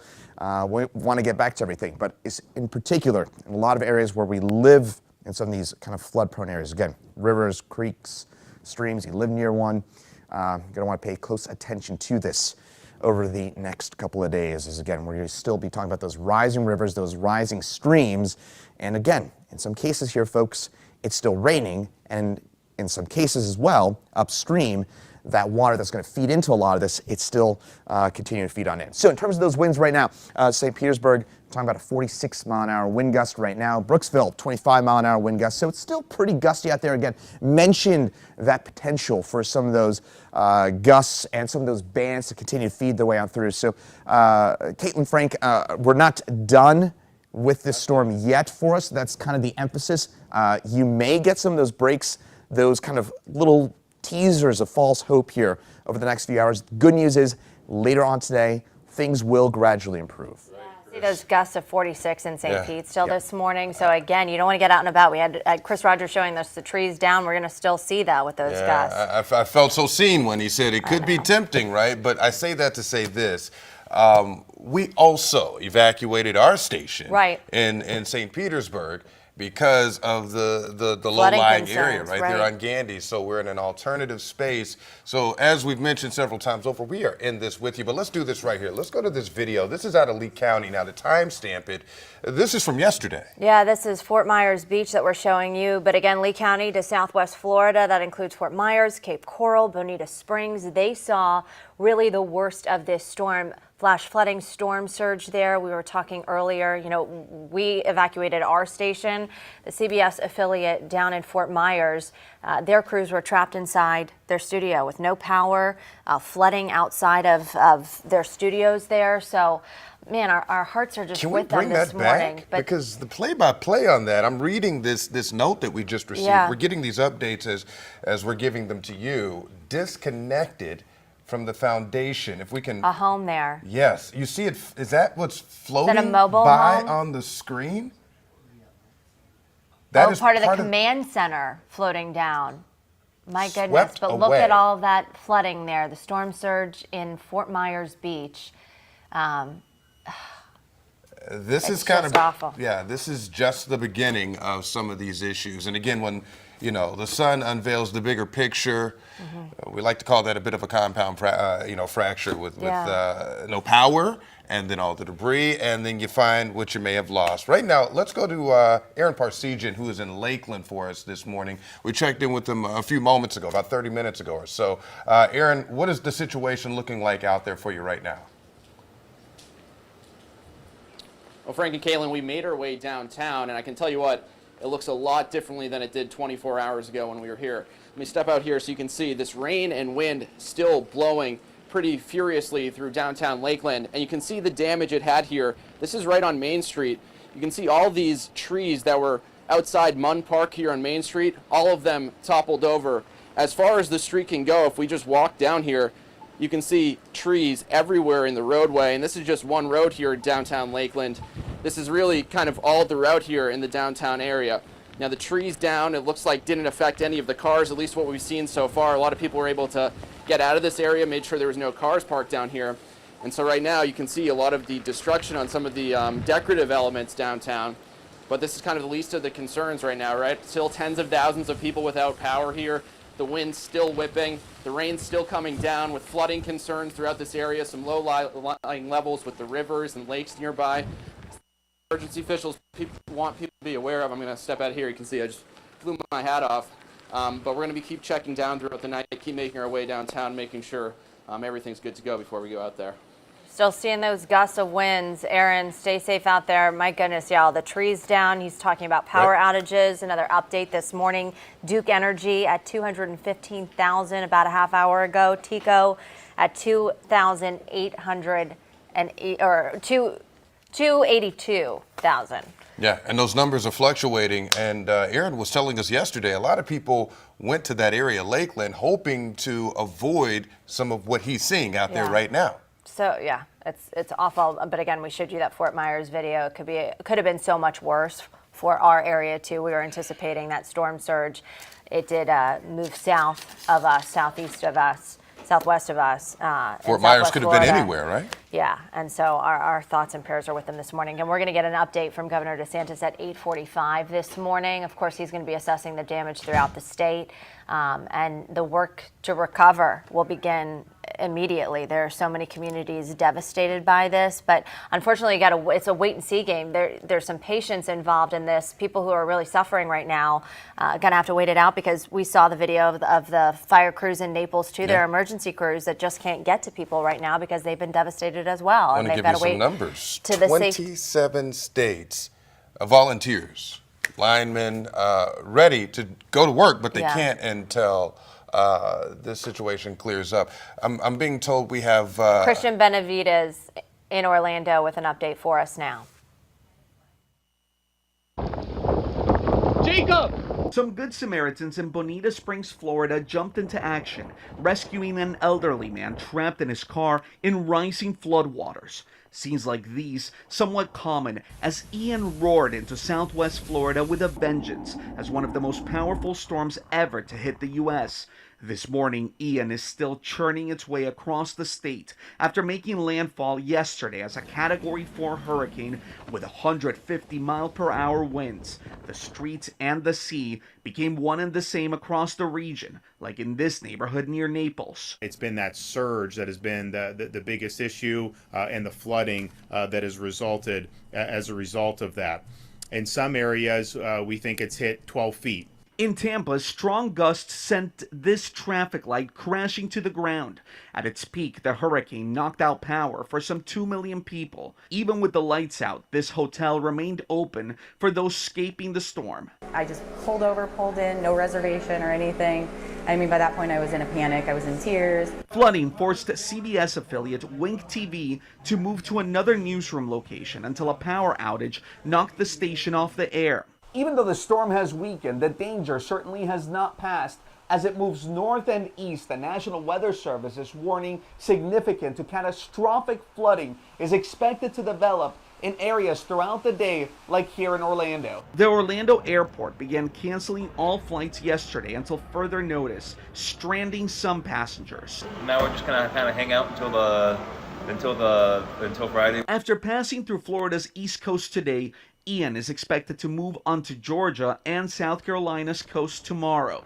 Christian Benavides, CBS News, Orlando, Florida. Did you see in that video there, we're going to play it back a little bit later, but part of a stoplight just falling into the, we got some new numbers here as well. Did you get this update? You were talking about power outages right there. As of 3 a.m., from Pinellas County. That's down. Duke Energy at 189,000. That's down from 215 a little bit earlier this morning. So they are working to get the power back on. 26 pump stations down, shelters on generators. We'll continue to update this for you. I want to get over to Josh Sidorowicz. He's got 3 things that are just top of mind right now for you this morning as we've tracked this storm. Josh, what's the latest? Yeah, hey, good morning to you, Caitlin, Frank, here in our makeshift newsroom just down the hall from you guys here in our backup facility. If you're just waking up with us here this morning, good morning to you. We've been hitting on power outages you just mentioned, so I'm going to go quickly over this. Not to belabor it, but we're looking at 1 million plus outages, reported outages just here in Tampa Bay alone. A lot of those are in Sarasota because we are seeing the bulk of those further south. 2 million statewide, 2 million plus statewide, and again, most of those severe in the south. Number two there, stay off the road. If you're waking up, you're thinking, well, conditions seem to have improved. You want to start venturing out. Don't. The Hillsborough County Sheriff's Office is asking that you stay off the roads until authorities can go through and give the all clear. That's the Hillsborough County Sheriff's Office, but this applies across the board. We're hearing the same thing from agencies across Tampa Bay because we are still getting several reports of down trees, down power lines. You saw Angelina Salcido in Valrico a little earlier with a tree right across the road. So wait till the authorities can go out, assess the damage, see what needs to be cleared out before you go and venture out yourself. And then finally, want to point this out, the Florida Disaster Fund, we mentioned this yesterday. This is a fund that's been set up by Volunteer Florida Foundation so that you can donate directly to those who are impacted. Obviously, there are going to be a lot of people in need here as we move forward. People who have experienced damage here in our area, but certainly further south in Fort Myers and Naples. If you'd like to donate, this is a secure, trusted fund that the state is facilitating here. You can text the word disaster to 20222. You can see the number on your screen. Or if you'd like online, you can do it floridadisasterfund.org. You guys were just showing, Caitlin, Frank, some of the damage and the flooding down there, and it is just, yes, sir. It's heartbreaking to see, and so a lot of people are going to be in need here in the coming days and weeks. Indeed. Yeah. And you said that is secure and trusted. Want to underscore that because in these tough times, people will try to get you warnings from officials about that. Great information there, Josh. I want to get to this tweet right here because this is out of Orange County, from the Orange County Sheriff's Office. Just got this. Don't go outside now, but when it is safe to drive, again, treat each traffic light like this. So some instructions for you, right? Light out, treat it like a four-way stop. Flashing red light, treat it like a stop sign. Flashing yellow, slow down, use caution. Might I add, extra caution in that instance. Also, stop sign toppled, treat it like a four-way stop as well. Now that's if you absolutely have to get out and about in an emergency situation, because this is another reason why you want to stay off the roads. Our Miguel Octavio has been tweeting information for you as well. He's been in the Sarasota area, if we can show that. Please stay home, don't do this. You don't know how deep the water is. You've heard that saying over and over again. Turn around, don't drown. Grant, how much does it take? It doesn't take much, 6 inches. Chief Mary O'Connor yesterday during the news conference said just 6 inches on the roadway can move your car. We've gotten a whole lot more than that. Heck of a lot more rain than that. So you want to stay off the roadways. It's just not worth it. And not only the water that could be an issue, but we have, of course, down power lines. We have down trees. We have trees that have the ground around it's been so saturated that their roots are not as strong as they once were. So one gust of wind can knock that right down. We've seen that in the past. We've seen that with news crews in the past. We were talking about that in our own newsroom, that during Hurricane Florence, which hit North Carolina, our producer Jenny, the station she was working at there, they lost a crew because of a tree. This was the day after the hurricane. So just heartbreaking. Better safe than sorry, right? And we keep saying this, we're beating it like a drum, but it's so true. You cannot, you can't save a life by staying home. You can't replace that. You can't replace a life. We can't you say can it replace enough. things, but not people. Yeah, we have some more video. I'm sorry, team. Can you tell me what we're looking at? St. Petersburg this morning. Okay. Flooded streets there as well. Yeah, down power lines can be an issue in the area. That's a continuation of what you were just saying. Tough for us to see on our monitor here. I guess St. Pete Pier is what we're looking at as well. Tough to see through that video. But you can see some definite windy, problems. gusty conditions. Yeah, that is not what the bay typically looks like. We have a beautiful bay to enjoy, typically almost glass-like on a normal sunny day in Florida until yesterday. Here's a live look at the pier for you, the St. Pete Pier, a very popular spot for tourists, for locals to enjoy. Yesterday morning, Chris Rogers was out there right in front of it with the waves almost crashing up to him. He was far from the pier at the time, and oh my goodness, it's just that's a live eerie. Look right now. Yeah. Eerie out there. So wind gusts, he said, calm out there right now. Chris Rogers again in St. Pete for us, monitoring the conditions there in Pinellas County. He saw the downed tree, but again, yeah, yesterday he was in downtown St. Pete, not far from that pier, where the conditions were much, much different in terms of the wind gusts. We're still seeing wind gusts in the St. Pete area up to 46 miles per hour this morning. Yeah, that's why crews can't get out. Now, we were talking about this in the story we showed just maybe 5 minutes ago. Watch this. Watch this right here. Take a look. Oh my goodness. Yes, that is exactly why. And then look at the size of that in comparison to those two gentlemen trying to carry the debris, if you will, out of the road. It says there in the tweet from Tampa PD, all bold, italicized, we cannot stress this enough. Stay off the roads. Stay indoors. That is from Tampa PD. Officers saw that traffic light come crashing down in front of that could have been them. What they're saying there too, the biggest thing, there are live wires down. Ybor City there. And again, treat every wire you see down, hopefully from your window, not while you're out and about. But if you see a wire down, assume that it is live until power crews can get out there. They know what they're doing. And again, linemen stage all across the Bay Area, all across Florida to help get the power back on. We were showing you images from outside Tropicana Field yesterday. Yeah. They were all staged there in the St. Pete area. We're also going to hear from Sheriff Chronister around 7 o'clock this morning. He's going to join us. Yes, we are. Hillsborough County Sheriff to give us an update as well. That was from Tampa PD. Imagine driving by and just from above, a threat from above, just like a tree. I can't, I mean, all of this video is shocking. It's heartbreaking to see this. This is Sanibel Island, which was just completely underwater yesterday. The storm surge there. See it gradually rising. Caught on the live cam, just to give you that time lapse. Yeah. Swamping the street. Terrible, and then the storm surge coming in yesterday, putting so many homes, the island, underwater completely. You mentioned Sheriff Chad Chronister, 7 o'clock, right? He's set to hang out with us. 7 a.m., yeah. He's been speaking with us over the last several days about this situation as we get prepared. Now we are on the other side of this situation as we, prepare for cleanup, but we have to wait for the winds to cooperate so crews can get out and about, crews from 27 different states. But something Sheriff Chronister stressed during commercial breaks, because we didn't have time to squeeze everything in, was be patient, be kind, right? Be kind because, anxiety is something that can make a bad situation worse. Yeah, check on your neighbors. Whether you're close with them or not, it's a good day to just check on your neighbors and make sure that everybody is getting through this together. We're headed where, guys? I'm sorry. Fort Myers. We want to show you the storm surge all these videos there. Coming in, we've showed you Naples. We've showed you Fort Myers. They really got the brunt of this flooding. Southwest Florida. Really? Yeah, those trees struggling to stay upright with those strong winds down there. Grant, how high were those winds yesterday? I'm sorry, Fort Myers. Fort Myers. Yesterday? They had wind gusts. I think we saw 140, some 140 gusts down there. Yeah. So upwards, which is, guys. I mean, we see those numbers when we give those weather or the recon flights when we get the updates.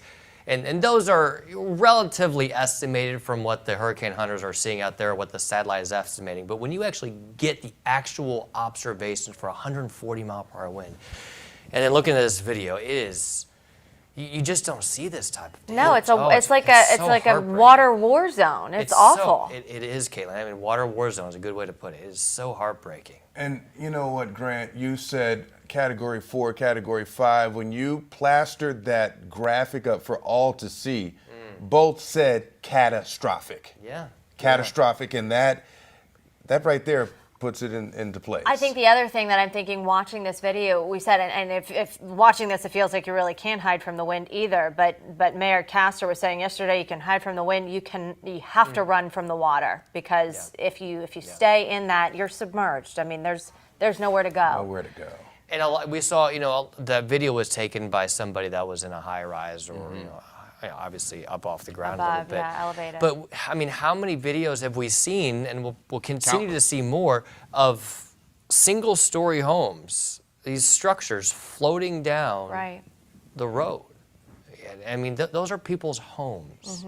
That's their safe place, and they had to evacuate those homes, not knowing what they were going to come back to. Yeah, leaving everything behind, and that's the anxiety that sets in, right? You do whatever you can. You've been helping us out. Our whole team of meteorologists have been helping us out with tips prior to this hurricane of how to prepare, how to get ready for the storm. But nothing truly prepares you to lose everything like that. No, and nothing prepares you. it's easy to say, you know, just leave everything behind. Yeah, that's the easy part. Your life is the most important thing, Right, and that's true. It's true. It's true, but it doesn't make it any easier.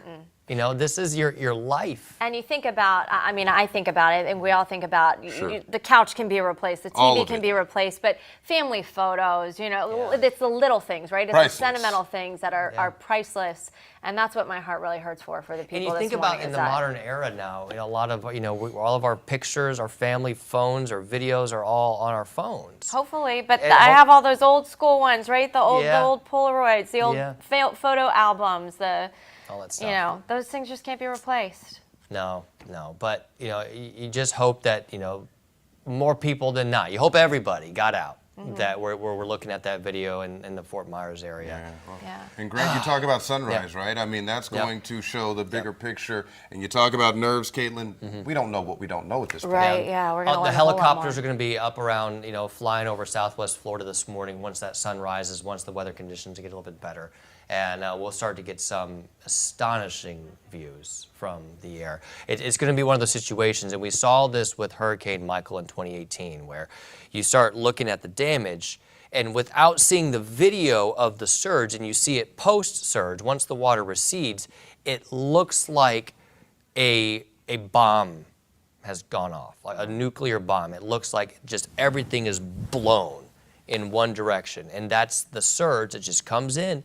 And, you know, water will find a way, and it will take things out, it will take things down, it will spread sand so far inland that you didn't think that was possible, and you think, well, this had to have been the wind that blew it all in. But water. But it was the water. It's always so wild to me, too, that water is such a source of life. We all need it, right? But it also can be so destructive, and it can ruin everything in a very quick amount of time as well. You know, our beaches are beautiful, but look at the devastation here from this storm surge. It's not fair. Is Yeah. it? You know, something to be so beautiful and to attract so many people and to bring so much joy to people's lives. Can also be so destructive. The water can sweep you off your feet. Doesn't take much. As we were talking about 6 inches for a car, so you can imagine. Well, what it could do and to a Frank, person. you bring up a good point. It's a good segue. I want to show you this. We've got this graphic behind you, and I think we have to watch this. And this was certainly true with the surge that we saw down in Southwest Florida, and their water is going to continue to go down as the storm clears out. But our waters will rise with the rising river levels, with the runoff from all of this. And we were mentioning this earlier, Caitlin, you just mentioned it actually not long ago, but 6 inches of fast-moving water can knock you off your feet. You think, I mean, 6 inches, that's that much.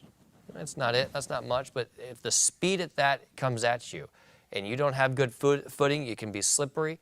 It could sweep you right off your feet, and you're not able to regain control of it. And if it's a fast-moving current, that can take you into a place that you want to be. So please, don't underestimate the power of water here. When you start looking at a vehicle, 12 inches of fast-moving water can pick up a vehicle, a car. It gets just high enough above those tires, and next thing you know, your car is now a boat.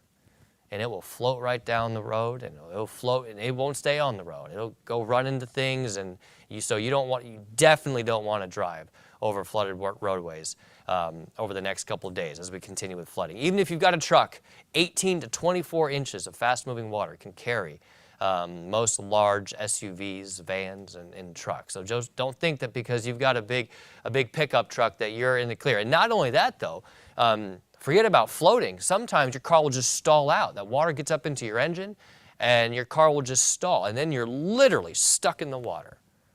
And then you don't have anybody to come and get you, and you'll just be left there. And then you have to make the choice: do you get out and try to, or do you stay put? And the advice is usually to stay put and hope that somebody can come and rescue you, because your chances of that happening are probably better than you trying to rival the same water that ultimately got you stuck there in the first place. The best thing to do is just don't do it in the first place. You've heard the saying time and time again, turn around, don't drown, right? It sounds cliche, it is cliche, but it makes sense, it works. So just don't do it, okay? Your life is not worth it, not worth it. Your life is worth it. It's not worth getting into that predicament in the first place to be able to be stuck there, all right? All right, a couple of river level stages that we're keeping a track on around the area. The Myakka River is on the rise, heading towards major flood stage. This is at the Myakka River State Park. So we mentioned the river levels, they're on the rise. This is going to be true for a lot of our major rivers. So just be aware of these levels. A lot of you probably either starting to wake up right now or you're just getting ready to go to sleep. Please, if you're in and around any one of these rivers, keep an eye out. The Alafaya River there at Lithia Pinecrest Road in Lithia, the river is rising quickly. At last check, it was about 14 feet. It's probably a little bit higher than that right now, and then on its way to about 22 feet, cresting later tonight into the day tomorrow. We'll see the Peace River there at Zolfo Springs. It's not just in major flood stage, but it's getting to the highest point that it's ever gotten before. So that's certainly a concerning situation right there. We're going to have to watch the Peace River there at Zolfo Springs. Looking at, let's see, the next river that we've got, Little Manatee River in Waimama, already in moderate flood stage, on its way to major flood stage. It'll come close. Sometimes these predicted levels are a little bit off. So the record level is 20.1 feet. We'll probably level off somewhere around 19.1. It's about a foot below that record flood stage. However, we may see that climb a little bit higher just depending on how everything plays out. Remember, it's still raining in some places, so we kind of have to take that into account and see how that's all going to play out. It's raining, it's windy. These outer bands are still bringing some of those gusty conditions to the region this morning, which is why we're saying, look, hold on. I know the power is out. You might be watching on your phone, your tablet. If you aren't, you can. If you're using your generator, maybe powering your TV. Regardless, we still have gusty conditions out there. We're still losing power in some places. The power crews aren't able to get out quite yet. You better believe, once they get out, I hope we find out right away, because I want to tell you. I want to let you know that hope is coming to get the electricity back on. Wind gusts in Orlando is still at 36. DeLand at 49 mile per hour wind gusts. Over in Cocoa Beach, 54 mile per hour wind gusts. And then here closer to home, we're starting to see the wind gust come down, but it still comes in waves. We get these bands still on that western and southwestern side of Ian. Still a 46 mile per hour wind gust. In St. Pete, Sarasota just recording a wind gust at 43 miles per hour. Those wind speeds, just checking around the rest of the region, still sustained in Crystal River. Notice how the wind speeds are coming out of the north now, so our water level should begin to rise up in the bay. Man, that was weird, wasn't it? Looking at the anti-surge or that recession of the water, where all the water was out of the bay all the way up into Old Bay there and Hillsborough Bay there up around Bayshore Boulevard. I mean, there was video of somebody riding a bike. Did you guys see that? The video of on the bay. Oh, yeah. Deck looking at the storm effects here at our alternate studio. Right. And Greg, I said, did you see that? There's My goodness. Somebody riding a bike at the bottom of the bay. Which we don't advise. You don't. You don't. Anytime the water goes out like that, anytime you see one of those type of biblical type of events, right, where it seems like this is not right. I know.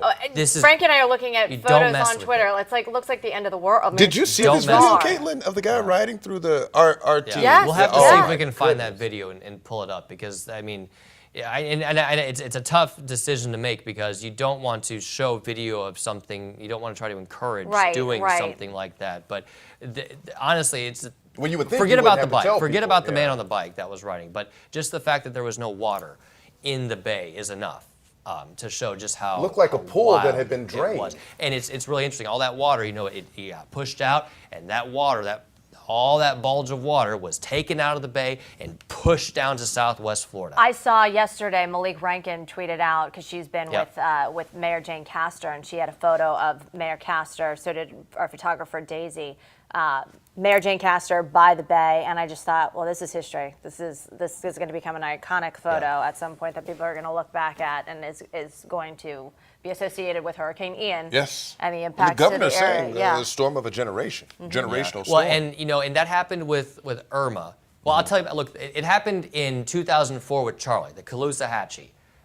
drained with that. And that was the wildest thing. I didn't see it. I just heard. People told me about it. And I thought, I don't understand how a river can be drained. Right. How do you wrap your head around it? It's a constant feed of water. It happened with the Hillsborough River. I saw it with my own eyes from our 10 Tampa Bay weather camera right there at Armature Works. The water, the wind was pushing the water. It was being blown out of the river faster than the river upstream could fill it back in. You said it was hard for you to believe, right? As you were describing this yesterday, I'm thinking, wait, one more time. Come again, Grant? Yeah, exactly. It's stuff that we can't understand, and it goes back to, why do people stay in their homes when they're told to evacuate? It's that psychological block. Your mind is not able to go to a place that it has never gone or seen before. Yeah, you think of it as your sanctuary. That's your safe place. That's your safe place. You go after a bad day from work. You go home. You go there. You escape the world. You watch your favorite TV shows at home. That's where you do to get away from the rest of the world. You're safe there. You left your little girls at home. I mean, so many too. That's the hard part too. You've got their cribs there. You've got the rooms that they grew up in. So so many families have the same. It's not just the home, it's the memories, it's the comfort that it brings. Your mind can't go there until the situation takes you there, right? And that's the thing. And then you see here comes this surge, Southwest Florida. Some places 12 feet of that storm surge. We still have to get those exact numbers. Governor DeSantis saying that his people or the officials are telling him 12 feet. Of surge. I mean, that's taller than the basketball hoop. Frank, what's the top of the very top of the backboard? Is that 14? I would venture to guess 14? About 14 feet. Yeah, Michael Jordan could tell you. The rim is 10. King James. And then, the top of the backboard is about 14 feet. Right. You're right. 10 feet for that rim, though. So in between the rim to the top of the basketball hoop, that's where that surge was recorded in the Fort Myers. You had a great explainer with that, too, Grant, because a lot of people were hitting me up saying, what does that mean? Right. What is storm surge? Yeah. I don't understand. Well, and that's the thing. You until you see it, you don't, again, your mind has never gone there before. You've never seen it. You don't understand. It was perfect perspective for me though, because growing up I had the basketball hoop in the backyard, right by the garage. So you can think of visual. You can get a visual of how high that is in relation to your garage, or think about it in your driveway, where it comes to on your house. That's how high. Well, think about in a lot of single-story homes, or even two-story homes. Nowhere to escape. Your ceiling. Nowhere to go. Your ceiling is about 8 feet, 9 feet in some cases. So the water all the way up there. So if you don't have a second story, you have nowhere to go except for the roof. And that was the reality for a lot of people. And no one to come get you. That was the other thing too, is that at the height of this, emergency crews locked down as well. So and they'll tell you that. They cannot force you to leave. They have the ability to, if they need to, take action to force you to leave. They don't have time for that. So they're going to tell you, look, you're going to have to fend for yourself. And look, they'll try to help you if they can, but at a certain point, they can't risk their lives to a certain degree when they told you to leave. So you just hope that everybody got out and everything, lives were saved. As opposed to the opposite. Let me run down the forecast here as we head through the next several days here. We'll look back first and we'll look forward real quick. Wind gusts yesterday across the area, 82 in Sarasota. We did have a wind gust in Venice of 82. I'm surprised that was taken off. That was interesting. But anyway, obviously really strong wind gusts across the southern part of the area. Wind gusts today this is since midnight. Wind gusts have still been upwards the upper 40s to near 50 miles per hour. Forecast wind speeds as we head through the rest of the day into the day tomorrow. They'll begin to go down, but we'll still see a couple of gusts up there, probably around 40 miles per hour or so.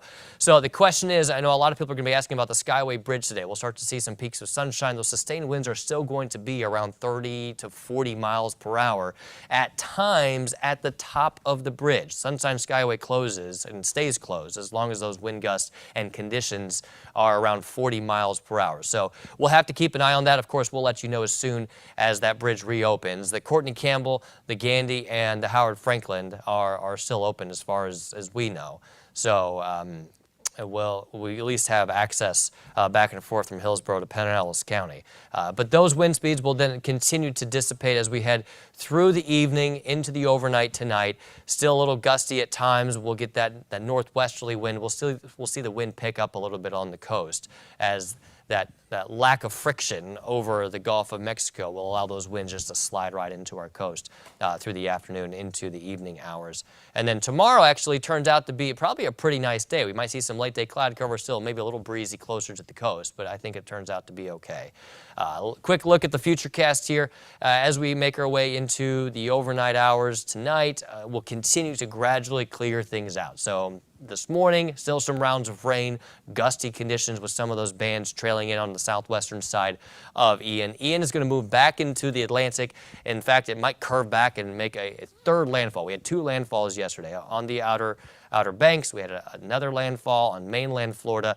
Now it's going to move back into the Atlantic, and it's going to curve back to the north and then go up to the north and west. But for our forecast back home, it's going to look pretty nice going into tomorrow afternoon.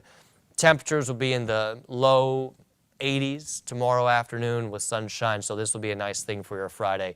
A lot of branches to pick up, right? I mean, we've got obviously the big stuff, the big damage around the area, but even in places that don't have the big trees down, we still have a lot of those branches and limbs and debris and everything. So we're all going to be working together, whether it's in my backyard or your backyard or the next community over. We're all going to be working to get everything back to normal, and it could take days, weeks, months, whatever it takes. We're all going to get back to normal, and we're going to remember Ian, no doubt about it, leaving a permanent mark on our lives.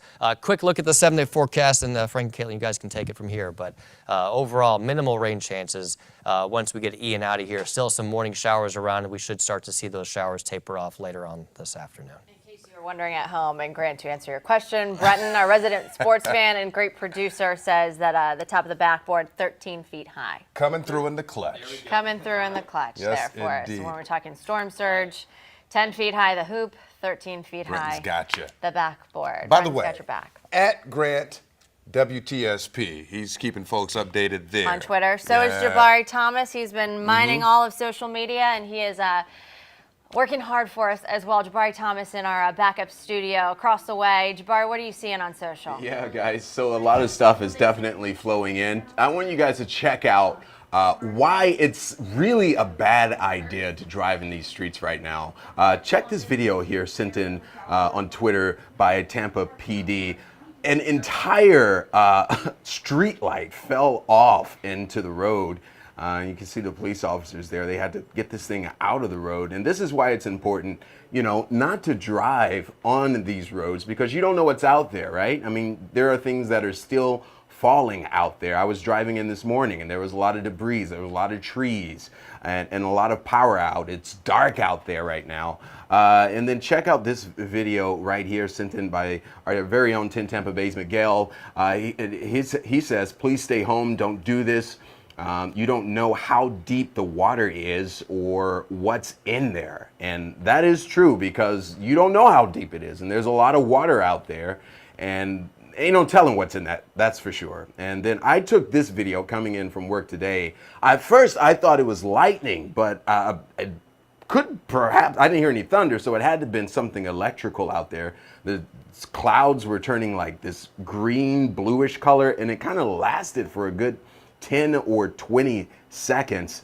And let's check in over here at the folks at CMA, as they said that the crew was writing this out and been checking in on the animals and spending some time with each of the animals to make sure they're doing well throughout the storm. And they said that they hope that the crew is safe tonight as well. So there's a lot of videos still coming in, and you know, I encourage you, if you need more information, head to our website 10tampabay.com and also download our free 10 Tampa Bay app, especially if you don't have power. You know, streaming is the way to go. And there's a near me section on there, and if you just click on that, and you can upload like a photo, a video, and it will tell us exactly, well, not exactly, but where you're at, and we can share it with everyone here on 10 Tampa Bay, guys. All right, Jabari, you always bring a smile to our faces, for sure. You can always must count have on heard you. Jabari I appreciate it. to be our sunshine, right? And animals, you've got your own little fur baby at home. I Sweet do. Mutsy, but there's just something so therapeutic about the animals. That video of the dolphins kind of waving the sea turtles.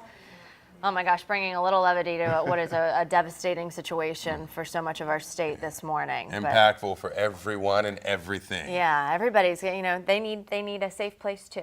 They had a safe place to ride out the storm. All right, Liz Crawford has been in Wesley Chapel. She's been all over the county there. She was at a shelter there yesterday. She was with emergency management, and we're going to see what she's seeing this morning. Liz, I know you're waiting for the sun to come up to really see the extent of the damage there, but certainly wind gusts when we talked to you around 3 this morning. Well, good morning to you guys again, and good morning to all of you who are just joining us. I'll tell you what, the conditions continue to change, which is always so surprising when you cover these storms, because just an hour ago I was telling you guys just how gusty and windy it is, and you could even hear the wind howling. And it's really not the case anymore. We have a little bit more rain that came through. Earlier it was kind of dry and it was just windy. Now it's a little wetter. The other thing I want to tell you before I get going here, we're telling you all morning for more than 24 hours now, we've been saying stay in, stay in, stay in. And here I am standing outside. I want you to know that we are right next to a house. We can duck inside. We're in constant communication with our meteorologists so that we know where we are is safe, so we can help you see what you're going to be waking up to. So I'm in Wesley Chapel in Pasco County, certainly not even close to getting the worst of this, but the winds really did pick up from about midnight until 3 a.m. So we're staying at a house here. The furniture, right out here, and you can just kind of see one of these really heavy umbrellas tipped over. You have a lot of debris pretty much all over the place. I don't know if this flashlight kind of helps you guys see some of that. You look at that right there, kind of some of that Spanish moss. You have the palm fronds down. And the reason why it's not just a mess to clean up, but this kind of stuff, this ends up in our sewage and it starts to block our roadways. So I'm here just on a property right now and it's just a mess. And you're thinking there's small branches, there's some limbs. Oh, okay, this is going to be messy. The problem is what it's doing on our roads right now, because if we get more rain and then if we have some of these rivers that are going to overflow and then we're clogging up the drains, it's going to become a problem for the roadways. And we've seen this with other storms. So that's when you see the mess, it becomes more of a problem when you talk about draining our roadways. So I want to kind of let you look around here. This is where we're staying at a neighborhood in Wesley Chapel, but it had gorgeous trees behind it. And I said this earlier, I don't know what kinds of trees these are. They're super tall, really skinny trunks. And they were a little scary to look at earlier because they were just swaying in the wind.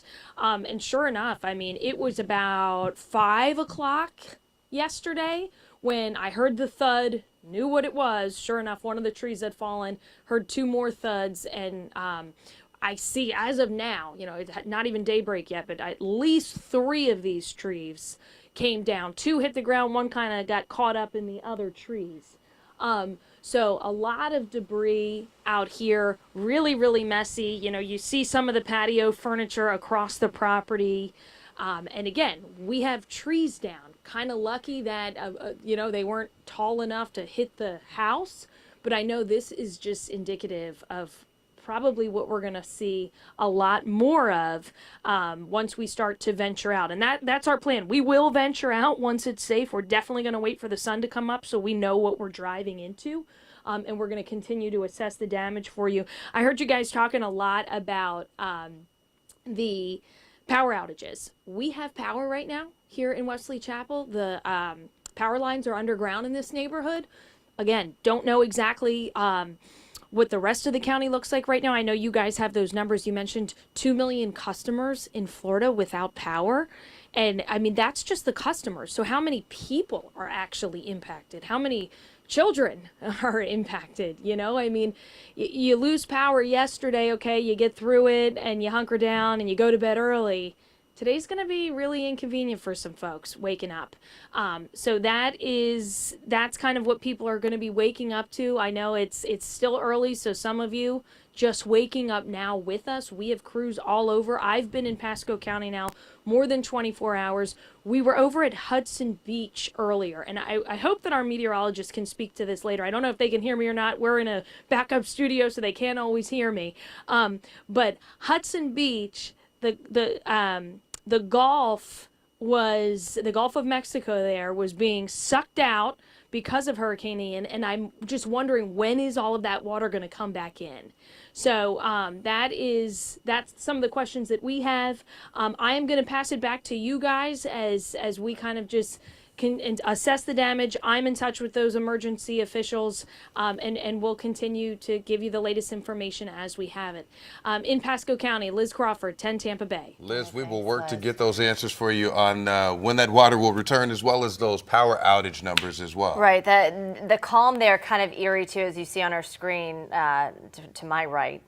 You can see the storm tracking. It's still a Category 1, Hurricane Ian, moving across the state. So you're seeing others are still being impacted by this while it's left devastation and that eerie calm in some areas too, as we're just starting to see the damage, obviously waiting for the sunlight to learn more. Our Chris Rogers has been in Pinellas County in St. Pete majority. Wow, you can see the wind gusts there. Looks much very different. Yeah, than Wesley Chapel, Chris.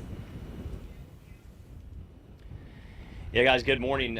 We mentioned when we checked in with you just a while ago in St. Petersburg that it seemed relatively calm. It's a whole different story here in Largo. You can kind of feel the wind gusts right now. You can see the wind gusts, and you can see the consequences of those wind gusts. Look behind me. This is a massive plaza sign that's been down completely. We're going to show you right where it was actually ripped out from its roots, and you can really understand why when you're out here, even as this thing has moved past Largo, the wind here is still very, very strong. There's flags in this area that have been completely shredded, still standing, but completely shredded. This sign was downed completely as well. The Emergency Management Office just an hour ago tweeting out they had experienced gusts upwards of over 40 miles per hour. So the wind is still whipping here in Largo. We're still assessing damage across Pinellas County, but right now it does seem to be relatively mild. As serious as this seems, this is not the story of everything we've seen across the area. Now, we mentioned when we talked to you a little while ago in St. Petersburg, there's a lot of downed trees, a lot of debris.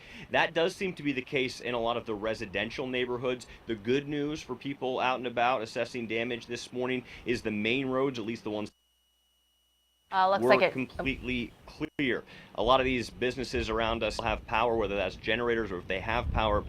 That is unclear right now. But yeah, there is definitely some damage here, and certainly some heavy gusts of winds in Largo right now, and that will probably continue to be the case throughout the morning. We're going to continue to go across Pinellas County. We've heard just a little bit about 6 minutes from here, there's some down power lines that caused some street closures. The police have shut that area down because they're sparking. That could be a potentially very dangerous situation. That's a situation we're going to assess as well coming up in a few minutes here. But this is the extent of the damage here in Largo, and certainly in the residential areas, trees are a big problem. This plaza sign uprooted completely. But we've said it before, and we'll continue to say it again. At least here in Pinellas County, this situation could have been so much worse. A down plaza sign, some down trees, power outages, obviously, those are not good situations, but that situation could have been so much worse. But as the sun comes up, again, we're going to continue to assess the damage and see what parts of Pinellas County were hit the hardest. Obviously, wind and rain were the big factors here yesterday and into this morning. So we'll continue to update you guys throughout the morning. We know you will. And right on cue, that wind you're talking about is the exact reason crews cannot get out and about to restore that power. I wanted to check, guys, Grant or Tyler, do you guys know what the gusts are in Largo right now? I can look. In St. Pete, they were about 46 miles an hour this morning. 46-mile-per-hour gusts, but you could just see that going behind him. Kind of scary. All right, let's do this. Let's go to Kathy Perkins, Pinellas County Emergency Management, to have a conversation about the situation that we're dealing with at this hour, day 2 of dealing with Hurricane Ian. Good morning to you there, Kathy. Good morning. Thanks for joining us. I want to ask you right now kind of what the biggest concern for the area is. We were just talking with our reporter, Chris Rogers, who's in Largo right now, saying, you know, the wind obviously has knocked down some signs. We've seen some damaged trees. We were anticipating so much worse in terms of flooding, so there is some silver lining there. But what's your biggest concern for the county this morning? So right now we still have about 200,000 people without power. We do have some intersections without power. So, we want to make sure that we are able to get out there, make sure that the streets are safe for people to navigate. We were working on getting inverters out to those intersections so we can get those lights up and running. Because a lot of deaths will occur after the storm. People that are using generators, people that are driving through intersections and not treating it like a faraway stop. So we want to make sure we can get places safe as possible before people start moving around. Give us an idea, Kathy, if you can. I know the sunrise is going to help us out in this regard, but some of the roads that are impassable because of the damage that we were, showing our friends at home just a moment ago with the downed trees, the downed power lines. Yeah, I don't have a complete list of the roads. From what I'm hearing, a lot of the major roads are open. There were some trees down. Law enforcement was able to move some of those out of the way.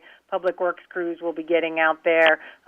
Just like you said, we've been out on the major roads, but it may be some of those more residential areas that we haven't been able to get back into yet. Can you tell us this morning about any responses that you guys have had to make throughout the storm? We know the power out, we know trees down, the roadways are concerned, but did you guys have to make any calls to people's homes? Not that I'm aware of. I think it's been a pretty calm evening. I mean, we certainly were extremely fortunate. This is not the position we thought we were going to be in. Pinellas County got lucky this time, and certainly our thoughts and prayers go down to all the people that have been impacted. We want to make sure that our community is safe and slowly work on getting people back to their homes and, getting everything back up and running, and then we're already looking at, how can we support our neighbors to the south. Yeah, Kathy, I would imagine as you've seen some of this video coming out on social media and on our newscast right here on 10 Tampa Bay, you think to yourself at some point, this could have been us. Mm-hmm. Yeah, absolutely. And, it's very scary. I look at the numbers of the people that were in shelters, the number of our special needs clients that moved, and it was not what we expected. So I don't know if a lot of people evacuated out of county, and we just don't have eyes on that yet. It's just very scary. We heard a lot of people say that they were going to stay. They didn't think it was going to be that bad. And you never know. And time is something that you can't get more of. So when that advisory came out for the Southwest Coast that it was turning into them, they had very little time, and to get people to evacuate hospitals, nursing homes, assisted living facilities takes a lot of resources and a lot of time, and that's why we start issuing those evacuation orders. We started really trying to push people to pay attention because there gets a certain point where you just can't move people anymore. Yeah. You mentioned talking with different partners and seeing the damage in other areas. How do you guys work in conjunction with other emergency management teams throughout our state? Obviously, the Naples area, the Fort Myers area, just inundated with water. Absolutely. So, we all work very closely with the State Division of Emergency Management. We have conference calls several times a day. So we were getting, reports for them out throughout the day yesterday as to what was going on. Some of them were losing communications. There were a couple that weren't even able to get on the call. So, it's devastating. At least you're hearing from some of them, but when you don't hear from them, your heart goes out to them because you're just so worried about what's going on. But, the State Division of Emergency Management is already, networking and staging resources, working to get them down. I think all of us across the state of Florida, and I've heard there were 26 states that had already promised to bring in resources. This is going to take a lot of people. There's going to be a lot of damages down there. Unfortunately, we could see, a lot of deaths down there. So I think, everybody's going to be focusing on what we can do to help them. So as soon as we can clean things up here, we'll be looking at how we can assist our neighbors. Absolutely, Kathy. You used the word scary there as you were alluding to deaths. And I spoke with a coworker a little bit earlier who told me the same thing, not being able to reach someone on the phone. Oh, yeah, scary. Nerve-wracking because you don't know the severity of that situation. Can you kind of put this into perspective for us, Kathy? Someone like yourself who is obviously amazing at what you do, well-trained, and so is your staff. This does something to your nerves as well. No, absolutely. First off, we all worry about our families. We live in these communities too, but we do everything we can to secure our homes and our families, and then we come in and then we start focusing on the million people that we have in our community. The response here, the partners here have been absolutely fabulous. I remarked to somebody the other night that I was amazed at kind of how calm it was in the EOC, even though we were still, potentially looking at a Category 3 or 4 storm coming towards us. But it was because of the partnerships and the networking, how we were, coordinating things together. We were really leaning forward. I mean, we were already talking about high water rescue, search and rescue. How are we going to do these things? How would we, support all the traffic signals and stop signs, and where could we be setting up additional housing and base camps? So we were really leaning forward for maybe that potentially catastrophic event. And I just have to say everybody here has just been phenomenal, and thank you to the media for helping us get the messages out. Yeah. No, we appreciate you guys so much and for keeping us informed, keeping everybody at home informed. I just asked you lastly, heading into this day, of course the daylight's gonna just help determine the extent of it for the area, but what does today look like for you guys? You talked about the roadways, you talked about the intersections and the power outages, but what does today look like in terms of just assessing what the aftermath looks like for Pinellas? Yeah, I'm really hopeful that we're not going to see a lot of damages out there. Our initial reports coming in indicate that, we may see some areas that maybe we've got some more things. We didn't get the rain that we thought we were going to get, thank goodness. Certainly didn't get the surge. So we're really, right now, we're, checking on the power for the special needs clients that we have. We want to make sure that they have power in their homes before they go home. We'll be working with our hospital partners, nursing homes and ALFs to help get them restored and back up and operating. We did evacuate a number of hospitals, so the other hospitals that stayed open took in that additional census. So, we're all about trying to get things back to normal, get it so schools can get back into business next Monday. For your time this morning, we appreciate it. So glad for you and your team too that it wasn't worse than the damage that we are seeing in the area. Let her get back to it because, of course, she has a long, busy road ahead. Thank you, Kathy. Thank you. Absolutely. Want to show you some video a little farther south. This is out of Sarasota, right? We've been showing you video all over the area, encouraging you to post some of it online. My goodness, this is, what social media is showing you all across the area. Sarasota, this is Miguel Octavio has been bringing us live reports from the area. He's staying at an Airbnb. Take a look at what probably on a nice sunny day in sunshine. The Sunshine State is a lovely pool, totally flooded in the aftermath of Ian. You see the roadways there too. He's been tweeting out warnings to stay off the roadways this morning because you could run into something just like that up in the top right corner of the screen. Flooded roadways and down power lines. Don't do what the guy in the middle is. And then right there on the bottom left, not just the water, but structural damage right there. Looks like a fence is destroyed there. Yeah, so much of this. Hey, Grant Gilmore standing by. We've got an update. Are we getting this 5 o'clock update? Has that come down yet? Okay. Yeah, the 5 just came down. All right, let's get right over to Grant Gilmore with the latest. So, yeah, we just got the 5 o'clock advisory, and as expected, it's now a tropical storm. Thank goodness, right? I mean, just continue to weaken Ian. But the 5 a.m. advisory and now officially a tropical storm. Those wind speeds dropped from 75 miles per hour. They dropped 10 miles per hour, now down to 65 miles per hour. Gusts still at hurricane force, so we're still going to see some of those stronger gusts closer to the center of the storm as it now moves over to the east side of the state at this hour. Pressure's up to 986. It's only moved about 10 miles since the last update, 40 miles now southeast of Orlando. So continuing to weaken, but continuing to still bring very heavy rainfall to portions of Florida, along with those gusty conditions this morning. Looking at those heavier showers and gusts of wind coming into the Orlando area, up towards the Space Coast into Cape Canaveral, Daytona Beach, seeing a lot of that rain, and that will continue to spread farther to the north and ultimately up to portions of the south and east. The latest forecast cone from the Hurricane Center is going to do something weird, something that we haven't talked too much about over the last 24 hours. We've been so hyper-focused on our region. But what Ian's going to do is it's going to move over the Atlantic Ocean as a tropical storm. We might even see it strengthen, and it's going to try to become a hurricane once again. I mean, just the storm that will not go away. Tropical storm strengthened up to 70-mile-per-hour winds by tomorrow afternoon. Again, hurricane force is 74 miles per hour. So it very well could become a hurricane, and they're going to see some surge concerns across the Georgia, South Carolina, and maybe even portions of the North Carolina coast.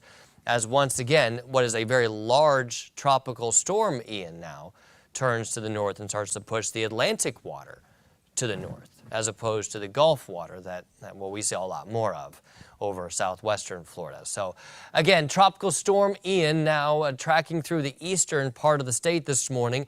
The flood watch, which was in effect for our area, has been canceled. That doesn't mean we're not going to see flooding. We will continue to see some of our rivers flooding. All those green colors are flood warnings that are currently in effect. A large area underneath a flooded warning over toward the East Coast, Orlando area, up towards Kissimmee and into the Space Coast, and then points north. Now flood watches span all the way through coastal Georgia and into South Carolina this morning. A closer look, many of our rivers have already reached flood stage and will likely, actually several approaching record flood stage through the coming days. So be very, very careful, be cognizant of what your surroundings are, and make sure you know what's going on with that river or those streams and creeks nearby, because it may take a little while for all this water to run off. Just a quick update on conditions out towards our east a little bit. Osceola County has a flash flood warning that will remain in effect until 5:15.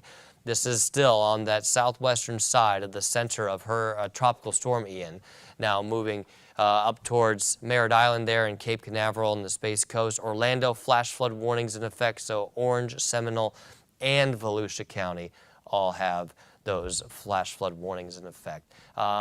Meteorologist Chris Bianchi, sir, you've been working with us behind the scenes. Come on in here. From our sister station up in Denver, quite a different thing than what you're typically used to dealing with. But Chris, I mean, let's just talk for a second here. I mean, a meteorologist, you know the deal with this. Flooding is flooding, whether you're here in Florida or you're out in Denver, and I mean, the threats are real with this, so we got to watch that. Yeah, water is water, as you mentioned, and we were kind of having analogies about how we think about how heavy water is and some of the threats that can really impact you. One thing I always think about is when you have to change out the water cooler, what a pain in the you-know-what that is, and how heavy it is to pick that up. Yeah. So just think about that when you drive through water, in a sense that 6 inches, 12 inches of water doesn't seem like that much, but water is really, really heavy. We don't think about that all the time in that sense. So maybe one way to think about it. Great analogy, man. Yeah. That's great. And the way that it can just lift up your vehicle, and even some of our larger trucks. You know, think we're in a big truck, and we're sitting up high, we'll be okay.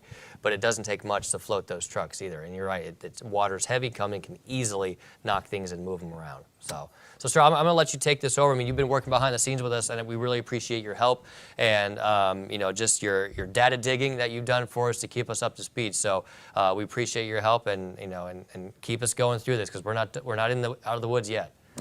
And thanks for having me, and thanks to you at home also for having me here. Obviously, I'm fully aware about just the devastating situation that is ongoing here, but we'll get you through it, and want to start things off by showing you again, there's that flash flood warning that continues for parts of Orange, Osceola counties, as well as here into Volusia and Seminole counties, and that will continue for the next few minutes. Now, in terms of the rainfall that we've seen, this is something that we tend to see with tropical systems. We get these kind of very narrow bands of really heavy rainfall. They tend to be concentrated over not necessarily a wide area. You tend to maybe see these kind of big gaps. So for example, on up here in Pasco County, some areas, Tampa International officially, last check, about 1.5 inches of total rain officially in Tampa from Ian. Again, on up in Pasco County, maybe 1 inch of rain. And then you go 75, 100 miles south, and look at some of these just whopping rainfall totals. In some cases here, close to 20 inches worth of rainfall as you get down into Manatee, Sarasota County, as well as east here into kind of Lake Placid. Again, some of these rainfall totals just truly astronomical, which means that as we head over the next couple of days, we're going to have an enormous amount of water. And again, something that Grant and I were just talking about. Just don't underestimate the power of water. And again, there's that temptation I get it, where you kind of see maybe a few inches of water on the roadways. You go, well, I can probably get through that. General rule of thumb is if you can't see to the bottom of the roadway, it's too deep to drive through. And especially now, think about everything we've seen, right? Here in the Tampa area, we've seen just a lot of rain, especially as you get on the south side of the bay. We've also, of course, seen a ton of wind. We've seen those wind gusts here on the south side of the bay, 80, 85 miles an hour here in Tampa. Peak gusts right around 75 miles an hour. So we've got all sorts of stuff all over the road. So you don't know what you're driving into, and especially now. So again, you come up to that water-covered roadway, you can't see at the bottom of the road. Please here, folks, it's the old adage. It's a little corny, it's cheesy, you've probably heard it a million times. Turn around, don't drown. Definitely gonna wanna do that here as we head over the next couple of days. Again, with the amount of water that'll be out there, it's about 12 inches that can pick up an average car. Again, that doesn't seem like a ton, but as Grant and I were talking about, again, the analogy I always use is think about changing out the water cooler at work, how heavy water is. It's much heavier than you think about. And then about 18, I'm trying to think of like different ways because I was kind of explaining this to my Water sometimes is heavy, but yes, you're right. If that's your job to change the water cooler, you know well. Yeah, it's like No you're joke. like, please, not me, not me, That not spoke me. to me. Yeah, Josh, you got the water cooler change, but I'm still seriously, struggling. Again, just Yeah. a good way to think about how heavy water is. So hopefully that gives us an idea here about just again as we head over the next few days. And again, the other thing here, Caitlin and Josh, that I was mentioning is with the amount of wind that we've had. There's going to be stuff in the water that's not usually there. So, you know, maybe an afternoon rainstorm that you got here, you know, your typical July, August thunderstorm. Yeah. You're going to have, there's just going to be more stuff in the roads. And whether it's debris or whether it's critters and other things, I mean, yeah, you have to be so mindful Florida's got a lot. Of all of that. It's just not worth whatever, you know, picture you want to take or story you want to tell. Power, water, alligators. What first comes to mind to me. Hopefully not. But I mean, seriously, again, we just don't know what's in there now. Right. Think about all the branches, and leaves will be down. Yeah. Good all right. advice. We appreciate it, Chris. Speaking of power, right?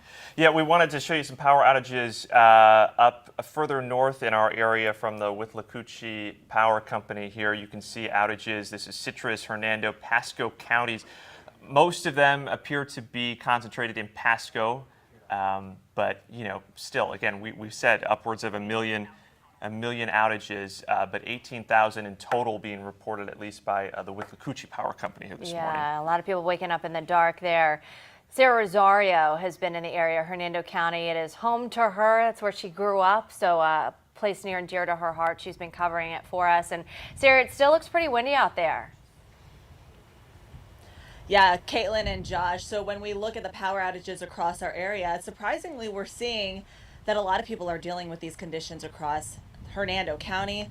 And I'm outside of something called Withlacoochee. This is the power company here in Hernando. And once the sun comes up and the wind starts to taper down through this area, we do expect to get a better look at the people impacted by power outages here across the company, across this area. The company, I just checked online, has been reporting close to 18,000 people without power in areas that they service. Now, they also service Hernando, Citrus, Polk, Sumter counties. About 3,000 people without power right now in Citrus County, according to Withlacoochee. Here in Hernando, it's closer to 2,000.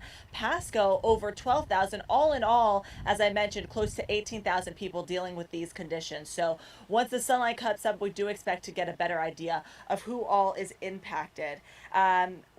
We did talk to city officials yesterday about what people can do if they're dealing with these power outages. Obviously, wait it out. They're telling people stay off the roads, stay inside your house. We got some sound from them about what they are. They're also expecting people who live on the eastern side of the county near the Withlacoochee River. That's where we're seeing the power outages as well. And they're expecting flooding in that area later on today. So here's some advice they give for people who live near the Withlacoochee River and more on their plans for what they're going to be doing later on today. Take a listen. Our friends on the east side need to be mindful of that continued threat over the next several days and be prepared to be self-sufficient for as long as possible. we get into the daylight hours, we'll start looking at damage assessments and see where the damage occurred, and as these tropical force winds will die off tomorrow during the day. All right, so there you hear it. They're going to be out assessing the damage today, warning people who live near the Withlacoochee River to be prepared. And they're also putting out messaging on Facebook as well, telling people about the dangers of electrical hazards. Obviously, treat all down power lines as if they are live. Don't step on over them. Don't walk on them. Don't try to touch them in any type of way. Just advice they're putting out on Facebook, as they did get a report of a couple down power lines in a portion of Brooksville. So we're going to be heading over there in just a little bit so we can see exactly who all is impacted by the damage there from the storm. Now, this was reported last night, so we're hoping to see something this morning, and hopefully it's all resolved, but we'll be keeping you updated throughout the morning here, and as the sun comes up, we'll get a better look at the conditions here. Caitlin and Josh. All right, Sarah, thanks so much for all your hard work out there. Yeah, we Absolutely. appreciate it. Headed to Brooksville. We'll get an update in a little while. So that was Hernando County. We want to go now to Polk County, where, again, we've heard widespread reports of trees down, power lines down, in some cases even down power lines sparking fires as well. And that's the case out in Polk County where... Aaron Parsegian is this morning. Yeah, he was outside Munn Park. Aaron, it looks like the rain has let up a little bit, but outside Munn Park, you were talking about those trees down. It was like the whole park got demolished.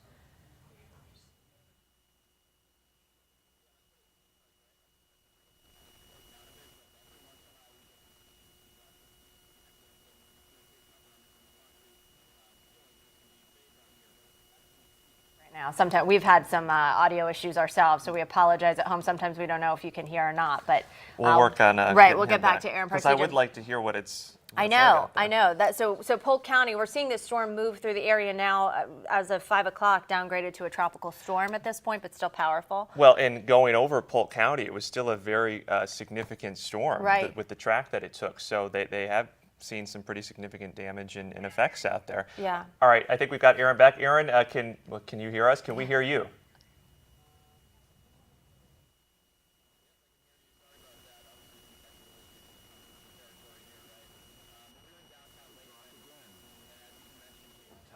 And faintly hear him. It sounds like, all right. Yeah. We'll work on that. You forgive us here, We'll try to get back to Aaron as quickly as we can this morning. But he was with us early on this morning. He's been in Polk County. He had that consistent rainfall earlier. We were live as of 3 a.m. this right? It's 3 a.m. this morning. Yeah. Double check the day, the hour. 3 o'clock this morning, he was out in Polk County where there was consistent rainfall. And again, I was saying he was outside Munn Park.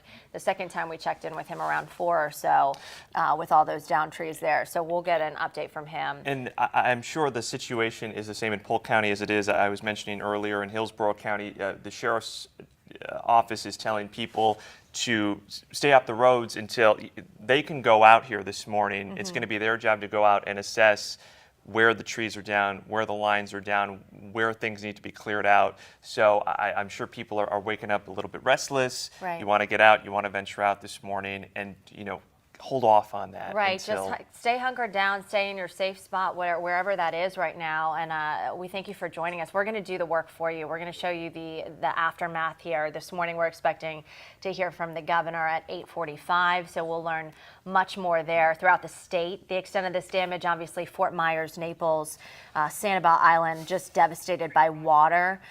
Let's head out to Chris Rogers. It sounds like we can get him. He's in Pinellas County. Chris, are you still in Largo? What are you seeing?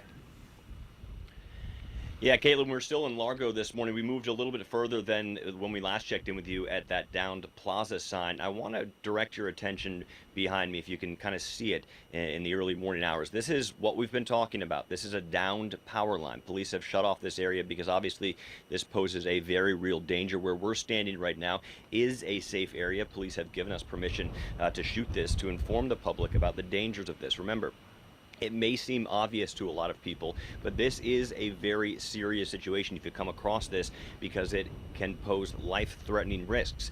remember, it's not just the actual power line that's energized. Oftentimes these down power lines can energize things around it. Think about poles, think about bus stops, even trees, bushes, water around the area as well, and the ground as well. So that could pose a very serious risk to human life. This is just one of many down power lines across the Bay Area and certainly across Pinellas County.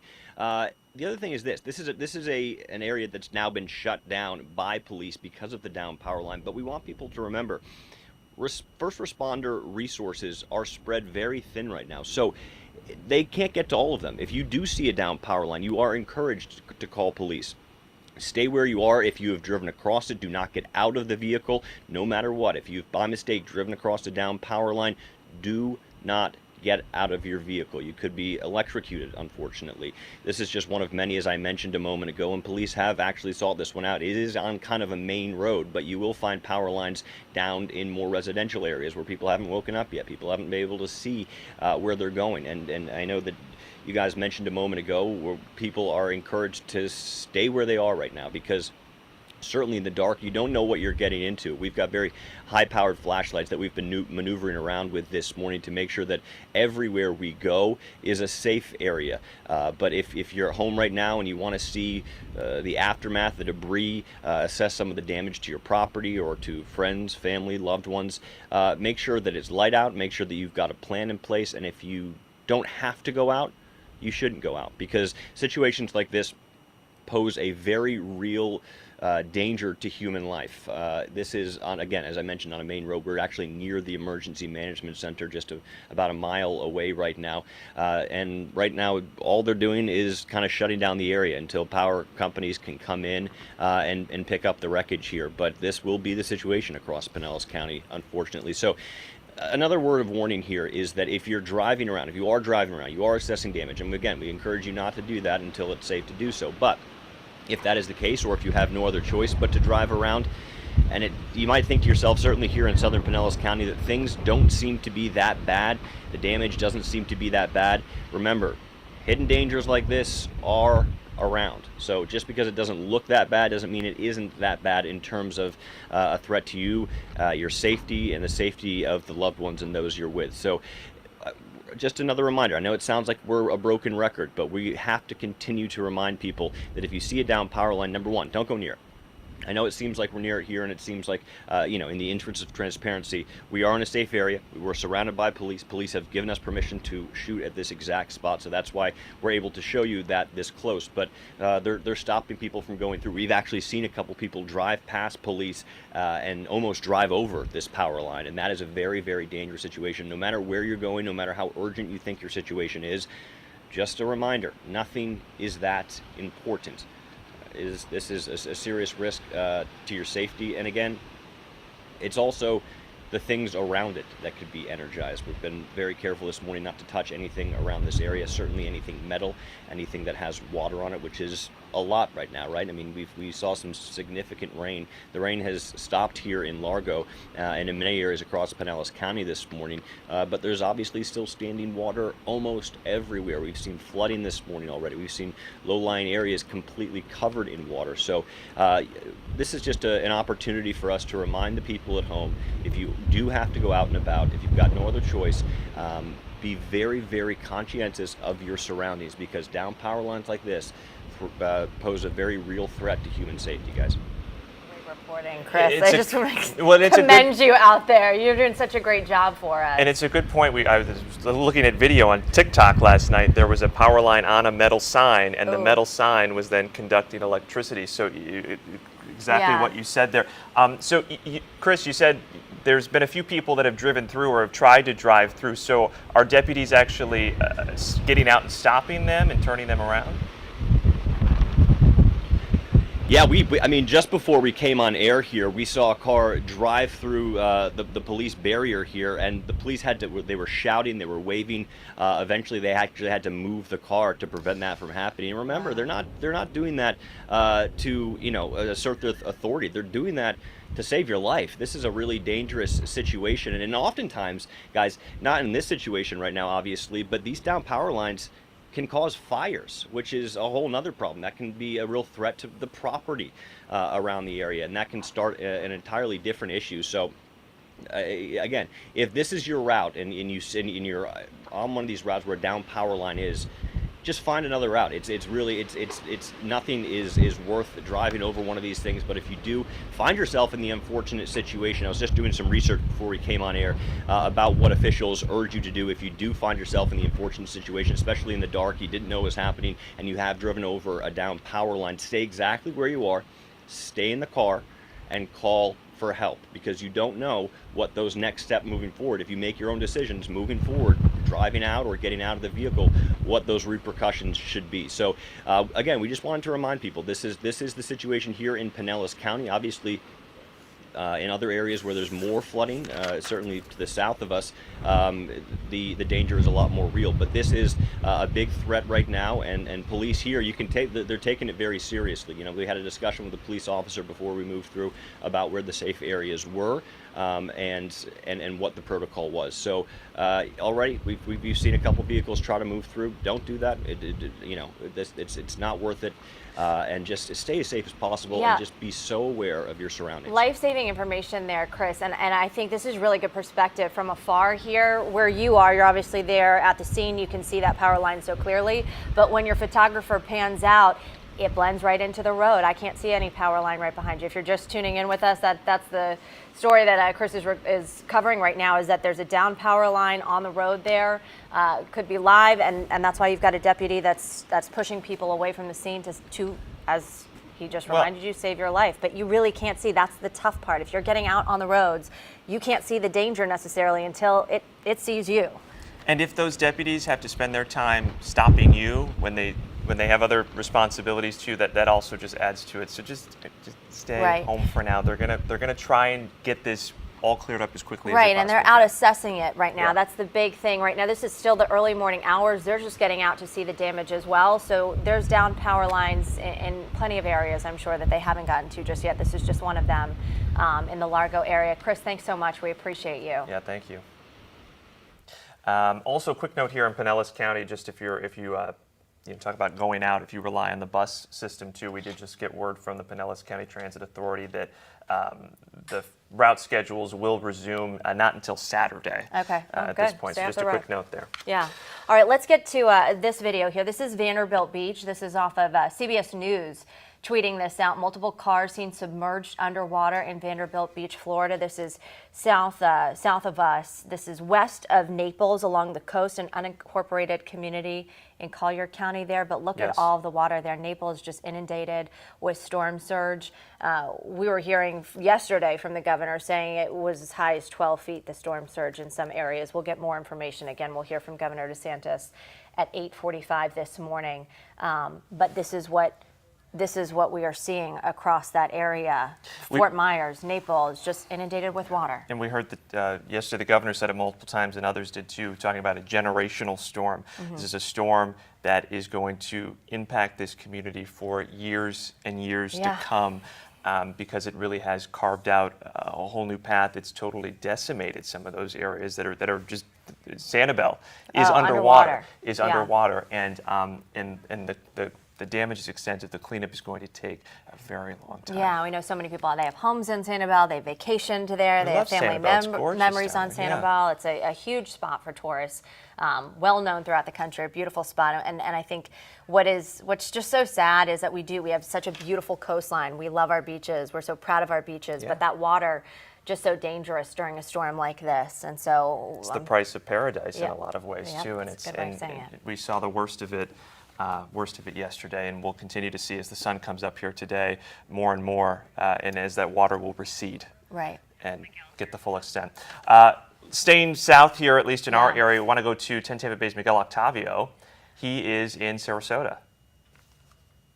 We are about 4 miles east of I-75 on Fruitville Road, and while the major roads may look clear, you might see down power lines like this one. We've seen several cars nearly hitting these power lines, putting you in a very dangerous position if you drive through them. And while those roads look clear right now, first responders are still urging you to stay home, stay inside wherever you are, because the road conditions still are not clear. We've seen down power lines, we've seen down trees, we've seen branches, we've seen flooding on the roads. So it's really important that you stay inside wherever you are until we see daylight and until first responders can clear those roads. Again, power is out in a lot of areas. The lights on the roads aren't even working, so it's really easy to crash through whatever it is here, whether it's another car, whether it's down power lines, whatever it is on the road. So please stay inside while you still can. In Sarasota, Miguel Octavio, 10 Tampa Bay. All right, thanks, Miguel. And I was looking at just the outages obviously across the state, but Sarasota in particular, I think one of the appearing to be one of the hardest hit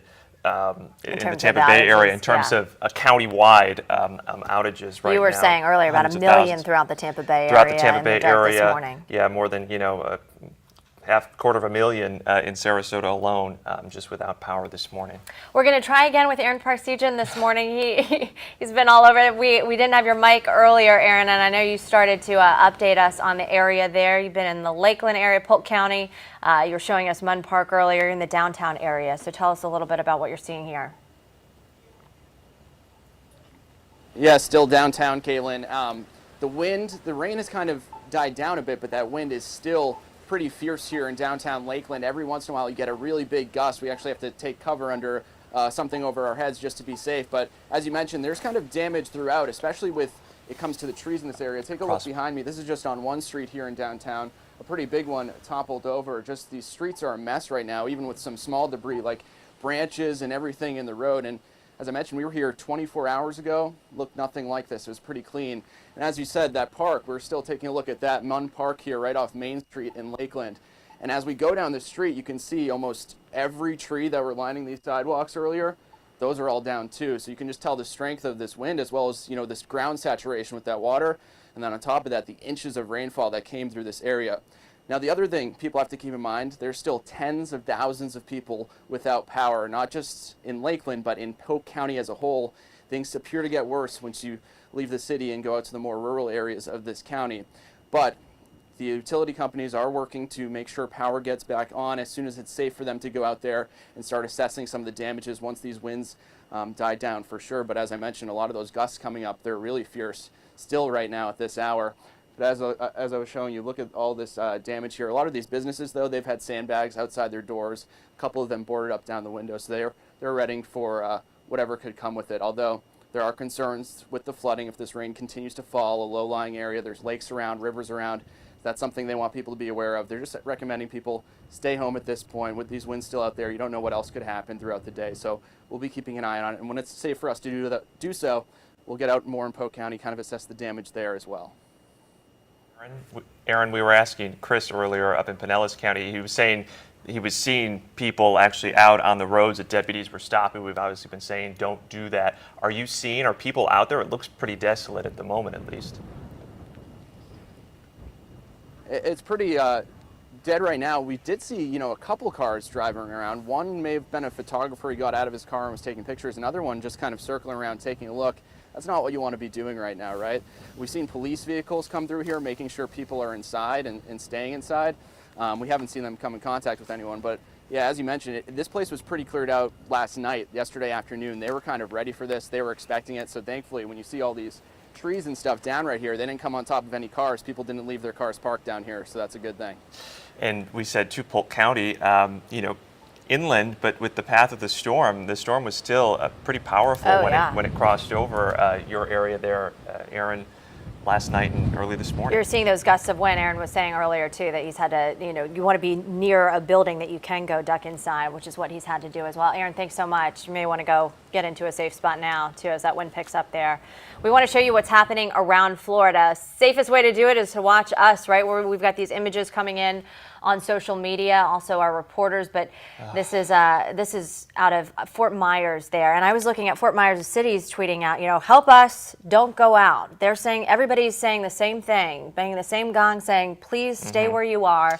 This is going to be a day of assessment, figuring out the extent of the damage in different communities. They're saying, this was 5 hours ago tweeted from Fort Myers, but saying the city's under 3 to 4 feet of water in many areas. Yeah, but this is from a high rise, and above. You can see several feet of water that area is under right now.